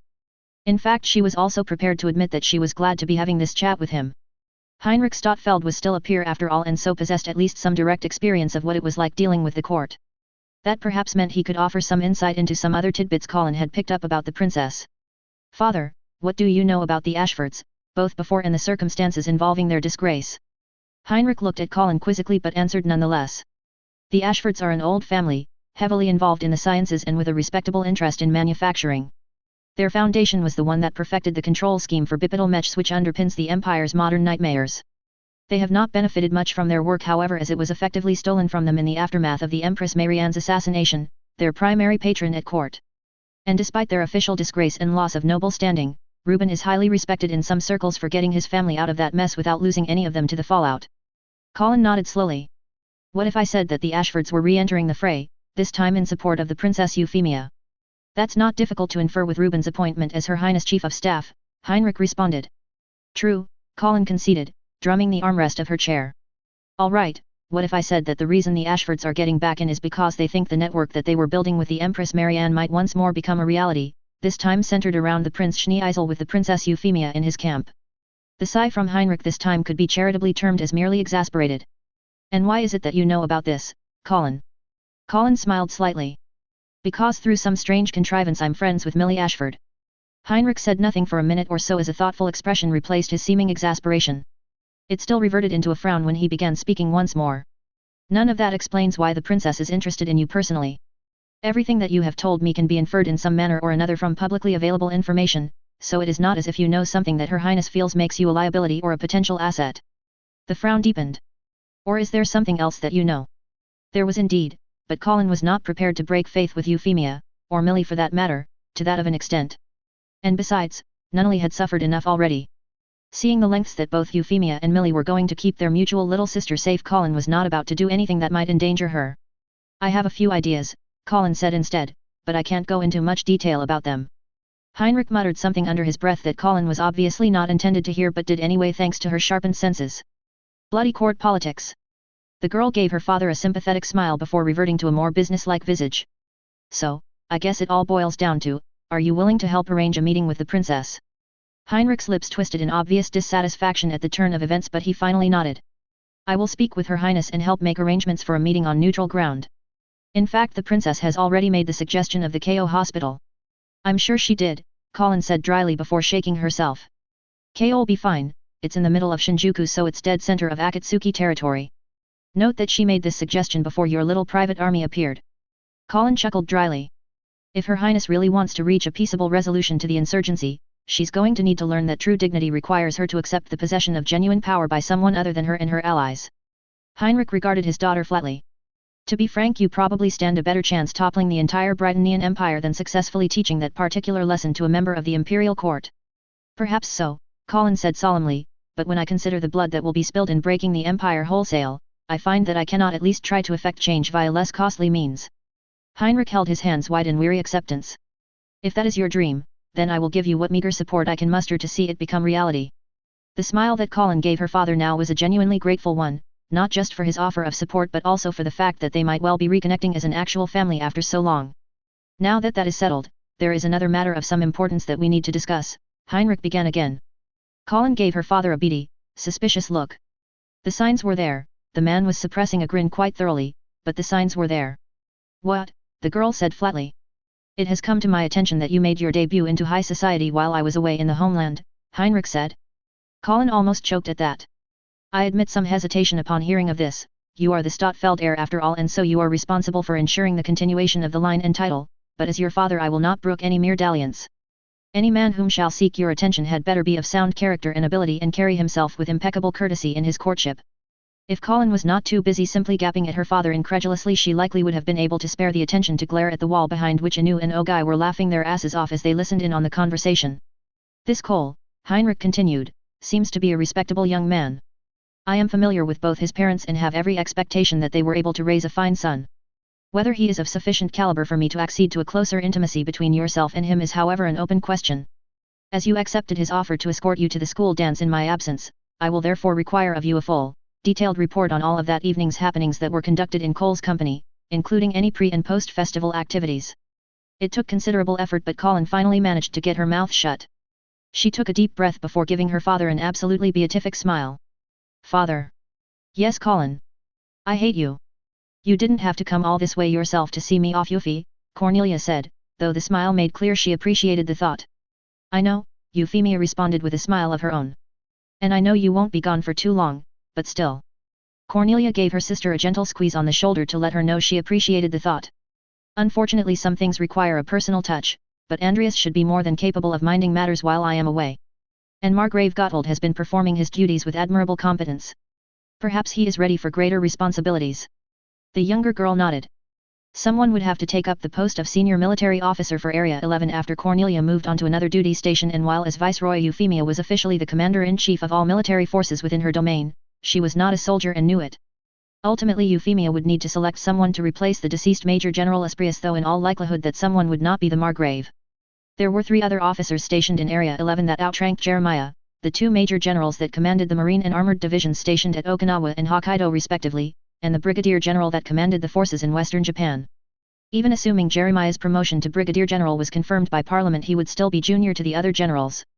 An appointment as commanding officer of the forces stationed in the eastern part of Area 11 however would serve as a nice stepping stone for his long-term advancement. Then again, seeing the purpose of Cornelia's trip, Euphemia might find herself in need of a replacement for the officer commanding the forces stationed in the western regions of Area 11.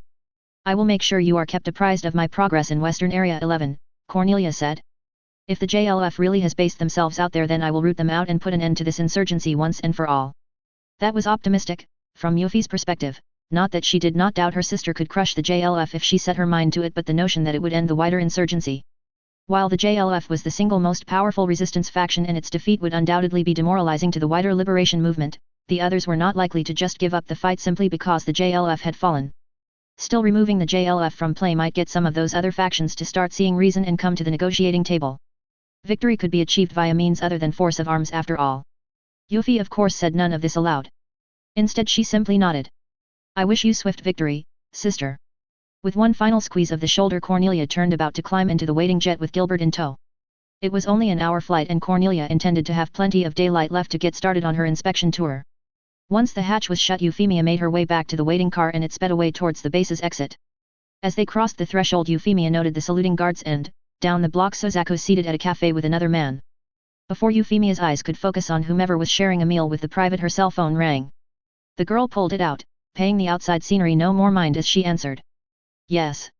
Your Highness, Baron Stotfeld is calling and requesting to speak with you.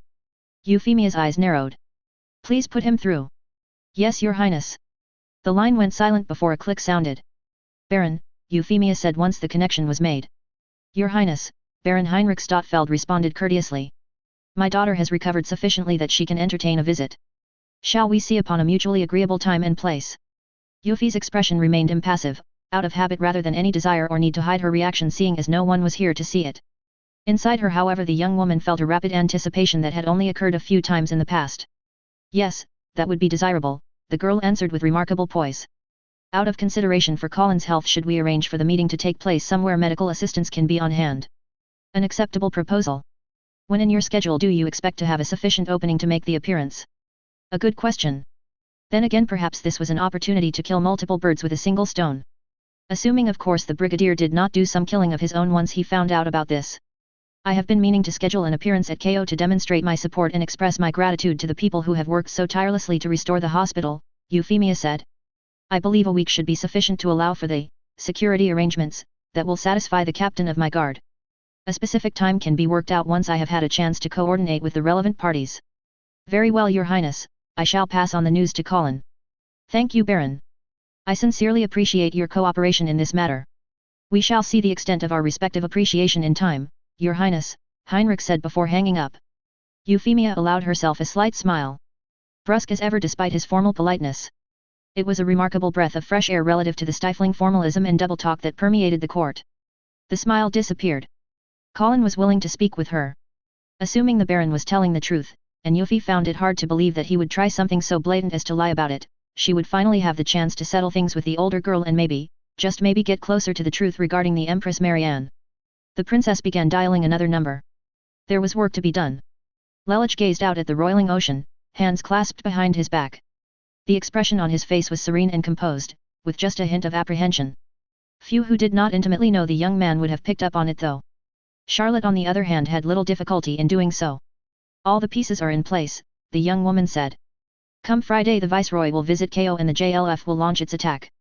While it is unfortunate that the Princess Cornelia will not be in the city, our chances of removing the Princess Euphemia is at least favorable. Lelich nodded but said nothing. With a slight sigh, Charlotte wrapped her arms around his neck and leaned against his back. To this Lelich at least took hold of one of her hands and gave it a squeeze. Still he said nothing. You seek to create a new world, Lelich, Charlotte said softly into his ear. That does not come without cost. But know that whatever cost you may find yourself paying, I will always be at your side. The edge of Lelich's lips twitched before he raised Charlotte's hand to press it against them. I find myself wondering, he finally spoke. What could have been? What if my mother and sister were not murdered and I remained a son of Britannia? What if I truly had died with them instead of it being simply a lie to hide my survival? Charlotte tightened her grip on Lelich. Think not on things that would have seen us never meet, Lelich. Remember instead all that you have given me. Given us. Lelich turned about and met Charlotte's gaze with his own. He then placed another gentle kiss on her hand. I remember. And I would not seek to escape my pain by losing what you have given me. Charlotte smiled warmly before leaning in and giving Lelich a light kiss. You are my light, Lelich. And I will be yours no matter how dark a path you tread. Lelich continued regarding Charlotte for a few moments longer before smiling and nodding. And then he assumed the cold facade of his disoperative. Andrei should be able to handle everything else, Lelich said. By the time the JLF attack begins we should be well on our way back to Paris. Via Vladivostok and the Trans-Siberian Railroad, Charlotte said with a nod before sighing. That's going to be a long train ride. Lelich chuckled as he wrapped an arm around Charlotte's waist. Well, I suppose we will just need to find some way to entertain ourselves. Charlotte sighed in feigned exasperation. Lelich, you pervert. The first official visit to the Keio University Medical Campus by the Princess Euphemia Lee Britannia was widely regarded as a momentous event. For the residents of the Shinjuku Ghetto it was a sign of the Viceroy's dedication to the continued renewal of their homes. For like-minded reformists in the Britannian government it was a testament to the progress that had been made since Her Highness' appointment. There were others that viewed the visit in a less favorable light, of course. Extremists existed on both sides that for their own reasons did not wish for an improvement to the lot of the Japanese people under Britannian rule. Then there were those whose irritation were more grounded. Jonathan Eyre, newly confirmed to the rank of Brigadier General by Parliament, tried to keep his annoyance in check. He tried to remind himself that the security situation in Shinjuku was considerably improved compared to even when he first arrived in Area 11. He also tried to take heart in the 2 companies of infantry that had been seconded to his command for the duration of the princess visit. Granted they were both from the 100th Infantry Battalion, but Jonathan did not have any reason to doubt their basic competence and loyalty. Then there were the 3 squads of armsmen present forming a corps guard around Her Highness. Nevertheless Jonathan found that the headache that had begun when his liege first made known her intention to carry out this visit had yet to abate. Something told the general that would remain the case until Her Highness was safely back in the Viceroy's palace. There were times when the stress that came from signing on with an active royal was abundantly clear. The general himself was ensconced inside an armored command vehicle, allowing him to keep tabs on the operation of keeping the princess safe and also keeping up to date with intelligence from the rest of the military command net. As it was, things seemed remarkably calm in the rest of the city, as if all of the usual troublemakers and rabble-rousers had decided to pack it in for the day. That seemed a little too convenient from Jonathan's perspective, but he would leave dealing with the bigger picture to someone with fancier epaulets. Besides, Lieutenant General Andreas Darlton seemed a perfectly competent and capable officer. Her Highness has arrived, the report came in. Jonathan turned his towards the video feed that was now tracking the princess armored limousine rolling onto the campus grounds. The man grimaced. And now for the tricky part. The general frowned. There were a lot of people with red armbands scattered around. Akatsuki, supposedly some sort of community watch, more likely a cover organization for an insurgent faction. That they were openly declaring their presence was both reassuring and worrying. Reassuring seeing as if they did make their move the Empire would have an unambiguous target for retaliation, which suggested their open presence was meant to indicate that they were not planning anything untoward. Worrying nonetheless as it implied a level of confidence on their part in their ability to move so openly. Time would tell to what extent the general's concerns would play out and whether he had done a good enough job.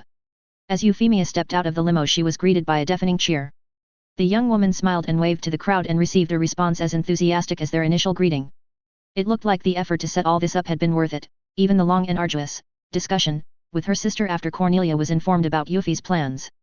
Her sister had been emphatically unhappy about it and spent a good hour or so trying to talk Eufy out of carrying through with it. Bad enough she was going into the wards like this, but to also hold a meeting with a known insurgent in the backdrop?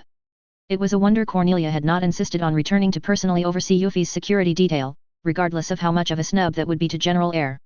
Fortunately, or unfortunately, it really depended on one's perspective, events were unfolding that demanded Cornelia's attention be fixed solely on Western Area 11. The supposed joint military exercise being conducted by the European Union, or at least its Russian member, and the Chinese Federation had gotten underway. While it was highly unlikely that the two were planning on using the exercise to stage some sort of attack on Area 11, the possibility could not be discounted, especially with the concurrent exercises happening in and around Turkey. Said exercises were the largest deployment of European forces ever, likely intended to soothe the European populace about the threat of future encroachment by Britannia. Just how well it would achieve that was an open question, though the EU military was undoubtedly at least getting in a chance to test doctrine and policies, which could be useful in and of itself. Euphemia pushed those thoughts aside. Right now she had more immediate concerns to attend to. With a radiant smile she stepped forward to greet the waiting KO staff.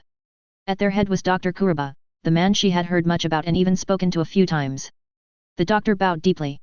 Your Highness, it is an honor to finally meet you. The pleasure is all mine, Doctor, Euphemia responded with a slight tilt of her form. I thank you for all the hard work you have put into restoring the hospital to its rightful state. It is I whom should be thanking you, Your Highness, Kuruba said, for your support in making it all possible. Euphemia accepted the gratitude with a nod.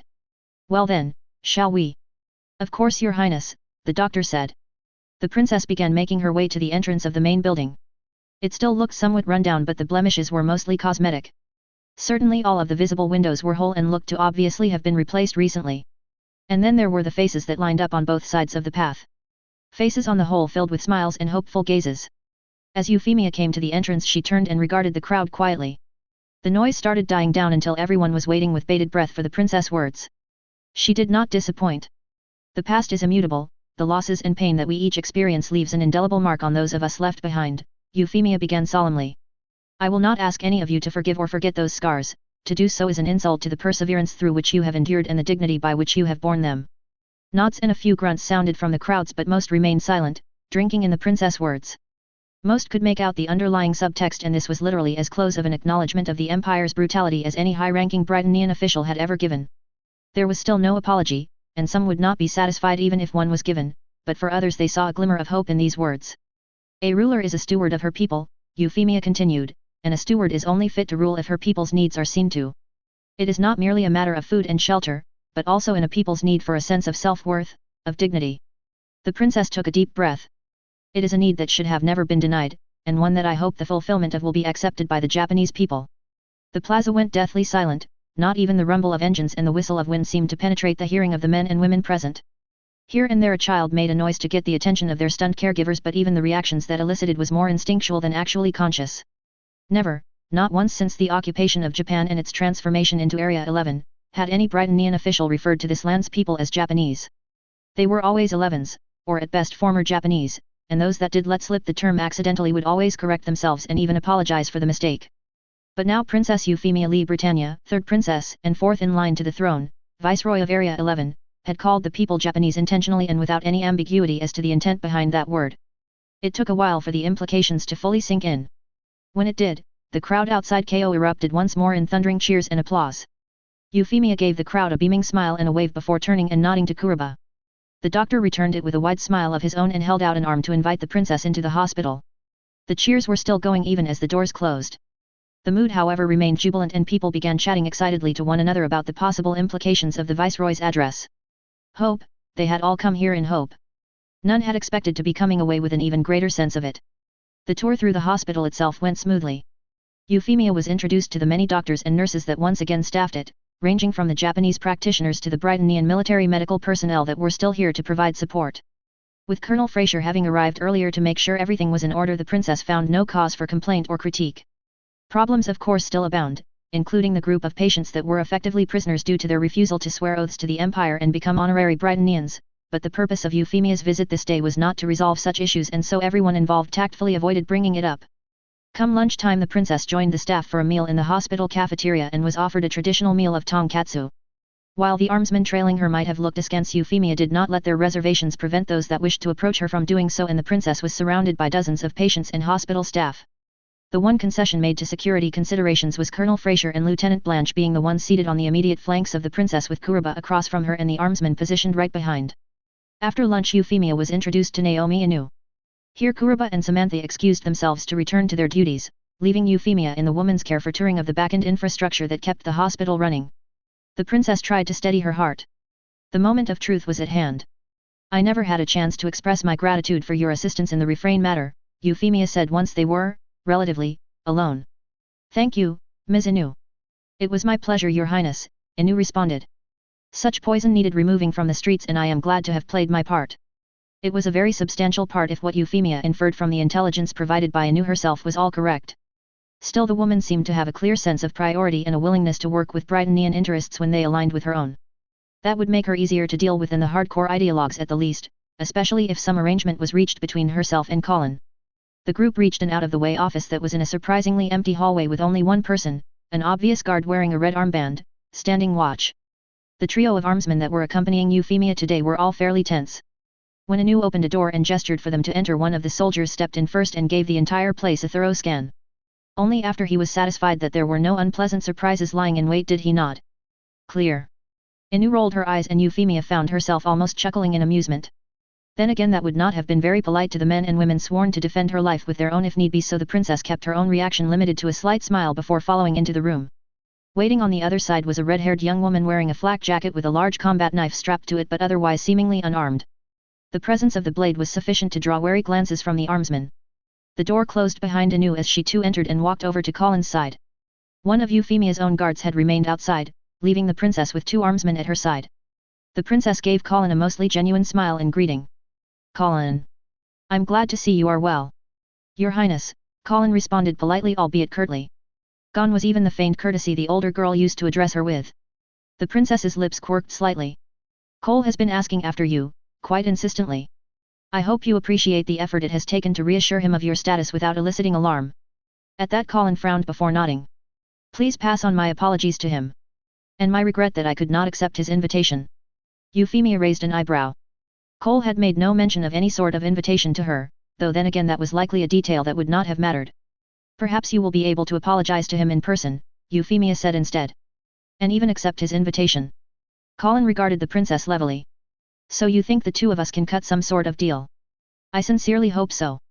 Yet when last we discussed Britannia's conduct towards its conquered subjects, the impression you gave was one that saw nothing wrong with how the Empire robbed other peoples of their dignity and prosperity." Euphemia pursed her lips. "Would you believe that that was a test to gauge your own character?" Colin snorted. "Would you? I hope you understand, Colin, that such views are still fairly rare amongst the peerage," Euphemia responded.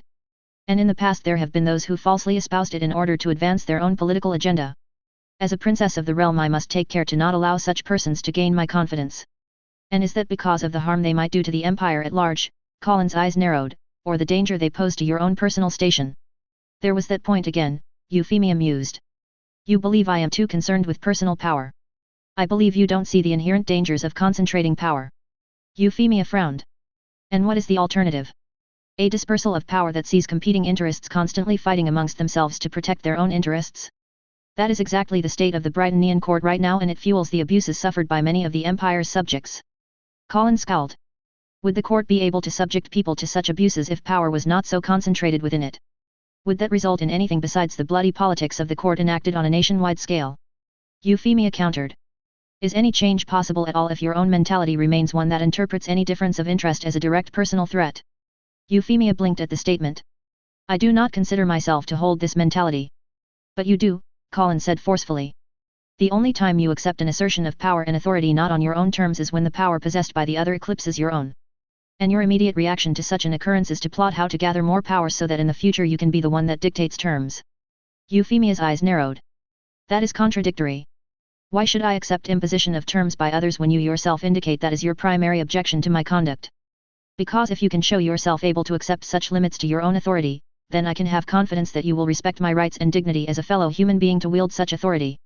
A very confused look was now on Euphemia's expression. The princess massaged her temples. "That makes no sense at all."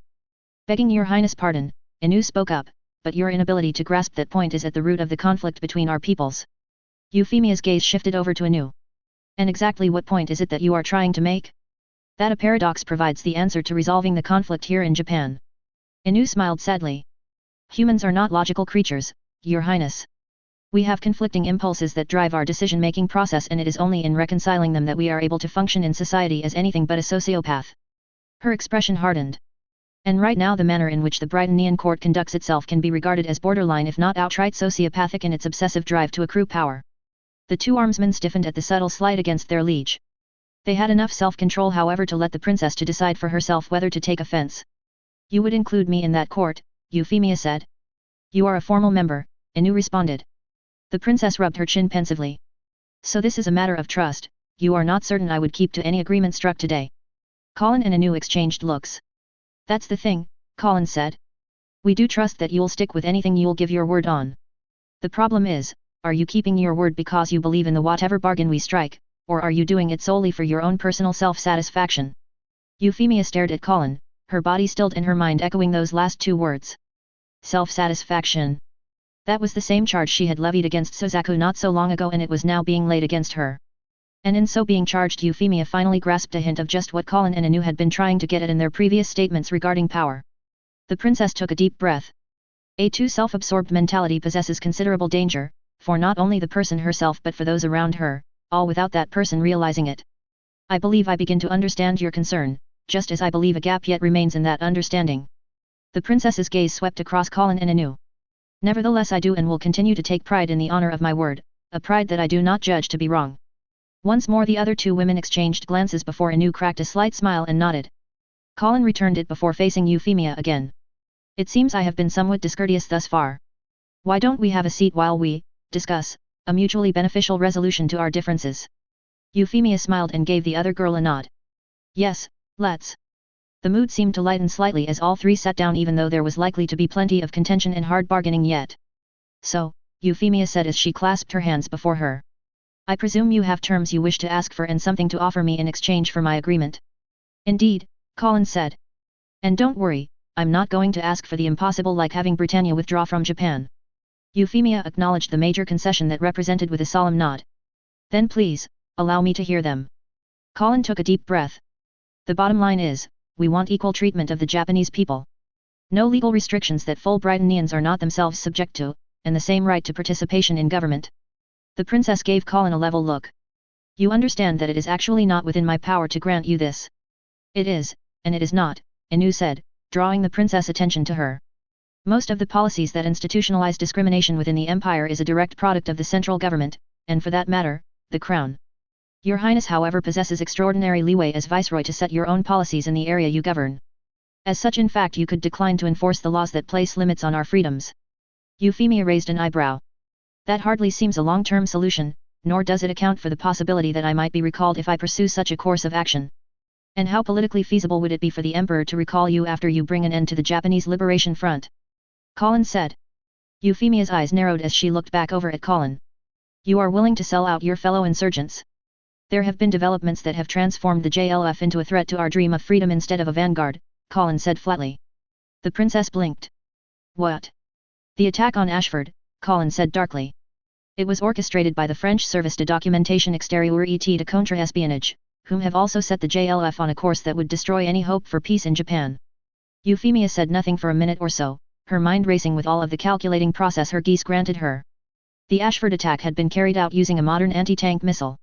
If the JLF was receiving more of such weapons, combined with the nightmares that they were supposed to possess already, then they could actually present a measurable challenge to the Brightonian military. And if an open rebellion erupted in Area 11 then her standing at court would suffer significant harm unless it was crushed very quickly and thoroughly. It would also make it extremely difficult to press forward with even the limited program of reforms she was pursuing now, unless there were extenuating circumstances involved, circumstances such as the defeat of the JLF having been made possible by a more moderate resistance faction. There is considerable risk to your proposed course of action. Colin smirked. Audens fortuna I have. Euphemia tried not to roll her eyes at that figure of speech. Still there was a certain degree of truth to that overused phrase. I can see the ways in which such an agreement would benefit all sides, Euphemia answered. Whatever the opinions of some of the more conservative peers, I consider it shameful that the empire stifles so many of its subjects. The woman allowed a slight smile. I am sure that my belief in the greater glory the empire could achieve if it better employed its subjects is not the type of goal you and your backers are aiming for, but I think we can both agree that uplifting the conditions of all people's currently designated numbers is a point of mutual agreement. Colin and Anu nodded. There was no point pretending all of their goals aligned with that of the viceroys. I am prepared to extend my reforms to the level necessary to allow for equal treatment of the Japanese people, Euphemia continued. You understand however that my authority ends at the boundaries of Area 11. We know, Colin said. That's why it's in our best interest that we offer you as strong of support as we can muster, so that your standing is such that you are positioned to effect greater reform once the matter of succession plays out. The look on Euphemia's face shifted to a wary caution. Have a care, Colin, on the lengths you believe I am prepared to go for an agreement between us. It is no further than I expect you to be going already, Colin responded. You are after all firmly in the Prince Schneeisel's camp, are you not? The princess stared at Colin, a hard light in her eyes. Colin returned the gaze with her own icy gaze. I did not know your ambitions reached such heights as to dabble directly in court politics, Euphemia remarked dryly. Colin raised an eyebrow. And how exactly do you propose I support you without getting so entangled? A beat followed. Point, the princess conceded. But if you intend to offer me such support I expect that support to be total. You and I may disagree from time to time but I will expect you to never attempt to undermine a policy or course of action that I have decided upon. So long as you understand that if you do end up doing something I absolutely cannot countenance I will hold nothing back in stopping you, Colin responded, before amending, Your Highness. Euphemia smiled thinly at the older girl. I shall bear that in mind, Lady Stotfeld. Colin snorted and leaned back into her chair. They were slowly coming to a consensus, no matter how fractious it was. Now then, would you say that we have reached an agreement on the high-level points? Euphemia asked. Colin nodded. You agree to restore the rights of my people, we help you solidify your political position. I suppose that does sum it up, albeit crassly, the princess said. Then allow us to move on to a more immediate concern. What can you tell me about the JLF and their disallies? This was it, Colin thought. Once they revealed what they knew about the JLF they would be expending one of their biggest bargaining chips. Before I go into that, Your Highness, your word that you will see my people's rights restored. You have it, Euphemia said unflinchingly. I, Euphemia Lee Britannia, do swear that I shall employ whatever measures will be necessary to grant to the Japanese people standing equal to that of my Britannian subjects. Colin nodded slowly, satisfied with the promise. The princess had not even added any qualifiers or requirements that Colin herself uphold her end of the deal. Euphemia really did seem confident in the value of her word. The SDIS has managed to convince the JLF to launch a direct attack on the Tokyo concession, Colin began. In support of the attack, the French have been smuggling a lot of modern weapons into the country. Euphemia grimaced and Colin noted the tightening of jaws on the two armsmen behind the princess. Do you know when this attack will take place? Soon, Colin said. We don't know the exact timetable, but the fact that the military managed to bust one of the factories they used for nightmare maintenance, well, they've got to be feeling the pressure now. Not as helpful as Euphemia could have wished for, but it was evident there was much more information yet to be shared. What of the SDIS operatives themselves? Euphemia asked. There are 3 of them, and you took that one. They seem to be led by a captain by the name of André Divany. The other 2 are lieutenants and are probably the ones carrying out any necessary field work. One of them, Charlotte Dunois, was responsible for infiltrating Ashford and we believe signaling the attack on the school. The other is a young man named Lelich Lamprouge, who... What? The outburst from the princess caught not only Colin and Anu by surprise as even the 2 armsmen looked over at Euphemia. And then the world exploded about them. A massive blast slammed into the room and threw everyone to the ground. Colin's geese flared and she saw in minute detail the explosion that was ripping apart the hospital. She also saw the source, a large missile that was even now being followed up by 2 more of similar size. Their detonations tore through the already badly damaged structure and an inferno threatened to engulf the entire room. Colin scrambled over to the princess and pushed both of them through a crack in the floor. The boom that sounded blanked out any other sound and Colin's ears were still ringing as the girl coughed from the smoke and dust. With great effort Colin pulled herself up, looking about to confirm where she was. Euphemia lay at her side, her form still save for the slight rise and fall of her chest. She was still alive despite the blood pooling at her head. Hell, Colin cursed, ripping a piece of her sleeve off and tying it around the other girl's head. Come on, princess, don't you dare die now. Colin scanned her surroundings again and grimaced. The 2 armsmen that had accompanied the princess were gone, one having been caught in the blast and the other thoroughly perforated by the shrapnel. Colin froze. Her chest tightened until all air was forced out. The girl threw herself up and over to where Anu lay. Anu. The Japanese woman coughed, a splattering of blood staining her lips. One hand rested on the steel beam protruding from her stomach. Colin, she whispered. The princess. She's fine, worry about yourself, Colin snapped. Oh hell, hang on, we need to get that out of you now. No, Anu said before another violent cough interrupted her. No, get the princess out of here. Someone wants her dead, wants all of us dead. You have to get her out of here. Not without you. Colin screamed. An arm shot out and grabbed hold of Colin's shoulder. Anu gave the girl a pained smile. Listen Colin, this isn't about me or you or even the princess. It's about our people, about giving them a chance again. If Her Highness dies, that chance is gone, maybe forever. You cannot let that happen, you hear me? Tears were now muddling Colin's gaze as she took hold of Anu's hand and gave it a tight squeeze. Please, the girl pled. Not you too. Anu tried to smile again. I'm proud of you Colin. You were a wonderful little sister, and I see in you not just Naoto's fire, but also his heart. So please, for him, and for me. See our dream through. Colin ran a sleeve across her face, trying to wipe away her tears. More simply flooded out to replace them. With great effort however she nodded. I promise, I'll make sure our people are free. Anu nodded, her grip loosening as her arm went limp. Thank you. With one last pained glance Colin hurried back over to the princess. With great care she picked Euphemia up and made for the gaps in the burning walls. Despite the heat the flames should have given off, Anu felt a cold numbness start to take her. With Colin out of sight she began shedding tears of her own. Did I do good, Naoto? Anu whispered. To the woman's immense surprise, she received an answer. End of chapter 42. I do believe this would be called a wham episode. Not that none of you didn't see this coming considering how much foreshadowing I've been doing, but I would like to think that we've now undergone a noticeable shift. I don't quite know how many chapters the Battle of Tokyo will take. I currently have it gauged for 2 to 3, but there are a lot of factors at play. The timing is also going to get very interesting as I'm not sure I'll be able to do a purely linear sequence while shifting between the different perspectives. We might end up shifting back and forth in time just so that I can provide longer pieces from a single perspective, we'll see.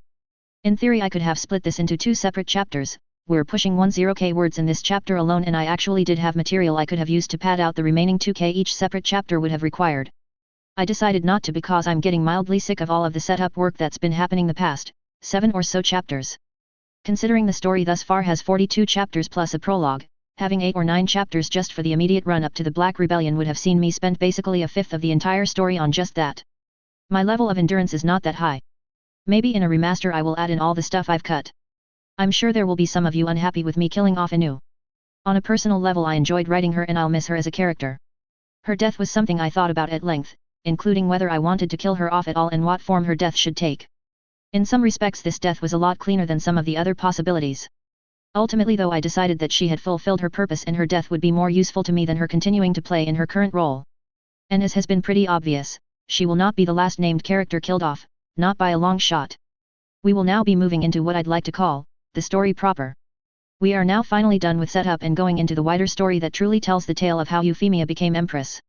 There is going to be a very high body count by the time I'm done. A bit of a multilingual bonus for those of you who know Japanese. It's been a while, so while I'm fairly certain the grammar is correct and the overall statement is coherent, a native speaker could probably come up with something that sounds more formal.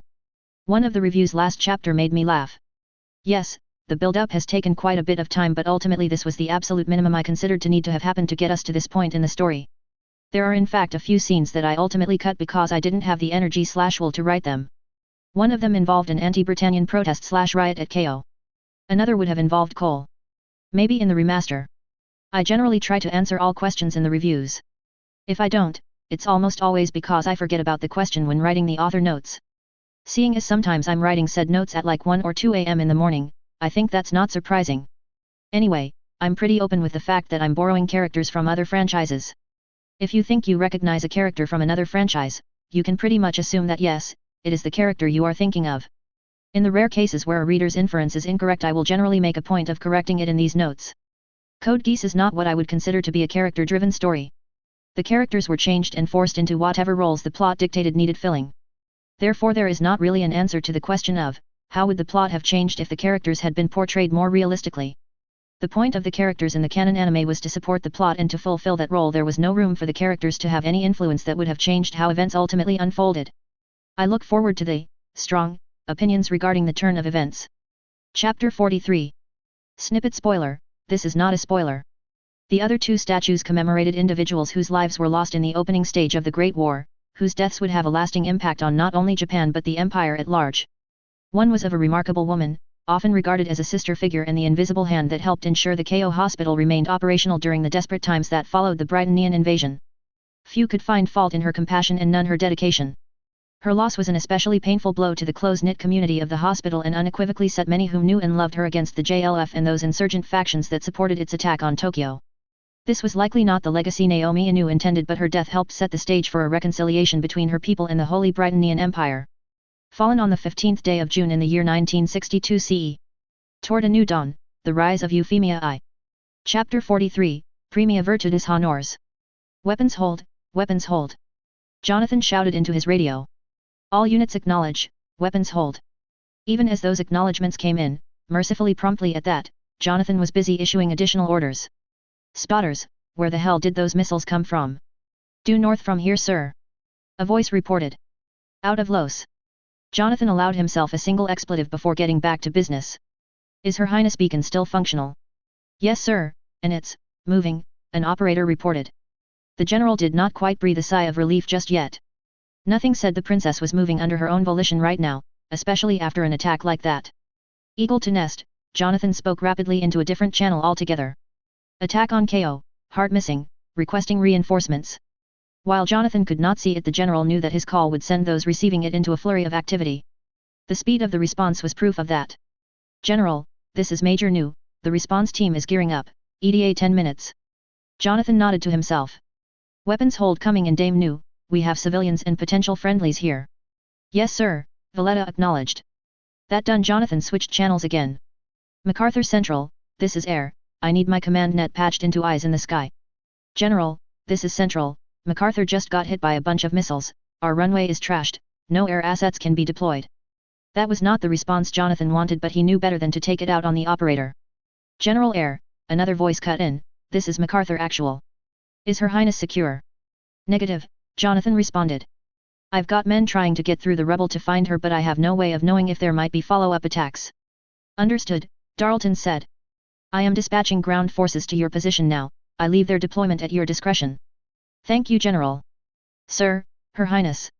Jonathan's head snapped up, and on one of the video feeds he could make out a harrowed-looking red-haired girl emerging from the burning wreckage of the side building. In her arms was the slumped-over form of the princess. General, need to go, we'll update later, Jonathan signed off quickly and stormed out of the command trailer. By the time he reached them, a crowd of soldiers and those ostensible civilians with red armbands had already formed a cordon around the two women. A Britannian army nurse was checking the Highness vitals and began shouting orders. Stretcher, now! Helena cried. Two combat medics were immediately by her side and lifted the princess gently onto the stretcher before hurrying off with the lieutenant right beside. The red-haired girl watched after them, her form shaking from not shock or fear but pure rage. Jonathan turned to her. You would be the Red Knight, he said. Colin nodded brusquely. I am. The general regarded her carefully. The girl's face was covered with soot and scrapes, her hair was a disheveled mess. There was little doubt that she had just barely survived the destruction of the building behind them. In doing so, however, she had also saved Jonathan's charge. The general bowed. I thank you for coming to Her Highness' aid not once but twice now. Jonathan straightened and stared Colin in the eye. Now, can you tell me what the hell is going on? Colin's jaws tightened and her teeth appeared in a ferocious growl. The JLF just tried to murder me and the princess. And they did murder Inu. Gasps sounded from the other Akatsuki standing by the two, and Jonathan took a moment to dig up that name from his memory. Naomi Inu, officially maintenance chief for the KO hospital but also obviously an insurgent herself, though one of the more moderate ones. Apparently she was also personally close to the Red Knight. Jonathan glanced back at the burning building. The others? He asked softly. The anger left Colin's visage just long enough for the girl to shake her head softly. I'm sorry, General. Jonathan's own jaw clenched. He had known when he recruited them that blood might well be shed in their service. It made it no easier to lose them, however. Colin. The general and girl both turned their heads towards the source of the voice. Guy pushed his way through, heedless of the guns that were starting to rise. Weapons hold. Jonathan snapped again. The soldiers hesitated and their weapons rose no higher. Colin, Guy said, panting as he got to the girl's side. We've got reports from the perimeter, lots of inbound, nightmares, infantry, all headed towards the concession, and towards us. Jonathan's eyes widened while Colin's narrowed. The woman turned towards the general. General, the girl began. Before the attack, Her Highness and I had come to an agreement, one where she would restore to my people what was stolen from them since the Britannian occupation. In exchange I would help her end the threat the JLF presented, both to her own rule and to peace in Japan. I am still willing to fulfill my side of the bargain. Are you willing to let me? Jonathan regarded the girl, no, woman, intently. The princess had described in broad terms what she expected the Red Knight to ask of her, though Her Highness had not been able to determine what would be offered her in return. And while he was dubious regarding the wisdom of his liege accepting the help of one group of insurgents to fight another group, he could see her rationale. This group after all did not seem dead set on butchering their own fellows to get at the Britannian leadership. I will act in accordance to what I believe is my liege's will, Lady Stotfeld, Jonathan said. I will defend her, and all those she considers her subjects. The general allowed the barest of a smile to creep onto his face. And I will welcome the aid of those who feel similarly. Colin's own smile was far more ferocious. She turned to Guy. ETA. Half an hour tops, the man said. They have to work their way through the city, but they're moving pretty quickly. Jonathan was only half listening to the man's report as he began providing the update he promised to Central. This is Air, Princess Euphemia has been secured. I am declaring Akatsuki to be friendlies, do not engage Japanese forces wearing red armbands, I repeat, Akatsuki are friendlies. General Air, this is Darlton, what is going on down there? Not surprising for an officer of his caliber, Andreas was quick off the beat. General, the purpose of Her Highness' visit to KO was to negotiate with the Red Knight to come to a peaceable resolution to the conflict between the Red Knight's faction of the Japanese insurgency and the Britannian government, Jonathan explained quickly. An agreement was reached, but we have JLF forces opposed to such a resolution moving on our position. That took even Andreas a few seconds to digest, and in the meantime Jonathan listened in on the briefing Ogai was giving. The man grew maced. General, Jonathan continued without waiting for a response, Akatsuki sentries are reporting JLF forces moving in at what looks to be division strength. They also seem to have 2 battalions of nightmares. 2 battalions short a platoon, Colin corrected. Correction, 2 battalions short a platoon, Jonathan repeated, eyebrow raised at the young woman, and they are at maximum 30 minutes out from my position. Get Her Highness out of there now, Andreas responded immediately. We can't get you reinforcements quickly enough to fortify your position to stand off an attack of that size. Working on it, Jonathan said, will report once I have further developments. The general looked over back at Colin and Ogai once more. How spread out is your sentry screen? We've got people from Kita to Maguro, but it has some pretty big holes, Ogai said. Can you plug in their reports into my command net? Ogai looked over at Colin. The girl took a brief moment to nod. The Japanese man returned it and turned about. Minami. A bespectacled man hurried over, hand over a radio headset. Colin jerked her head towards Jonathan. I need you to act as a translator, feed the Brightonians the reports we're getting about JLF movements. The man looked surprised for a moment before nodding firmly. Yes, Akakashi. He turned to the general. Where is your comms officer? This time it was Jonathan that turned about and shouted. Corporal Fueri. A shortish but otherwise stout soldier hurried over and snapped to attention. Yes, sir. Work with Mr. Minami here and tap him into the communications net. Yes, sir.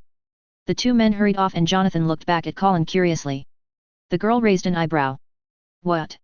I had my doubts whether you were simply a figurehead, or whether you truly commanded this Akatsuki, Jonathan said. I have them no longer. Colin smirked. Glad I have your vote of confidence, but that's not going to mean much if we don't get Her Highness out of here before the JLF hits. Indeed, Jonathan agreed and tapped his radio again. Lieutenant Blanche, we need to extract Her Highness now, you will need to stabilize her on the move. That's impossible, a sharp response came in, one emphatically not from the lieutenant. Colonel Fraser. Jonathan said. What's going on? We need to get Her Highness into surgery now, the bleeding in her head is putting considerable pressure on her brain. Jonathan's eyes widened. Colonel, I have JLF forces inbound, they will be here within 30 minutes. I do not have the numbers to fight them off. If we move Her Highness she dies, Samantha replied firmly. She needs treatment now, General. The man grew maced. Understood, Colonel. I'll buy you what time I can, but get Her Highness stabilized as quickly as possible, we need to evacuate her. We'll do everything we can, General, Fraser clear. When Jonathan looked back at Colin, something told him the girl knew everything she needed to. Hell, Colin murmured. Hell indeed, Jonathan said before taking a deep breath. He tapped his radio. Lieutenant Mustang, muster the troops, I want both companies formed up in 5. Yes, sir. Sergeant Hughes, map, now. Sir. The soldier in question was with them in a few scant seconds and laid out a map of the Shinjuku ward. Where are the JLF forces approaching from? Jonathan asked. Northwest, Ogai answered, pointing at the map and running his finger along it. They'll likely approach along the Shinjuku Dori and then cut south along the Gein Nishi Dori. The general looked at the map carefully before tapping his radio. Major New, change of plans, rendezvous at the intersection of Shinjuku Avenue and West Gein Avenue. Yes, sir, Valletta responded immediately. Colin glanced at the general. You have a plan. We can't hold them here at the hospital, any fighting here will just bring the entire place down, Jonathan stated. If we're to stop them we need to stop them away from this place. He straightened. The nightmares the JLF possess, they're Glasgow's, no. Colin nodded. Decommissioned ones that were supposed to be scrapped. Have the JLF made any modifications to them? Mostly cosmetic, nothing structural. Colin's eyes narrowed. Which means they still have the thing armor atop the pilot pods. Jonathan nodded. How much anti-armor weaponry do you have? The young woman grimaced. Not enough, though we do still have a couple of nightmares. An eyebrow rose. I thought you wrecked yours at the Fuchu prison break. Colin gave the general a savage grin. I took it as an opportunity to upgrade. The general decided then and there that he would need to have a long talk with whomever was in charge of the Ordo Hereticus branch of the Inquisitio here in Area 11. They obviously were doing a horrific job if the Red Knight was systematically getting better and better nightmares after every one she trashed. Today however he was prepared to look the other way. The only way the JLF will be able to move in force against KO is if they approach along either the East or West Gein avenues, Jonathan said instead. I will position the bulk of my forces at the intersection of West Gein and Shinjuku Avenue and try to hold them there long enough for reinforcements from MacArthur to arrive. At the very least we should be able to tie down the JLF troops such that they'll only be able to send small units to try to hit KO. 2 platoons will remain here and supplemented with your Akatsuki they should be able to protect the hospital. Colin nodded. The plan made sense, especially once her own nightmare came into play. Alright, let's do it, she said. Jonathan nodded. He then extended a hand to Colin. The young woman chuckled but accepted it nonetheless. I heard what Akatsuki translates to, Jonathan said. I hope there will yet be a new dawn for all of us. Me too, General, Colin said. A soldier hurried up to Jonathan and clicked his heels together. General, the troops are mustered. Very good, Lieutenant, Jonathan said as he released Colin's hand and turned about. With wide strides Jonathan marched over to where the 2 companies had gathered. Facing him was a mixture of both Caucasian and Asian faces, with the latter making up the majority. All returned his gaze with an iron will, a will that Jonathan nodded approvingly of. Time to harden that will into steel. Soldiers of the Empire.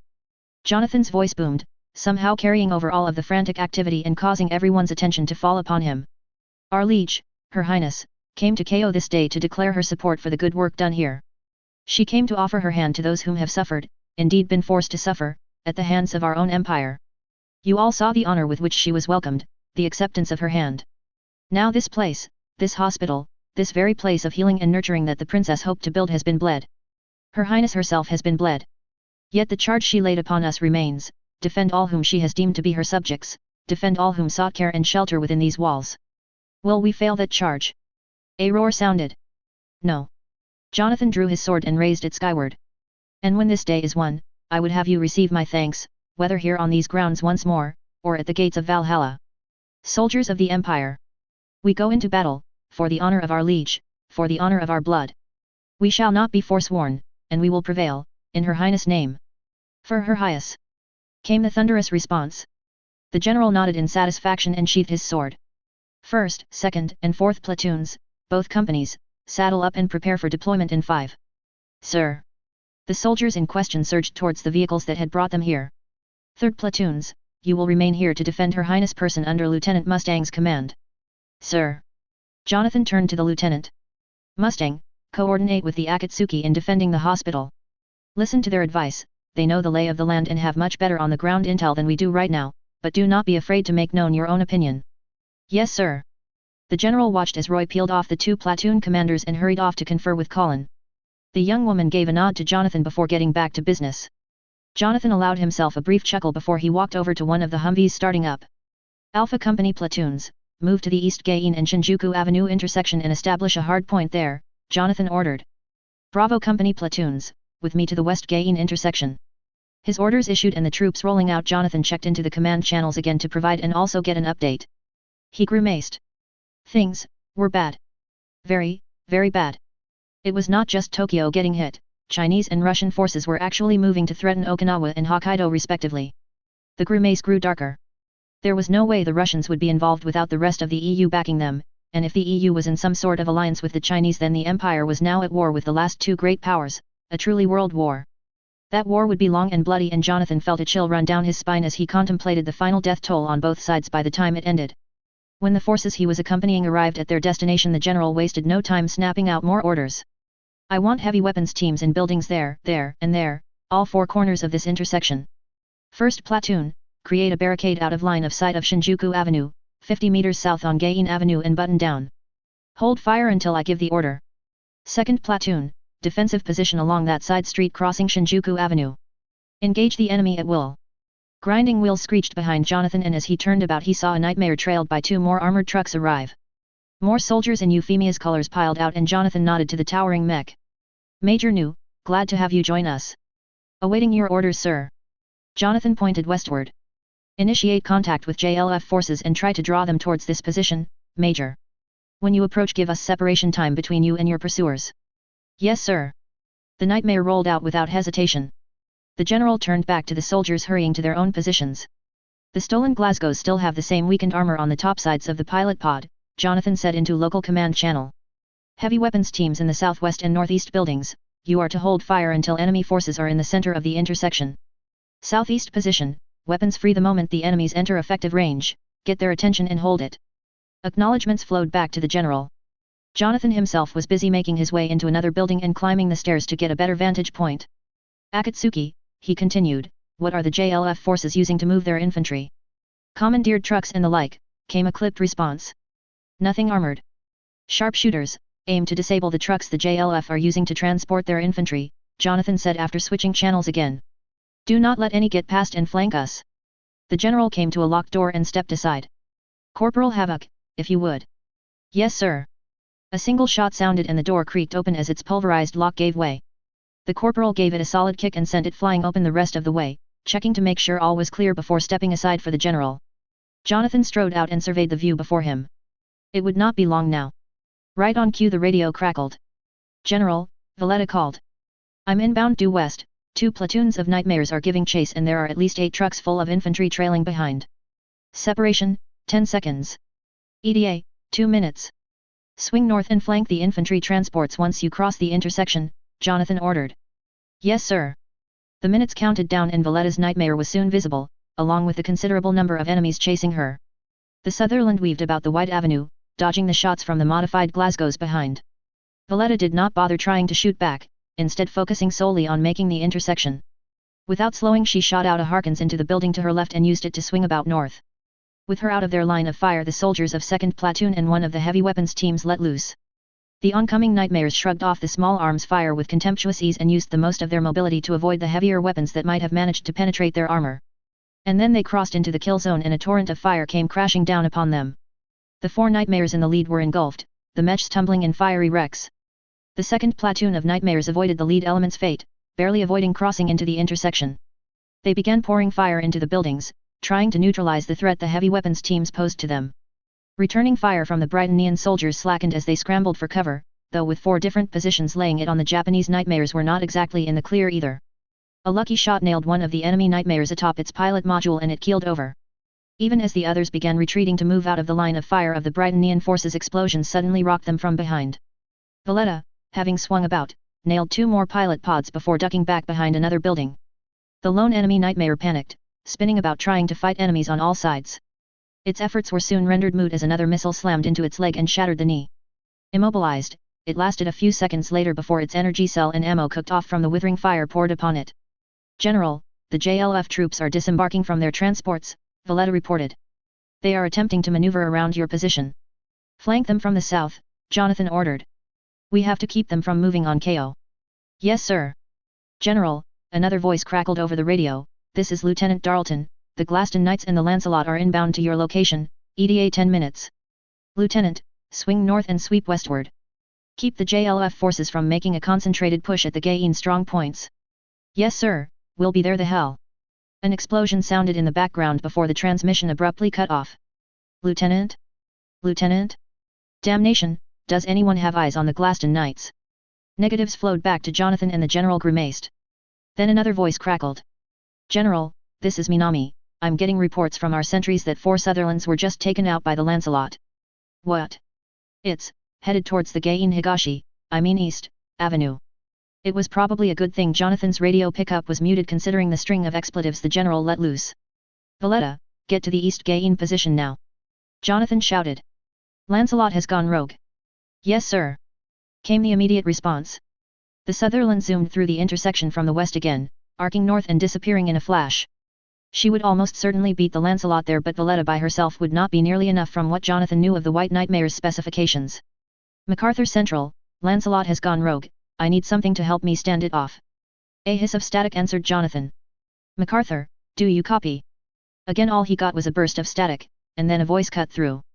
Are under attack, I repeat, MacArthur base is under. The voice faded away back into white noise. Gods damn it, Jonathan cursed. Akatsuki, do you have any forces able to reinforce Gain East? This is Red Knight, Colin's voice responded. I'm bringing a nightmare platoon with me, we'll hold the position no matter the cost. Jonathan's jaw worked soundlessly for a moment. A platoon. Not just a single nightmare but an entire platoon. The Inquisitio really had been sleeping on the job in Area 11. The general shoved that thought aside. Acknowledged Knight, but be careful, nothing we've got can match the Lancelot's specs, and if you are using former Britannian units you are going to have your hands full. Good thing I'm not riding a Britannian model. By this point Jonathan decided to just stop being surprised. Not only had the Akatsuki been able to muster a number of nightmares, they also were able to develop one the Red Knight seemed to think was on par with the Lancelot. He could worry about the ramifications after they all got out of this day alive. Sir, JLF forces are moving in, one of the Bravo Company platoon commanders reported. They've got shit, they're trying to punch through with heavy weapons. The general could see that from his vantage point. He could also make out the sharpshooters the platoons had positioned doing their best to pick off enemy soldiers toting those heavy weapons before they could make use of them. Second platoon, move west and flank the enemy northward, Jonathan ordered. First platoon, move north and then west. The empty armored personnel carriers roared to life and made for their respective targets, their heavy machine guns never ceasing to let up. Moving alongside and behind them the Brightonian infantry kept pace, slowly flanking the attacking force on both sides. The Japanese soldiers kept pressing forward however and began filtering into the intersection amongst the wrecked nightmares. At effectively point-blank range the two sides poured fire into the opposing ranks. If nothing else the Japanese soldiers did not lack courage and determination. Then again the same could be said of the honorary Brightonians fighting under Jonathan's command. The general's own position was starting to come under attack and Jonathan retreated back into the building. The situation was growing more chaotic by the moment and while his forces were holding, they were far from winning. To win they would need to decisively break the JLF forces and to do that Jonathan needed more soldiers than he had at the moment. MacArthur Base, this is Air, the general tried again. Do you copy? General Air, this is General Gottwald, came the response. The situation at MacArthur Base is still fluid, I have transferred Tokyo command to the Viceroy's palace. Jonathan grit his teeth. Things really were bad. General Gottwald, I need reinforcements, do you have anything that can be routed to my current position? I've got an armored company that's trying to make their way to you but the streets are completely clogged. I don't know how long they'll take. What about air support? What happened to the naval base at Yokosuka? They were hit as well, Jeremiah said. Their runway was also trashed, the Marines have a couple of Cobras that were being transferred. They're being armed and fueled, estimated 20 minutes before they're ready. Hopefully he would still be around in 20 minutes, Jonathan thought darkly. Understood, Jonathan said instead. Air out. The general emerged into a back alley and hurried towards one of the still parked APCs. As they crossed the street bullets zipped past and a cry sounded behind him. Spinning about Jonathan caught hold of his guard as Jean tumbled. Havoc, hells, hang on. Jonathan half-dragged the man into the APC and out of the incoming fire. Medic. Laying the soldier down Jonathan saw that the man had been hit in the back. Using the other man's jacket he made a makeshift compress to stem the bleeding. Go sir. Jean shouted. I'll be fine. Like hell you'll be, Jonathan responded before shouting again. Medic. This time his call was answered and a soldier with a large backup appeared. I've got him sir. Jonathan stepped back to let the medic do his work. With Jean being looked after the general peered out to get a read of the battle. His own forces were grinding down the attackers but the Japanese troopers were fanatically continuing their charge trying to close on the two defensive lines. Some had even tossed aside their rifles, instead holding high-curved swords. Katanas, Jonathan's mind idly remarked. It was sheer insanity, and it was almost working. Bodies started piling against the makeshift barricade second platoon had erected and sheer numbers saw the Japanese soldiers carry over. The Brightonian defenders soon found themselves locked in melee, with first platoon unable to provide any support without risking friendly fire.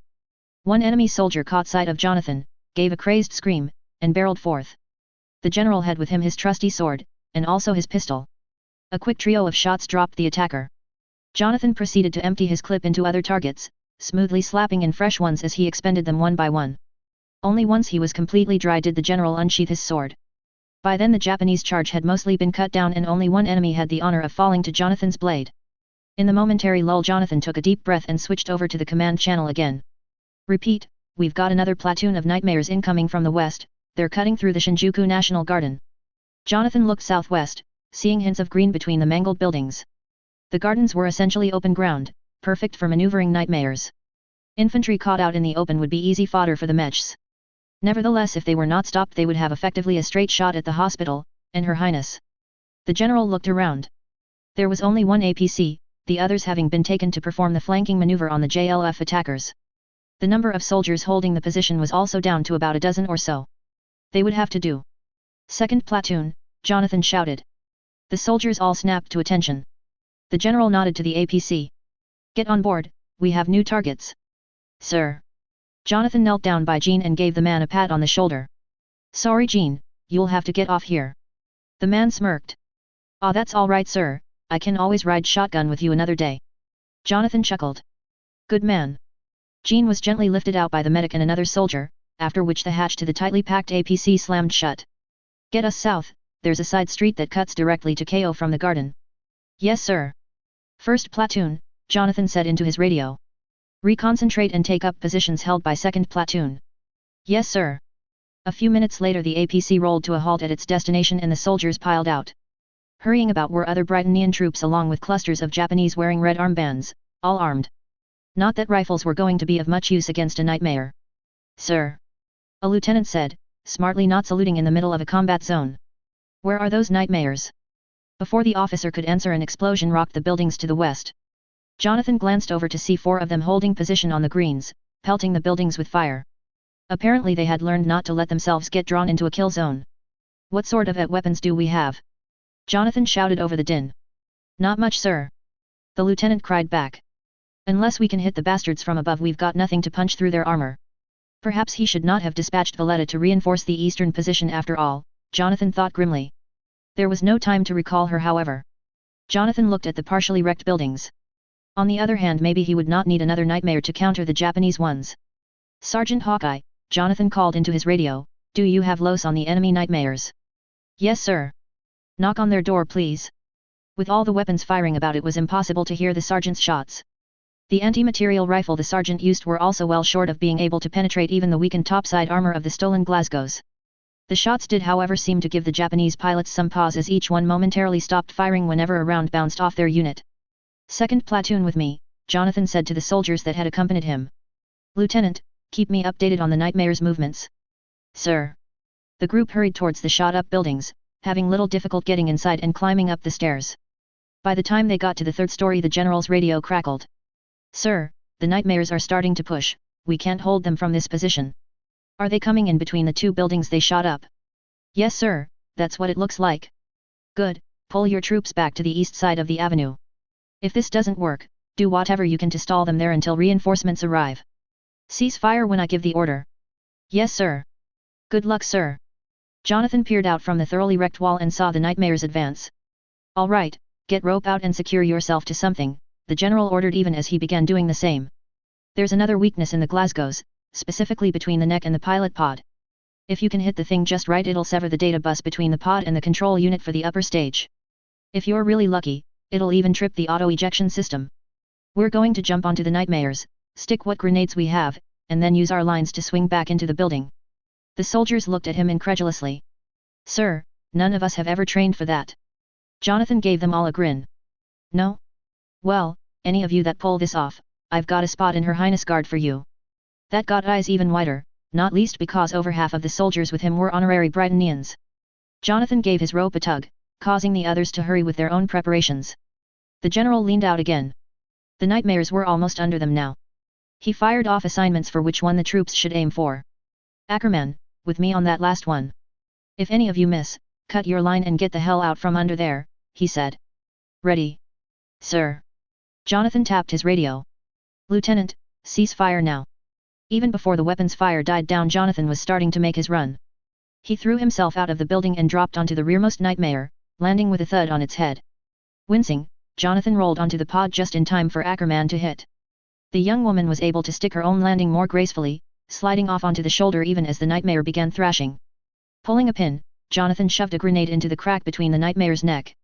Ackerman did likewise and the two immediately pushed off again, swing back towards the building. As their rope caught, Jonathan drew his sword and cleanly slashed them, sending the two tumbling onto the floor. Ackerman picked herself up, weapon at the ready. Well done, Private, Jonathan said approvingly. Thank you, sir, the young woman said. Explosions sounded and looking back, Jonathan saw 3 of the 4 nightmares start stumbling about. The 4th, however, was still upright and spun about, smashing into one of the soldiers trying to scramble away. A bloody coat splashed against the ground. Hells, Jonathan muttered. Ackerman, with me. Sir. In point of fact, that 3 of the 4 teams had succeeded in crippling their targets was a major feat. The remaining nightmare, however, was still capable of doing immense damage before it was finally overwhelmed. The general had no intention of letting it do so. Get that APC going. Jonathan shouted into his radio. Ram the damn thing. There was fortunately someone at the driver's seat and the personnel carrier started up instantly. It charged at the nightmare, which in theory should have been able to easily dodge it. With its fellows flaying about and crashing into each other, however, its freedom of movement was considerably constrained. The nightmare raised its rifle to take out this new threat, when something sparked on its barrel and the weapon exploded. Good shot, Hawkeye, Jonathan muttered, no doubt in his mind that the sniper was responsible. The APC slammed into the Nightmare, causing the Nightmare to topple over the vehicle. Taking advantage of the way the legs were angled, Jonathan prepared to haul himself onto the Nightmare.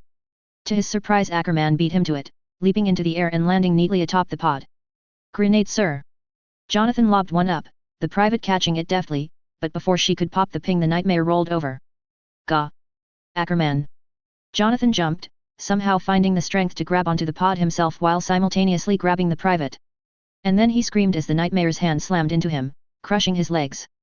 Sir! Throw it!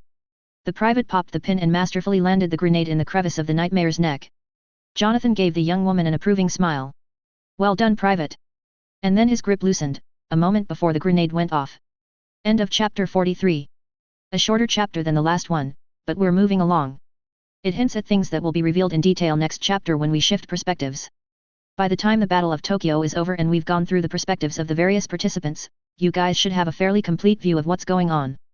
Currently on track for 2 more captures to capture the Battle of Tokyo proper, and then another chapter at least to do cleanup. Jonathan will not be the last named character to die, though I'm pretty sure it'll be obvious who at least one of the other fatalities will be.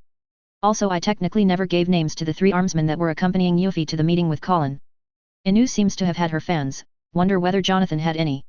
I've been screwing up salutes in various small ways since the beginning of the story. I knew I was, but I was focused on too many other details to check myself. That said, none of my mistakes were too egregious relative to what a lot of other stories do. There are a few things that I want to make note of, however.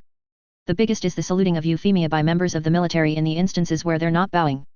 Euphemia is not a member of the military, and by regulation and convention soldiers do not salute non-military.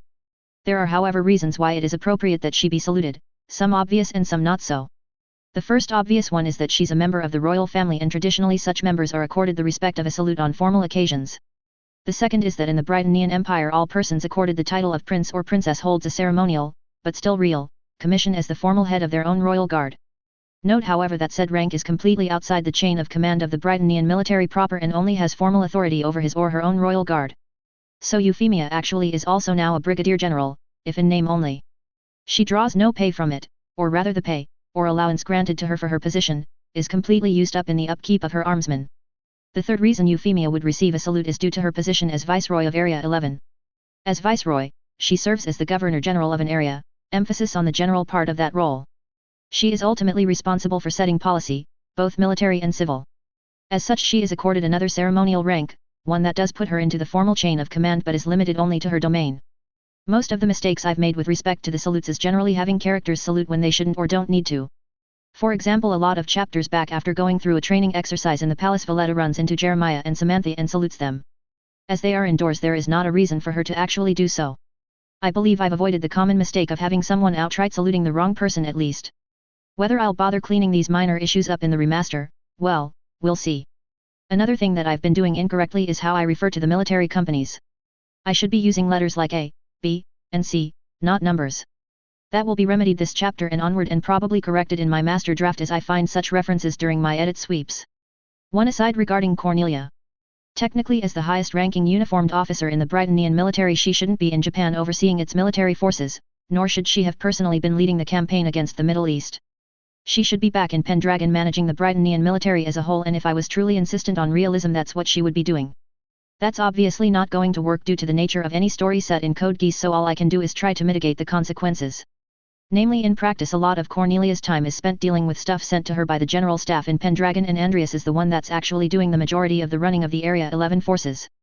There is also the fact that there is someone back at Pendragon that's basically filling in for Cornelia on the majority of the bureaucratic matters, someone she and Schneisel trust obviously. Why am I bringing this up? Because with the war kicking off, we're going to be introduced to a whole new cast of characters that are necessary for actually fighting a proper war, unlike in the canon anime where they were somehow able to marshal entire armies quickly around the world without any sort of clear logistical backbone and command and control structure. An argument could actually be made that Jonathan shouldn't have been in the front lines with Bravo Company.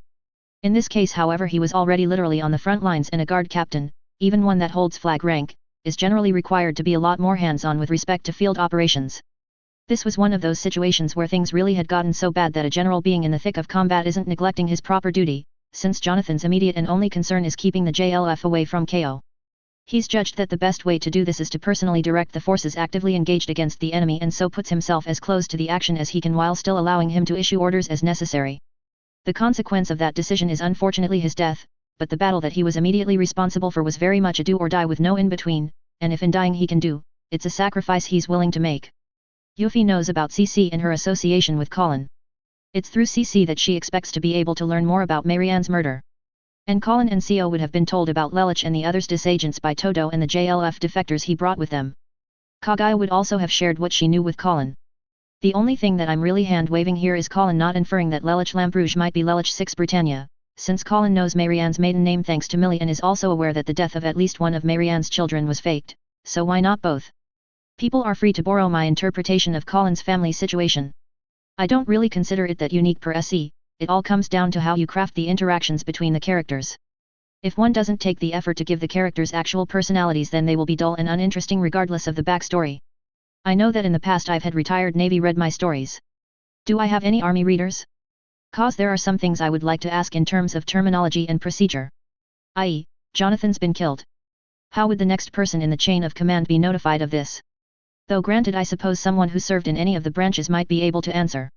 Chapter 44. The last individual commemorated is Brigadier General Jonathan Marcus Eyre, the first captain of the Princess Euphemia's Royal Guard. Sir Eyre had just received notification of his formal promotion to the rank of Brigadier General when he was forced to personally lead the defense of the KO campus and the Princess Euphemia from the opening offensive of the Japanese Liberation Front's attack on the Tokyo concession. The general's tactical skill saw the JLF forces decisively checked and prevented from actually striking at the hospital, undoubtedly saving the lives of the thousands of refugees that had flocked to it as fighting intensified all throughout the city. The price of this victory was, however, General Eyre's own life. Jonathan Marcus Eyre, Brigadier General, Britannian Army. Captain of the Guard of Her Imperial Highness 3rd Princess of the Realm Euphemia Lee Britannia. Fallen on the 15th day of June in the year 1962 CE. In life, service. In service, duty. In duty, honor. Toward a new dawn, the rise of Euphemia I. Chapter 44. Quies vis hominis est errare, nullius nisi incipientis in error perseverare. Valletta. The woman in question spun about and smiled warmly. General Gottwald. Jeremiah returned the expression. It is good to see you back. Have matters been settled with Dame Krzyzewski? Sufficiently so that Her Highness decided to recall me to Tokyo, Valletta said. Marshal Cornelia's staff have resumed responsibility for liaising with Dame Krzyzewski during her investigation. The Margrave nodded. I see. Ah, and a belated congratulations, Brigadier General Gottwald, Valletta said with another smile.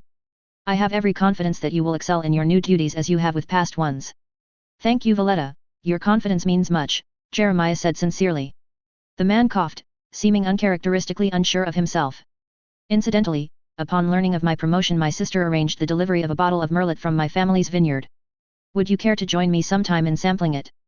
Valletta's eyes widened slightly at the invitation. Her interactions with the Margrave had up to this point been entirely professional. The two previously served in the chain of command, and not even Jeremiah's nobility would have saved his career if he was found fraternizing with a direct subordinate. Due to the Empire's aggressive foreign policy, intentionally compromising military efficiency for the sake of personal self-gain was one of the few things that a noble could not buy his or her way out of. But these days the two, while still both serving in Area 11, were in entirely different chain of commands. Jeremiah remained with the Area 11 occupational forces while Valletta was a direct vassal of Her Highness the Princess Euphemia and answered to her through Brigadier General Eyre. As such, previously forbidden social interactions were now possible, something that Valletta had not actually given much thought to until now. The Margrave was a handsome man, even before her transfer Valletta had thought so. He held himself proudly as many nobles did, but unlike some of those peers, Jeremiah's bearing was supported by a true will and character. A character that Valletta did not find unattractive. The woman smiled coyly. It would be my genuine pleasure, Margrave. Jeremiah seemed to relax at Valletta's acceptance, but before he could respond, klaxons began blaring. The two officers looked about in alarm. Then their eyes widened as they picked out the pattern being sounded. Excuse me, my lord, Valletta said even as she began spinning about. Valletta. The woman came to an abrupt halt and looked over her shoulder. Jeremiah looked at her gravely. Good hunting. She turned about, came to attention, and nodded. You as well, my lord. With that done, Valletta dashed off to the guards' barracks once more. The good chunk of the guard was already at KO, but a rapid response team had been standing by in the event that something happened. Said reserve was already piling into the APC when Valletta arrived in the vehicle bay. The radio crackled. Eagle to nest. Attack on KO, heart missing, requesting reinforcements. Valletta felt her heart seize up upon hearing those words. She did not waste any time panicking however. General, this is Major Nu, the response team is gearing up, ETA 10 minutes. Weapons hold coming in Dame Nu, Jonathan ordered, we have civilians and potential friendlies here. What friendlies? Valletta did not say aloud. Yes sir. She turned towards the APC. Lieutenant Armstrong. Make sure you are taking sufficient anti-armor weapons with you. The massive man leaned out of the vehicle's rear and hefted a pair of bazookas. We will not be found wanting, Dame Nu. Valletta cracked a grin before nodding firmly. She hurried towards her own transport, a Sutherland that the mechanics were hurriedly bringing online. She's ready to go Dame Nu, one said. Thank you Private Cherney, Valletta said as she climbed in. As a knight in service to an Imperial Scion, Valletta could have requisitioned one of the new Gloucesters for her use. In fact there was one sitting in the vehicle bay ready to go. Valletta however was still training up on it and still remained far more comfortable in an older Sutherland. And while a Gloucester was a superior nightmare, until Valletta was certain she had mastered the newer machine she was not prepared to deploy in one. The braces holding up the nightmare disengaged and it lurched forward. Valletta smoothly engaged the land spinners and accelerated out of the palace, the APC with the rest of the response team right behind her. They had just passed through Hans S gate when the radio crackled again. Major Nu, change of plans, rendezvous at the intersection of Shinjuku Avenue and West Gain Avenue. Yes sir, Valletta answered even as she quickly brought up a map to determine just where said intersection was. Fortunately her new destination was relatively close to the hospital so she had little difficulty in locating it. Lieutenant Armstrong, Valletta said into the radio, follow me, the general has ordered us to a new location. Understood Major. The general obviously had a plan and Valletta was fully confident it was a good one. She just prayed that the Norn were of a similar opinion. Status. Andreas barked as he thundered into the command center. Multiple missiles were just shot at MacArthur Base. An operator reported. The defenses took out 3 of them, but 6 others managed to plaster the airstrip. The general's expression hardened. It turned into an outright scowl as he heard the alert General Air was issuing. Andreas tuned his headset to the channel. General Air, this is MacArthur Actual. Is Her Highness secure? Negative, the other officer responded. I've got men trying to get through the rubble to find her but I have no way of knowing if there might be follow-up attacks. The odds of more attacks were depressingly high in Andreas' estimate, especially seeing as their enemy had taken great effort to neutralize MacArthur Base's airstrip and therefore the Britannian military's air superiority. Understood, Andreas said. I am dispatching ground forces to your position now, I leave their deployment at your discretion. Thank you General. A muffled cry could be heard from Jonathan's pickup as the general's words chopped off. General, need to go, we'll update later. The radio clicked, indicating Jonathan had signed off. Andreas did not try to get him back on, if there was something that needed Jonathan's attention then he should be left to deal with the matter. There was plenty requiring Andreas' own attention here after all. Status on mobilization. All units are assembling at mustering points, a soldier reported. Nightmare platoons are reporting in, the Glaston Knights are already signaling readiness to deploy. Probably because Andreas had ordered them to be on standby on the off chance something happened during the Princess Euphemia's visit to KO. Well, something had happened and now it was time to put them to use. Lieutenant Darlton, Andreas said into the radio, deploy to KO immediately. Provide support to General Air as you see fit. Yes sir, Claudio responded immediately. And sir, the Lancelot also reports readiness to deploy. Shall we have it accompany us? Andreas had been expecting the matter to come up, though he was mildly surprised that the Earl was not directly barging into the COMM channels to offer his nightmare's services. Perhaps Captain Crumey was successful in reining him in this time. Do it, Andreas said. Whatever its creator's eccentricities, and the error in judgment its pilot previously displayed, there was no denying that the Lancelot was a powerful war machine. Andreas had faith however that Suzaku would not disappoint him a second time. 1st Battalion Alpha Company was overhauling their tanks, another operator reported. Beta Company reports ready for deployment in 20. Andreas grimaced. MacArthur only had a single armoured battalion stationed to it. The expectation was always that the 2 Nightmare battalions and the regiment of infantry would be enough to at least keep the concession safe if there was a general uprising. That and the firepower possessed by the naval task force at Yokosuka could level the rest of the city if worse came to worst. Which raised another point. What about Nimitz base?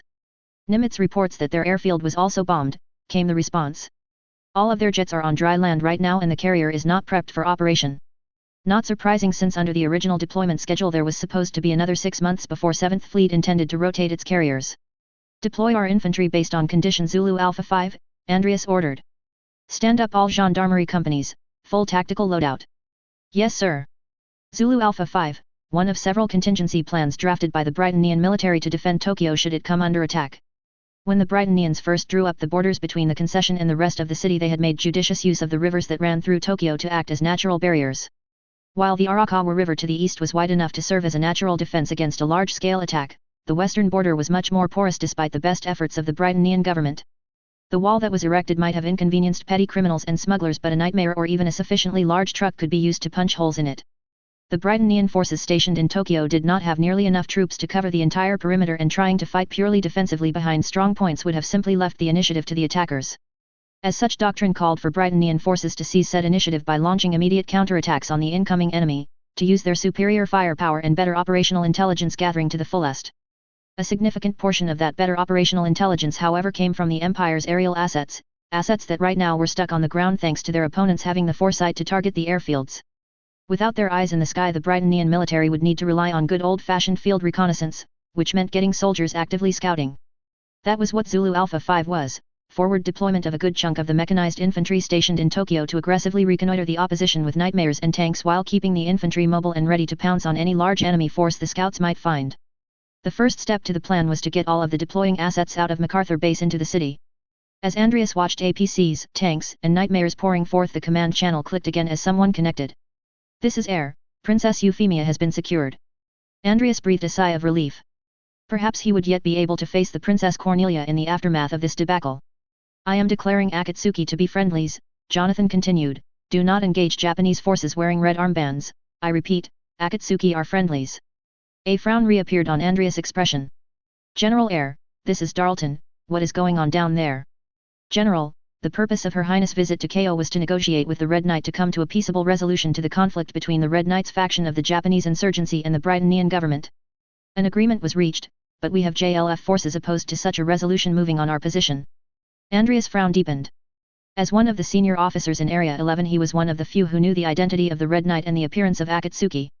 While the fact that the Akatsuki was apparently under the command of the Red Knight was not terribly surprising, assuming one was prepared to accept that a teenage girl was able to organize and lead a small insurgent army, the notion that they were actually negotiating some sort of deal with the Princess Euphemia was well outside the bounds of expectation. Or perhaps not. As Andreas considered the princess' actions since becoming Viceroy of Area 11, perhaps this was what she had been aiming for, to end the insurgency without needing to put all its members to the sword. But as the attack on KO was showing, at least some of those insurgents would need to be put down regardless.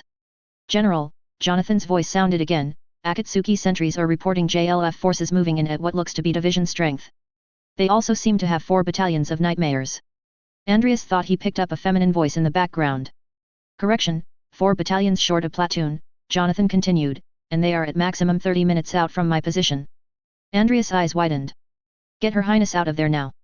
We can't get you reinforcements quickly enough to fortify your position to stand off an attack of that size." "Working on it, will report once I have further developments." The channel went silent again and Andreas contemplated the situation display. His forces were surging westward to meet the expected attack and also to reinforce KO. With any luck, at least some of them, such as the Glaston Knights, would make it before the JLF struck. And despite the damage done to MacArthur and Nimitz, it was not as if there was nothing else he could do. "Status on our gunships?" Andreas queried. "We've got a squad prepping for liftoff now, sir," came the answer. "They expect to be in the air within 20. Priority is to sweep west and determine the extent of the enemy incursion," Andreas ordered. "EDA to second squad in the air." "No dice, sir, one of the missiles struck a hangar and they're trying to untangle that mess." Andreas grimaced. They would really be feeling that loss in the coming battle. And then a thought occurred to him. "Query Nimitz, see if the Marines were transferring any of their gunships through. If so, I want them in the air immediately." "Yes, sir." "Sir, I'm getting reports coming in over the guards channel," an officer called out. "Their sightings reports for JLF forces moving through the city." Andreas' eyes widened. "How are they managing that?" The officer paused as he listened in on something. "I think they're coming from this Akatsuki, sir. I think General Air plugged them into our COMM net." That was a major risk the general was taking, but all indications were it was thus far working. And if the Akatsuki really were providing real-time reports on JLF movements, then they might have a chance after all. "Update the tactical display with their reports," Andreas ordered. "Yes, sir." The main display lit up as more and more locations were tagged, each one marking a known enemy formation, estimated troop strength, and the time at which the report came in. As Andreas gazed at the map, he began to get a much better picture of the JLF plan of attack. "Get the 1st Battalion Beta Company on the move. I want them deployed to KO to support its defense," he ordered. "Yes, sir." "Palace Central, what is your status?" "This is Gottwald," came the response. "I have assumed command of Palace Central and am organizing what forces are stationed here." Andreas nodded. "General, there's an armored company coming your way to support General Air. See that they get through." "Yes sir. I'm also sending you the rest of the 100th Infantry Battalion and a Nightmare Company. You are responsible for holding Shinjuku and Chiyoda wards." "Understood General, I will not fail." With that dealt with, Andreas issued more orders, positioning his still deploying forces to intercept the incoming JLF attackers. His forces were outnumbered in both infantry and nightmares, which was a rather unpleasant surprise, but Andreas trusted his own knights to have a qualitative edge. And of course there were the air assets in Western Area 11 that he had called for. With everything the JLF was throwing at him, it was unlikely they had anything left to try to distract Britannian forces in other parts of the area. Once those reinforcements arrived, the tactical situation would take a very different turn. "Sir. We're getting reports from Honshu West, Okinawa, and Hokkaido commands." An officer shouted. "Chinese and Russian forces have entered Area 11 territorial waters." The control room went deathly silent as the attack on Tokyo was cast under an altogether different light now. This was not just merely an uprising by the Japanese resistance, this was simply one piece of a much larger plan. "Continue your duties," Andreas ordered firmly. The officers on duty quickly went back to said duties. They still had a battle to fight. The war was the responsibility of someone way above their pay grade. "Sir, Marshal Cornelia is on video link for you," an operator reported softly. "Channel 14. Andreas switched his headset to the appropriate channel and brought up the video link. "Your Highness." "Andreas, is Euphemia safe?" Cornelia immediately cut to the chase. "General Air has reported that she is secured," Andreas answered. "Thank the gods," Cornelia sighed in relief before a grim expression crossed her face. "I expect things to get considerably worse before the day is out, Andreas. It looks like the Chinese and Russians are going to try to land forces. They've got large chunks of their Pacific fleet deployed to protect their troopships, but I don't intend to let them just have their way." Andreas nodded. "I will see to it that Tokyo is secured for your return, Your Highness." Cornelia gave the man a grateful smile. "I have no doubt you will, Andreas. May the Norns smile upon us both." Cornelia clear. Andreas spared a brief moment to regard the blank screen. He had made a promise, now he needed to keep it. "Sir, the ASIC is reporting that the Gawain is ready to deploy." The general nodded. "Have it deployed to the base entrance. The Gawain will remain on station to defend MacArthur Base in case the enemy manages to penetrate this deep into the concession." "Yes sir." While the Gawain was combat capable, if only barely, it was not a nightmare that could operate without significant support. Its size also made it somewhat cumbersome to operate in the tight confines of an urban environment. MacArthur Base on the other hand was a relatively wide area and its fixed defenses would be more than up to providing the necessary support. Speaking of nightmares. Andreas looked up at the plot again and saw that the Glaston Knights were making good time. They would reach KO soon and hopefully be able to help hold the hospital until more reinforcements could arrive. The Glaston Knights +1 raced through the streets towards the KO hospital. Claudio tried to keep his breathing level as he pushed his Gloucester. As members of the Princess Cornelia's royal guard, he knew full well just how important the Princess Euphemia was to her elder sister. And just how rare of a gem the young woman was to the empire as a whole. While he might have mentioned some minor misgivings to Suzaku, the truth of the matter was Claudio did believe sincerely that Her Highness was earnest in her desire to better the lives of her subjects. That sort of mentality was depressingly rare amongst the Britannian peerage, a peerage that Claudio himself was some steps removed despite his adoptive father. Andreas Darlton was considered something of an eccentric for having taken in 5 orphaned children as his own. Claudio could barely even remember his birth parents, save for the faint impression of a smiling woman and a stern and strong man. The young man took to heart the fact that Andreas often commented that his parents would be proud of him, and that he should be proud of himself. Claudio was, and was sincerely glad to have met his adoptive father. Many of the other nobles that he encountered as a Darlton on the other hand he could have done without ever meeting. There really was a poisonous rot at the heart of the empire, a corrosive influence that made people all too willing to turn on one another in some twisted game. While the snide remarks were always delivered from behind polite facades, Claudio could still remember the barely contained rage he felt whenever someone remarked how kind and generous his father was for taking in these helpless waifs. Andreas always bore such comments with his usual stoicism, though the man was not beyond a few sharp remarks of his own, and Claudio always silently cheered his father on. The Princess Cornelia however never looked down upon them for their heritage. In fact, whenever she did compliment Andreas for having raised such fine sons, Claudio actually felt proud to hear them, for what she was complimenting was not only Andreas' generosity but also his son's achievements and skills. And so Claudio had not hesitated to bend his knee and swear himself when offered the chance to sign on with the Princess Cornelia. And then there was the Princess Euphemia. Always composed and carrying a graceful air. And possessed of an iron will to see her duty through. In some ways she was very much like her sister. In others, she was even better. The Princess Cornelia could see past station to acknowledge a person's ability. The Princess Euphemia could see past race. And both refused to ignore a mistake or failing no matter whom had committed it. Claudio glanced at his tactical feat and Suzaku's position in the rear of the formation.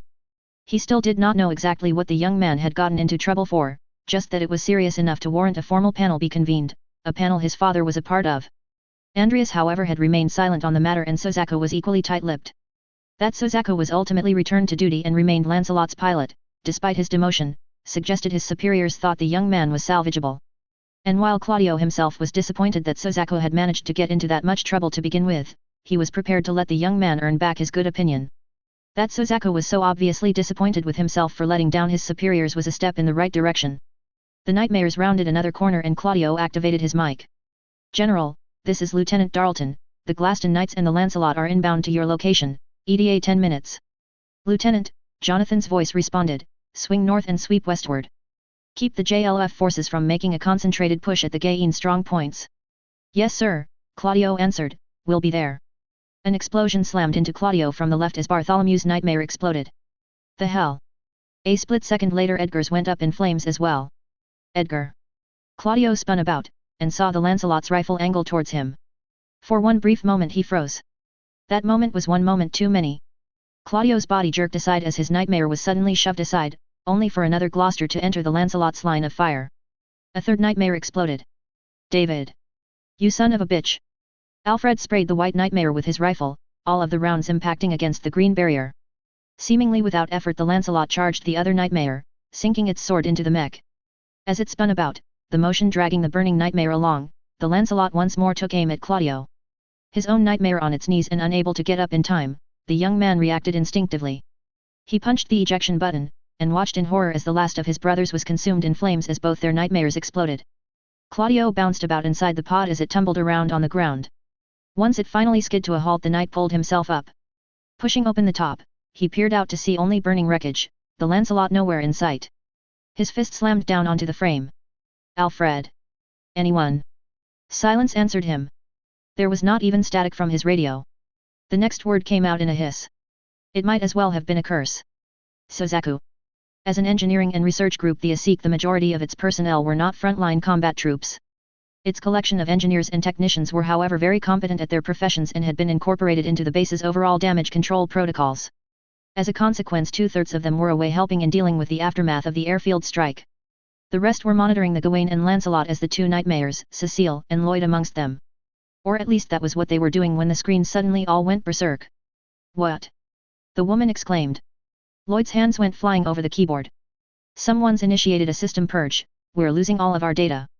The fastest a human could type was around 210 words per minute. With help from tab completion on the command shell that could see someone bang out about 100 commands in that minute, give or take a certain percentage being used for arguments. This was still orders of magnitude too slow to respond to a computer action already taking effect. It was also far too slow to attempt any mitigation of the damage. There was however one method that might yet preserve something. "Kill the power, now!" Lloyd yelled with uncharacteristic franticness. A technician hurried towards the emergency shutoff, and suddenly collapsed as gunshots ran out. Cecile turned about, catching sight of two other techs with weapons drawn. She dove for the ground as they opened fire again. Lloyd staggered, a shot clipping him in the shoulder while another struck him in the back. He collapsed, a pool of blood spilling forth. Cecile popped back up, getting off 2 shots of her own before she was forced back down again. The woman scrambled over to her superior, hurriedly applying pressure on his wounds. "Come, Lloyd, stay with me here," she said frantically. The Earl's eyes flickered, somewhat glazed over, but the man was still conscious. The shooting continued about them and Cecile spared brief moments to see which way the tide was going. One of the shooters was down, for good, while the other was hiding behind some consoles. Computers could be surprisingly bullet-resistant due to if nothing else the sheer amount of components inside them.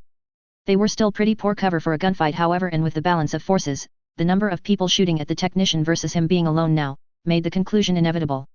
The man crumbled, collapsing as his weapon clattered on the floor.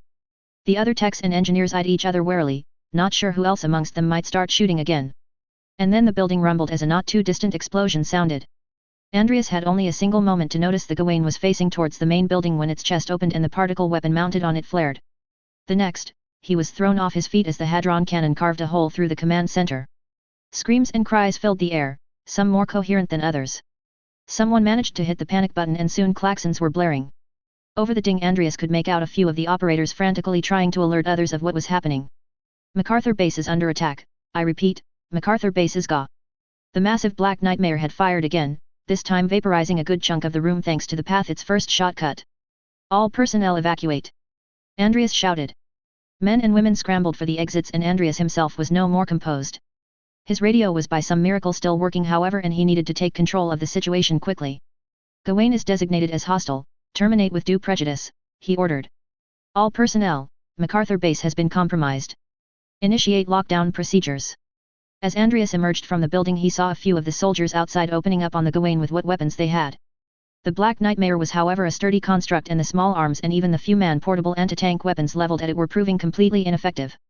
Gawain then turned about, and fired its hadron cannon at the Asique's hangar. Andreas cursed. All of the nightmares in Tokyo had already been deployed to the city to meet the incoming JLF units.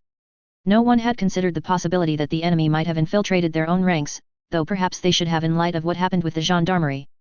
The fixed defenses were also absolutely useless in this situation as they were intentionally designed so that they could not rotate to face into the base.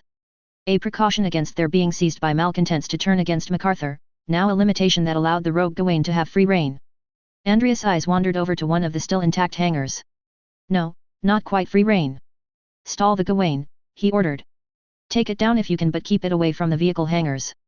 His order issued Andreas made a dash for one hangar in particular. A proper general should not be fighting on the front lines with his troops. Then again a proper general would not have allowed his command center to turn into the front lines. He would at least see to it that on this particular front Britannia would emerge victorious. One moment a steady stream of tactical updates came in from MacArthur Base. The next a grab blood call came in reporting the base was under attack. Jeremiah looked at the situation room in the palace's command center grimly. Attempts to reconnect with MacArthur were proving futile, indicating that the data link to the base had been severed. And with that data link gone even if General Darlton was still alive he would have no way of commanding the Britannian forces in Tokyo. Update to all forces, Jeremiah proclaimed. Command is transferred to the Viceroy's palace. Sir. Status on the armored company. They're still trying to get through to Shinjuku, we've got civilians starting to clog up the streets trying to get deeper into the concession. The Margrave grimaced. While he could understand the desire to get away from the fighting the more the civilians got in the way of the military's movements the greater the chance the fighting would end up reaching them wherever they fled to. And then there was the rather pressing matter of just exactly where those particular tanks were headed. MacArthur Base, this is Air, a voice sounded over the command channel. Do you copy? General Air, this is General Gottwald, Jeremiah answered. The situation at MacArthur is still fluid, I have transferred Tokyo command to the Viceroy's palace. A beat passed before Jonathan responded. General Gottwald, I need reinforcements, do you have anything that can be routed to my current position? I've got an armored company that's trying to make their way to you but the streets are completely clogged. I don't know how long they'll take. What about air support? What happened to the naval base at Yokosuka? They were hit as well, Jeremiah delivered the unpleasant news. Their runway was also trashed, the Marines have a couple of Cobras that were being transferred. They're being armed and fueled, estimated 20 minutes before they're ready. Another pause. Understood. Air out. And there went a man that sounded immensely unhappy about his current situation, not that Jeremiah blamed him in the least. Sir, the Naval Task Force at Nimitz reports they are getting underway and will be within range to provide fire support for our forces on the ground in 5 minutes, an operator said. Jeremiah looked at the situation map again. Under most other circumstances he would be elated at the prospect. Right now however there were additional considerations beyond just the added firepower the naval guns would add, like the reaction of the Akatsuki insurgents to having their city shelled even if the targets were JLF. And then there was the fact that the Princess Euphemia was still holed up at KO for some reason, surrounded by hundreds of those same insurgents. Get me someone senior in the Akatsuki command structure, Jeremiah ordered. Yes sir. A short moment later the operator looked back up at the Margrave. Channel 6 sir. This is General Gottwald, Jeremiah said into his pickup. Britannian naval forces are positioning themselves in Tokyo Bay to provide fire support. As per Her Highness' intentions I have no desire to bombard the wards outside of the concession, but if JLF forces attempt to breach the concession perimeter I will not be able to hold back. Acknowledged, a male voice responded in English. We are evacuating civilians to outside the combat zones. We can provide targeting information that will avoid hitting civilian centers. Jeremiah's eyes widened. He had not been expecting the latter offer. Then again he was not even sure he could accept it. Akatsuki, your men aren't trained to call in targeting information for our ships. This is Lieutenant Ackerman, 3rd Platoon, Charlie Company, a voice cut in. My boys and girls know how to call targets, they know the language, and they can work with the Akatsuki. Permission to detach teams to rendezvous with the Akatsuki scouts. Charlie Company, that was the third of the three companies that made up the 100th Infantry Battalion and had been held in reserve when the other two were deployed to KO to assist with the princess security. Once the attack hit they were ordered to join up with their fellows, but most of the company was still en route. Lieutenant, what is your current position? Jeremiah asked. Just crossed the Kanda River and am heading west on the Yasukuni Avenue. Yasukuni and Kanda River intersection, now, Jeremiah snapped. The main display zoomed into an area northwest of the palace. Jeremiah nodded. Permission granted, Lieutenant. Akatsuki, is this acceptable? Yes, the voice responded. I will coordinate with Lieutenant Ackerman. That matter dealt with, Jeremiah turned his attention to the larger battle unfolding. Brightonian forces were starting to engage JLF attackers across the city. Thanks to the Akatsuki reports they had a rough idea of along which vectors the enemy was trying to advance, allowing Brightonian forces to intercept them. It was a running battle, both sides trying to outmaneuver the other. And it was one the Brightonian side was just barely winning. Sir, a large contingent of enemy forces is pushing in from the north, an operator reported. Akatsuki reports at least an entire company of Nightmares plus infantry in support. They're coming in parallel along the Hongo and Hakuzen avenues. Jeremiah studied the map. Those particular avenues cut through the Bunkyo ward that bordered Chiyoda to the north. Hakuzen ended up narrowing into a much smaller street while Hongo terminated outright at about the Kanda River. The JLF forces could be attempting some sort of pincer maneuver to catch Brightonian forces in northern Chiyoda between them, or the eastern force could be seeking to simply strike deeper into the concession. Neither could be allowed, however, and Jeremiah began issuing new orders to counter them. Hopefully he would not end up stretching his own forces too thinly in the process. The Gawain staggered back, the Nightmare growing increasingly unsteady on its feet from the pounding it was taking. It tried to turn around, to keep pace with the circling Gloucester, but with its legs damaged the motion was sluggish. Its pilot was not a complete fool, however, stopping its motion to try and catch the smaller Nightmare as it came about. That was the opening Andreas was waiting for, and the general charged in, lance at the ready. The Gawain's pilot realized his mistake too late. With a powerful thrust the Gloucester slammed its lance into the Black Nightmare's back. Not even the Gawain's heavy armor could withstand the force of such an impact, and the lance punched clean through into the Nightmare's chest. A tiny trickle of blood ran down the lance as the Gawain's form sagged to the ground. Cheers erupted all about as the soldiers saw Andreas Gloucester stand triumphantly over its fallen foe. The general surveyed the base.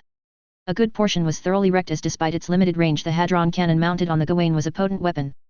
Begin rescue operations, Andreas ordered. I want survivors located and triaged immediately. Acknowledgements sounded over the radio. The general looked about again. There were no signs of any follow-on betrayals, thus far. Time to find out how the larger battle was unfolding. This is Darlton, MacArthur has been secured but the command center is a loss. What is our current status? General Darlton, this is Gottwald. I've transferred command to the Viceroy's palace. Andreas nodded to himself.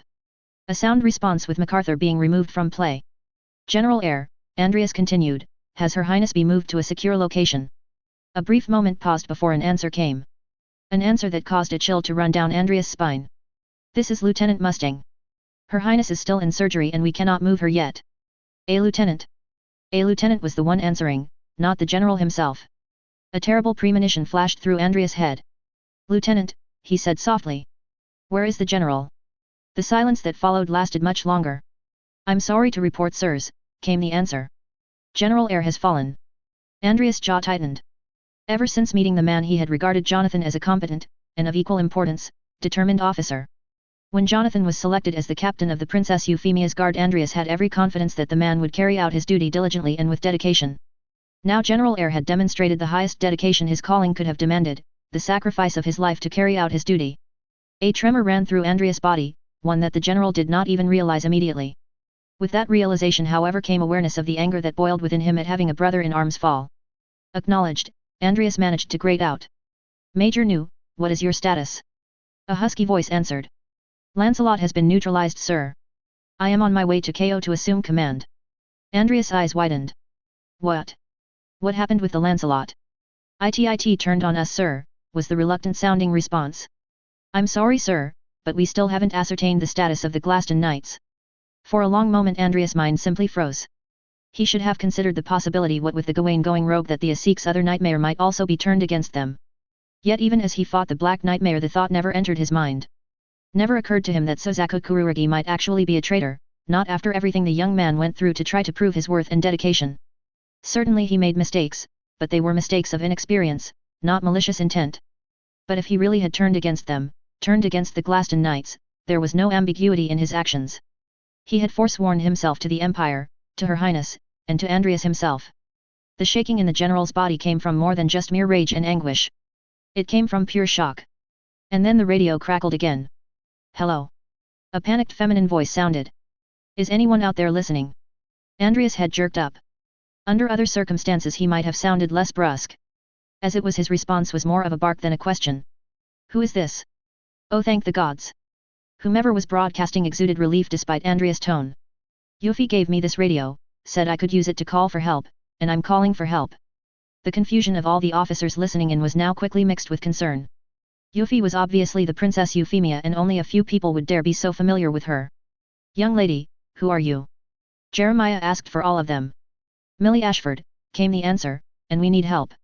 There's a fight going on in front of the school and the gendarmerie are getting pushed into the grounds." Back at the palace, Jeremiah's head snapped up to look at the map as a realization struck him. The two JLF forces that were cutting through Bunkyo, assuming they turned directly south after hitting the Kanda River, would have to cut right through Ashford Academy to reach the Viceroy's palace. That was exactly what they were doing, and he had nothing with which to stop them. The radio crackled as a new voice cut in. "This is the Red Knight. I am on my way." End of chapter 44.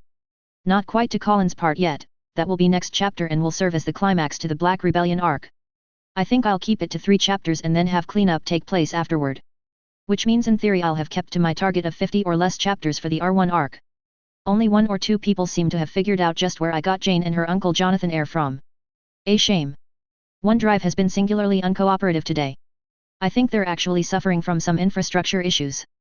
Made a small mistake in the dialogue last chapter. I should have said the JLF had 4 Nightmare battalions, not 2. It's corrected in my master draft. I also made a much bigger one throughout the story. I thought that Andreas only had 4 sons, not 5. I'm going to need to go through and fix all of the references. That's a pretty stupid oversight on my part. A piece of background: the Viceroy's palace was built atop the destroyed Tokyo Imperial Palace. This actually puts it very close to the border of the Tokyo concession proper, at least in my story. The moat around it however helps, slightly, with its defensiveness, though a modern army would still have little difficulty lobbing a few shells at the palace if they got within artillery range. As for why the Britonians put it there, well, consider it their way of declaring to the Japanese, "We own your country." It's akin to a foreign power raising the White House, Buckingham Palace, the Palais de l'Élysée, etc., and erecting their central administration building atop the grounds. Jeremiah's noble title is something of an anomaly. The title of Margrave is not a British one, the equivalent being Marquis. Yet according to the Code Geass wiki, the noble title of Marquis also exists and is distinct, and of higher precedence, to that of Margrave. My rationalization for this is as follows. The two are functionally and officially equivalent, the distinction existing primarily because of how the family acquired the title in the first place. Marquis of the Empire tend to trace their noble heritage and titles back to the British Isles. Margraves, however, were created mostly over the course of the Empire's conquests after they were forced from the British Isles to the Americas. Basically all of the Margraves were officers that distinguished themselves and were awarded a patent of nobility, usually with titles to land in the area they just helped conquer. As such, since they are of the newer class of nobles, many of whom were commoners beforehand, and their official place in the order of precedence actually puts them pretty high up, other nobles from older families tended to look down upon them, and so Margrave is considered a lesser title to Marquis despite the two being officially equivalent. I think this helps explain some of Jerry's attitude. He's proud of his nobility and he's pretty high up there, but he faces some friction from other nobles with older histories, so he sort of embellishes to make them acknowledge him. That the way he embellishes causes a lot of grief for numbers he didn't really care or consider a problem until Yuffie started ramming down his throat the notion that with a noble title comes responsibilities to everyone under your rule. Is he still a racist prick? Probably. Is he capable of changing? Well, the title is what it is for a reason. When I came up with Heinrich's title I was thinking Denton, Greater Manchester, in the UK. A lot of Britonian noble titles are still derived from lands in the British Isles even though the Empire lost them to Napoleon. Somehow or another. See my previous rant about that. Hey, so I have more Navy readers. Well, there's something that's going to come up in give or take 2/3 or 3/4 of the way into the story that I think all of you will really like. I mean, I'm sure the rest of my readers will like it too, but you Navy guys and gals are probably going to like it even more. I won't say anything else though, it's one of the big things I'm keeping in reserve.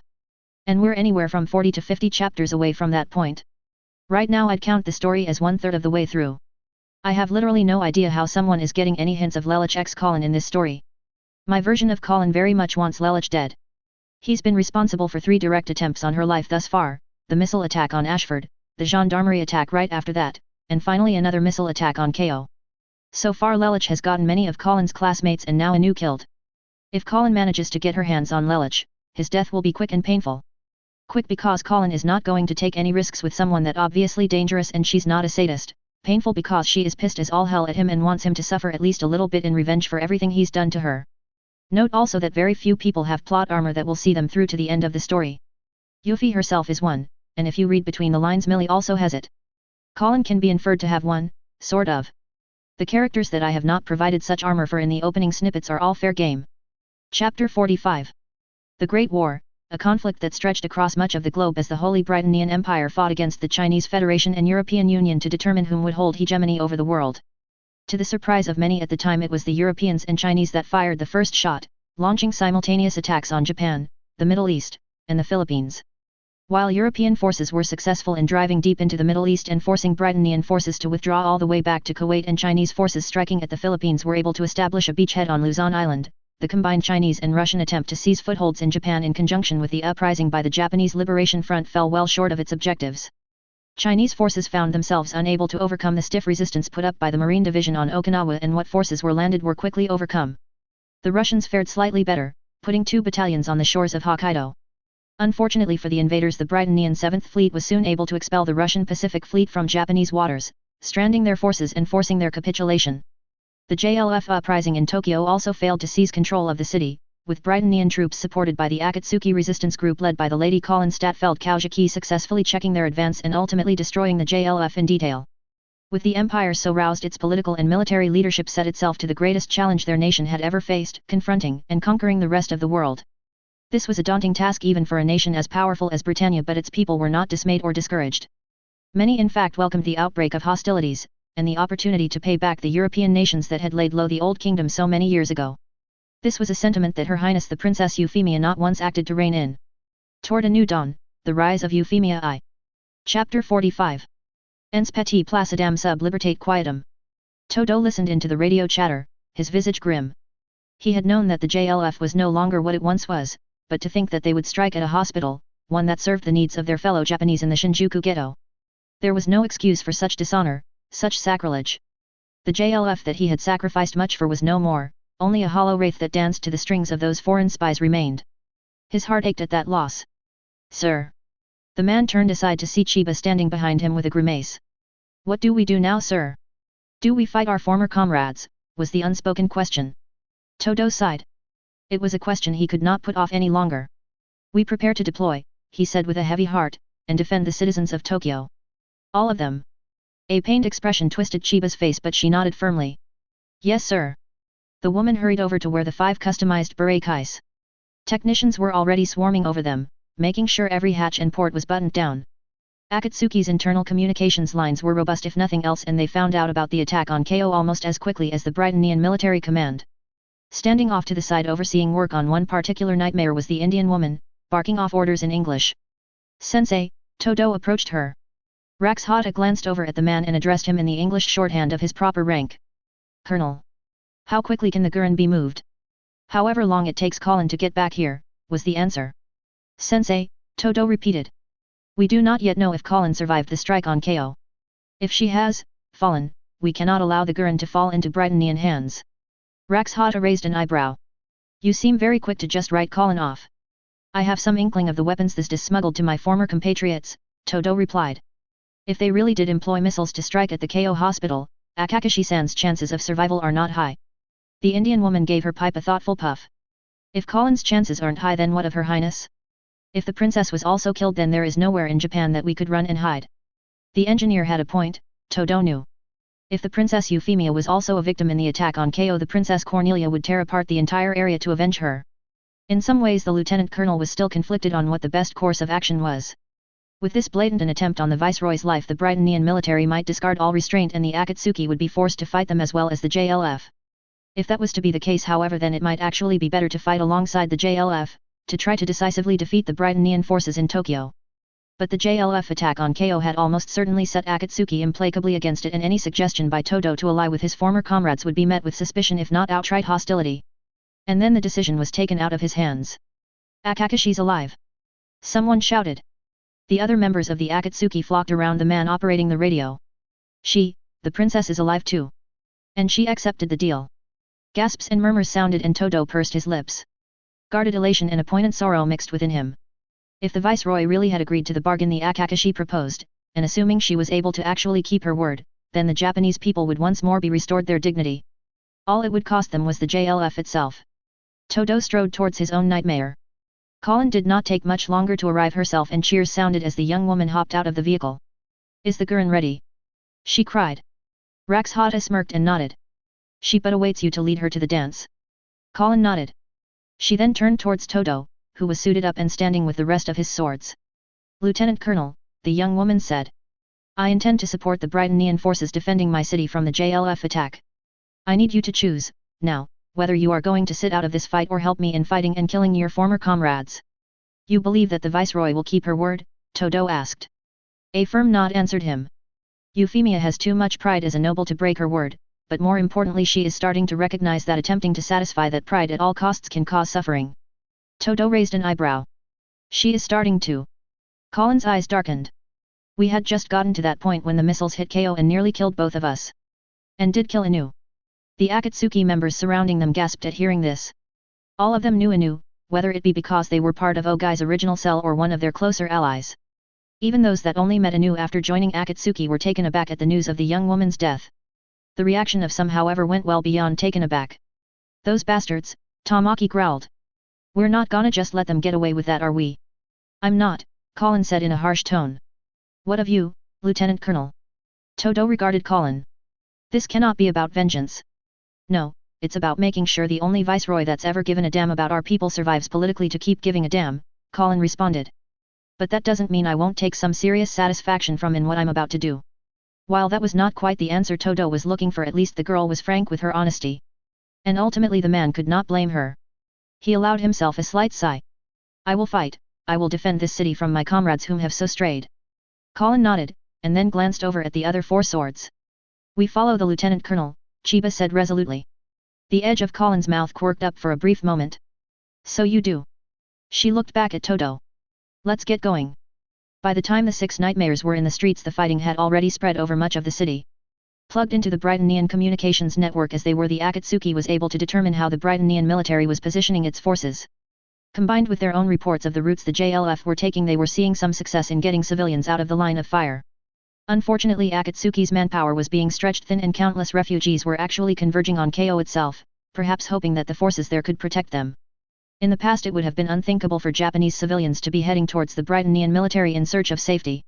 That so many did so now could be almost termed progress, save for the fact that the JLF was doggedly intent on razing the very place the Britannians were protecting. "Ogai, we need to spread the word," Colin said into the radio. "People need to stay away from KO." "Trying," Ogai responded, "but we've got a bigger problem developing. A lot of other resistance groups are coming out, if we don't do something to rein them in the city could go up in flames." Colin grimaced.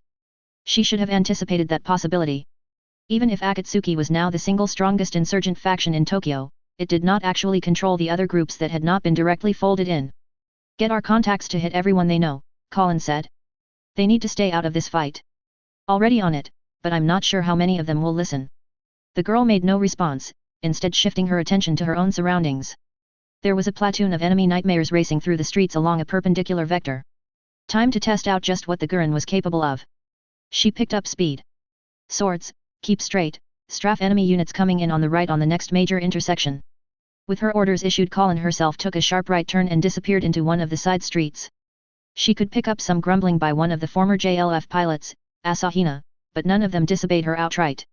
All five nightmares spun right as they crossed the intersection, getting off quick bursts from their rifles. One enemy nightmare went down while another took a glancing hit but pressed on. The other two were completely unscathed. The three survivors however did not give chase, two instead slowing down while a third shot across the intersection before hugging up against a building. It appeared the JLF pilots were not complete idiots and knew better than to chase after a numerically superior foe. Unfortunately for them, their caution would not save them this day.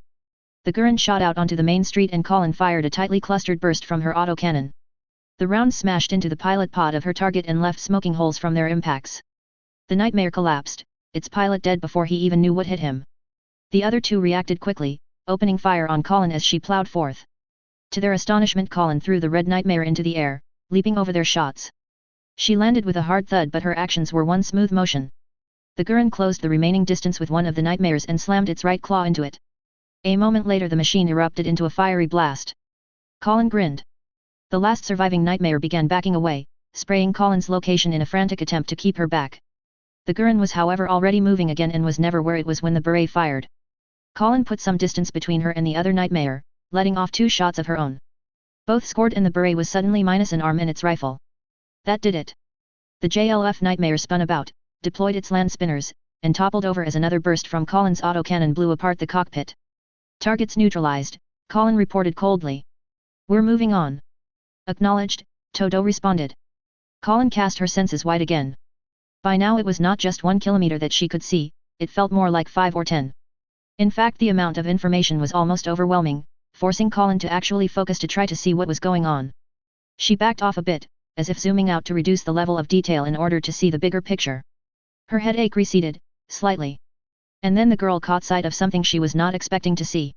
What the hell? The first Gloucester went down without ever knowing what was happening. The second had enough time to start spinning about before another shot nailed it as well. The third pushed aside the Lancelot's intended victim and its pilot paid for his heroics with his own life. The fourth actually managed to get off a response, spraying the White Nightmare futilely with its rifle. That did little to slow the Lancelot as it plunged its blade into the attacking Nightmare. A few seconds later the remaining 2 Gloucesters were flaming wrecks. Sozaku! Colin uttered in confusion.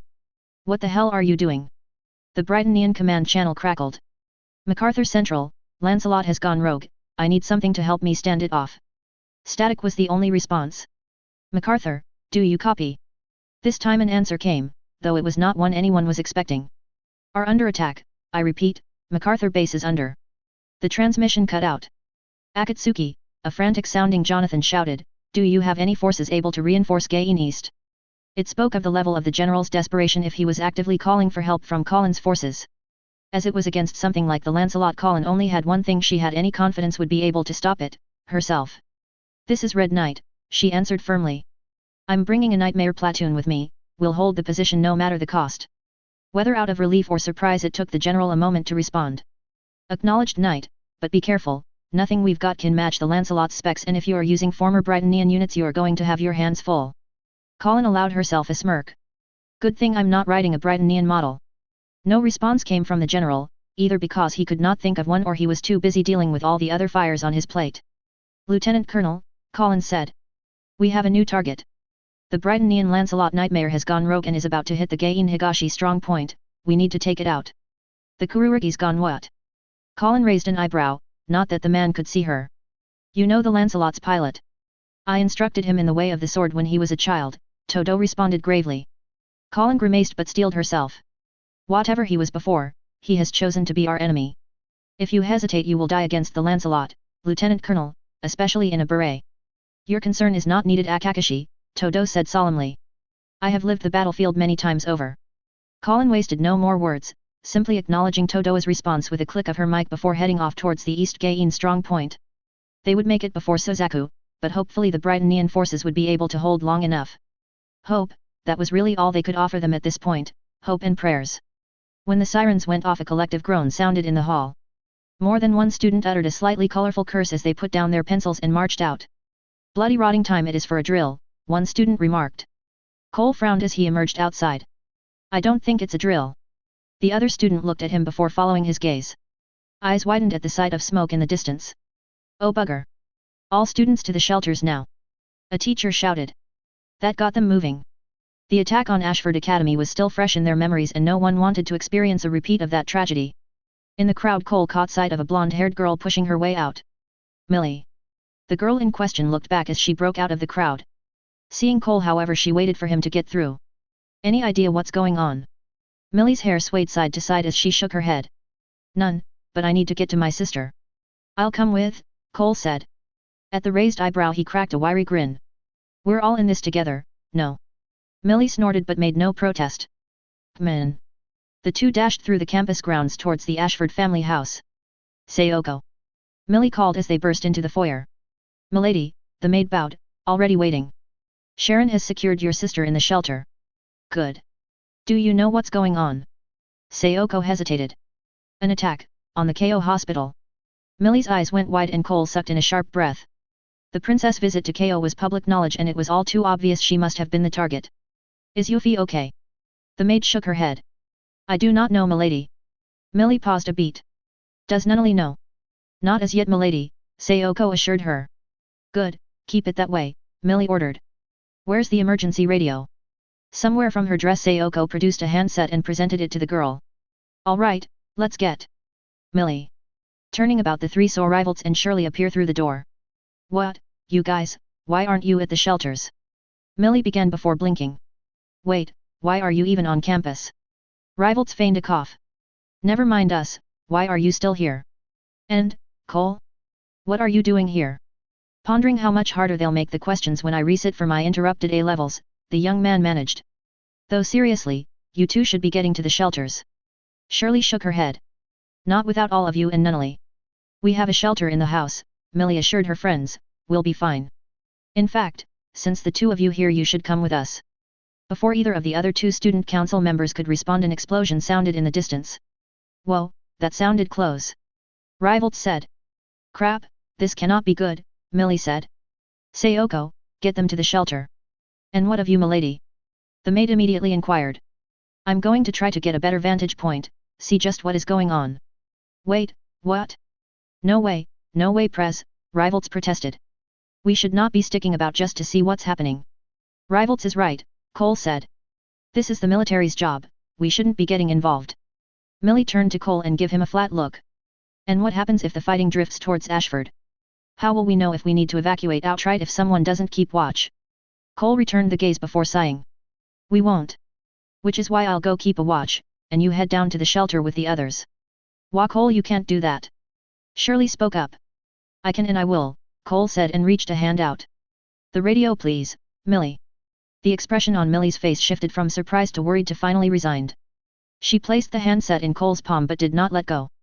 "The passcode to the clock tower is 01123588, Cole finished with a slight smile. Mr. Mansfield always was a fan of the Fibonacci sequence. Millie returned the wistful smile before her expression hardened. "The moment things look like they're getting worse, sound the alarm and get out of there. You understand me, Cole?" "Crystal," Cole said. Millie finally let go of the radio and Cole flipped the switch. A slight hiss of static sounded. "I don't suppose you have binoculars I could also borrow?" he asked jokingly. The smile disappeared from his face when Sayoko presented him with just that. Thank you," Cole said as he accepted it. Sayoko bowed deeply. "You take upon yourself risk for the sake of milady." "You have my gratitude, Sir Craft." Nodding awkwardly, Cole hurried out the door and towards the clock tower. The others were equally quick in retreating to the shelter. The run to the tower itself barely saw a change in Cole's breathing. The climb all the way to the top of the clock tower, the young man was badly panting by the time he climbed the last step. Why did I volunteer for this again, he wondered idly. And then he scanned the city laid out before him and the rising smoke that dotted it. Oh, crap! The East Gaen strongpoint was in tatters.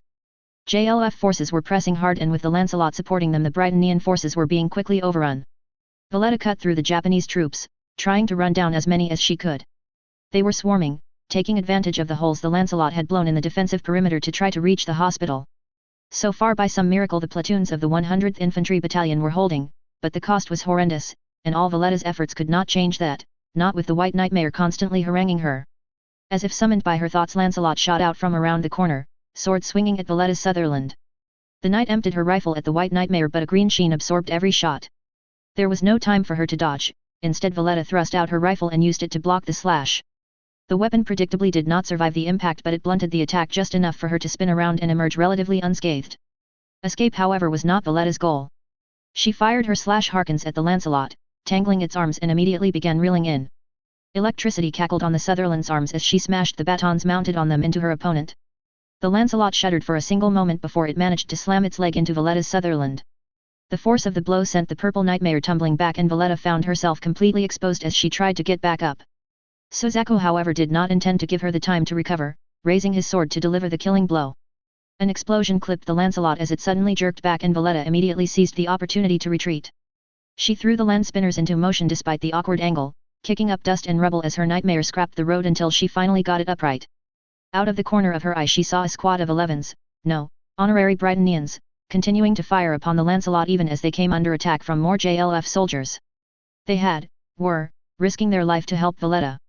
The knight grew maced. She would not leave them to die at the hands of these rebels.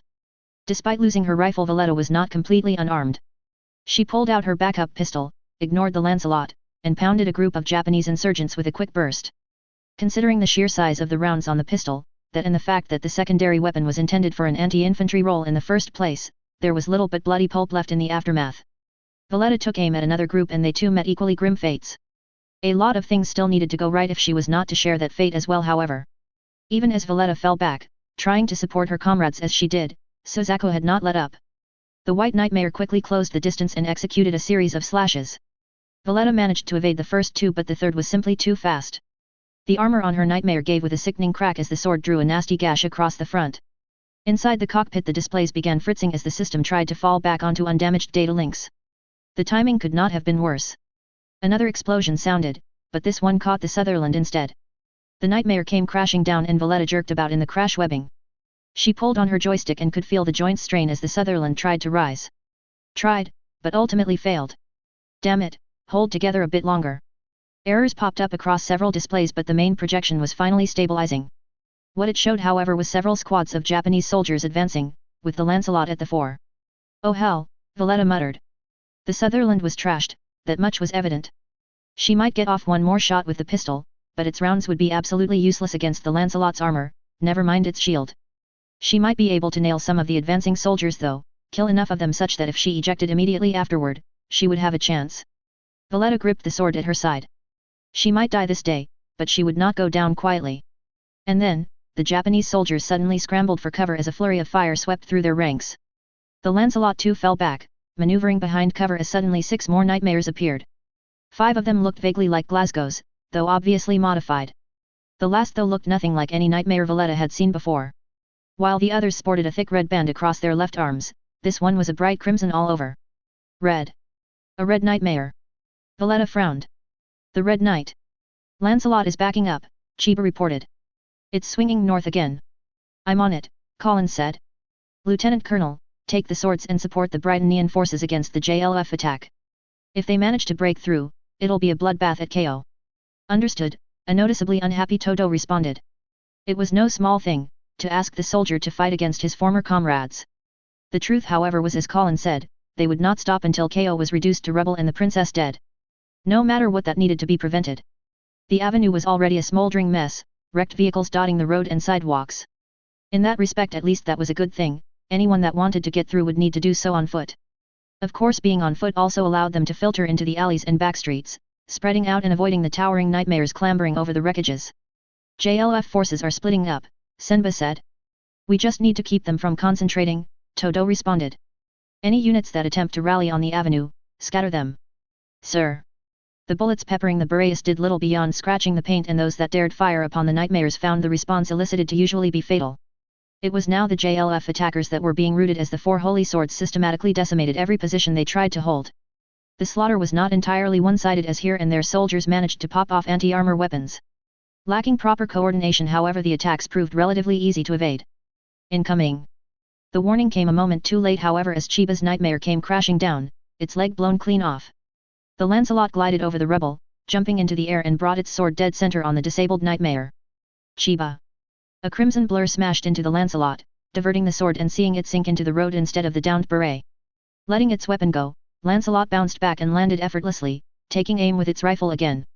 Colin, however, was one step ahead, spinning aside to both dodge and close the distance.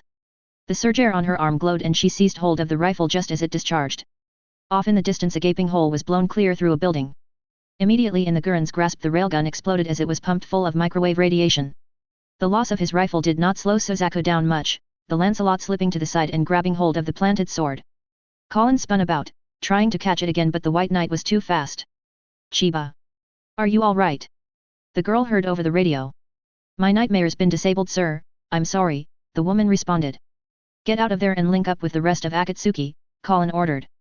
Acknowledged, came the very grudging answer. More JLF are advancing on this position, Senba reported. As if to emphasize that shots bounced off the armor of the nightmares. Just what exactly the JLF soldiers thought they were doing firing at them with small caliber arms Colin had no idea.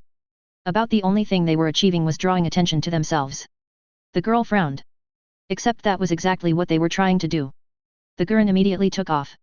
Lancelot is trying to make a run for the hospital, she said, eavesdropping on the message Suzaku broadcasted to the JLF.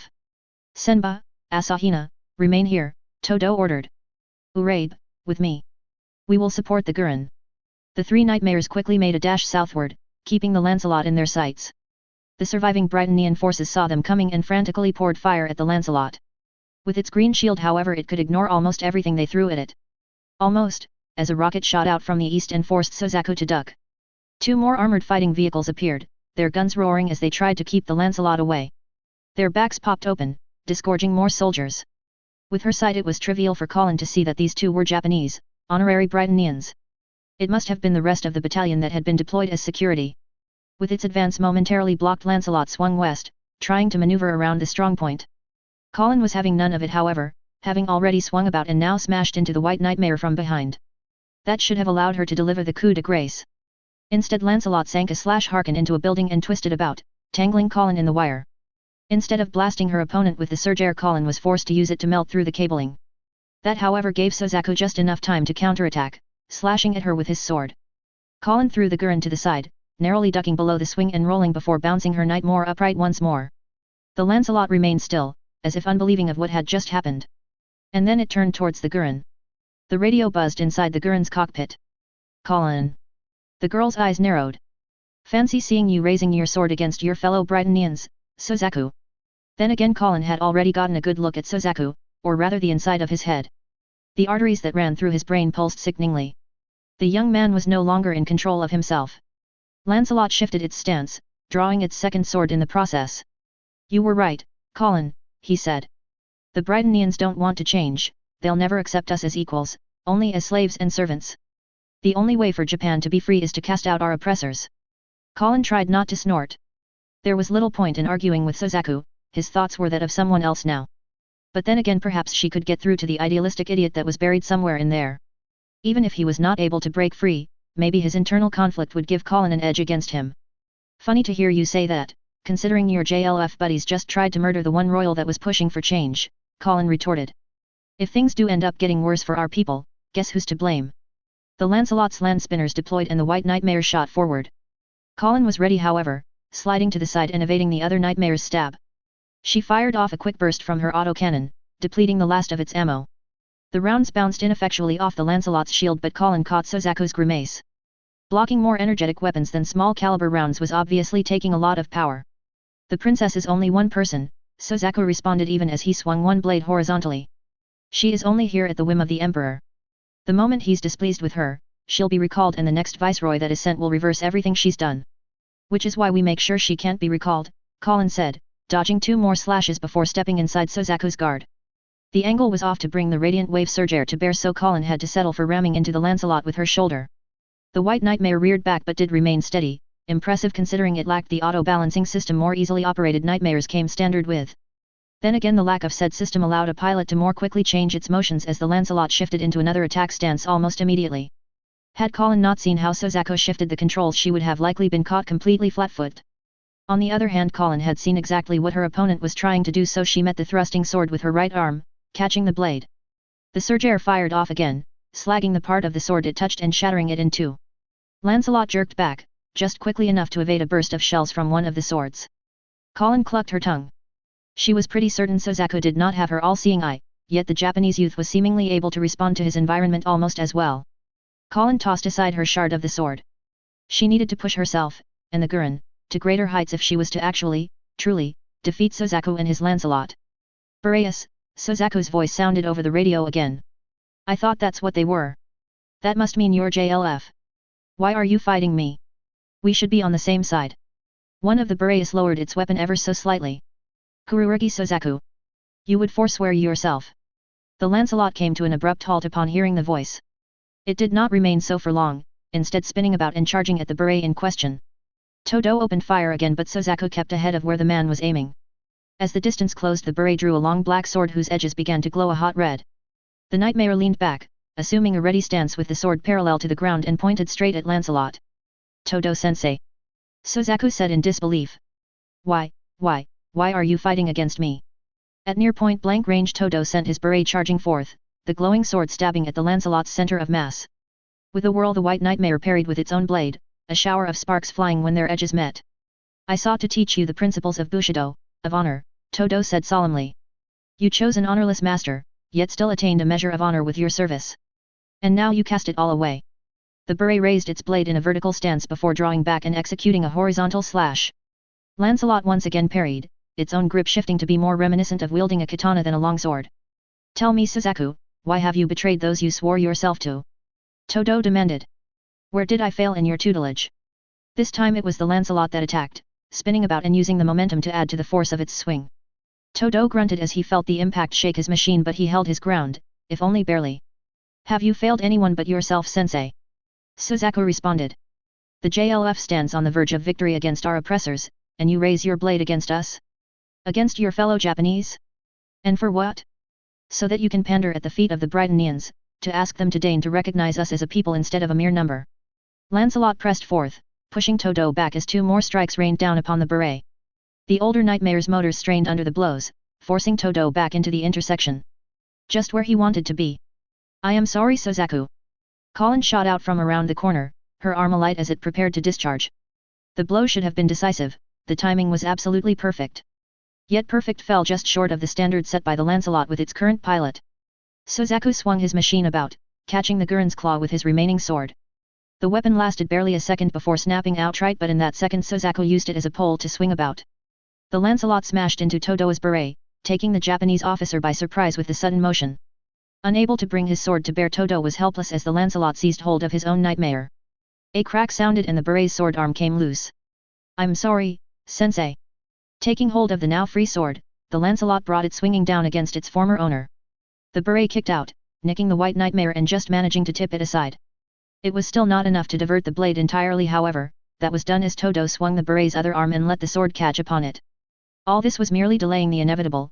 The beret's systems were failing left and right and control of its appendages died the instant the second arm was pierced. It was long enough, however, as the Gurren slammed into the white nightmare, sending it careening back. Yeah, I'm sure you are, Colin said snidely. The other beret wasted no time, advancing on the Lancelot with its sword. With Colin closing in on the other side, the two were perfectly synced to land simultaneous blows. Not even Suzaku could have blocked both attacks, not with all his weapons destroyed, and they were too close for him to dodge as well. Suzaku did not even try, however, instead meeting Urabe head-on. Their blades clashed, but Lancelot's stronger frame saw it easily overpower the beret, swatting aside the other sword and bowling over the nightmare. It did not stay to deliver a finishing strike, however, instead disengaging from the melee and putting more distance between them. TCH. Perhaps you taught him a bit too well, Colin said. Or not well enough, Todo said as he climbed out of his beret. Inside her cockpit, Colin cracked her knuckles. The Lancelot was battered but not quite broken. It would not take much more, however. This can't end like this, Suzaku hissed over the radio. No, I'm not done yet, haven't even started. Colin scowled. Give it a rest, Suzaku. You're not going to talk us out of beating your ass, so either stand down or shut up. Why can't you understand? Suzaku continued rambling. The Britannians, they need to suffer, they need to know what it feels like to be trodden upon.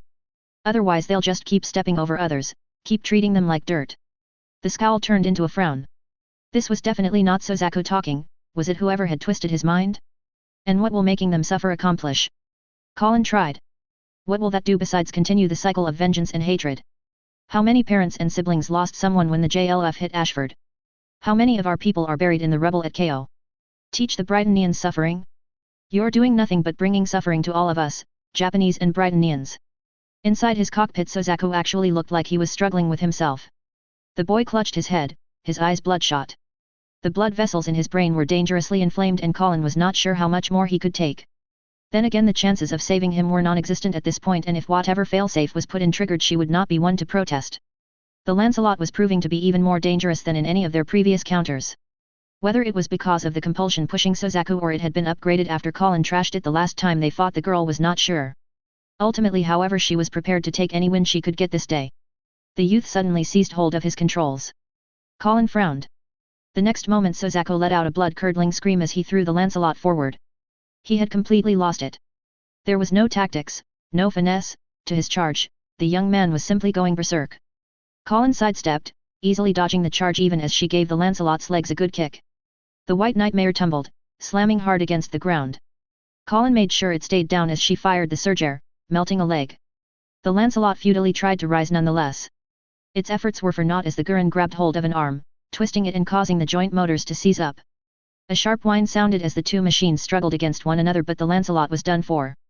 With a loud crack, Colin tore off one arm, then smashed another to pieces, before finally plunging her claw into the cockpit.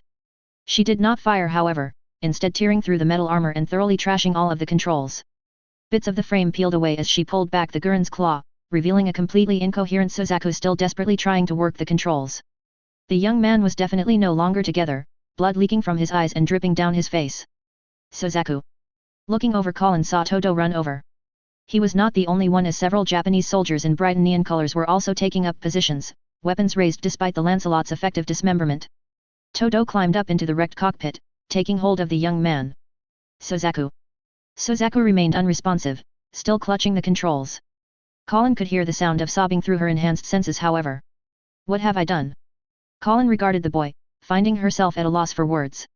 After all their meetings, all their battles, she found that she did not hate Suzaku. Here was someone robbed of his will, forced to betray not just beliefs but those he held dear. That same compulsion was now robbing him of his life as she sensed the blood gush through his brain from the burst arteries. It was not a clean death, nor a quick one. I'm sorry, Suzaku, Colin whispered. I wish there had been another way. The light in Suzaku's eyes started fading.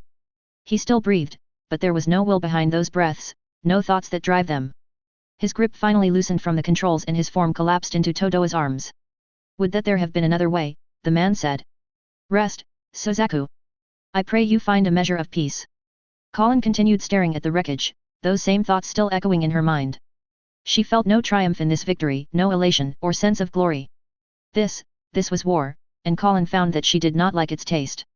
And then she sensed something else. Turning the Gurren about, Colin picked up the soldiers that were moving up. Brighton and honorary Brightonians. They regarded the scene, wariness mixed with confusion. After all, it was a Brightonian war machine that had sought to savage their ranks, and Japanese nightmares that had faced and bested it. They approached, still wary but also not hesitating. Several clambered over the broken Lancelot, helping Todo carry the broken from of its pilot down. And then to Colin's surprise they saluted, not just to Todo, but also to her and Urabe.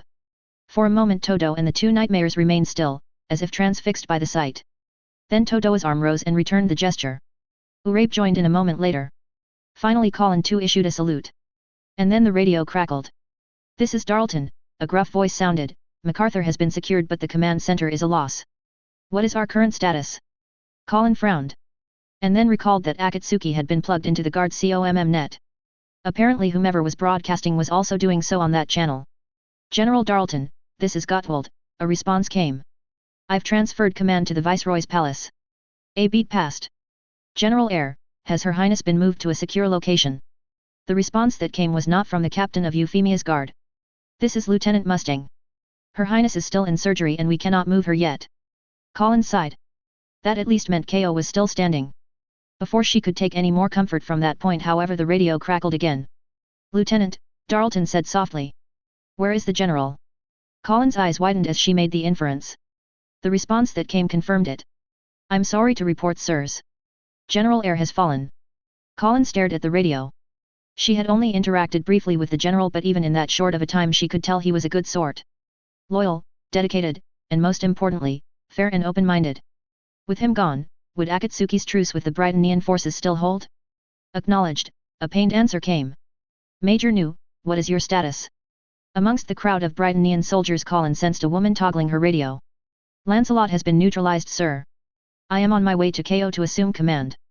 The major started making her way towards the hospital. What? What happened with the Lancelot?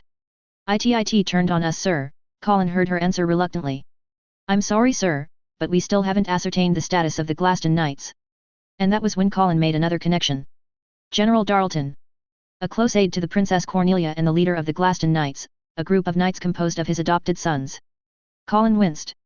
The same knights that Suzaku had cut down when he went rogue. Colin was given no time to ponder this development, however. Hello. A panicked feminine voice sounded. Is anyone out there listening? Colin's eyes widened. She recognized that voice. Who is this? Apparently the others did not. Oh, thank the gods. Millie's voice was palpable with relief. Yuffie gave me this radio, said I could use it to call for help, and I'm calling for help. It was pretty obvious the Brightonnian officers still had no idea what was going on. Young lady, who are you?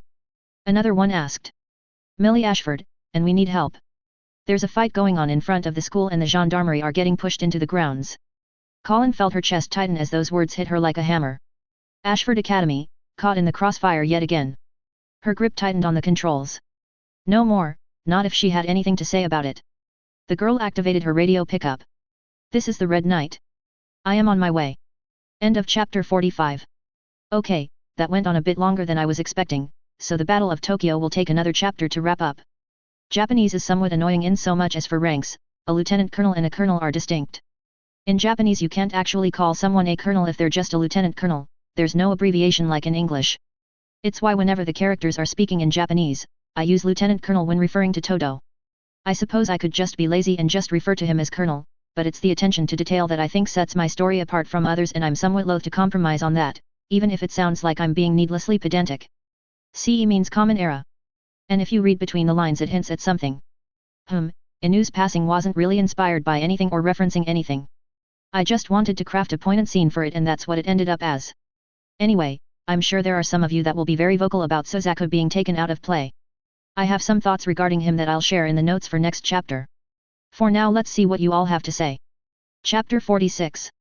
With the commencement of the Great War, Japan's position on the other side of the Pacific Ocean saw its strategic significance increase substantially from the perspective of the empire's military planners. Its proximity to China and Russia made it an ideal staging point, though conversely that same proximity put it at considerably greater risk than the homelands. Recognition that an intransigent population would severely hamper the empire's warfighting efforts was one of the levers the Princess Euphemia employed to gain acceptance of her elevation of the status of her Japanese subjects. Her Highness' gamble would pay off spectacularly as the Japanese people rallied, to the princess personally if not to the empire as a whole, at least before her ascension to the throne. Even with the rationing imposed to feed the Brightonnian war machine, standards of living for the Japanese population improved measurably over the course of the war and much of what was once blighted urban areas was restored to livable conditions. All this is not to say that there were not repercussions for the Japanese Liberation Front's uprising and attempted assassination of Her Highness. JLF sympathizers and supporters were arrested in droves once the Brightonians put down the revolt, with the most prominent arrestees being members of the Numbers Administration Council. In fact, only one member of the council emerged relatively unscathed. The Lady Kagaya Sumeragi had shifted her patronage to that of the Akatsuki before the uprising, and this fact alone saved her from incarceration and execution. The Sumeragi group was still fined a hefty sum, to the point where certain parties thought the group would need to liquidate some of its assets to meet the requisite payment. A sudden injection of cash from the Baron Heinrich Stottfeld however saw the group emerge relatively intact, even if the Baron was suddenly one of its largest shareholders. As more than one observer at the time would remark, even when lending a helping hand the Baron Stottfeld's business acumen would see him come out ahead. Toward a new dawn, the rise of Euphemia I. Chapter 46. Interspem et metum. Things are not looking good out here, Millie, Cole said into the radio. Whoever's attacking the city has nightmares, and they're pounding the positions on this side of the Kanda River pretty hard. I don't know how much longer the military's gonna be able to hold out, we should get everyone out of here while we still can. No dice, came Millie's response. The military's telling everyone to sit tight, I'm not sure we could get this many people through the streets safely at this point. Cole grimaced. Millie, we're... Another explosion interrupted him and Cole instinctively hunkered down. Cole. Cole, are you okay? Probably, he answered as he patted his body. No holes at least. Get out of here, Millie ordered. If the fighting's this close there's no point in you standing watch. Instead of answering, Cole peered through the binoculars again. The blasts were on their side of the river and did not take long for him to find the charred wreckage of an armored car burned by the bridge, bodies strewn about. Cole winced. This was as bad as when the school was attacked. No, this was much, much worse. The soldiers on the other side, they were pouring across the bridge and making their way south. Millie, the bridge position has been overrun, Cole said. We've got soldiers incoming. Get down from there, Cole. Millie literally screamed at him. Still Cole did not move. There, what are they? Oh crap. More explosions sounded, muffled but still audible at this distance. Those soldiers are tossing grenades into buildings, Cole said. There, gods, I think they're trying to flush out any Brightonian soldiers still on this side. Cole, an impatient-sounding Millie spoke. Get your ass down here. Now. Millie, Cole responded, we need to call for help, we. A round smashed into the clock tower, sending Cole reeling back. Aw crap. Cole. They're shooting at the school. Get out of there now. Trying shit. Another round blew through the brick walls and showered Cole with rubble. The young man scrambled for the stairs and ran down at a dead sprint. Whoever was shooting at him seemed to have stopped for now, but there was no telling how long that would last. When he burst out from the clock tower, he came to a screeching halt as he almost ran into someone. Whoa, Sharon. What are you doing here? Milady requested that I see you to safety, the maid said with a very quick curtsy before she seized hold of Cole's arm. This way please. The woman's grip was like iron and the pace she set nearly saw her dragging Cole after her. She led him through the grounds, keeping them out of sight until they reached the Ashford family house. From there, instead of taking him inside, Sharon pulled open a cellar door and hurried Cole down the stairs. After making sure they were shut behind them, the maid punched in a combo number into the electronic lock. A click sounded and she pushed aside a very thick door. Cole could only gape in bewilderment. This was looking more and more like a full-fledged bomb shelter than merely something that paid lip service to the name. Inside was another blast door, also electronically locked. While Cole could not see Sharon's fingers as they flew over the number pad just from the sound of it, the code for this one was different than for the door they just entered. Just how long has this been here? Cole idly wondered aloud. Master Ashford had this installed after he purchased the old Meiji University grounds for conversion into Ashford Academy, Sharon answered unexpectedly. I see, Cole said, dumbfounded. The two entered into the shelter proper and Cole was immediately subject to a very physical reprimand from an irate Millie. You bloody idiot, the girl exclaimed. What part of get out of there did you not understand? Sorry Millie, Cole said, taking Millie's arms as much to reassure her as to stop her from continuing to pound her fists against his chest. You okay, man? Rivalts asked. Yeah, I think so, Cole said. But, it's not good out there. The young man looked levelly at Millie. We need to call for help, Millie. We might be safe down here in this shelter, but the main building's shelter is nowhere this tough. And something tells me if those soldiers get in there, they might not distinguish between soldiers and civilians. But that's insane. Millie exclaimed. Those have to be Japanese resistance fighters, they've never intentionally drawn civilians into. As the girl fell silent, Cole nodded grimly. True, the majority of the insurgent groups tried to avoid civilian casualties, but they did have one counterexample right here on these grounds. Millie let out a low hiss. We have to get those people out of here, Cole stated. If you go out there right now you'll almost certainly get caught in the crossfire, Millie countered. I know, Cole said, causing Millie to give him a quizzical look. Right now what do they call it, the rules of engagement don't seem to apply anymore, everyone's a target whether they're a soldier or a civilian. Gods damn it, Millie said. How close are they to the school? A block away at most. It looked pretty bad out there, I'm not sure where the military is, the only people on our side I saw were gendarmerie. Millie's eyes widened. While technically a military force, the gendarmerie was primarily geared towards police work. They did possess some light weapons, but against nightmares those were wholly inadequate. The girl reached into her jacket and pulled out a much more rugged-looking radio than the one Cole had been using. She turned it on and tentatively held it up to her mouth. Hello? Is anyone out there listening? For a moment nothing but static hissed from the radio. Then an irritable-sounding voice responded. Who is this? Oh, thank the gods. Millie's mouth went full speed.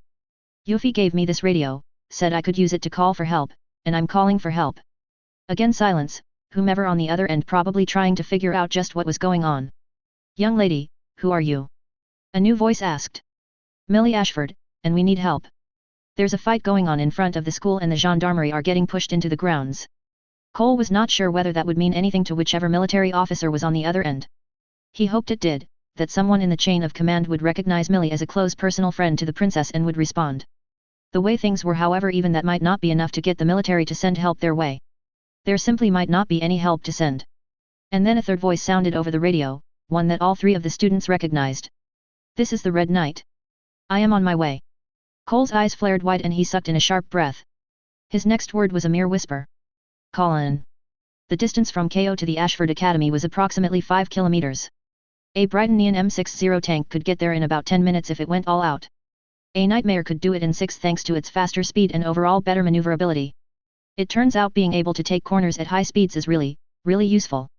A lot could happen in 6 minutes, however, and by the time the Holy Swords and Colin reached the school, the gendarmerie had been pushed into the outer set of buildings.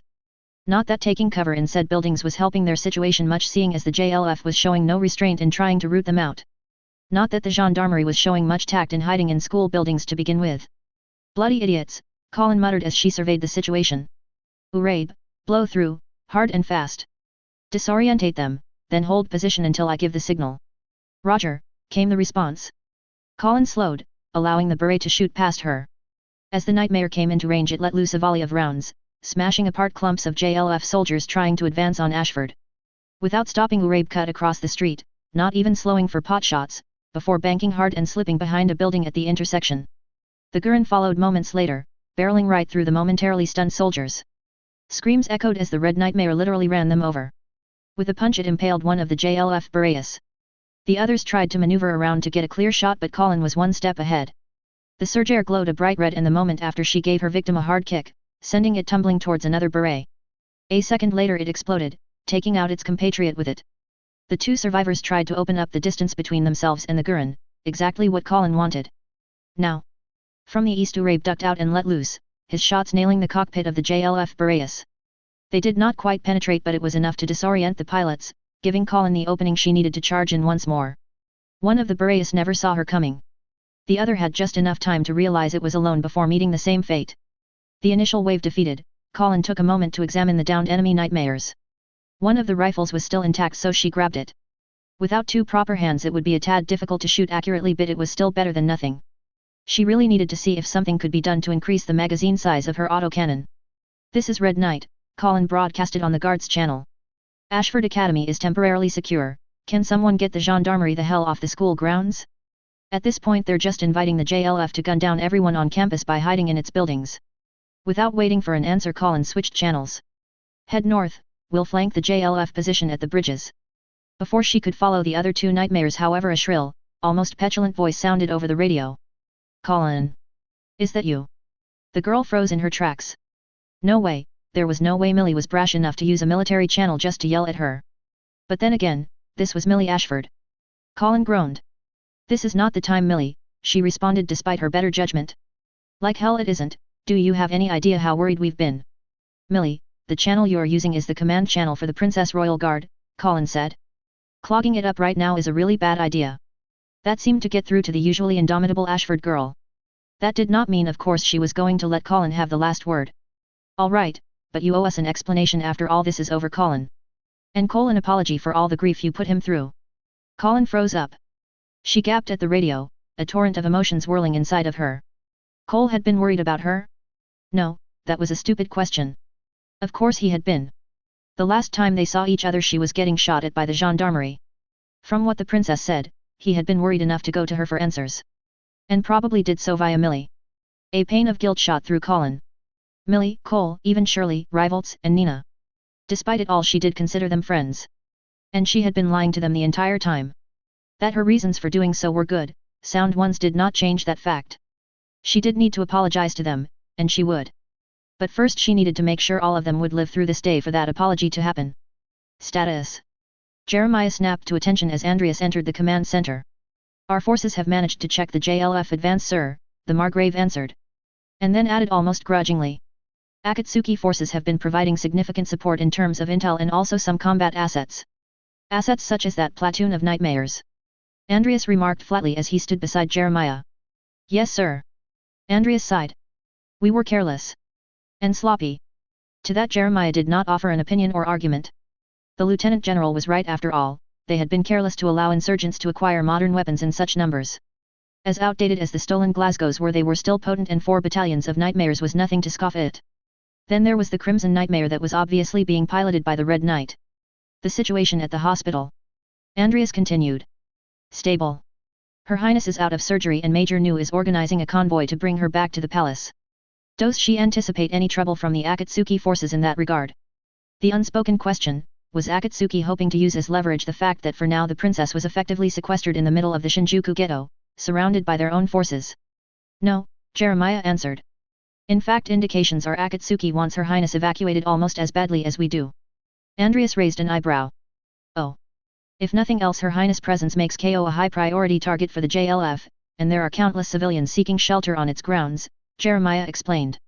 "While we have managed to secure the area for now, a determined push could still break through.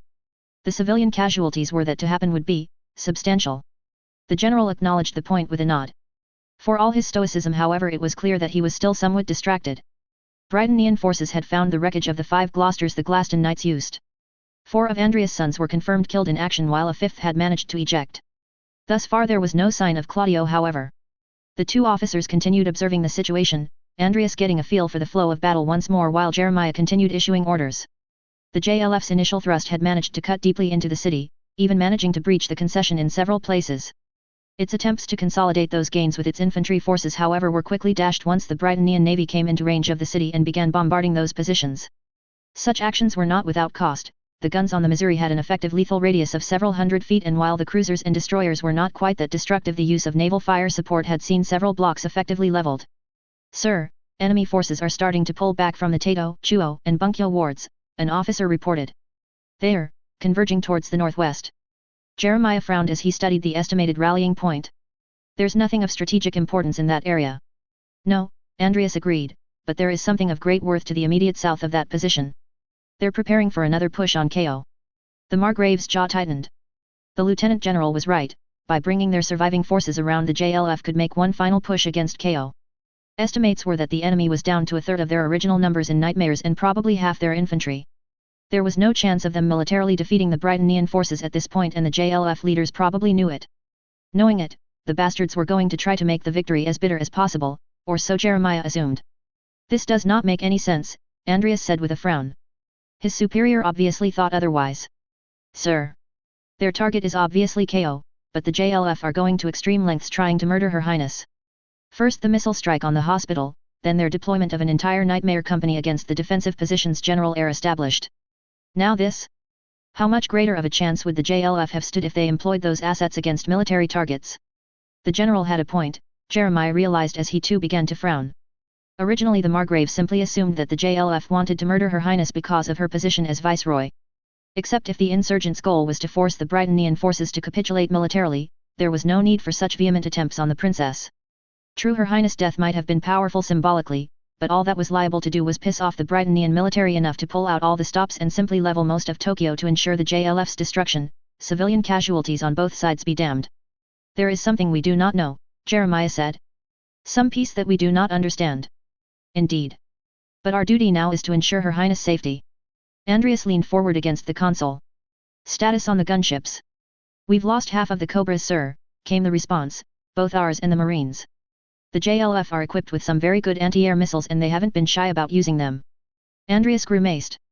"Do we have any mobile elements nearby?" "There's a mechanized infantry battalion that's spread out along the North Chiyoda border," Jeremiah answered that one. "They were reinforcing the gendarmerie. Strip off 2 companies and have them try to intercept the JLF forces coming from the east. I'd much rather prevent the attack outright than to draw the enemy into some sort of decisive engagement at KO." "Yes sir." "Sir, Nimitz base is reporting that they've managed to load some of their fighters onto the carrier. They're preparing to sortie." "Some good news finally," Jeremiah remarked. "Indeed," Andreas agreed. "In theory the jet fighters should be less vulnerable to the JLF's missiles than the gunships. Then again, if they were modern systems provided by the damnable French, they could well down a jet as well." The tide was slowly turning however. Most of the city was effectively rising up against them, even insurgent groups that were clearly not affiliated with Akatsuki engaging the JLF. Andreas never would have conceived of such an outcome even a few short months ago. It appeared that Her Highness' campaign to win over the hearts of the 11 population was paying dividends, and at a crucial moment. To keep these gains however they needed to make sure Her Highness survived. "Hold. Identify yourself." Claudio raised a single hand. "I am Lieutenant Darlton, Glaston Knights." The soldier that was pointing a rifle at him lowered the weapon and came to attention briefly. "Sir. Glad to see you alive, sir. We've had orders to try and locate you." The trek back to friendly lines had been less than pleasant from Claudio's perspective, what with the JLF soldiers prowling the streets. Armed with only a pistol, if he had been discovered the knight doubted he would have survived. Then again the young man was not quite able to relax just yet, seeing as the soldiers before him were all honorary Brytonians, much like one Suzaku Kururugi. "Who issued the order?" "Major New, sir," the soldier answered. "She's in command of the KO detachment." Claudio's eyes widened. What happened to General Air? The knight already knew the answer, but a part of him still needed to hear it. "General Air fell, sir, taking down an enemy nightmare." This time the wide eyes were for something else entirely. "A nightmare?" the man said in hushed awe. "I did not witness it myself, sir, but according to the reports he leapt onto a downed nightmare to set off an explosive to disable it." Claudio took a few moments to absorb the news. And then shook his head. "I need a weapon," a better weapon. Right now people are dying and all I have is this pea shooter. We can get you to KO sir, the soldier said. The battalion should have spare gear that you can borrow. After reporting to the soldier's direct superior and notifying him of the good news, the two trekked over to the hospital. As they got closer Claudio saw more and more armed 11s wearing those red armbands. The sight was more than a bit unnerving. Private, what happened with the Lancelot? Claudio finally asked. Bastard hit our position pretty hard sir, came the answer. Major New tried to stop it, but her nightmare was having trouble keeping up. A lot of my friends died trying to help her fight it off. Just when we thought we were going to buy it, the Red Knight showed up with 4 other nightmares and managed to chase it off. By the time we caught up, they had taken it out. That was not quite what Claudio was expecting. What happened to the pilot? He was pretty banged up, they took him to KO. Not sure what happened afterward. It was with mixed feelings that Claudio absorbed the news. Only an hour or so ago he held a burning hatred for Suzaku, for not simply betraying him but also killing his brothers.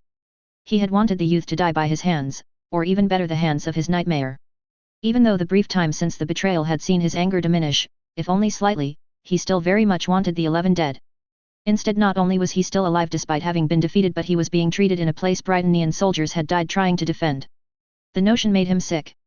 Claudio was still mulling over just why that was when they reached KO. This way sir, the private said, drawing Claudio's attention away from the major. The two arrived at an armored truck and after a few brief words with another soldier standing guard over it Claudio was issued tactical armor, a rifle and a couple of extra magazines. The man felt slightly less exposed now. The matter resolved the private came to attention once more. Best of luck sir. Thank you private, Claudio responded with a respectful nod. The man headed off back towards the East Gain position. Claudio took a deep breath and looked around.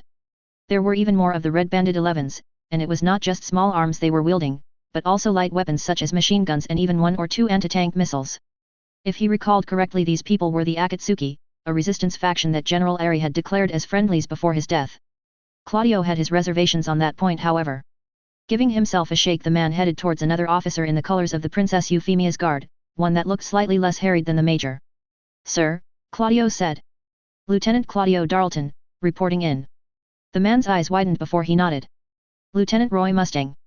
Good to see you still kicking, Lieutenant. Thank you sir. Is there anything that I can assist with? Roy chuckled wearily. At this point? We've done basically everything we can here. If the JLF tries to hit KO again then we'll stand and fight. Once Her Highness is ready for evacuation to the palace we'll hit the road. Until then all we can do is wait and hope the rest of the military is able to keep the pressure on the enemy and prevent them from massing for another run at this place. Claudio frowned. Are you sure about that sir? The senior grade lieutenant glanced back at Claudio. Something on your mind? The frown deepened. It's just, are we actually in friendly territory right now, sir? Roy regarded the young man silently for a few moments. His head then turned to look at something else. See that wing over there? The section of the hospital that's collapsed. Yes sir, Claudio said as he followed the other man's gaze. How many people do you think perished when that happened? A dozen, probably more, Claudio answered frankly. The entire wing is pretty much a loss. In actuality it wasn't even half a dozen, Roy said. Amongst the 5 fatalities however were 3 of my fellow armsmen and 2 members of Akatsuki. And the only reason that Her Highness is not counted amongst those fatalities is because the Red Knight managed to pull both of them out of there before the building collapsed outright. Claudio looked back over at Roy. He had not heard about that part. Roy nodded his head in another direction. When Claudio followed it his gaze fell upon countless body bags piled up in an area of the square. How many bodies do you think are there? A couple dozen, Claudio said in a whisper. For some definition therein, Roy responded. We've taken over 200 fatalities so far, half of that Akatsuki. Alpha and Beta companies have both lost about half of their numbers. In fact of those soldiers that accompanied General Air to take down that nightmare platoon that hit us early on, only 1 of their numbers made it out alive. At this point if Akatsuki wasn't here, the JLF could swarm our position even with the armored company helping secure the perimeter. The young knight remained silent. I am aware of what happened to you, Lieutenant, Roy said. I'm not going to pretend and claim I understand how you feel, your feelings and thoughts are your own. Mine however are that I have shed blood with the Akatsuki, and the honorary Britonians of the 100th Battalion, and I will not seek to demean their sacrifice by second-guessing them now. I had no reason to second-guess Private Kurugi either, Claudio managed weakly, sir. No you did not, Roy allowed. But at present you have no cause to second-guess the soldiers here either, lest you wish to gainsay myself and those under my command as well. Claudio grimaced again. After a few moments he shook his head. I have no cause to do so, sir. Roy nodded. Good. Keep close to me for now. Once we're ready to evacuate Her Highness, you'll be part of the escort detail. At that Claudio straightened. Yes sir. That duty was at least completely unambiguous, something the knight could carry out without any hesitation. He could only hope things would return to such simplicity in the future. The Viceroy's palace had emerged completely unscathed from the Battle of Tokyo, a minor miracle considering how deeply the JLF managed to penetrate into the city before the military managed to check them. As night fell, the occupants of the palace allowed themselves to relax slightly. The worst seemed to be over, majority of the JLF's numbers either dead or captured and those left too few to present any threat to the center of Britannian power within the area. For some however the calm that settled brought no comfort, for with the calm came time to think and dwell. Rochester knocked gently but after a minute of no response he tested the doorknob, slowly twisting it. A click sounded, indicating it was not locked. The Baron pushed the door open and entered. Standing by the window, staring blanking out, Jane was either ignoring his entrance or remained completely unaware of his presence. Rochester grimaced. Jane. That finally seemed to break through the woman's demeanor and she turned around, her face blank of expression. Edward. I did not hear you enter. Evidentially so, Rochester said as he approached. Are you all right? Jane began before hesitating. She turned away, clasping her hands to her chest. I do not know. Rochester stepped to the woman's side and placed a hand on her shoulder. Jane. The woman's form shuddered slightly. My uncle might have been one of the first people outside Her Highness family to ever say no to her. I think Her Highness found the experience novel. The Baron said nothing, simply listening patiently. He never overused that word with Her Highness. And whenever he did disagree with her strongly enough to warrant it, he made sure she understood why he disagreed. But even then if Her Highness ordered it, he would still carry out her order. The tremors were becoming more noticeable. I don't really remember my parents, Jane went on. They passed away when I was very young. Uncle Jonathan was the one that raised me. He always said I was spirited and willful, even as a child. Rochester took hold of Jane with both arms to keep the young woman from collapsing. He was so proud when I graduated from university. Said that my parents would be proud too. But it was him that I was the happiest to have made proud. Jane, Rochester whispered once again. He was my only family. The tears came forth. He was the one person that was always there for me. But he's gone now. The Baron pulled Jane into his arms, holding her tightly as she cried. I don't have anyone else. I don't have. I am here, Rochester whispered. I am here, and I will always be here. At your side. Whenever you need me. Jane made no response, her emotions finally overwhelming the young woman. The tears she shed now had been bottled up ever since news arrived that her uncle had fallen. In the midst of the Viceroy's palace, in the heart of what became the central military command for the Britannian military in Tokyo, it became literally impossible to keep such news from spreading. By the time an officer dressed in Her Highness colors had approached Jane, the woman already knew the news he came to convey. Jane had accepted the news stoically, politely thanked the officer for delivering the message personally, and retreated to her room. How long she simply stood there, gazing out the window, the woman could not even begin to guess. But now, in the arms of the one other person to have ever held Jane with such tenderness, the woman found her stoic facade crumbling away. I am not a perfect man, Rochester said. I have many faults, and I do not know if I could ever measure up to Jonathan. But, I will be there for you, Jane. And I sincerely hope that you will be there for me as well. Jane made no answer, but she made no move to part from Rochester either. She simply leaned against the Baron, allowing her tears to drain away.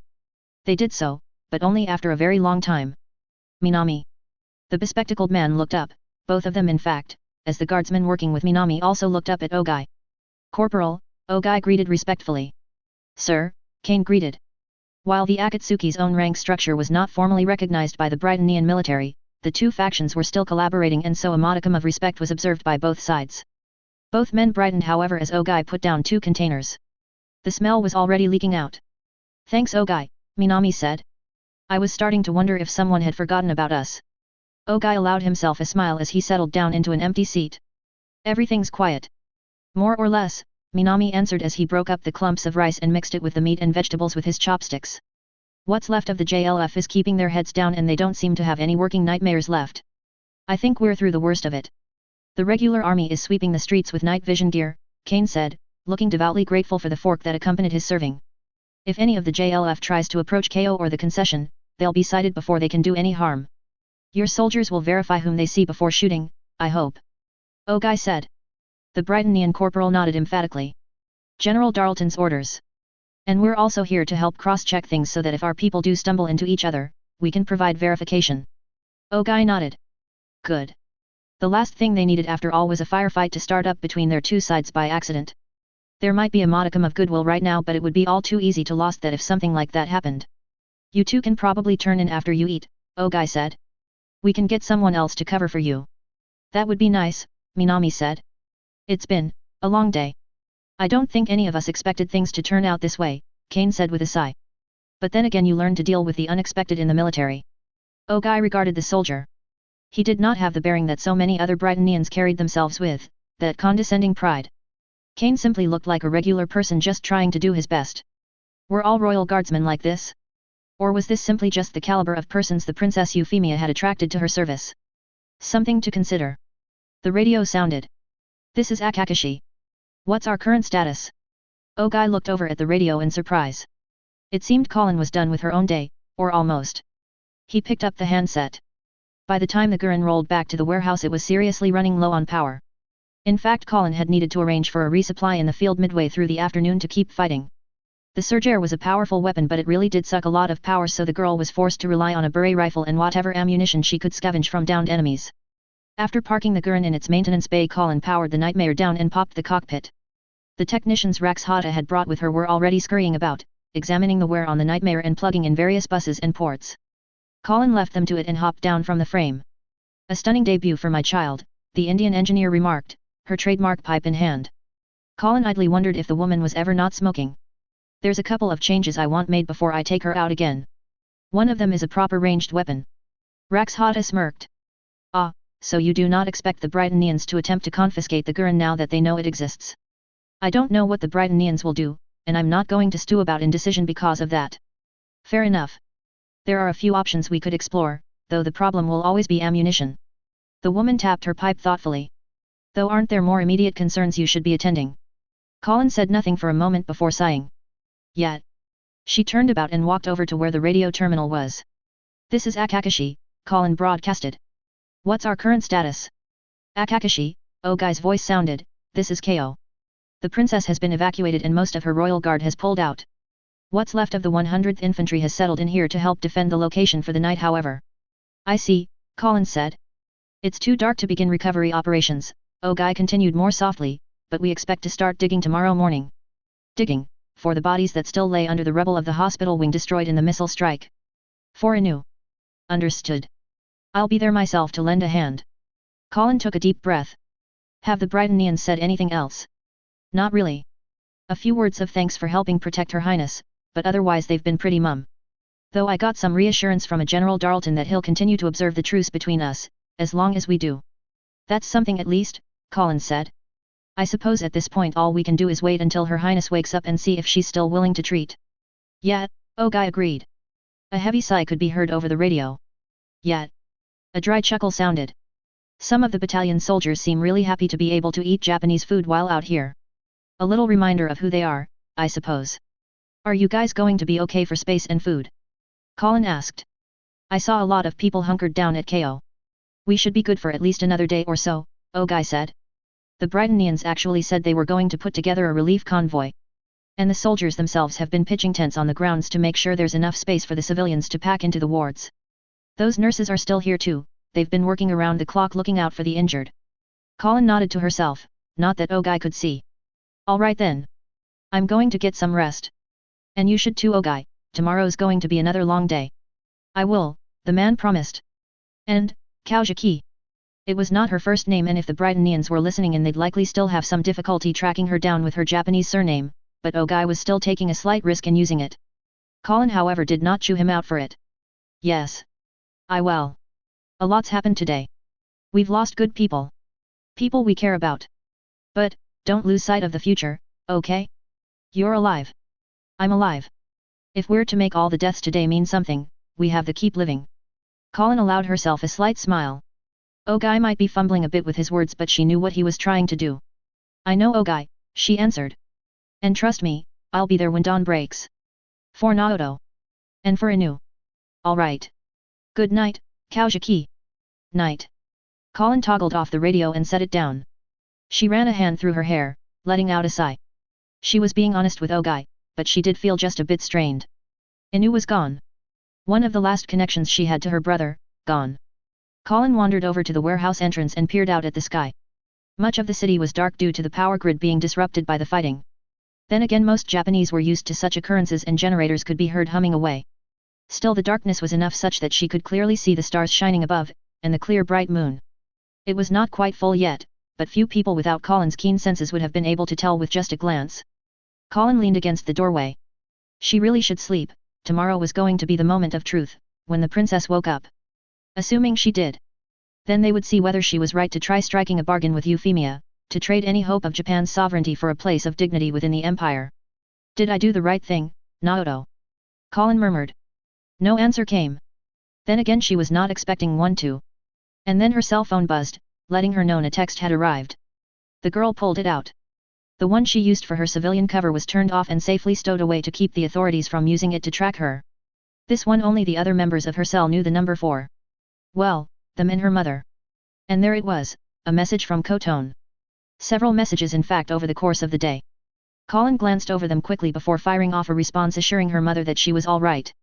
The young woman smiled slightly. She was not alone, far from it. She still had a family. No, she had gotten her family back. And at this moment that was enough. End of chapter 46. Next couple of chapters will deal with the aftermath. There is a lot of cleanup to deal with. Should be fun. Ish. Yuffie still doesn't know Jonathan fell for one. Not sure that scene can be termed fun. For those of you curious, both Mustang and Claudio are first lieutenants, but as Mustang actually still has his command, Claudio is deferring to him. Man, my readers are a bloodthirsty pack. First you guys want Cole to die. Then it's Nunnally. In fact, this would be the second time people have brought up both as potential victims. I generally try to make sure any development in the story is justifiable. I drop hints, sometimes I say right out in the prose what characters and factions are planning. There should therefore be more than enough information to give all of you guys probabilities of certain things happening. For example, if I wanted to stir drama by having Lelich learn his plans got Nunnally killed, there would have been a degree of build-up to position him to actually find out about said death. I would think, however, that I gave no indication that that was going to happen in the build-up to the Black Rebellion. In fact, Lelich is not even in Japan at this point. He left before the Black Rebellion kicked off and is traveling on the Trans-Siberian Railway back to Paris. As such, he is not positioned to find out about Nunnally dying even if she was killed. As I said last chapter, CE means Common Era. It's the calendar system that the world uses right now. It's the secular version of AD. I have no idea how Gundam would be related to that. One would have expected an empire as xenophobic as Britannia to have renamed basically everything after they conquer a country. They didn't in the anime, and I can come up with some ideas of why. Their primary audience was Japanese after all. Nevertheless, it felt damn weird writing the Britannian officers using Japanese names for the Tokyo wards. You can safely assume that they're butchering the pronunciation at least half the time. Couple of things to keep in mind regarding the duel last chapter. The Gurren in its current state is an inferior nightmare to the Lancelot in terms of combat effectiveness. Its primary weapon requires Colin to basically get point blank, whereas the Lancelot had a railgun and a shield system. While in terms of responsiveness the two are at effective parity, the Lancelot was a better weapon of war. If it had been just Suzaku versus the Holy Swords, he probably would have stomped them. The Boreas are just modified Glasgows and the Lancelot is 3 generations ahead of them. Todo and the others are not quite good enough to make up that disparity in hardware. Suzaku also took the lessons he got from facing the Glaston Knights, who were using much more powerful Gloucesters, very much to heart. Note that Colin spent most of the fight trying to strip Lancelot of its weapons because she recognized that she was still at a disadvantage against the Lancelot. The moment she thought she succeeded, she got sloppy and actually let Suzaku talk instead of just finishing him off. The other thing to note is that even though Colin can sense people's movements and infer what they are going to do next, she can't read minds and so doesn't know what the intent behind an action is. Basically what that means is, if someone shoots at her, she can dodge, but she might not realize that the person had planned far enough ahead such that if the thing behind her gets hit something else will happen that will benefit them and make things harder for her.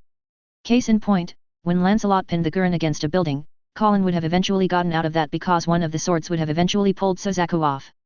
Except Suzaku didn't need to keep her pinned for that long to blow them both up. So Colin is only as good as her ability to actually process all the information her Geass is feeding her. Ahem. Nightmare platoons are generally 4 units. The Glaston Knights have 5, but they're technically a special case in a lot of different ways. Like having all members of a family in the same unit. I think the military might actually have rules against that to keep an entire family from getting wiped out if an OP goes south. Companies in the Britannian military generally have 4 platoons. For infantry that's 3 rifle platoons and 1 heavy weapons platoon. For armored companies it's 3 combat platoons of 4 units and a command platoon that has 2 actual combat units and a command vehicle of some sort. Note that the command platoon is not supposed to get involved in the actual shooting.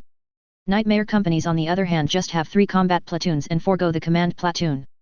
Nightmare battalions, which are the largest permanent formations of nightmares, are composed of 3 nightmare companies plus a command company, which also acts as the support company.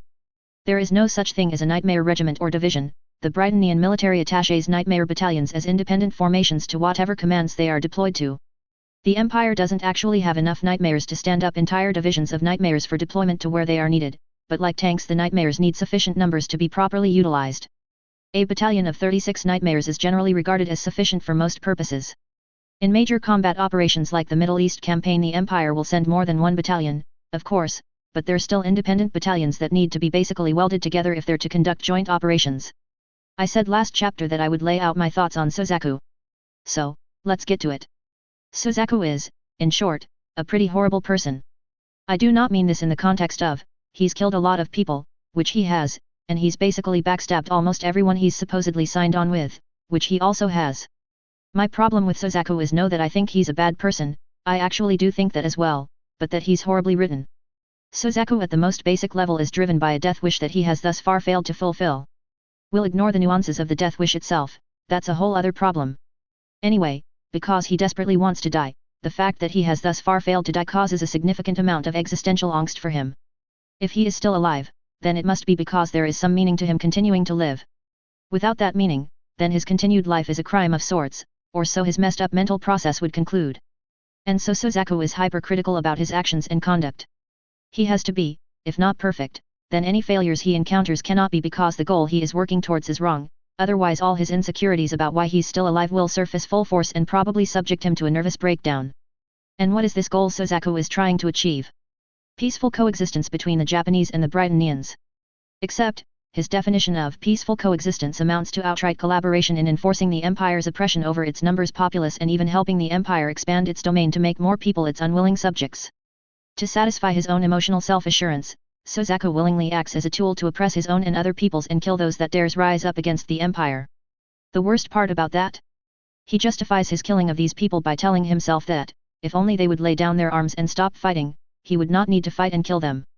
He's literally blaming the victims of the Empire's oppression for forcing him to help the Empire uphold its tyranny by killing them.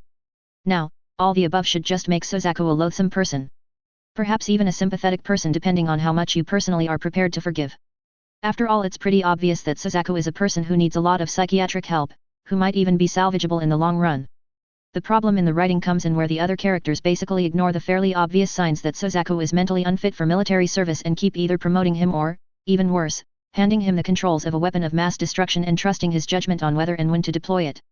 Even taking into account that Suzaku really did not want to fire the Freya warhead, why the blazes would you hand an emotionally disturbed person the keys to a nuke? Such a person is far too unpredictable even if you are trying to engineer some degree of plausible deniability. Though really all you would succeed in engineering in such a situation is a charge of gross incompetence in how badly your judgment erred.